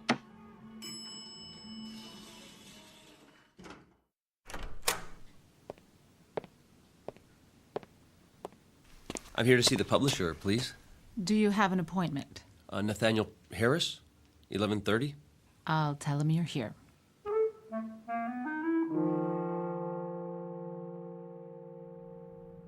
Have a seat. Mr. Harris, is it?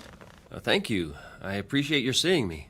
I'm on a tight schedule, so let's cut through the fat. You'll have experience with pre-press.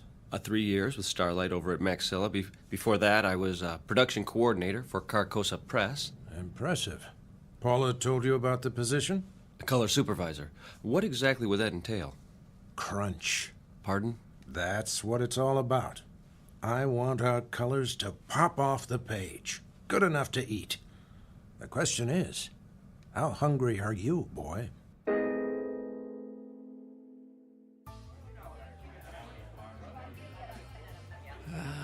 Right on time, Mr. Harris.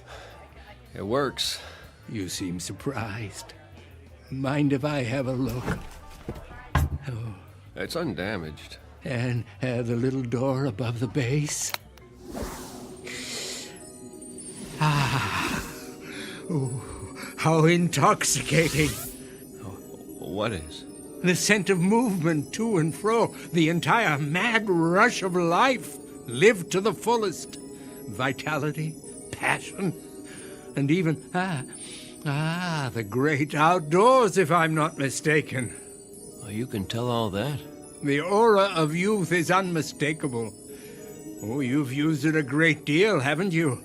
The storage chamber is almost full. Why, I only did what you said. Started it ticking when I needed more time. And the result? I got everything done, and then some.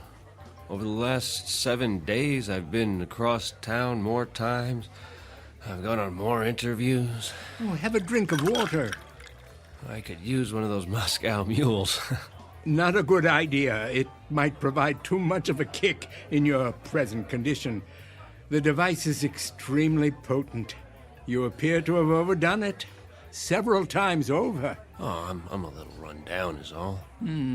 With a young man, desire knows no bounds. A kind of greed takes over for life itself. Oh, what does it do, exactly? The device. Call it a doorway into the fourth dimension. Within it is stored unused time, which you have been permitted to tap. You're satisfied, I take it? Yes. Excellent. But there's something you haven't told me. What do you get out of it? Oh, I suppose a certain poetic justice, quid pro quo and all that. From each according to his ability, to each according to his needs. Nature's method of redistribution in its purest form, with a little help from the equalizer. Glad to have been of service. Oh, wait. Don't take it yet. You didn't find a job? I start the end of the week. I might need this for backup. Just in case. You're sure? Yeah, only in case of an emergency. I promise. Very well, 1 more week. But heed my warning. Be certain not to overdo it. I'm not responsible for the consequences.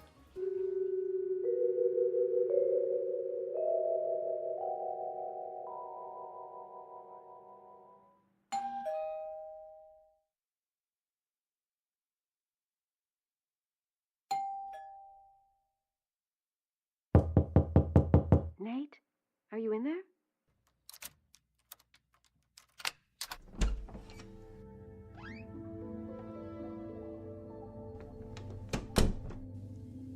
Nate, is that you? Oh.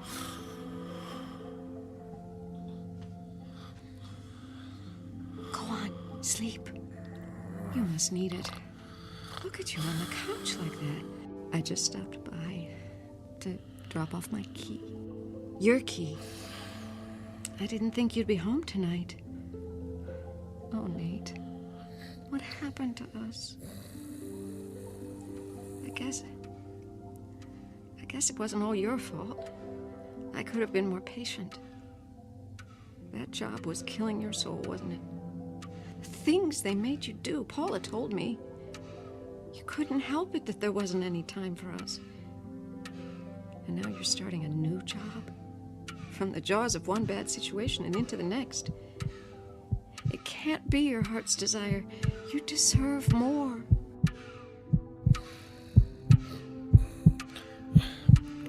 Shh, now.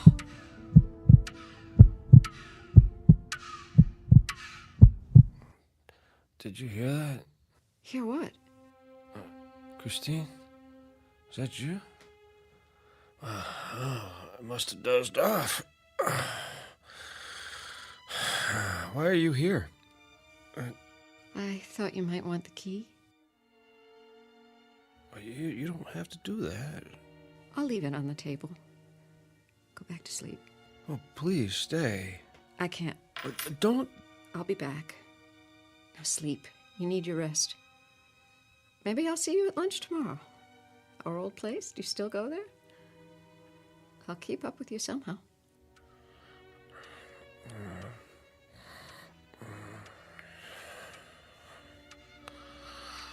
Until then, good night, my love.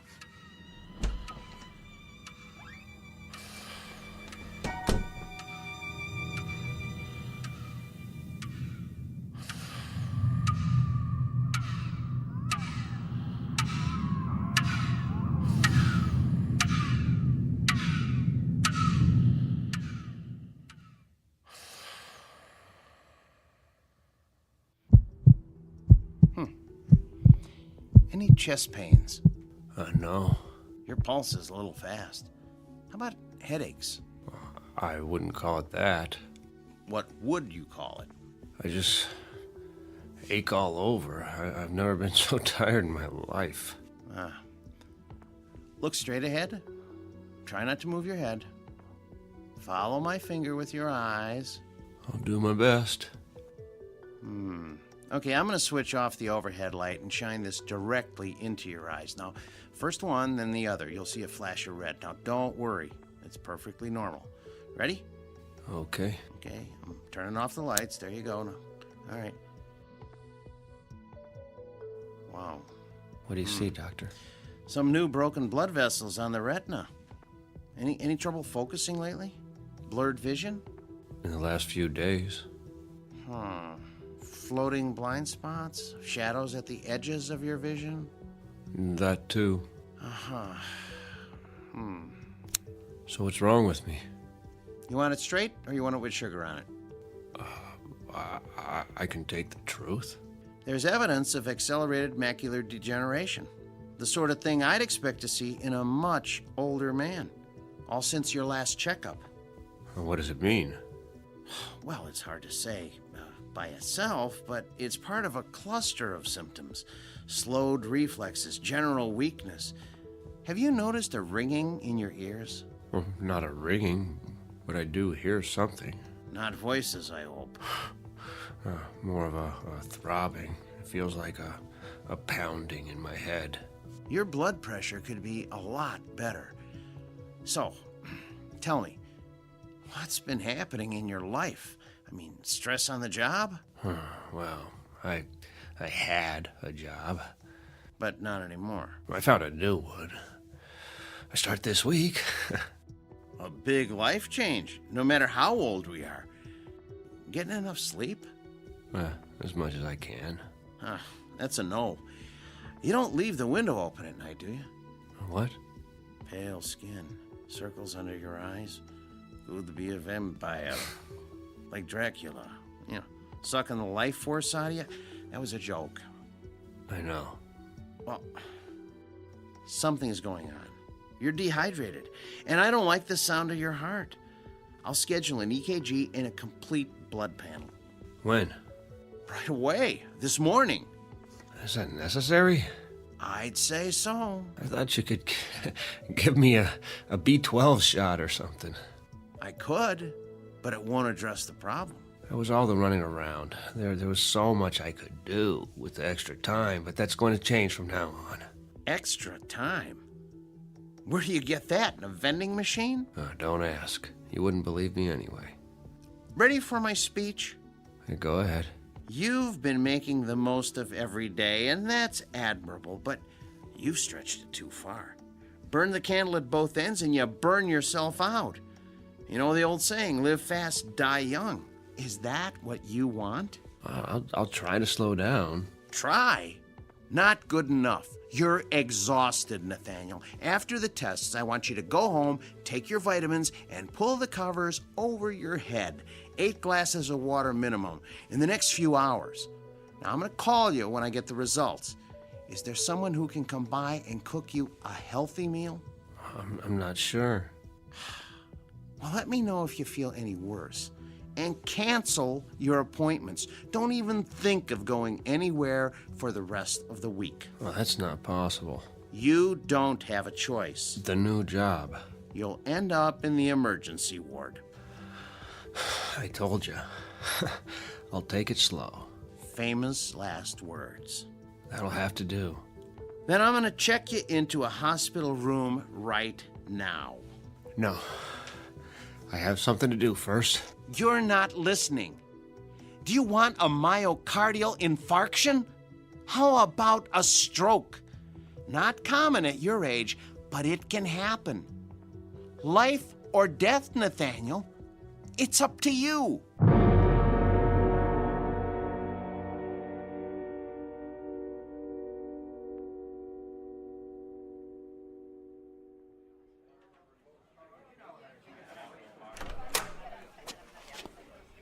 Mr. Harris, are you all right? Oh. Where is he? Let me take that for you. Where? Who, sir? The old man. You mean Blevins? I don't see him. He hasn't come in yet. He's always here this time of day. Would you like to wait at his booth? Just give him this. The briefcase? Tell him I couldn't wait. Let me call a cab for you. I have to get rid of it. Now.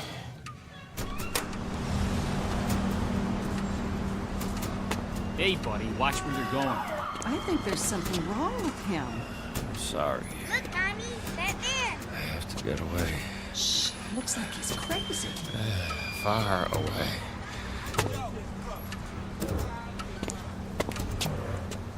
Now, what have we got here? Been drinking, have you?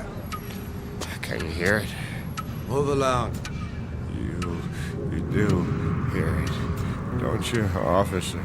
Or I'll be running you in for drunk and disorderly. Where's the case? You'll have a case, all right, in front of the judge. I left it.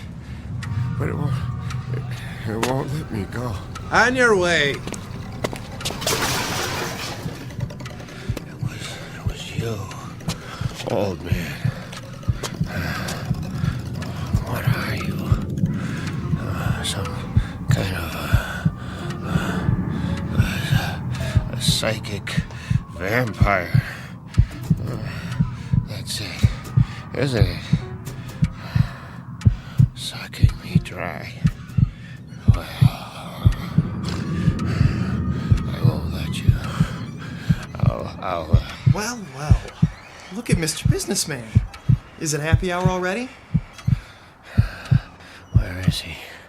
I'll tell you what, old man. Just give me your wallet, and I'll tell you. Now, if you just hand it over, we won't have any trouble. You have to help me find him. What? What are you babbling about? You don't understand. He has to take it back. What? Are you for real? I mean, what's the matter with you? Stop. Stop. Are you having a fit or something? Make it stop. It hurts. My heart. My heart. Please. Forget it, you old geezer. I'm out of here.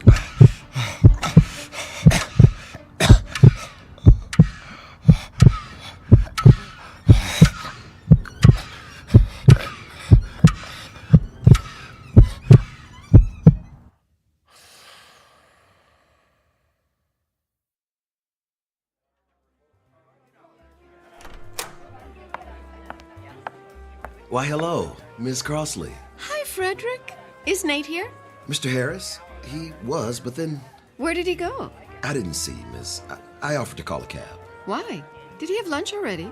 No, miss, he seemed, Seemed what? Is he coming back? I really can't say. Then I'll wait for him at the table. It needs to be cleared. Oh, take your time. I'm in no hurry.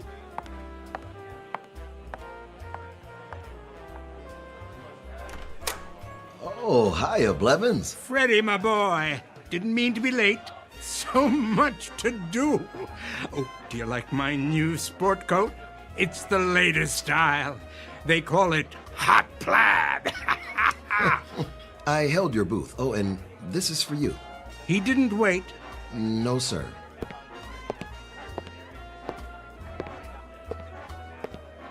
Hello there. Hello. I do believe I recognize you. From where? This very table. You're a friend of Nathaniel's. What a coincidence. So am I. You know Nate? Please, join me. I'm fine here. Until they clear your table. I insist. Well, I'm sure he'll be along. Besides, I want to show you something. You'll find it quite interesting. Nathaniel did. just for a minute. Follow me, the corner booth.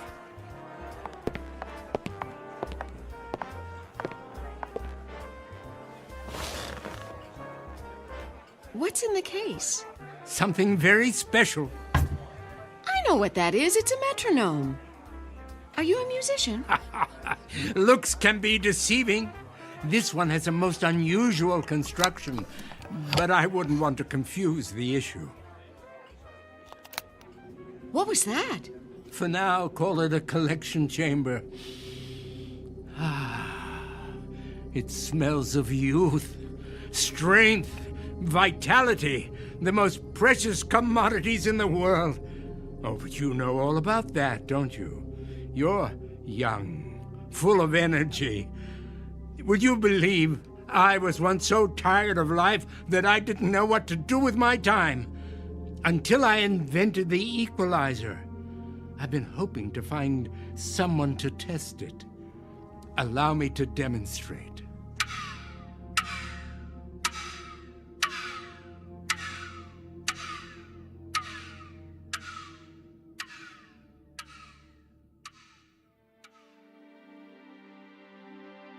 A story about a man named Nathaniel, a victim of the adage that it's better to burn out than to rust. Unfortunately, everything has a price, and Mr. Harris learned too late just how steep that price may be. A man whose hourglass ran out to the last grain of sand. But consider, how different might his life have been had he lived it somewhere other than the Twilight Zone.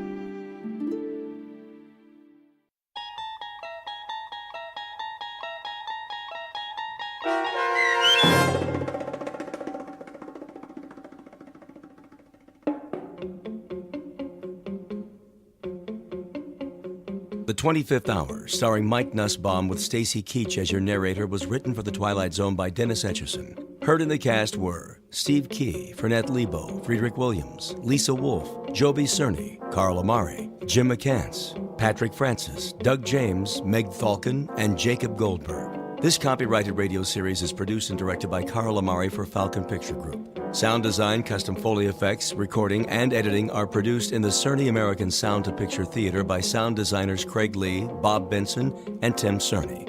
Music for The Twilight Zone is provided by CBS and American Music Company Incorporated, New York. To learn more about the Twilight Zone radio dramas and to download episodes, including 6 free episodes on our homepage, visit our official website at twilightzoneradio.com. Doug James speaking.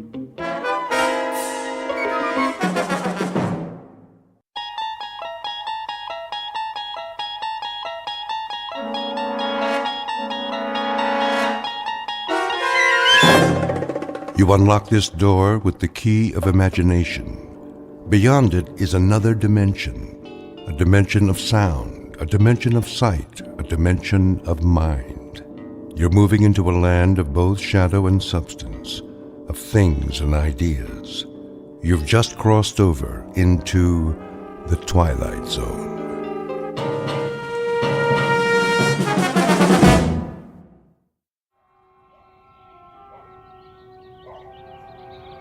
Letitia?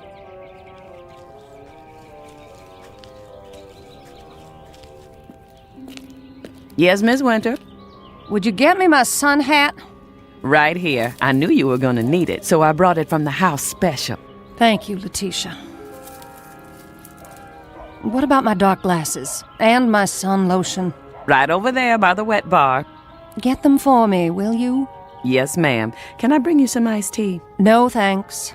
How about a nice glass of lemonade? A vodka and orange juice would be more like it. Yes, ma'am.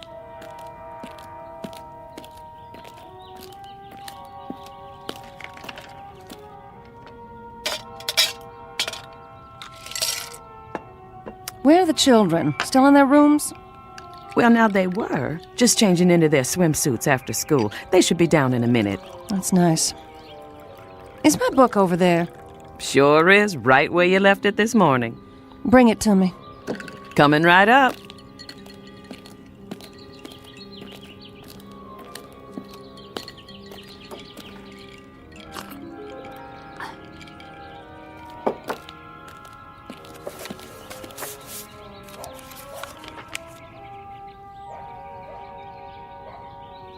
I don't know why I bother to read these things.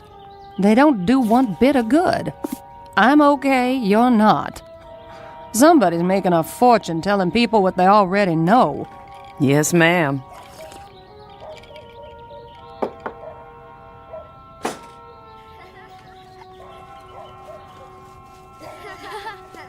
No running now. Whatever you do, children, do it quietly. Mother has a king-size headache. Okay. Sport, where are you off to? Down to the pool. Jeb and me are going swimming. Jeb and I. Don't you two have any homework? Nope. Jeb? Well, just a little, Mama. But we can do it after supper. Promise? We promise. Can we go now? Yes, you may. Be careful. Your brother's not as good a swimmer as you. Am too. Come here, young man. Aw, Mom. Kiss your mother hello. All right. That's a good boy. When's Daddy coming home? Don't ask me. That man keeps his own hours. Bye, Mom. Keep an eye on your brother. No diving off the deep end, and no Shouting!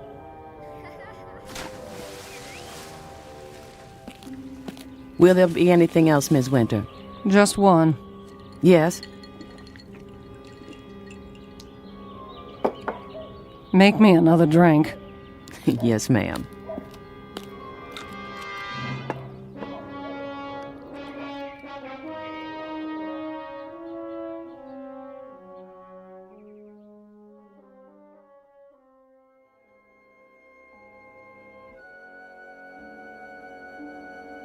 To have children, to love them and watch them grow, is the most precious gift life has to give.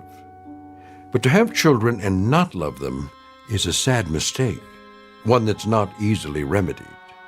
Because when left to their own devices, children may have no choice but to seek a world of their own. Meet Sport, barely 11, and Jeb, her younger brother. They don't know it yet, but they are about to be cast adrift in a mysterious place called the Twilight Zone.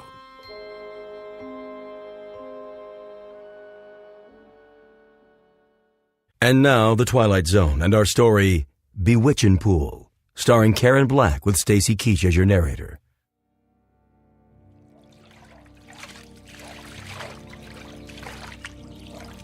Jeb, what are you doing? Holding your breath? You're gonna suffocate yourself. What are you doing that for, anyway? It's the only way I can keep quiet. Mama didn't mean we couldn't talk.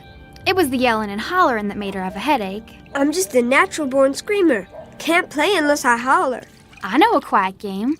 Yeah? How do you play? Well, look down there, in the water. That's not a game. Jeb, come on. Okay, I'm looking. Now what? What do you see? A swimming pool. What do you think? Do I have to explain everything to you? It's a pretend game. Well, what do you see? A river. You and me floating on a raft, just like Tom Sawyer. No! Now we're coming to an island. What's on the island? It's all full of caves and rattlesnakes and pirates. And witches? Well, I guess you can have one witch. Just one. A fat one! Who ever heard of a fat witch? I don't like skinny ones. They're scary. They don't make fat ones. It's my witch. I can make her fat if I want to. It's my game. You loud-mouthed kids! Pipe down over there! I better shut up. Mama will get mad at me. No, she won't. She loves you. Then why does she yell like that? It's just the way she acts. 'Cause of her headaches. You know something, Sport? What? I love you. You're the best sister I ever had. You're silly. Come on, let's go swimming. Yeah!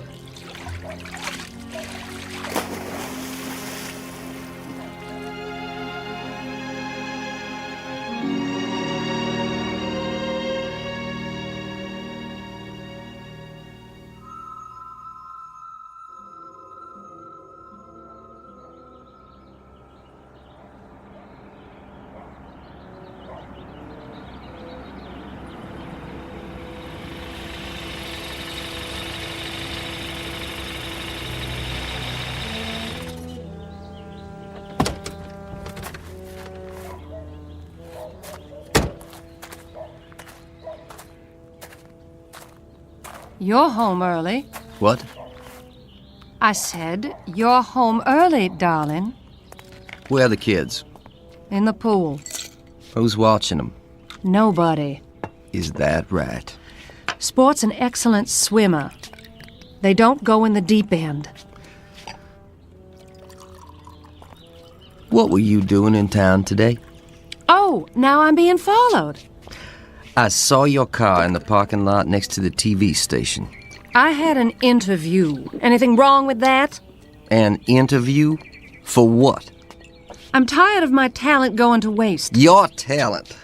Show me one high-fashion model who can hold a candle to me. Is that what you are this week? A high-fashion model? Seems to me last week you were an artist. If they call me, I'm taking the job. You'll see. You've got a job right here, taking care of the two kids. Then what's the maid for, sugar? What are you for, Gloria?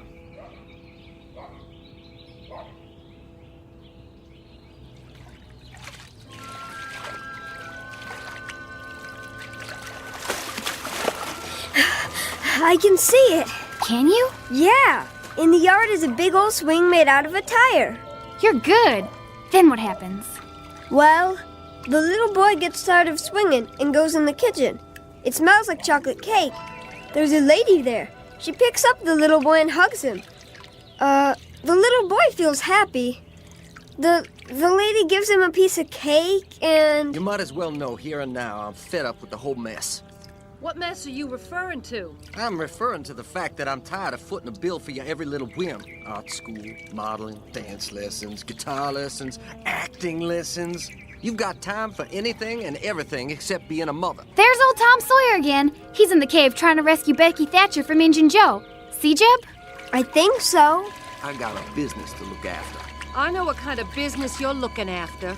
Now Tom's leading Becky along the cliff. Must be about a 1,000,000-mile drop, but Tom isn't scared. Jeb, are you listening? If that's what you think, why don't you come on down to the office? Come down to the office. That's what you said when I married you. Well, I came down to that stinking factory of yours, and all I could see was pretty little secretaries flirting with everyone in sight. Are they yelling because we've been bad? Heck no. Maybe I was bad and I didn't know it. Don't worry. They'll stop in a while. I don't know why I bother even talking to you. Then don't. Hey! What's that? Hey, yourself. Who are you? Want to have some fun? Where'd you come from? Yeah, how'd you get in our pool? Never mind that. Just dive down. Come on.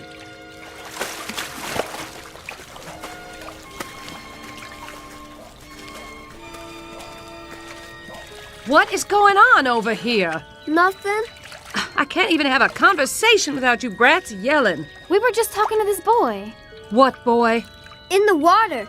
He was here and then he was gone. There's nobody else in the pool. But he's gotta come up for air. No, Jeb. We were just playing pretend. Pretend? You fool kids. Where'd Daddy go? He went in the house. Supper will be on the table soon. You'd better be dried off and ready. Don't you go off and play. I mean it. Yes, Mama.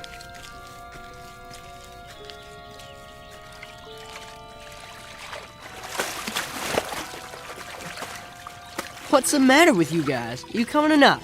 Where? A secret place. Secret? Where's that? Who are you, little boy? Where'd you come from? You'll find out. Let's go. Do we have time? Well... I'll have my supper now. You think I'd cook for you after the way you talk to me? You can drink your supper. Oh, like you? I wish I'd left you years ago. Well, what's keeping you? Come on, Jeb. Let's go with that boy. She said not to leave. When I think of the career I gave up for you, it makes me sick. Career? That's a laugh. I hate this house and everything in it. I hate you. They don't care what we do. What if they hurt each other? I'm older than you, and you have to do what I say. Now follow me.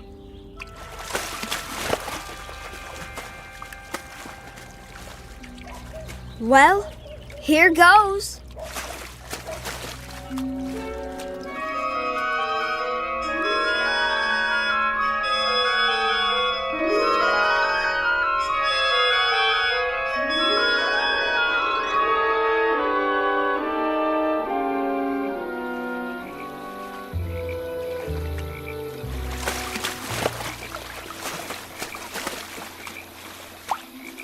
There he is, sitting on a rock.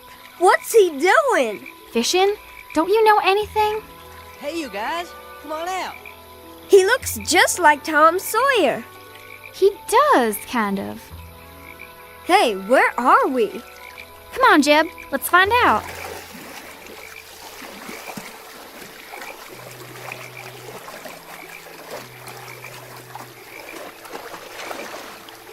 Grab my hand. There you go. Here, take these. One for each of you. Where'd you get these big old towels? Aunt T sent them along just in case. We weren't sure if you were coming or not. Aunt T? Dry yourself off, Jeb. Where are we? Aunt T's, of course. Where's that? A secret place. We sure got here funny. Just dived in our pool and came out here. Want to see a minnow? What's a minnow? A fish. Sure. I keep it in a jar over here. Where'd you get it? I caught it. You can catch all kinds of fish here. At least always when no one's swimming. Can I catch one? You don't know how. How do you know I don't know how? I saw where you live. Went to fishing hole for miles. I do too know how to fish. Don't I, Sport? Boy, I want to know something. Don't call me boy. I got a name. What is it then? I told you. Wit. Wit who? Just Wit. I used to have a last name before I came to live with Aunt T, but I forgot it. What were you doing in our pool? Just looking. How'd you get there? How did you get here? I can't figure that out yet. I'm studying about it. Can I catch a fish, please, Sport? We gotta find our way home. Aunt T will be mighty disappointed. Better stop in and say howdy. Well, I got no time to go around saying howdy to people. Sport, I'm cold. Yeah, the sun's going down. We can't be far from home. We'll get back there somehow. Sport, how did we get here? Well, the way I figure it, there's a hole in the bottom of our pool that nobody knows about. Maybe we got caught in the tide. That's a good one. Don't you laugh at my brother.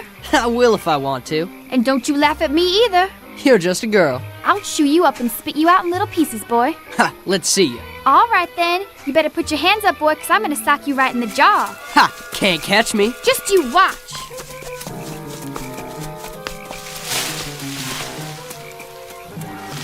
Sport, look! I'm looking. Where did all these kids come from? I don't know, Jeb, but I think this must be Aunt T's place.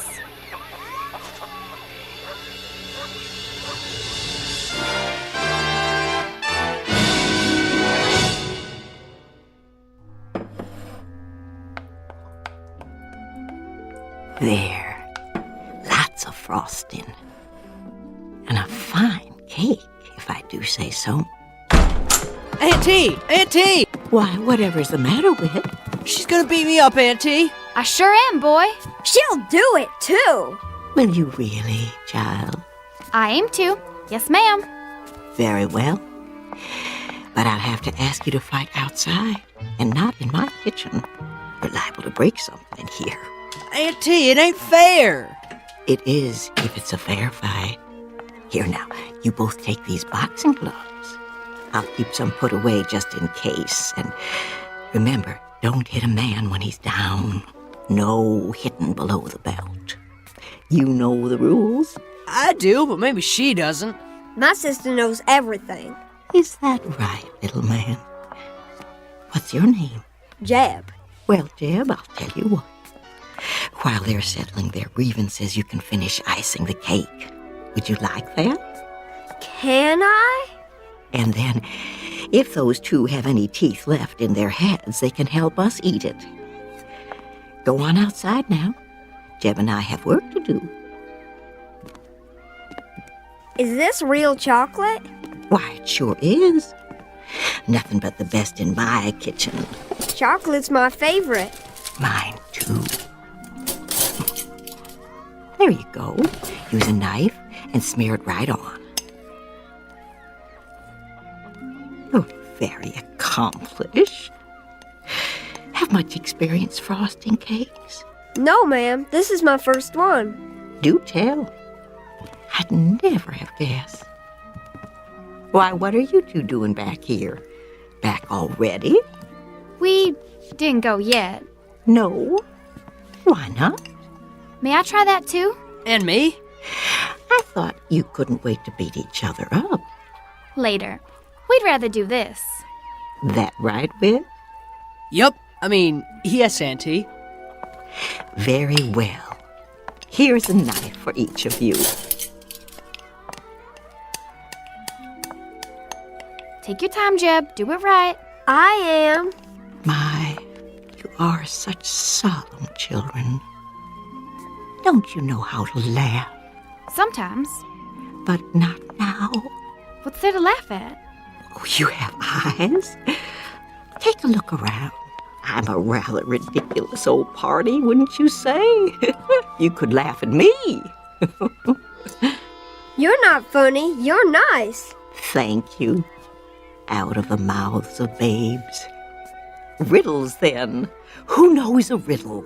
I do. I do. Me too. Let's hear it. Why wouldn't the mommy horse let her baby go outside and play? That's a good one. Why?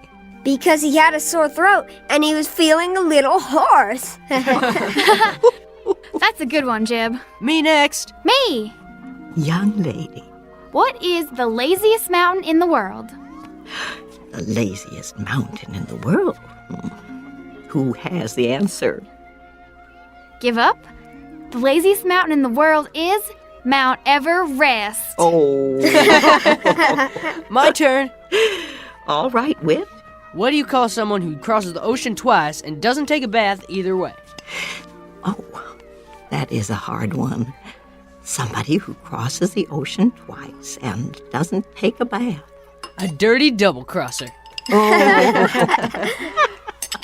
Aunt T, all the frosting's gone. And just in time. What a handsome job you've done with the cake. Looks kind of lopsided to me. Nonsense. It's perfect. While it's cooling, I'll assign you new children your chores and show you where your rooms will be. Come along. This way. What's the matter? We didn't come here to stay. My dear, children always come here to stay. What? No. But I want to. Jeb. What are you hugging me for, boy? I want to stay. You come back here. I'm staying with Aunt T. She's a kidnapper. Oh, no, my dear. Mind you, I've seen children I would have stolen if I could. What for? To get them away from unworthy parents. But I've always resisted the temptation. Then why are all these kids here? Because their families didn't deserve them. All they wanted was to be loved, so they could grow up right and get out on their own. But some moms and dads didn't realize what they had. Somebody needed to give these little ones a chance. How about me? Oh, I found you on a doorstep when you were only a few hours old. It was a lucky thing I came along on that cold winter's night. What did I look like? You were as red as a beet. From crying, you know. But you were so cold. Somebody had to do something. Sport! Jeb! They're calling us. Who is? Our mother and father. I don't want to go. You darn kids, where are you? It's that way for a lot of kids. We better go home now. These voices you hear calling. At first they seem quite strong, but they get fainter and fainter, and after a while they fade out. And one day you simply cannot hear them anymore. Sport! I'm calling you, young lady. Don't pretend you can't hear me. We've got to go home. Can you tell me why? I've got everything you need right here. Why, there's the swimming hole down by the creek.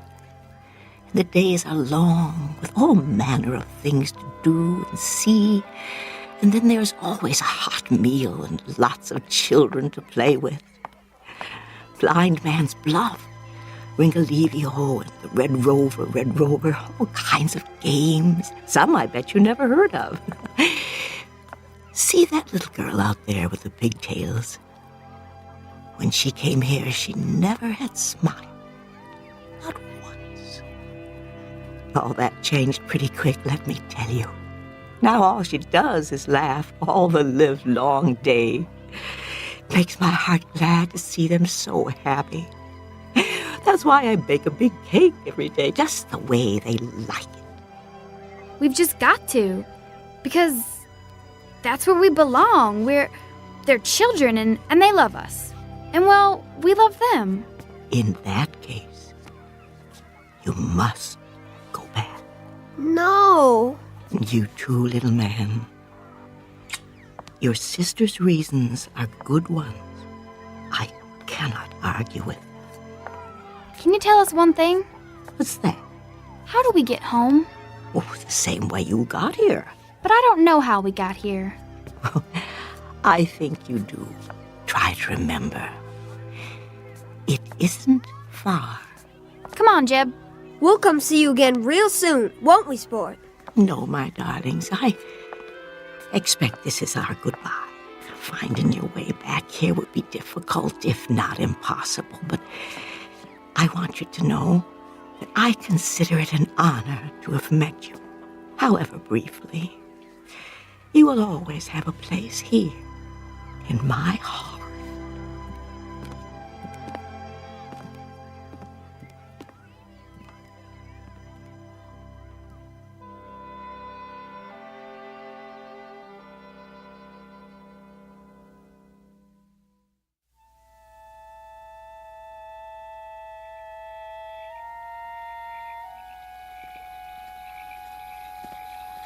Here's where he came out of the water. It's a good place to dive. Just stand out there on that rock, take a deep breath, and jump. You'll see. It's easy. Stand next to me, Jeb. Do we have to? I'm your big sister. You have to do what I say. Bye, Whit. Bye, little Jeb. You mind your sister now. Whit? Yeah? I just wanted to tell you, I wasn't really gonna beat you up. I was just talking. Me too. Well, bye now.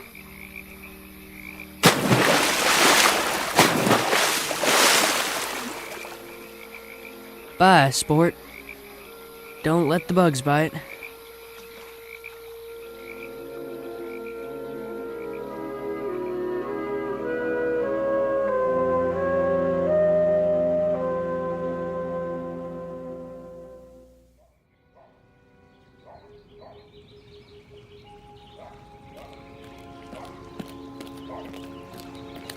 Have you found them? Not a sign. I told them not to leave the yard. I told them. Well, that's just it. They have no respect for you. You aren't firm enough with them. What about you? You're never here. Try putting up with their whining and screaming 24 hours a day. Gloria, look! Mama? Sport, where's your brother? Here!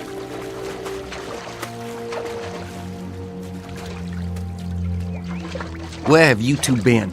We've been calling you for an hour. In the pool. You're lying. I looked in the pool. We really were, Daddy. And we came up on the other side, and we helped make a cake with Aunt T. What's he talking about? And we caught a fish. He's not making things up, Daddy, honest. He's lying to cover up whatever devilment the two of you have been into. Jeb, come here. But it's true, Daddy. Come here, I said. Look at me. I want the truth out of you. No more lies. You understand? It wasn't a lie. It wasn't. It was. Now you listen to me. Get in your room and stand in the corner till you can tell me where you've really been all this time. Do I make myself clear? Yes, Daddy. He understands now. It was a game, Daddy, that's all. Just a game. We were pretending. There isn't any Aunt T. I should hope not, but I want to hear it from him. Do as your father says. Go to your room. And forget about any dinner tonight. You've missed it. Both of you.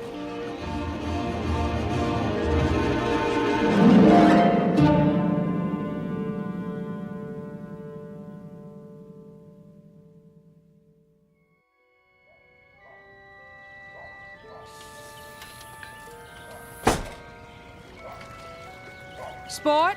Jeb? Over here, Mama. What are you doing by the pool? I got up early. I couldn't sleep. Where's your brother? In his room, I guess. No, he's not in his room. I checked. He's nowhere in the house. Well, I haven't seen him. Is breakfast ready? Not yet. Your father is waiting to talk to you. What about? I'll let him explain it to you. But there are going to be some changes around here. What kind of changes? You'll see. Things are going to be different. Will things be better? You bet your sweet life they will. Now find Jeb and hurry. All right, Mama.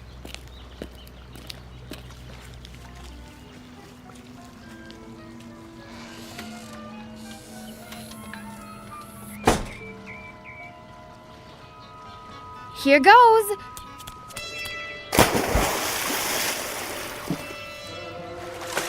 Whit, where are you? Auntie? Help me get back. I don't know how.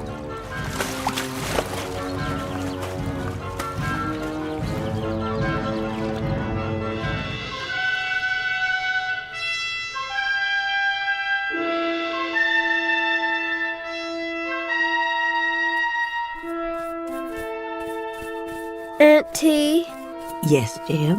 what are you making that quilt for? Because we need quilts. Lots and lots of them. To keep the children warm and snug at night. Don't you know anything? Sure I do. I know lots of things. When you finish cleaning the shoes, your next chore will be to help Whit bring in the wood for the stove. Auntie, Hmm? why do they have to be chores? Every child must have chores to do.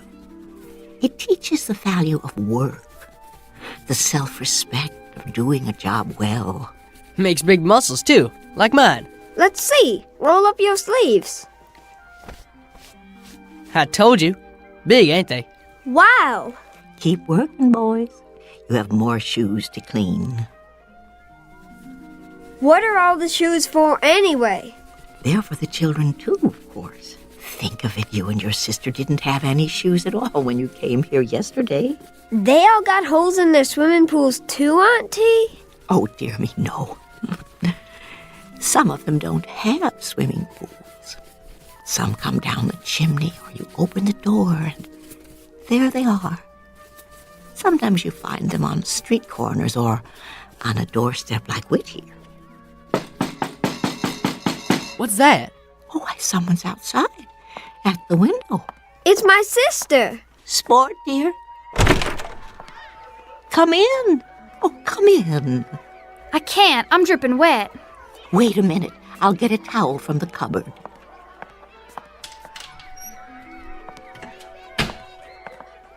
Here you are, my dear. Thanks. I told you she'd come. I'm surprised that either of you made it. It's very rare for anyone to find the way here a second time. I'm sorry to bother you, ma'am. You're not bothering me in the least. As a matter of fact, I'm delighted to have someone here who can help me with the quilting. You do so. No, ma'am. Oh, well, you'll be surprised at how quickly you'll learn.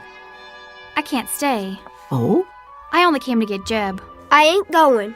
It'll be different at home now. Mama told me. Told you what? They aren't going to yell at each other anymore. Is that all? We're going to take trips together. Where? Oh, everywhere. Disneyland and Ohio and Australia and the North Pole.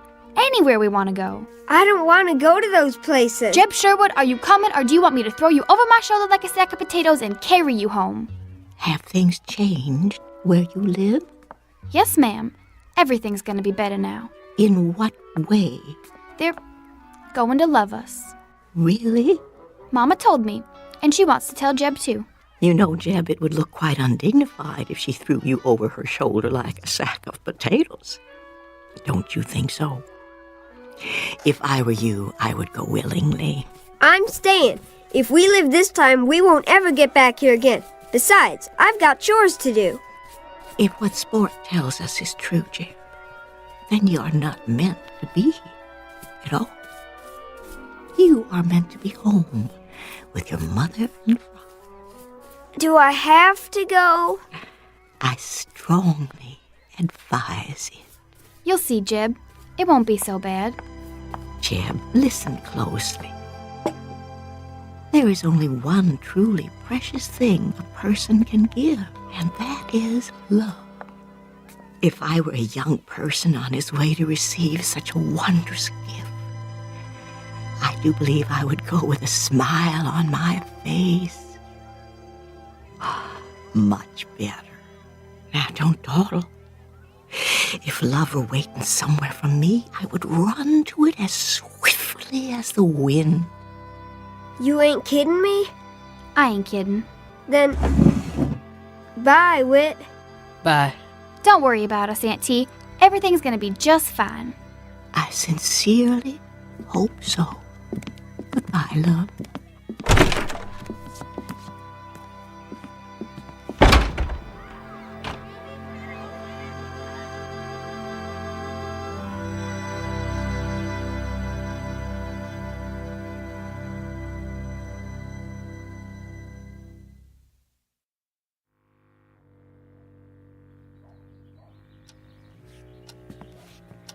Maybe we should wait till tonight. No. You said you'd talk to them. Let's get it over with. I've got a half dozen people waiting for me at the office. For once, just once, would you mind putting your family ahead of your work? I'm not the one, it's you. Lower your voice. Here they are now. Sorry. You're wet. I sent you to find your brother, not to play in the pool. That's where he was, in the pool. Do you know what happens to children who tell lies? We go to hell and get burned up. Well, you're here now. Sit down. Your father has some good news to tell you. Sport already told me we're all gonna be happy again and go on trips and... I can't do this, Gloria. You tell them. Very well. Your father and I are getting a divorce. If you don't know what that is, it means he's going to live in one place and I'm going to live in another. Where? As far apart as we can get. But... What we want to know is, do you kids want to live with me, or do you want to live with her? I suppose we could split you up if you'd prefer. No, I want to be with Sport. It's up to you. Make up your own minds. We want it the way it was. Well, you can forget it. I'm into that. We'll be good. This time we really will. We won't fight or cry or make noise. We'll be so good.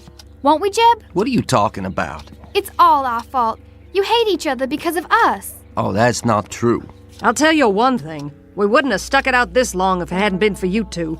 You might show a little consideration. I don't have to stay with either of you. Me neither. Come back here. We're not through with you. Hurry, before they catch us. I can hold my breath a real long time. I've been practicing. I know you can. Get ready. On your mark. What do you think you're doing? Stop them. What if we can't get back? We've got to. Get set, go. Come out of there right now. This time you're gonna get what you deserve, but good. Are you coming out, or do I have to drag you out? Aunt T, help us. Help us, please. Auntie, I need you. Take us now. Get out of that pool. I am not going to tell you again. Do you hear what Daddy said? He means it. Aunt T.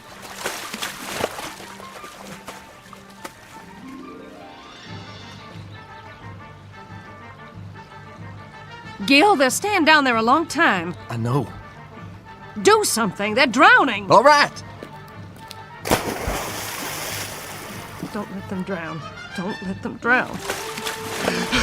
They're not down there. But they've got to be. It's broad daylight. They can't just disappear. Where could they go?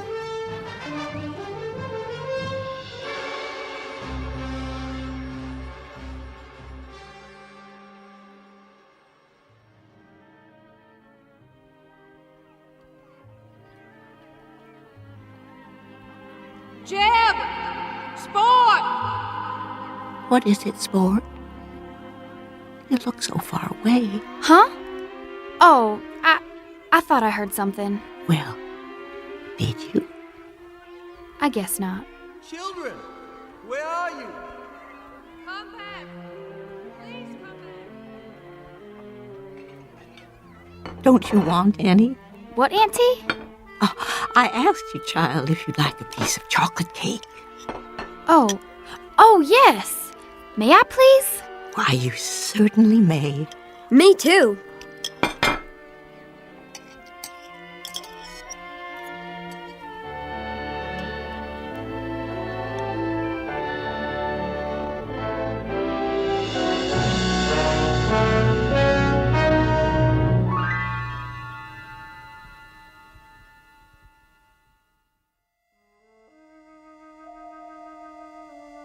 The end of an odyssey for two children who were cast adrift for a time. They took a chance searching for love and finally found it in the Twilight Zone.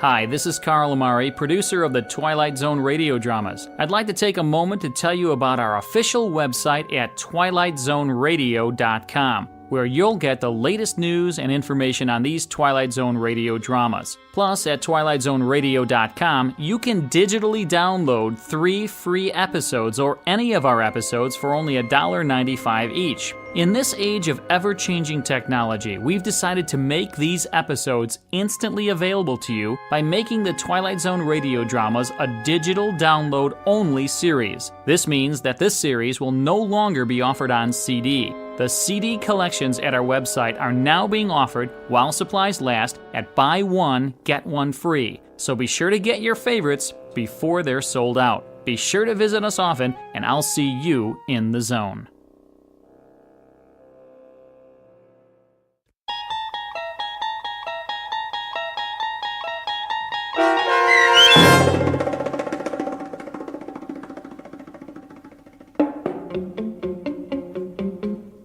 Bewitchin' Pool, starring Karen Black with Stacy Keach as your narrator, was adapted for radio by Dennis Etchison and written for The Twilight Zone by Earl Hamner Jr. Heard in the cast were Haley Nabig, Eli Newman, Evan Armacost, Kurt Nabig, Regan Alte, and Ora Jones. The producers of The Twilight Zone wish to thank CBS Enterprises and the Rod Serling Estate for making this series possible. This copyrighted radio series is produced and directed by Carl Amari and Jeff Lupetin for Falcon Picture Group and Westwood One. Sound design and custom Foley effects for The Twilight Zone by Cerny American Creatives Bob Benson, Craig Lee, Matt Sorrow, Tim Cerny, and Todd Beyer. To learn more about The Twilight Zone radio dramas and to contact us, visit our official website at twilightzoneradio.com. Doug James speaking.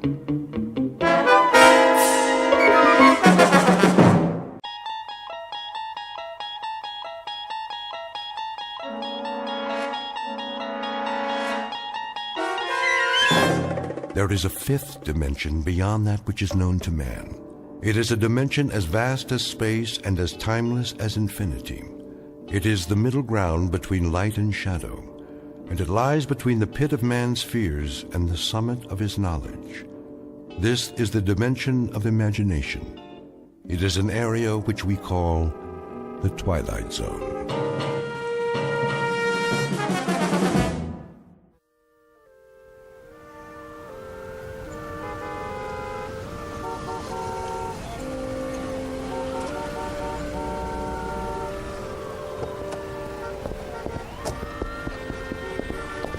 No double parking. Move it, son. Yes, I heard you. I said move it. Oh, but you see, I'm not double parked, not at all. Then what are you doing? That's a yellow zone, ain't it? So it is. But I won't be a moment. I just have to use the payphone. That one right there on the corner. All right, officer? Loading and unloading only. One call. That's it. I've been driving up and down for blocks, 10 blocks to be exact, in search of a phone. And there's phone booths all over the place. Yeah, and they're all out of order. Hard to believe. I know. In a city like this. Ain't my problem. No, but it's mine. I have a call to make, a very important call. Why don't you go home? You got a phone, don't you? Of course I do, but it can't wait. Layla might go out for the evening, and I gotta catch her first and tell her, ask her if it would be all right to. I'll give you 10 minutes. That's it. Or you get towed. You don't want that to happen, do you? Oh, no, not at all. $87 plus the ticket. Take my advice. Find a parking space. I tried that, but there aren't any. 2 minutes. You'll see. I'll be right back. Go on around. Keep it moving.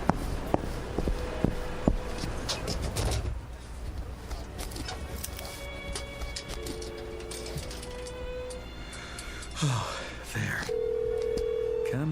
Come on. I'm sorry, but all circuits are temporarily busy. Please try again later. I'm sorry, but all circuits are temporarily... What is going on? Layla. Oh, baby, I'm trying to get through. Don't you know that? Can't you tell, darling?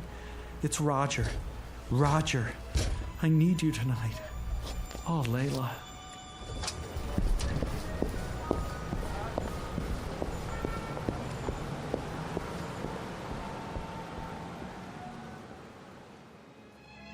Mr. Roger Shackelforth, age, youthful 20s.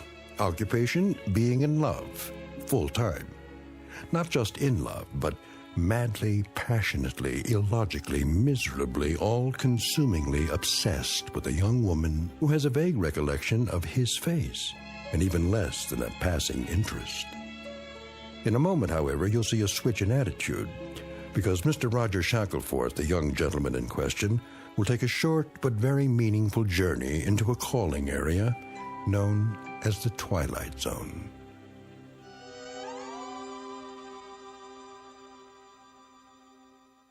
And now, The Twilight Zone and our story, The Chaser, starring Stephen Tobolowsky with Stacy Keach as your narrator.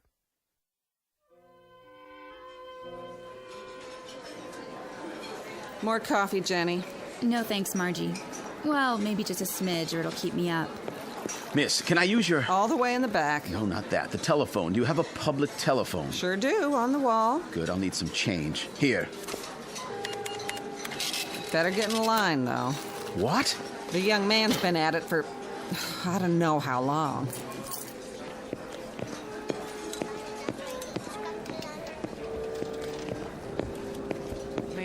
Man, are my dogs killing me. Tell me about it. Back of the line, pal. This is madness. Yeah, they call it New York. It's becoming impossible to make a call anywhere in the city. You can say that again. Thank you. This is an outrage. Watch your blood pressure, honey. Look, he's making another call. Same number over and over. I tell you, he won't give up. Doesn't even talk, just dials. Maybe he's got a dialect. Gonna have to soak his finger in Epsom salts. Oh, I simply can't stand this. I must use the phone. Well, la-di-da. Who are you, Mr. High and Mighty? I have a business appointment and I'm late. Stand aside. Oh, no. We're all in this together. Look, I'll buy your place in line. $1 to get in front of you. $1? Are you kidding? All right, $5. Well, since you put it that way. How about you? Got another $5 on you? Certainly. Who's next? Don't look at me. But I am looking at you. Have you ever made $5 so easily? That ain't the point. I should first pay the same as place and show. How much do you want? Nothing less than a sawbuck. 10! That's... Then take your business elsewhere. I don't come cheap. I can see that. Here we are. After you, sweetie. Time, young man. I've had quite enough.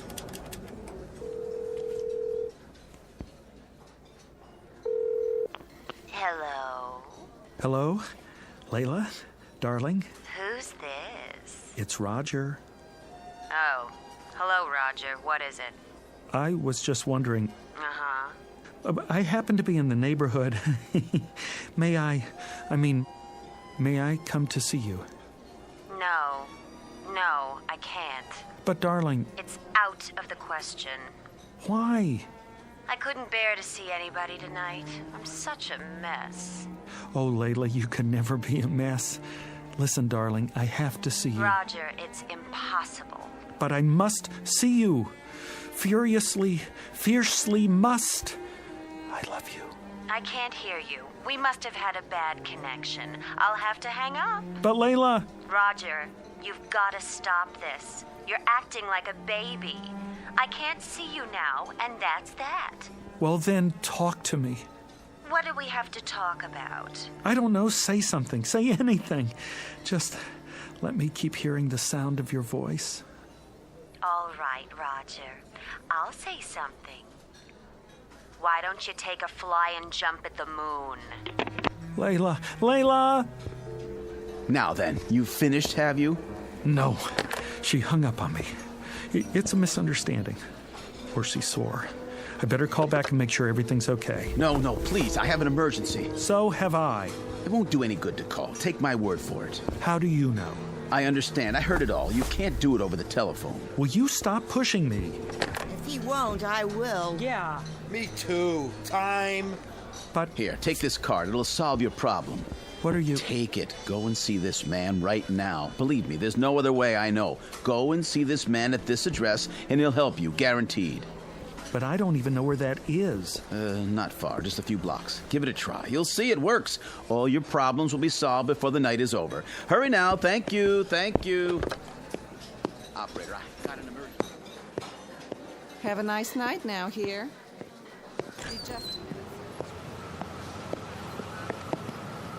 Hey! Where's my car?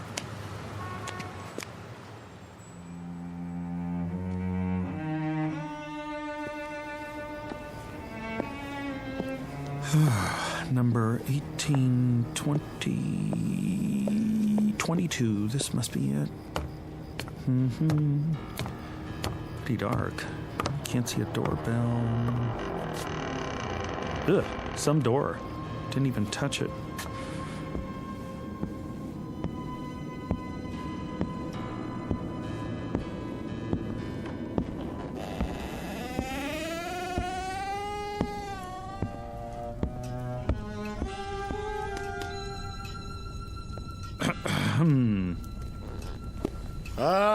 All right, I see you there. Stop skulking around. I wasn't skulking. I just didn't know if... Common disease, not knowing if. Well, don't just stand there. Sit down. Okay, where? Try that pile of books. Oh, you sure do have a lot of them. I never saw so many before. Is this a library? You might say that. A private one. Have you read all these? Some of them. The others are for reference. You never know what people will need. No, sir. Do I know you? A man gave me your card. It says Professor A. D-A-E-M-O-N. How do you pronounce that? Damon? If you prefer. And this address. I guess I'm in the right place? Oh, then you haven't come for a bottle of the glove cleaner. Glove cleaner? No. As a matter of fact... Perhaps another time. Well, as a matter of fact... You keep saying that. Come to the point. Well, the point is, I don't know why I came at all. You see, the man who gave me your card was a complete stranger. Oh, yes. Satisfied former customer, most likely. But I don't know why he gave it to me. I was standing there in the restaurant trying to make a call when... I know why you're here. You want what I've got. But how could I? I don't even know what you've got. A little bit of everything. Name your poison. Ointments, salves, powders, sovereign remedies, nectars, lotus blossoms, toxins, tonics, antitoxins, decoctions, concoctions, and potions. All guaranteed. Oh, well, I don't need anything like that. Well, don't be hasty. You're here, aren't you? Yeah, but I don't need any medicine. Son, you just might. You look feverish. Oh, that. It's sort of, nothing really. Nothing I don't supply. Something is my specialty, and anything is what you'll get here. You're ambitious, is that it? You want success, money like Midas, the world at your feet? No, it's not that at all. Power. You want power. You don't understand. All I want is Layla. Layla? Yes. Oh, if I had Layla, I could do all the rest myself. Layla? I might have known. I offer him practically anything, and all he wants is Layla. I guess there's nothing you can do about that. That is the simplest of all, the elementary parlor trick of my science. You disappoint me. No, you still don't understand. You see, I am in love with someone named Layla, but she's not in love with me, and I don't know why I'm telling you this. I do. I can arrange it so she'll love you. How? I promise you, she'll never leave your side. When she isn't telling you she loves you, she'll be gazing at your loving face. She won't even eat before you do, and nothing will be too much for you to ask of her. Really? She'll worship you. She'll beg for kisses and weep for joy at your touch.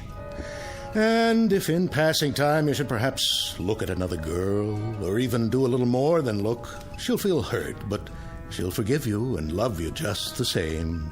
Frankly, you'd get the same shake from a Cocker Spaniel. Oh, but that's wonderful. That's all in the world I want, my Layla's love. Is Layla's love. I should have known. Where did I put that bottle?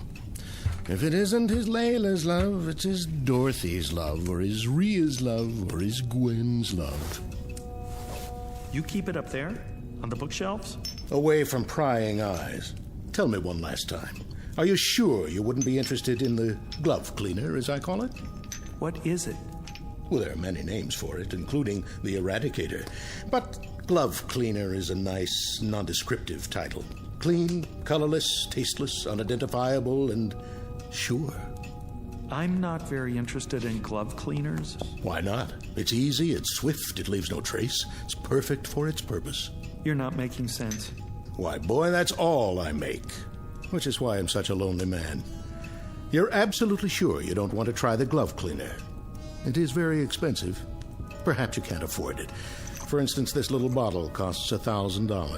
$1,000? Are all your prices like that? Some are, some aren't. What about the other one? The one that will make Layla love me? Oh, that's only $1. $1? Love potions are my cheapest items, and they're overpriced at that. $1 for my Layla's love? It won't hurt her. If anybody gets hurt, it'll be you, but I don't expect you to believe me. How do I use it? Put it in anything. A drink, tea, soup, coffee, water, anything at all. Makes no difference. You'll get exactly what you claim to want. Professor, you got a deal. I really don't believe any of this, but I'll try it. I'll try anything. What do I have to lose? If it works, I'll be the happiest man in the world.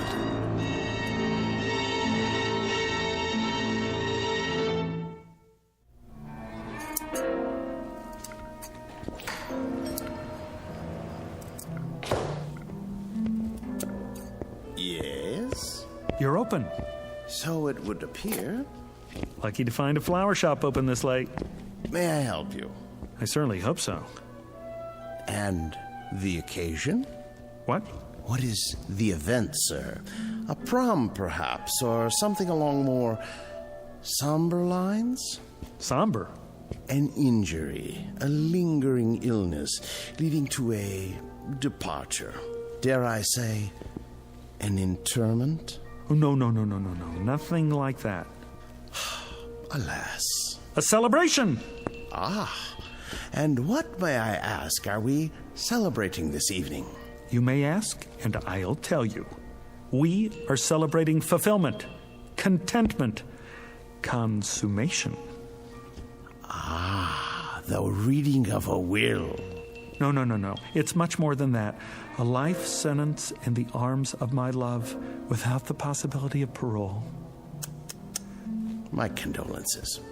We have some lovely wreaths. Don't you understand? I'm talking about true love. The kind that you want to shout from the rooftops. Sparks, fireworks. A boutonniere. No, something more. A wrist corsage, then. Or a tasteful nosegay. What is the biggest thing you have? In what respect? I know. A rose. By any other name. Color. How about blue? Yellow. Green? Pink. Red? White. Sold. For purity. An excellent choice, I'm sure. 1 dozen long-stemmed white roses. Will there be anything else? No. Yes. Champagne. And 2 glasses. Long stems on those, too. I'm afraid you'll have to visit your local vintner for those accessories. My sympathies to the blushing bride.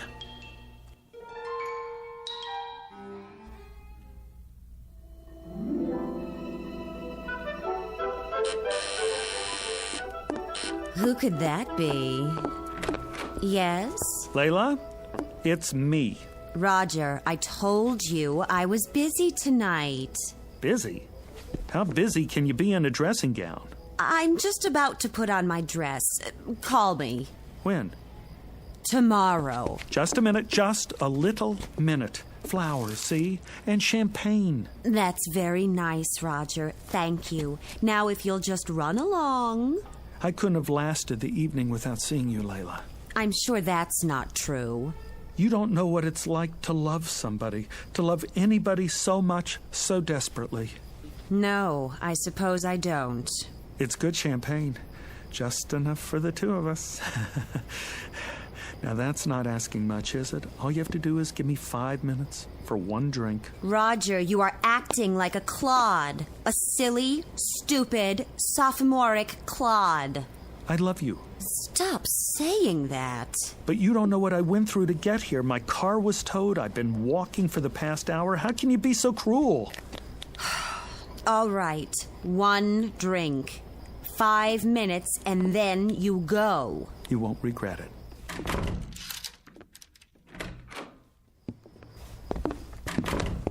Layla? Not so fast. I've got to put on my dress.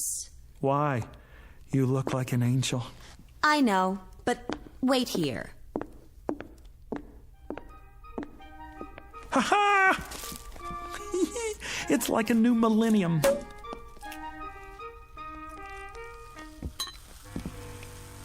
Don't be too long, darling.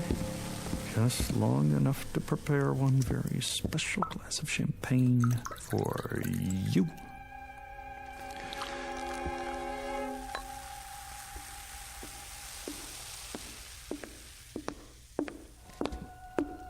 Well, let's get this over with. Wait, this one's yours. What's the difference? There's a little more in this one. If you say so. To us, darling. Well, time's up. Not so soon. Thank you very much for the drink and the flowers. Be sure to put them in water. Would you like me to do it for you? Goodbye, Roger. Excellent champagne, wasn't it? It'll pass. Very good year. No aftertaste. I suppose so. What are you looking at me like that for? In case it's my last look. All right, you've had it. The show's over. One last little kiss. Don't press your luck. But Layla... Roger, please, let's not prolong this. I haven't the time. All I'm asking is... Please go. Now. Look, I don't love you. I don't want you here. I don't even like you at the moment. Now go, please. If you're sure that's what you want. You look like a whipped dog. Oh, here. That's the best I can do. And it took all my strength. Thank you, I guess. Oh. What is it? I don't know. All of a sudden, I'm feeling a bit peculiar. You are? Roger, wait a minute. Perhaps I am being cruel. I don't mean to be. I understand. Do you? I'm sure I can do better than that. Let me make it a little nicer. If that's what you want.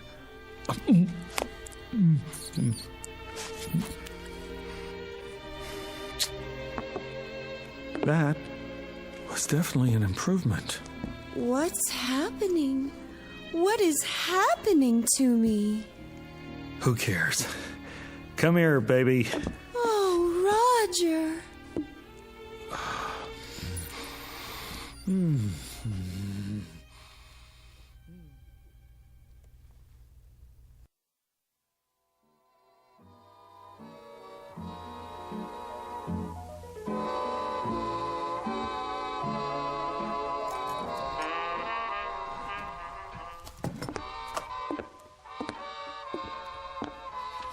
Can I get you anything, darling? No.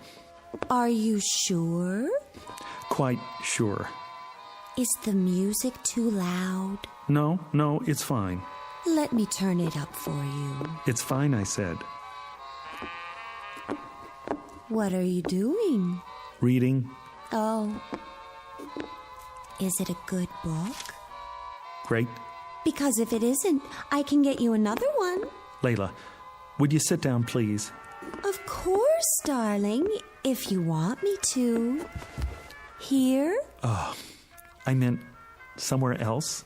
All right, my love, if that's your wish. I'm sorry if it bothers you.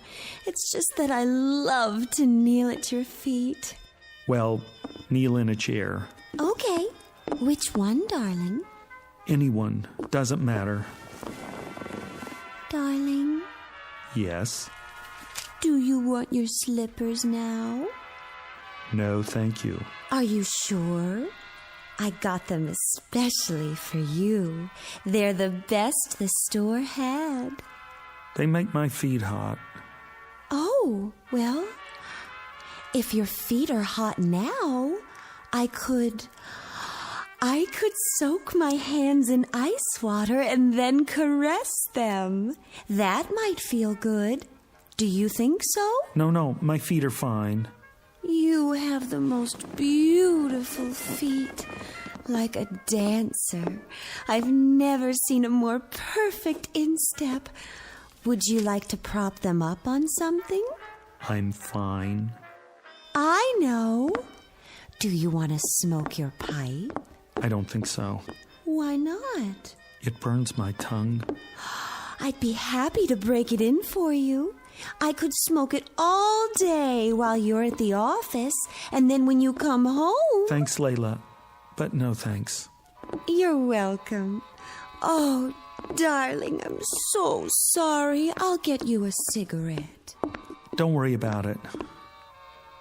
I should have put fresh cigarettes in the box by your chair.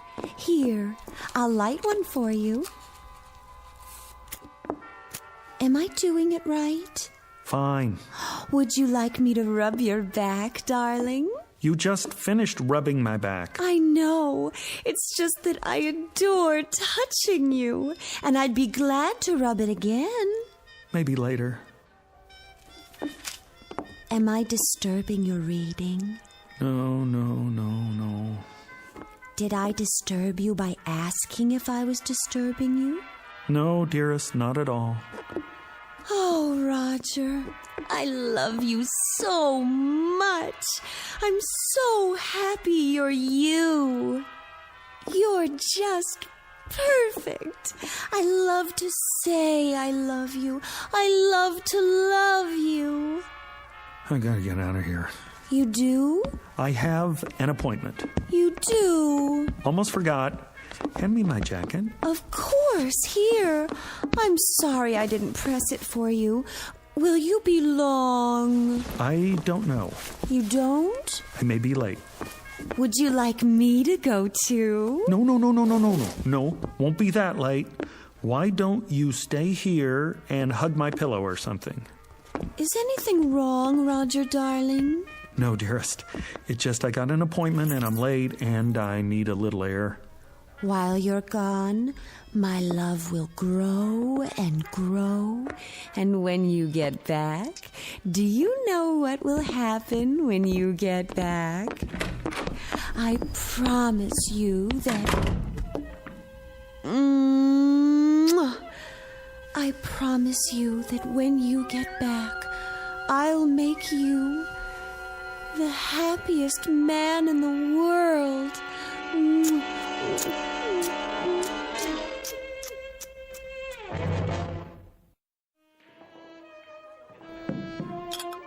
Here you go, buddy. Thanks. It's too bad it's not a happy hour. You're running up quite a tab. Happy hour. Haven't had one of those in 6 months.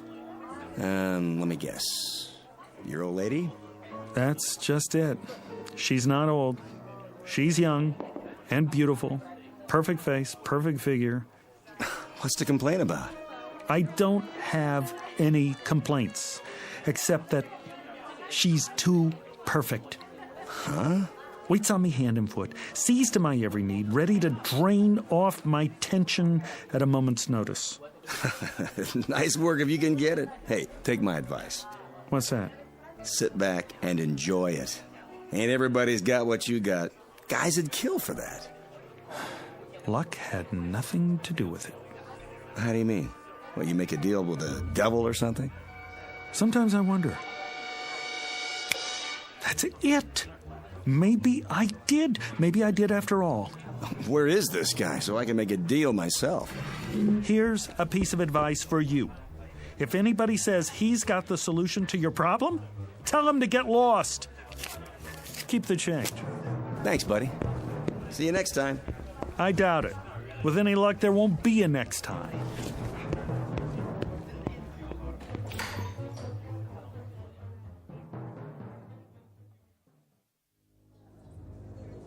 Have a nice night now here. I will, Margie. You take care. Excuse me. Be just a minute, sir. There's room at the counter. Hello? Yes? You remember me, don't you? Can't say that I do. You must. I was here once before, tying up the phone, caused quite a scene, I'm afraid. People lined up out the door. When was this? 6 months ago. Exactly. You don't say. Been in here much since then? Not once. I didn't think so. I was desperate to make a call, you see. I kept standing at the payphone, dialing over and over again, and everyone got terribly irritated. It happens sometimes, but I can't say I remember you. Listen, there was a man here that night, middle-aged, carrying an overcoat and a package. He said he was late for a meeting uptown. He bought his way to the front of the line, and when I finally left, he gave me some advice. Handed me his business card, this one right here. What's this now? So he told me to go to the address on the card, said it would solve my problem. I don't know anything about that. That's fine. What I want to know is, do you remember the man? Is he a regular customer? Because if he is, I have to find him and ask him what happened to his problem and what he knows about the address on this card. Anything at all. Sorry, mister. I can't help you. People come and go all the time. Could have been anyone. Then at least keep the card. And if you ever see a man trying to give out one like it, grab it, tear it up. You can't imagine how much grief you'll save some poor soul.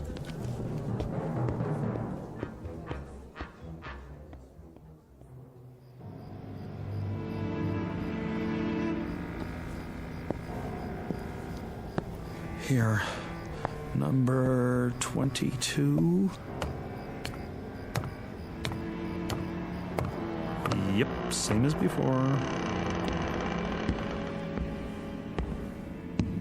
Now the second set of doors. Here we go.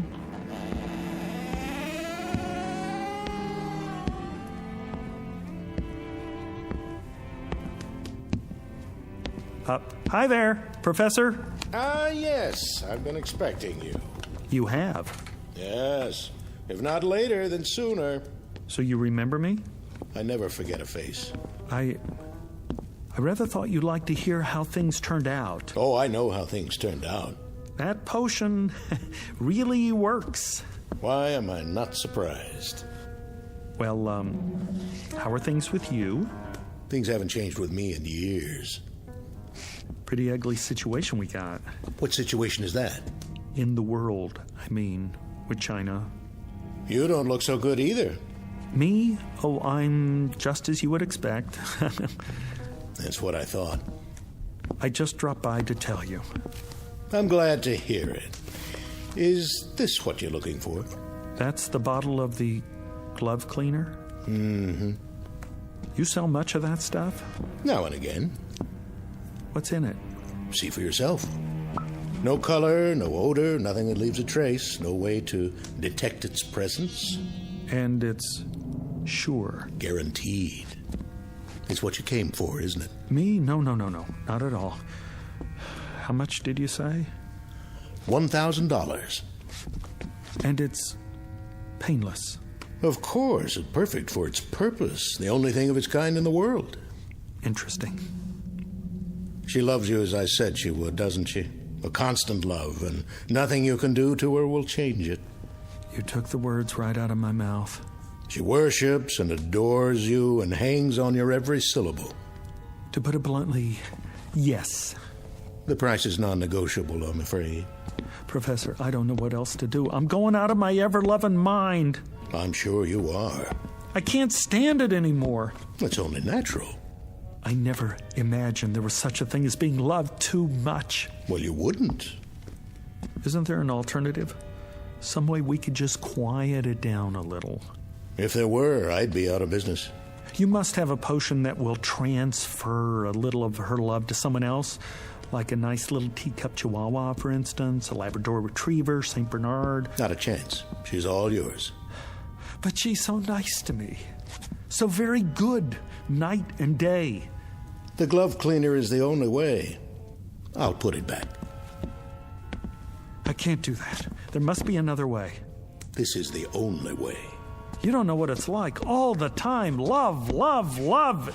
It's enough to give you diabetes. I do know. How do you think I came to invent the glove cleaner? But $1,000, that's all my savings. It's always that way. No trace. Absolutely undetectable. I take checks and credit cards. All right. Made out to... cash.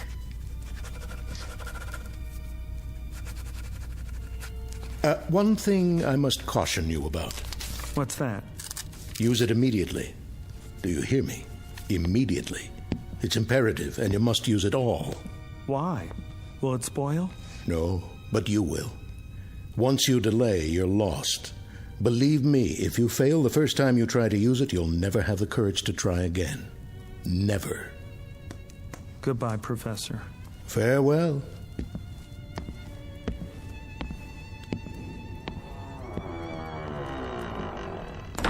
It never changes. First the stimulant, then the chaser.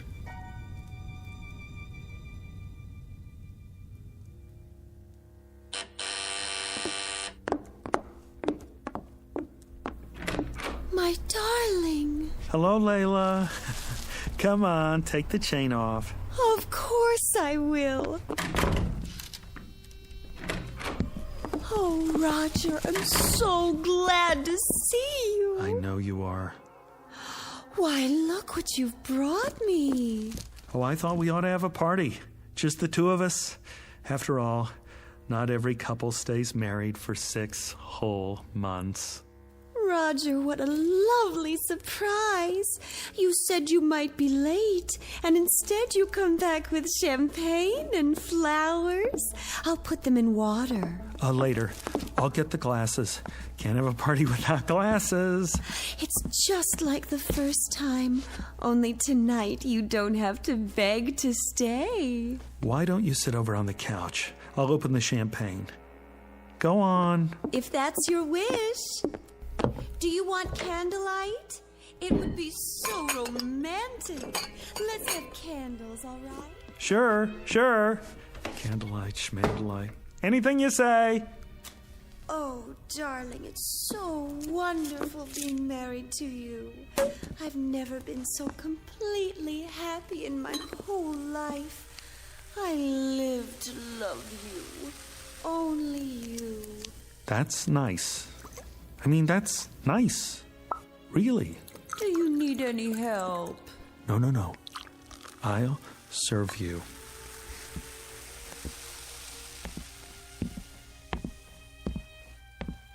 Sweetest, how did you happen to think of champagne? Oh, I asked myself, what does Layla need? And it came to me like a bolt out of the blue. Here you go. To us. To us. I remember the first time you brought me champagne, how you looked. Your eyes were filled with longing, and you watched me so sadly because you thought it was going to be our last drink. Isn't that what you were thinking? Right. I remember. Go on, Layla. Drink up. Lover? My sweet lover Marshmallow, sit here. Why not? Go ahead now. Drink up. I'm not very thirsty. Good to the last drop. I'm not sure it's a good idea this time. Why not? Sit closer. Careful. What's this? What's what? Between the cushions. Have you taken up knitting? In this book, Dr. Spock? I've got news for you, my sweet little rabbit. Rabbit? I just got word from the doctor. What are you talking about? The test came back today, and it's positive. Isn't that wonderful? You don't mean you're... Oh, darling, we don't need champagne. We've got each other. All 3 of us. I suppose I could have just a sip. That won't do any harm. No, don't. Maybe just a little toast to celebrate. Not now. Give me your glass. I'll pour it out. Are you sure? I'm sure. I couldn't have done it anyway. I could never have gone through with it. Think of it, darling. This is only the beginning. We're going to be even happier than we are now.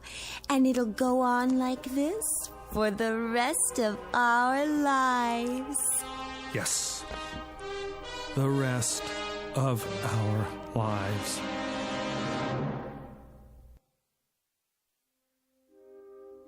Mr. Roger Shackelforth, who has discovered at this late date that love can be as sticky as a vat of molasses, as unpalatable as a hunk of spoiled yeast, and as all-consuming as a 6-alarm fire in a canvas tent. Case history of a would-be lover boy who should never have ventured into the Twilight Zone. We'll return to the Twilight Zone in just a moment. You are about to enter another dimension. A dimension not only of sight and sound, but of mind. A journey into a wondrous land of imagination. Next stop, the Twilight Zone. Hi, this is Stacy Keach. I'd like to take a moment to tell you about our Twilight Zone website at twilightzoneradio.com.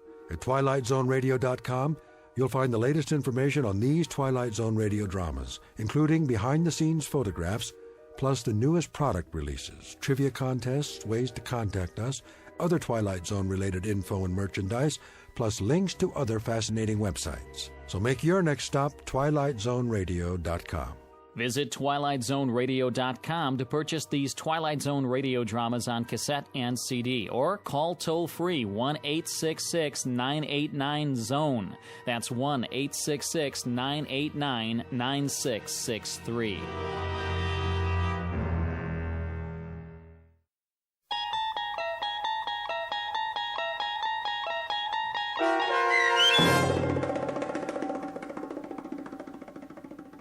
The Chaser, starring Stephen Tobolowsky, with Stacy Keach as your narrator, was adapted for radio by Dennis Etchison and written for The Twilight Zone by Robert Presnell Jr., based on a short story by John Collier. Heard in the cast were Michelle Graff, Roderick Peoples, Joby Cerny, Doug James, Jeff Lupetin, Carl Amari, Roy Melanzi, Meg Falcon, Jennifer Laterio, Linda Reiter, Peggy Roeder, and Craig Harris. The producers of The Twilight Zone wish to thank CBS Enterprises and the Rod Serling Estate for making this series possible. This copyrighted radio series is produced and directed by Carl Amari for Falcon Picture Group. Sound design and custom Foley effects for The Twilight Zone by Cerny American creatives Bob Benson, Craig Lee, Michael Slaybach, and Matt Sorrow. To learn more about the Twilight Zone radio dramas and to contact us, visit our official website at twilightzoneradio.com. Doug James speaking.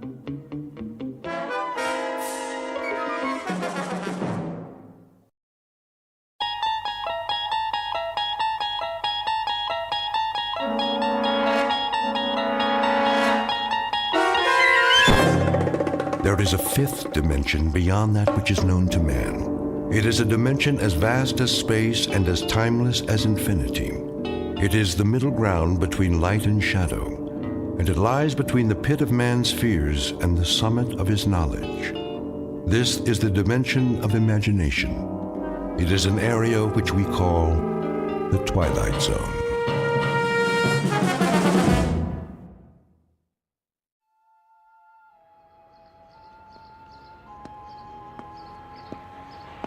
Evening edition. Get your paper here. Late sports. What other papers do you have? The Sentinel and the Times Mirror. Take your pick. Give me all three of them. Here you go. Like to read a lot, huh? Say, do I know you? I don't know. Do you? Arch Hammer. Hey, it's me, Sam. Sam Marshak. Oh, yeah. Sam. Let me get a good look. By golly, you haven't changed a bit. That right. Look, just like in the picture here. See? I still got it by the register. You and Andy and Eddie Walsh and Barney. The old gang. Remember? Sure. How you doing? Same as always. Haven't seen Andy in a while, though. Where you staying? Down the street. The Royale? Yeah, the Royale. How much for the papers? 6 bits. Wait a minute. Forget it. Arch, it's on me. We got a lot of catching up to do. Been too long. Right. See you later. Anytime.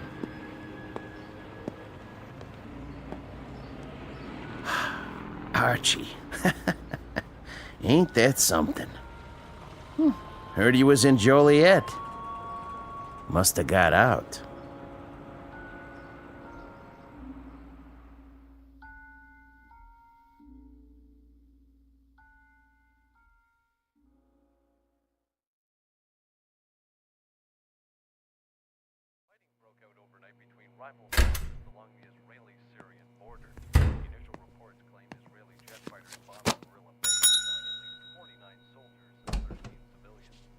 Hold your horses. I'm coming, I said. How much for a single? Depends. By the day is one thing, by the week is cheaper. I don't know how long I'll be staying.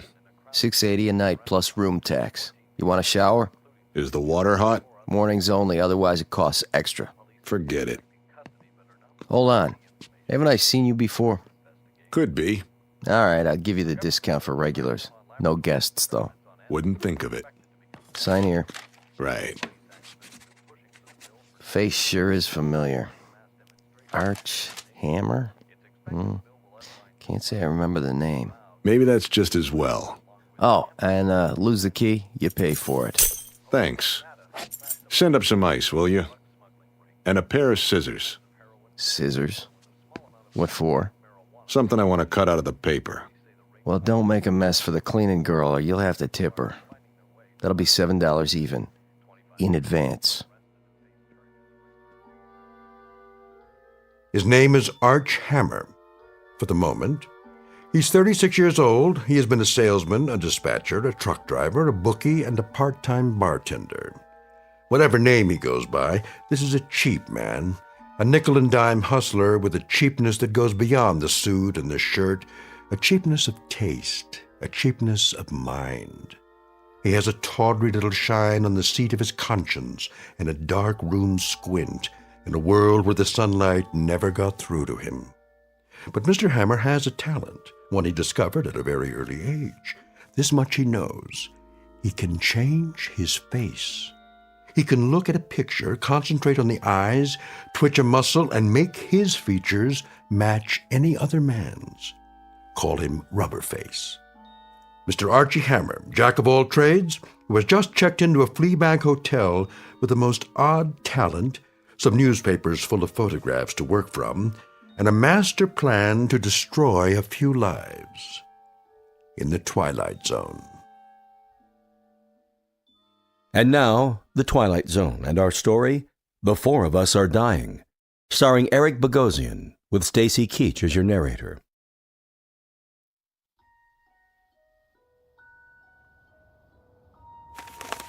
There's a good one. Human interest. Yeah. Room service. Just a minute.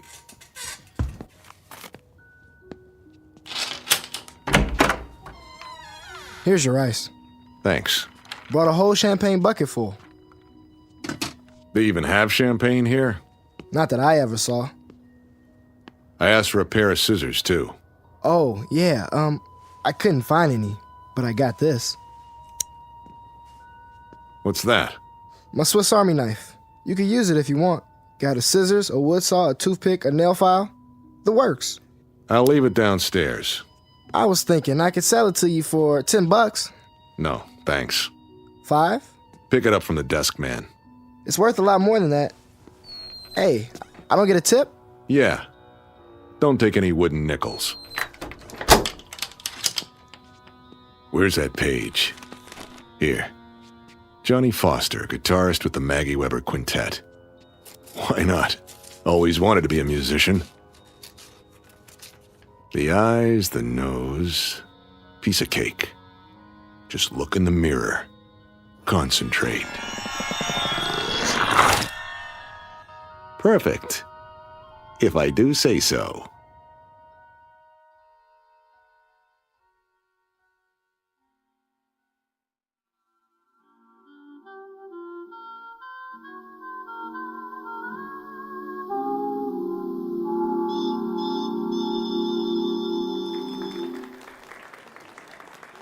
Thank you, ladies and gentlemen.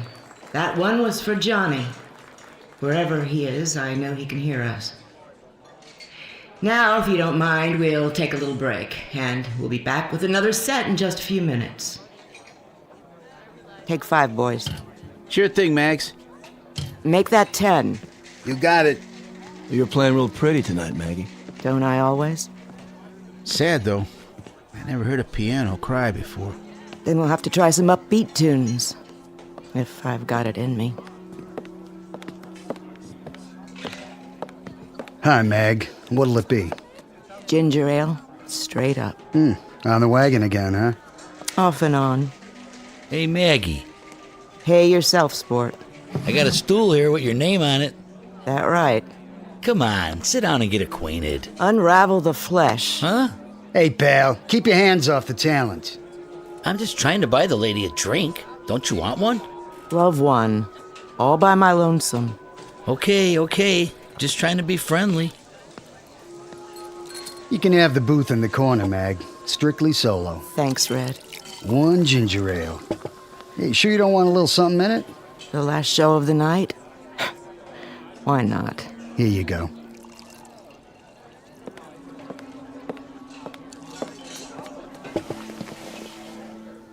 Here's to you, Johnny. For the good times. Careful, you'll spill it. Johnny? Like I always say, if you don't drink well, don't drink. Johnny, are you a ghost? Sure, a ghost. I just came down to check the mourners. But it was in the paper. Was it? I should read the obituaries. Find out how they feel about the deceased. I'm gonna close my eyes. And when I open them, pray that I'm not dreaming. You're not dreaming. I wanted to see what kind of tears people shed. Big ones the size of bubbles, or the kind that come from onions and handkerchiefs.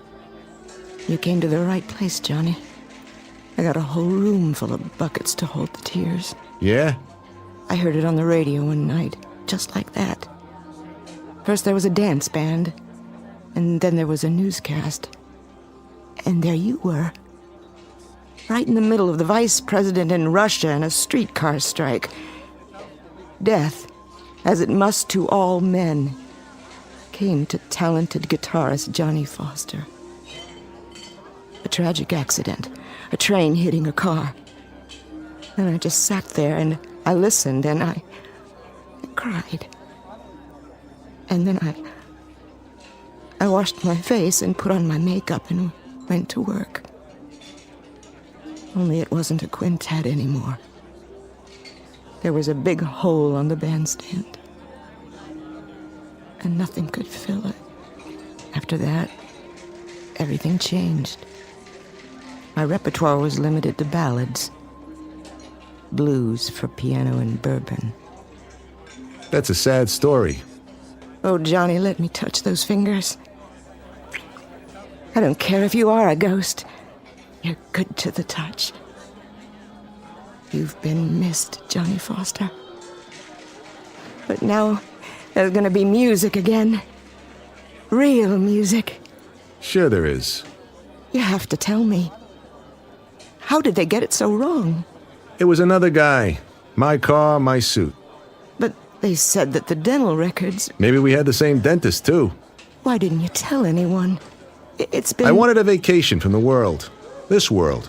I decided I'd hawk the name, trade it in for something new. Like what? I didn't know.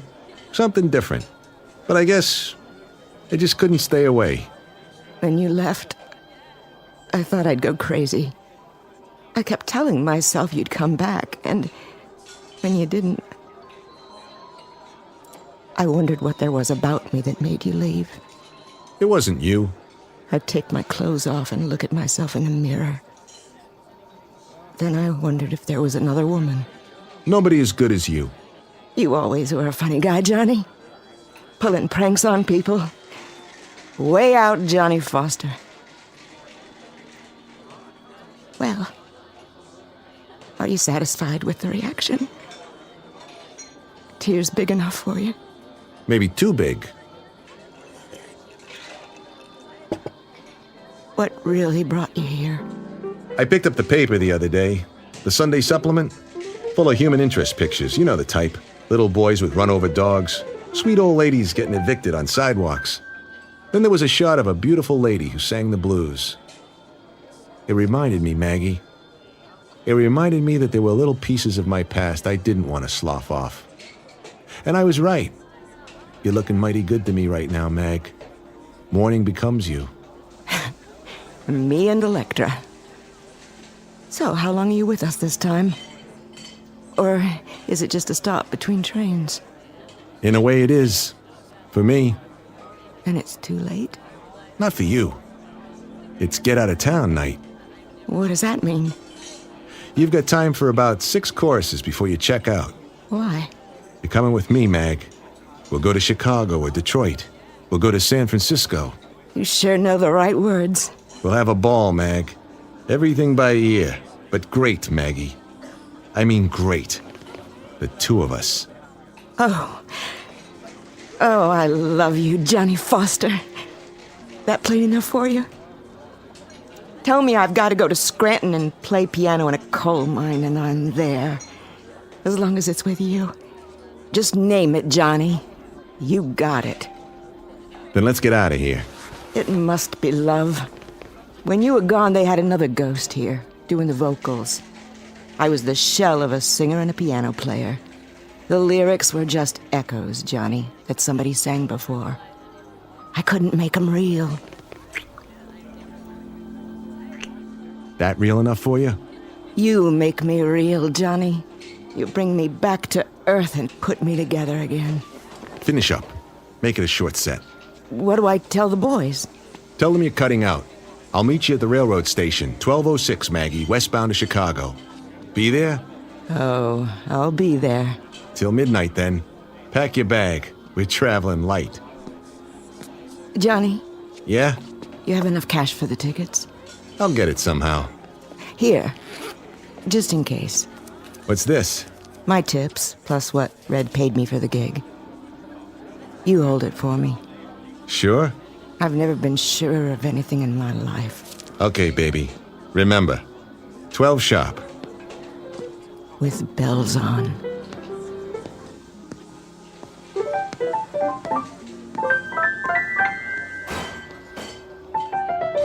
Johnny? Hey, man.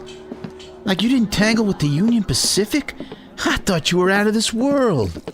I don't believe my eyes. Was that Johnny Foster?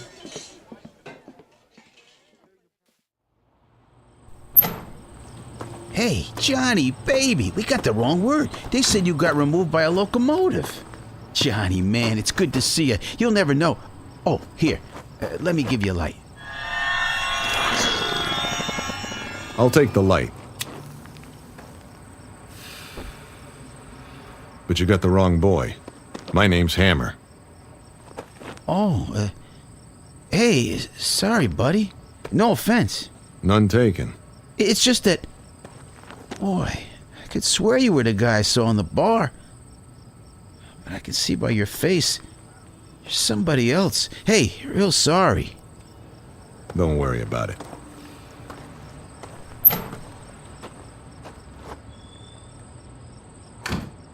Johnny Foster, guitar player. With a beautiful dame. Well, why not? I never had a dish like that. I never got loved like that. And it feels good. So why shouldn't I? Maggie Weber, huh? Yeah. Why not?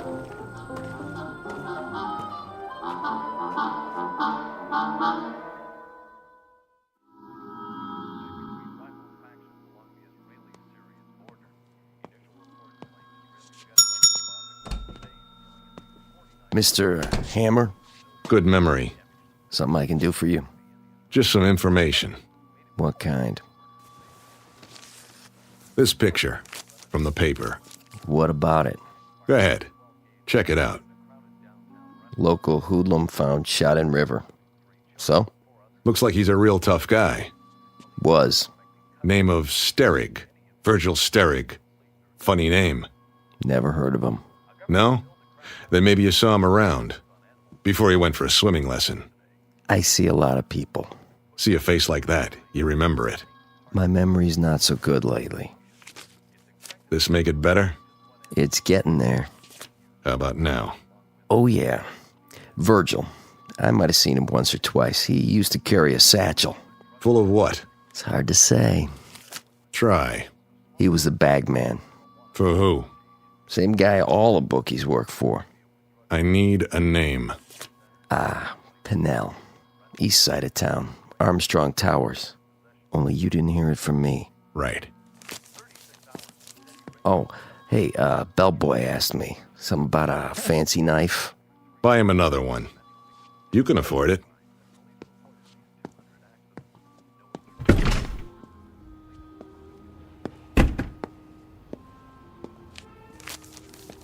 Virgil, how was the water? Cold? Or did it only hurt when you laughed? Let me get a good look at your face. Crooked nose, low forehead. Piece of cake. Now let's find out why you took that dive.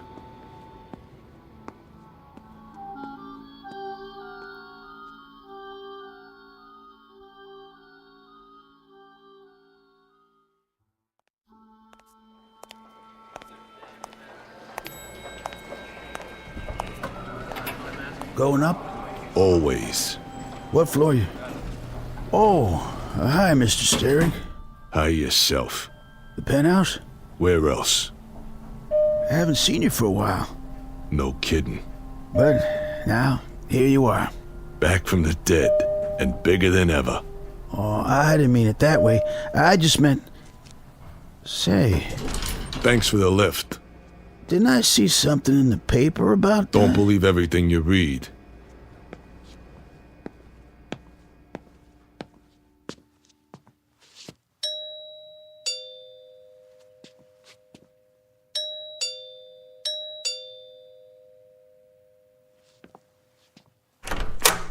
Oh, Mr. Sterick. I'm surprised to see you. Where's Pinnell? Mr. Pinnell, not home. No? He's out. You come back tomorrow. I tell him you here. Call on telephone, maybe. I'll tell him myself. Now. I say he's not here. Out of my way. Oh! Who is it, Ramon? Hello, Pinnell. What in the devil is... You ought to be more careful. It's only a bottle. Verge, is that you? I don't believe it. I clean up for you, sir. Leave it. But glass on floor. I said leave it. Expensive stuff. Imported. That doesn't matter, but you...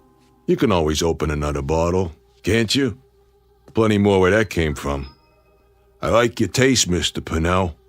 Very rich, polished, lots of class, like this apartment. Neat, but not gaudy. I clean it up. Later, Ramon. Oh, yes. Yes, sir. I go now. I come back later. You do that.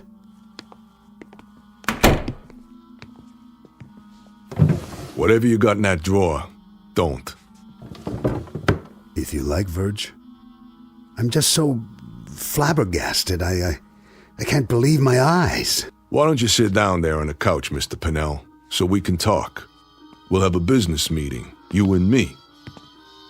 Verge, I'm speechless.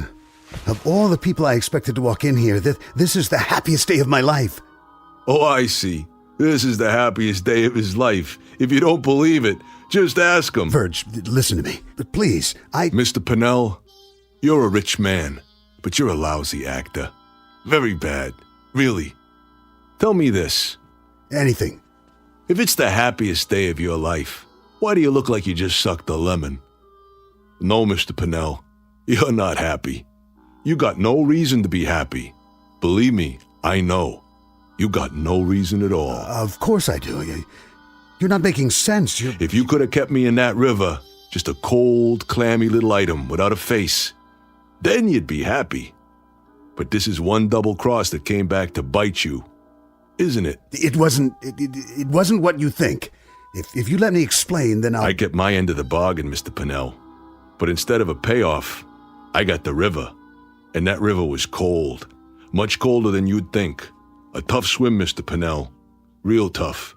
Especially when you're almost out of blood. Verge. I brought you a satchel. Remember, Mr. Pinnell? It had a lot of money in it. A real risky job. Now, the way I figure it, my cut is worth more than a long walk off a short pier. Verge, listen to me. Would I do a thing like that? Would I give you the double cross? How could I? You're a friend. We're close. You're family, Verge. That how you treat your family? You got me wrong. Dead wrong. What was your cut, Verge? 20%, wasn't that it? I got it right over there in the desk. Stay where you are. You'll find out what I got in my pocket. I've been holding your cut, Verge. It's waiting. I don't know who got to you and shoved you in the river. That wasn't my doing. No? It's all there in the desk. Which drawer? The center one. Envelope full of cash. Why don't you let me get it for you? Why don't you shut your mouth?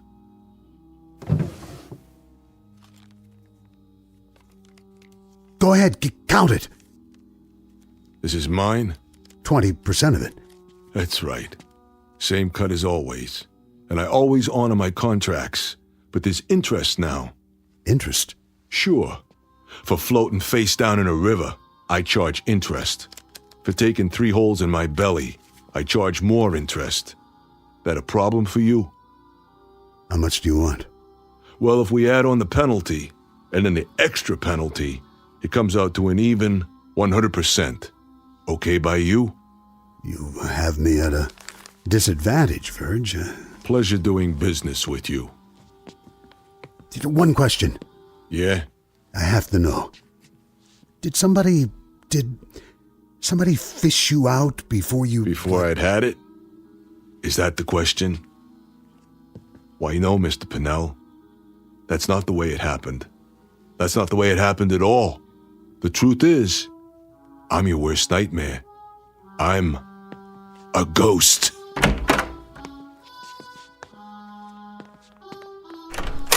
That's him. He's scared, Mr. Pinnell. Easy, Ramon. You ain't going nowhere. Hands up so I can frisk you. Don't touch the merchandise. Hey, ain't that Virgil? Hi, fellas. Long time no see. Keep your hands out of your pockets and step back inside, nice and peaceful like. No hard feelings. I even brought you something. What? This. Wait! No! I get Mr. Pinnell. You made a mistake coming here. So, did you? Take my advice, fellas. Stay down. There! He's getting away! On your feet, you bums. Get him! He's a thief! I want him dead! You hear me? Dead! And buried!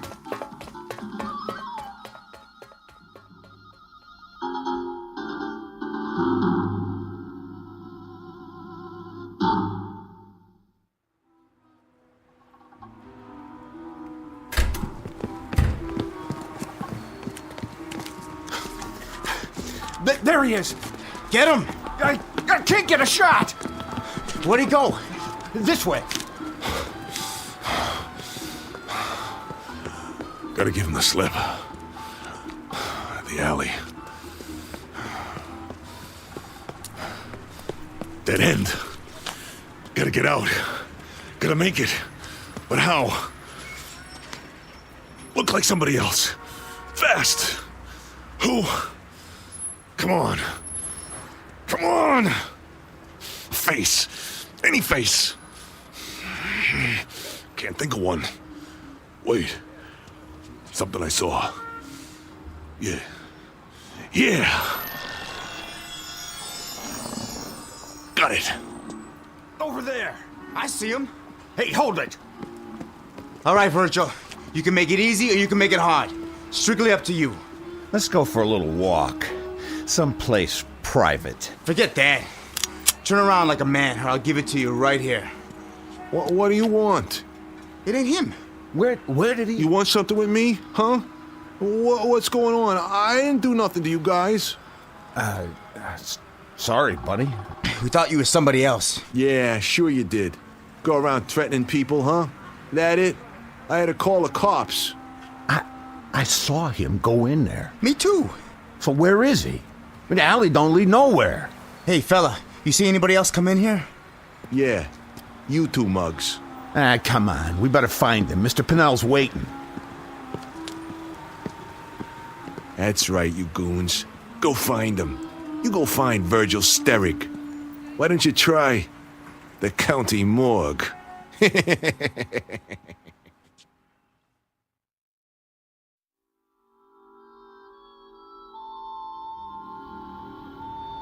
Newspapers, magazines. Help you, mister?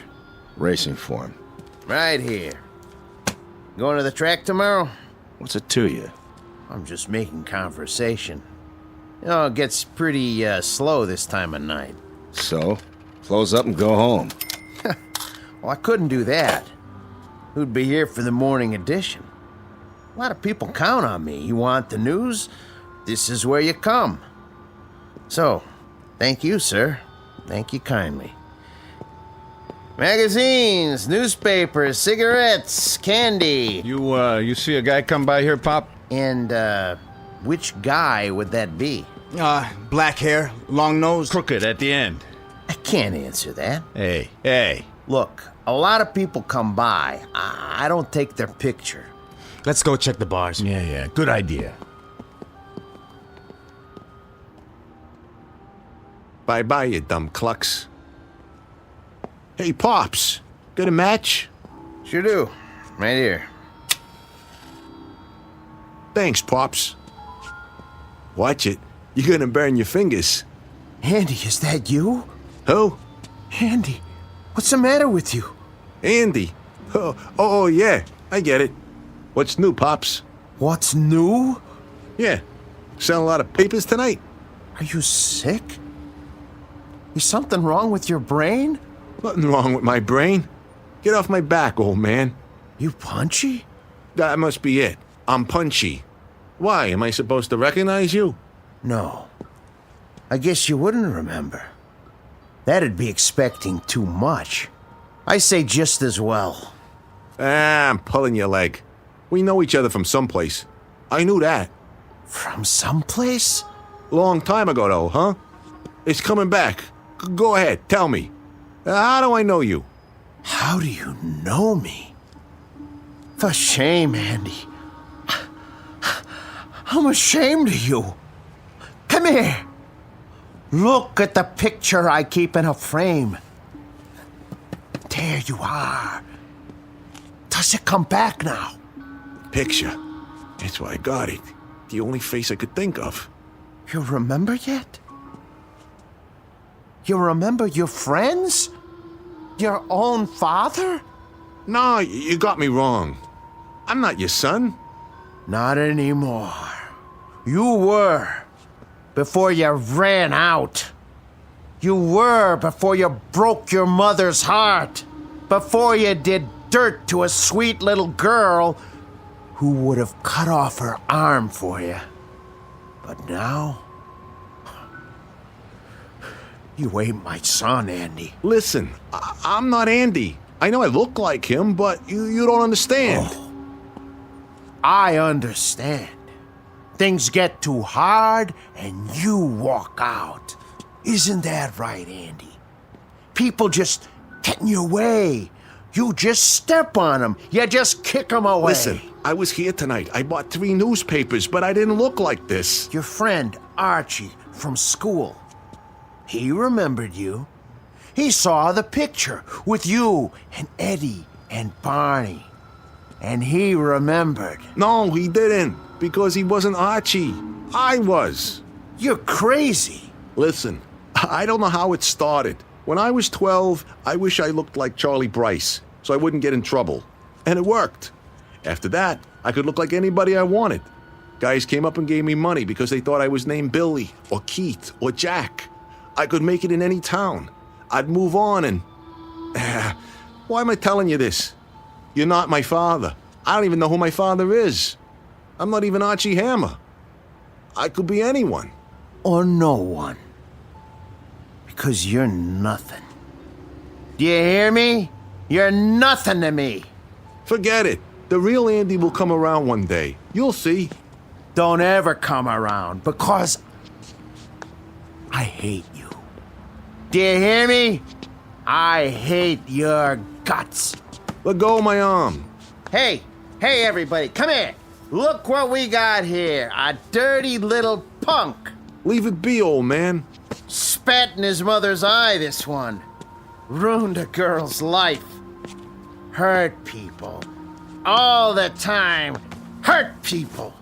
You punk. I said take your hands off me. Look at the punk. Look at the monster. Named Andy Marshak. Look at the man. Who used to be my son.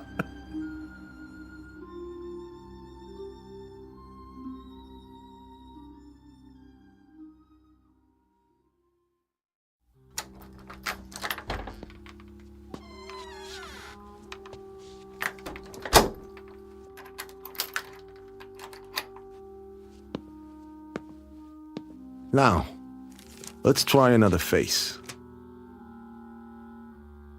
Who's that handsome guy in the mirror? Why, it's Johnny Foster. Much better. Yeah? Delivery for Mr. Hammer. I didn't order anything. Not food. Then what? Flowers. I don't like flowers. You'll like these. Maggie. Yeah, that girl. Sorry, Johnny. You gotta go away for a minute. Goodbye, Johnny. Hello. Archie.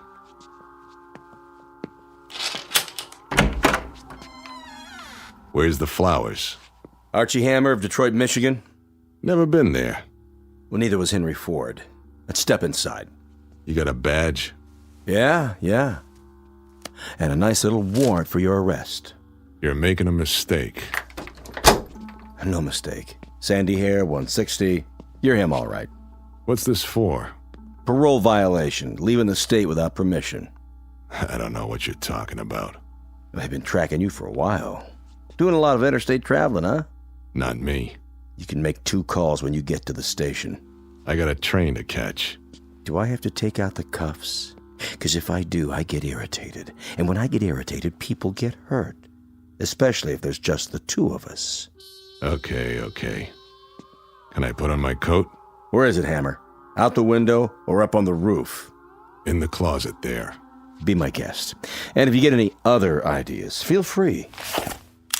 I could use the target practice. I'll bet you could. Find it? Ready, Johnny? Here goes.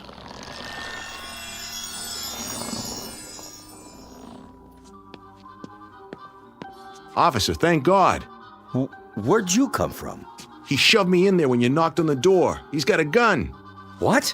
He went out through the ventilation duct in the ceiling. Stand back. Come down, Hammer. You'll never make it. I'll have the building surrounded. Hammer! Hammer!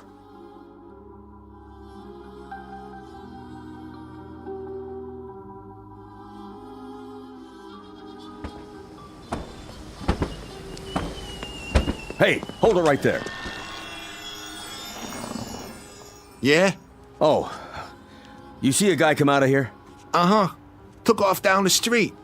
Thanks. He went that way. Go get him.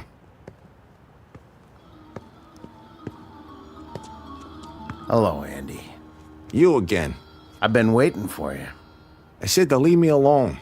I knew where you'd be.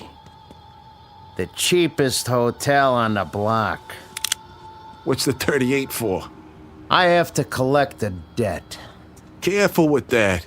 You got a big debt, Andy. So many years for so many things. And now, you're gonna pay up. Wait a minute. Wait. I already told you, you got the wrong guy. I got the right guy. Oh, please.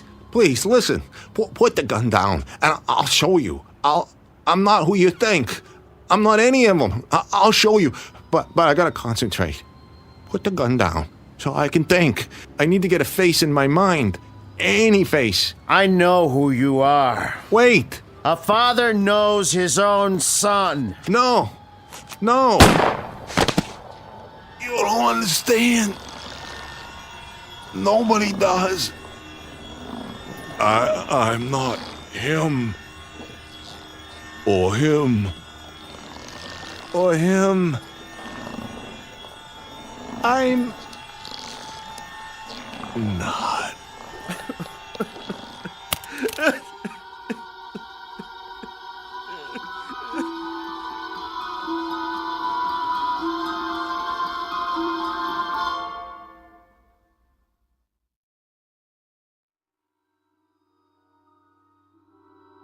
He was a cheap little man who checked in and checked out. He was a guitar player who was loved beyond words. He was a bagman with money in his pocket. And he was an errant son who finally got back some of the agony he caused in front of a Fleabag hotel. He was all of them. He was Arch Hammer, he was Johnny Foster, he was Virgil Sterrig, he was Andy Marshak. And all of them were dying.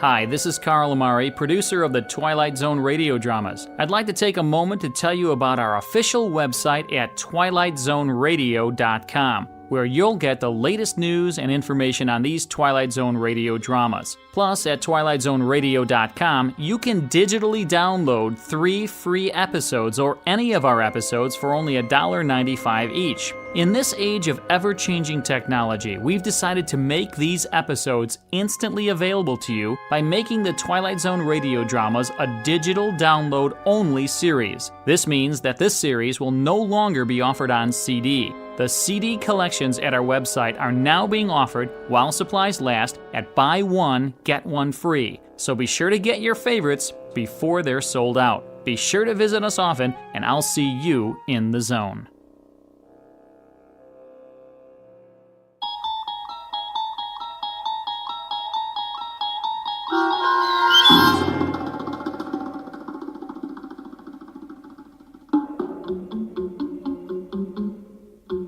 The Four of Us Are Dying, starring Eric Bogosian with Stacy Keach as your narrator, was adapted for radio by Dennis Etchison and written for The Twilight Zone by Rod Serling, based on a story by George Clayton Johnson.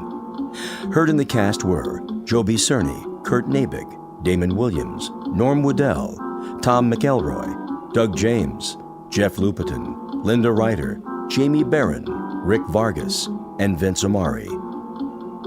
This copyrighted radio series is produced and directed by Carl Amari for Falcon Picture Group. Sound design and custom Foley effects for The Twilight Zone by Cerny American creatives Bob Benson, Craig Lee, Michael Slaybach, and Matt Sorrow.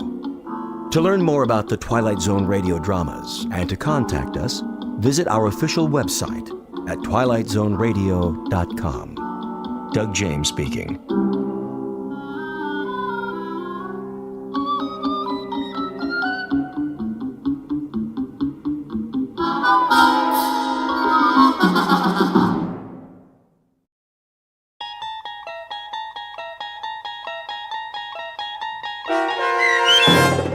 The Howling Man, starring Fred Willard, with Stacy Keach as your narrator, was adapted for radio by Dennis Etchison and written for The Twilight Zone by Charles Beaumont. Heard in the cast were Christian Stolte, David Darlow, Doug James, and Anna Sverutza.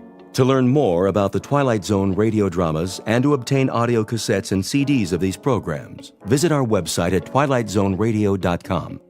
The producers of The Twilight Zone wish to thank CBS Enterprises, Carol Serling, Dennis Etchison, Dick Brescia Associates, Claire Simon Casting, Terry Jennings, XM Satellite Radio, Sirius Satellite Radio, our sponsors, and our radio affiliates for helping make this series possible. This copyrighted radio series is produced and directed by Carl Amari and Roger Wolski for Falcon Picture Group. Doug James speaking.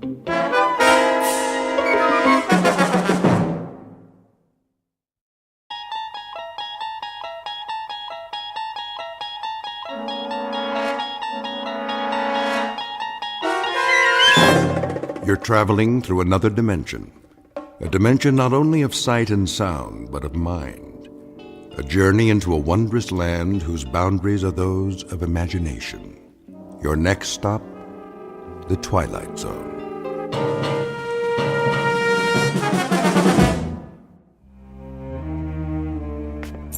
Thank you, Mrs. Dunphy. I'll be back shortly.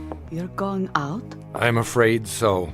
But you've only just returned. Unfortunately, that is the nature of my work. Another business trip. The most important of all. But first, there are arrangements to be made. I've prepared your afternoon meal. I'm sure it will keep. Can you not make these arrangements by telephone? No. Some things can't be left to chance. In the meanwhile, follow my instructions precisely, to the letter, Mrs. Dunphy. Do I make myself clear? I believe so. You believe so? Then let me make it absolutely clear.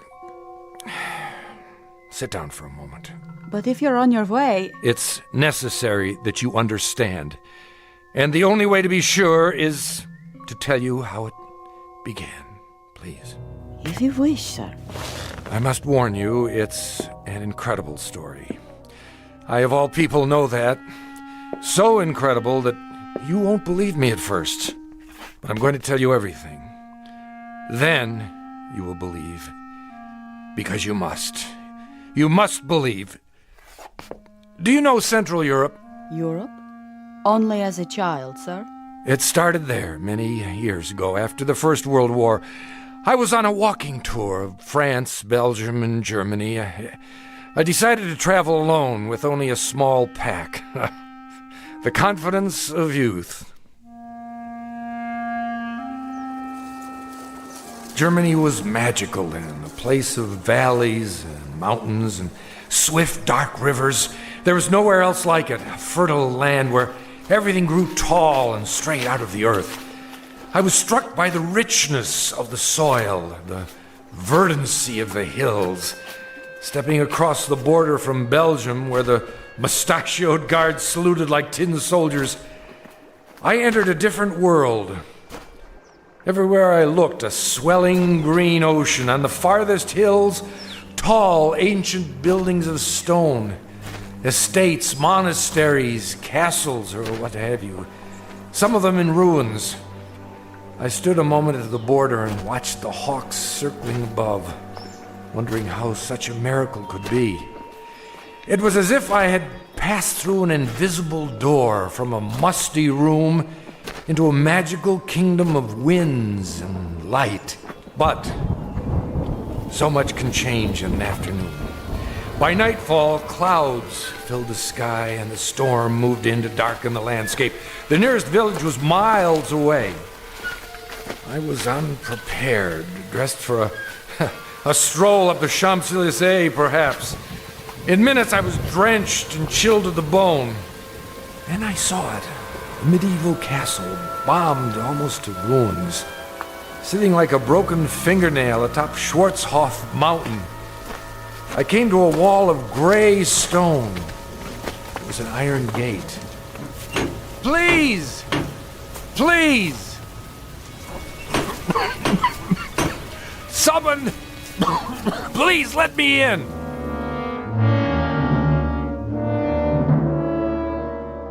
A story told years ago by a man who recalled it from his youth. Fortunately, or perhaps unfortunately, he was never able to put it out of his mind. It begins with a wayfaring traveler. His name is David Ellington, scholar, seeker of truth, and to his dismay, a finder of truth. A man approaching exhaustion, who will confront a problem that has haunted the world since the beginning of time. A man who knocks on a gate seeking sanctuary, and instead finds that he has just crossed an unmarked border into the far edges of the Twilight Zone.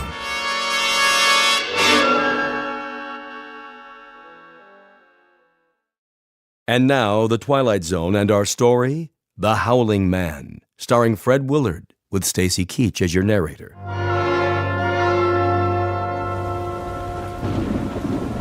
I found a rope by the gate and pulled it. Please! Someone! Yes? What is it? let me in. I'm sorry. You don't understand. I'm traveling on foot. We don't allow visitors. I'm not a visitor. What is this place? It is called the Hermitage. And I'm a stranger caught in the storm. Your robe, the cross around your neck. You're a man of God. I'm lost. Don't you understand? Lost. Very well. Follow me. Thank you, brother. You're ill. I'll be all right. Once I dry out. This way. What are these rooms? A barred window in each door. They look like, well, cells. All are empty now. I see, but what were they? Wait here. What for? I'll speak to Brother Jerome. Who?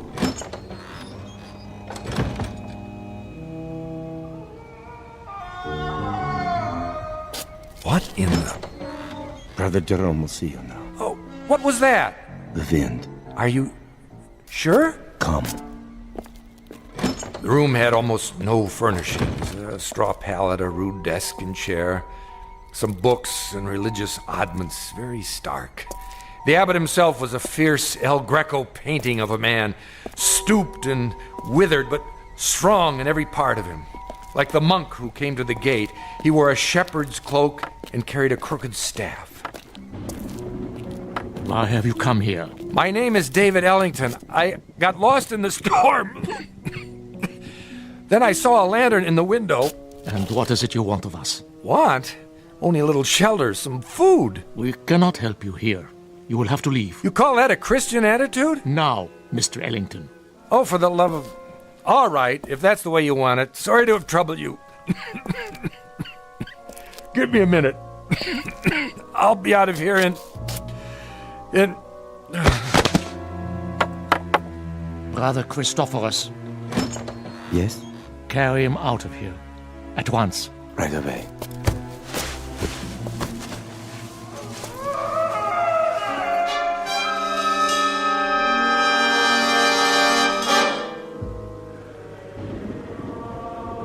I don't know how long I remained unconscious. When I came to, I was in a primitive cubicle, one of the cells. Walls and ceiling of gray stone, a single small window in the shape of an arch, the floor hard-packed dirt. The monk sat nearby in a chair. I lay under a blanket. Beneath me was a bed of straw. Water! He lives. God's infinite mercy. How long have I been here? 9 days, my son. 9 days? You were very ill. The fever was on you. Brother Jerome said you would die, and he sent me to watch over you. I have never seen a man die. He holds that it is an important teaching, but now I suppose it was not your time. Sorry to disappoint you. No, my boy, don't try to rise. You must rest. What in the name of heaven is that? In the name of heaven? Nothing. I mean the scream. Scream? That. What? Are you deaf? That cry, I heard it before. You said it was the wind. Ah, the wind cleanses the land after a storm. But it isn't the wind, is it? I don't understand your meaning. It's a man. Careful. You must regain your strength. There! Don't tell me you didn't hear it! Perhaps you would like some soup. It's cold, but nourishing. What I would like, brother, is to leave this place. I'm afraid that's impossible. What do you mean? Only that you're not well enough to travel. And of course, you won't be well enough to travel as long as you think you hear such sounds. Now, the soup. I don't want it. Open, please. There. That's better.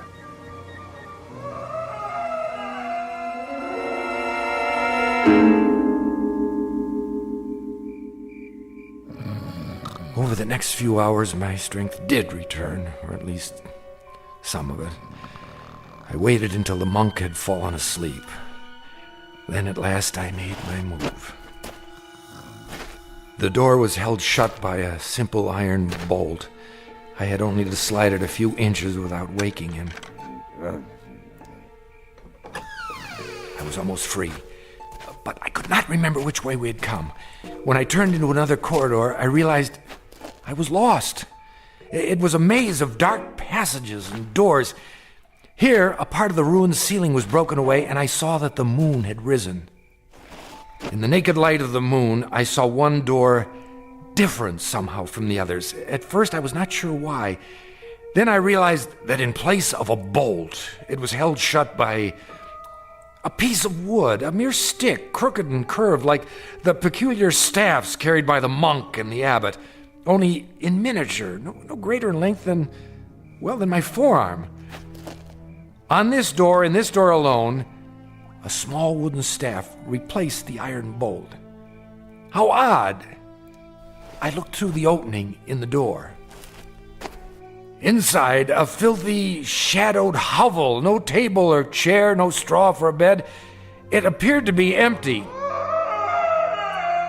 What? There was a man, huddled in the corner, holding his knees and rocking, head back like an animal. In the soiled moonlight, I saw his dirty beard, his rotted clothes. Who are you? Help me. Stay back. No, please.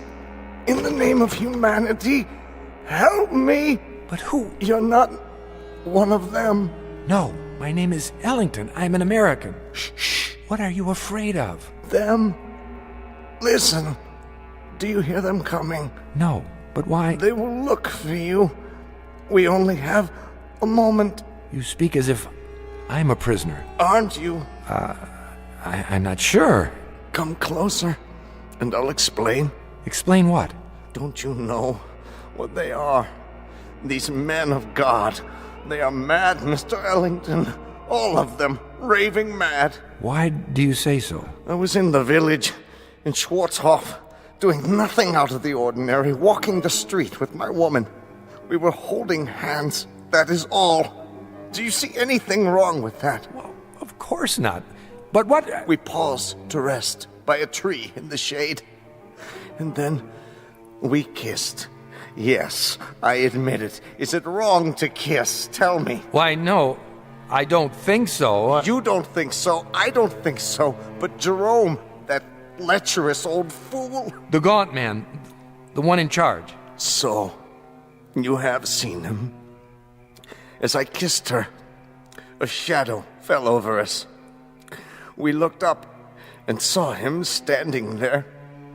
I opened my mouth to speak, but before I could utter a word, he raised the wooden staff he carries, so heavy.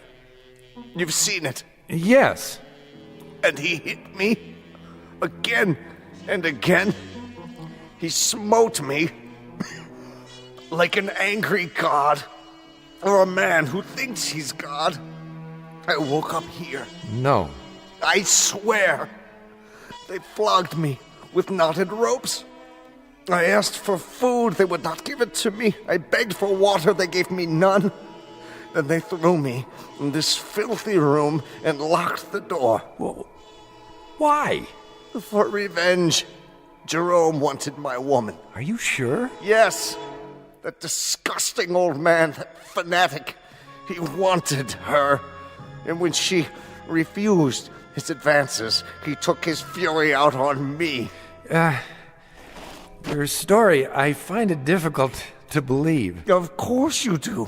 That's the strength of the man. He makes his madness seem a harmless thing, the beliefs of a religious zealot. But this is not a religious order, Mr. Ellington. These brothers of truth.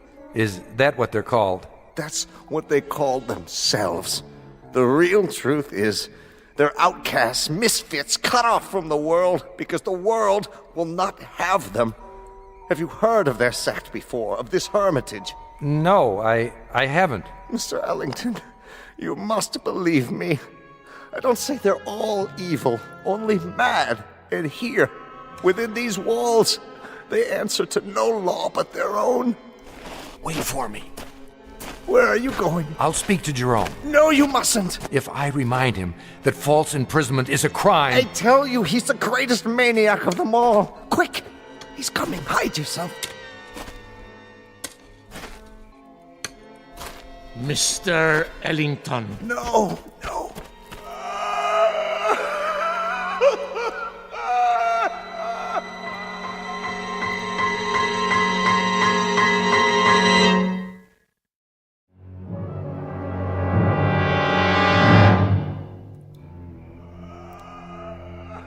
Brother Jerome? I did not know you were well enough to walk. I still feel weak. Brother Jerome. Come with me, please. Look here, This way. Where were you going? I was looking for you. It was unwise for you to wander on your own. The corridors can be treacherous. Oh, can they? In what way? The building is very old. One might trip and fall without a torch. Or go where one is not meant to go, is that it? See something perhaps that you're ashamed of? I do not know to what you refer. Don't you? Oh, then you don't know the grounds very well. I saw something just now that violates the law of this country and of humanity. I must ask you. And I must ask you, Mr. Ellington, to leave the Hermitage at once. We lack proper facilities to care for the ill. You certainly do. Arrangements can be made in Schwarzhof. Just a minute. No, not a minute. Not an extra second, Mr. Ellington. Now. I thought you were concerned about my health. I am. But now you want me gone regardless. Why? I have explained that. You've explained nothing. Based on what I've seen, I question your motives. I question your entire operation here. You are making assumptions. I certainly am. Now, look, no one invited me to come here. I realize that. I arrived unexpectedly, and you're not prepared for visitors. But I had no choice. And there is no excuse for your behavior. I suppose it was only a matter of time before you brought out the knotted ropes so that you could flail me or whatever it is you do for amusement. My son. I'm not your son! There are many things you don't understand. That's right, I don't. So begin with this one. Tell me, why are you in such a hurry for me to leave? What more are you afraid I'll find out? More? Besides the man you've got locked up in that cell. What man is that, Mr. Ellington? The one we just left. The one who's been screaming his head off. I am not sure what you're talking about. That's it, isn't it, brother? Or is he only one of many? Well, it isn't a secret anymore. I know. And what do you think you know? The chair. Sit. You are still weak. Brother Jerome, I know very little about this cult of yours, what's permitted within these walls, but I doubt very seriously that you can imprison a man against his will. That is quite true. We have no such authority. Then why have you done it? No man has ever been imprisoned at the Hermitage, Mr. Ellington. He claims otherwise. Who claims otherwise? Who do you think? The man in the cell at the end of the corridor. There is no man in the cell at the end of the corridor. I was talking with him. You are talking with no man. And you think I'm hallucinating? Mr. Ellington, you are ill. You still have a fever.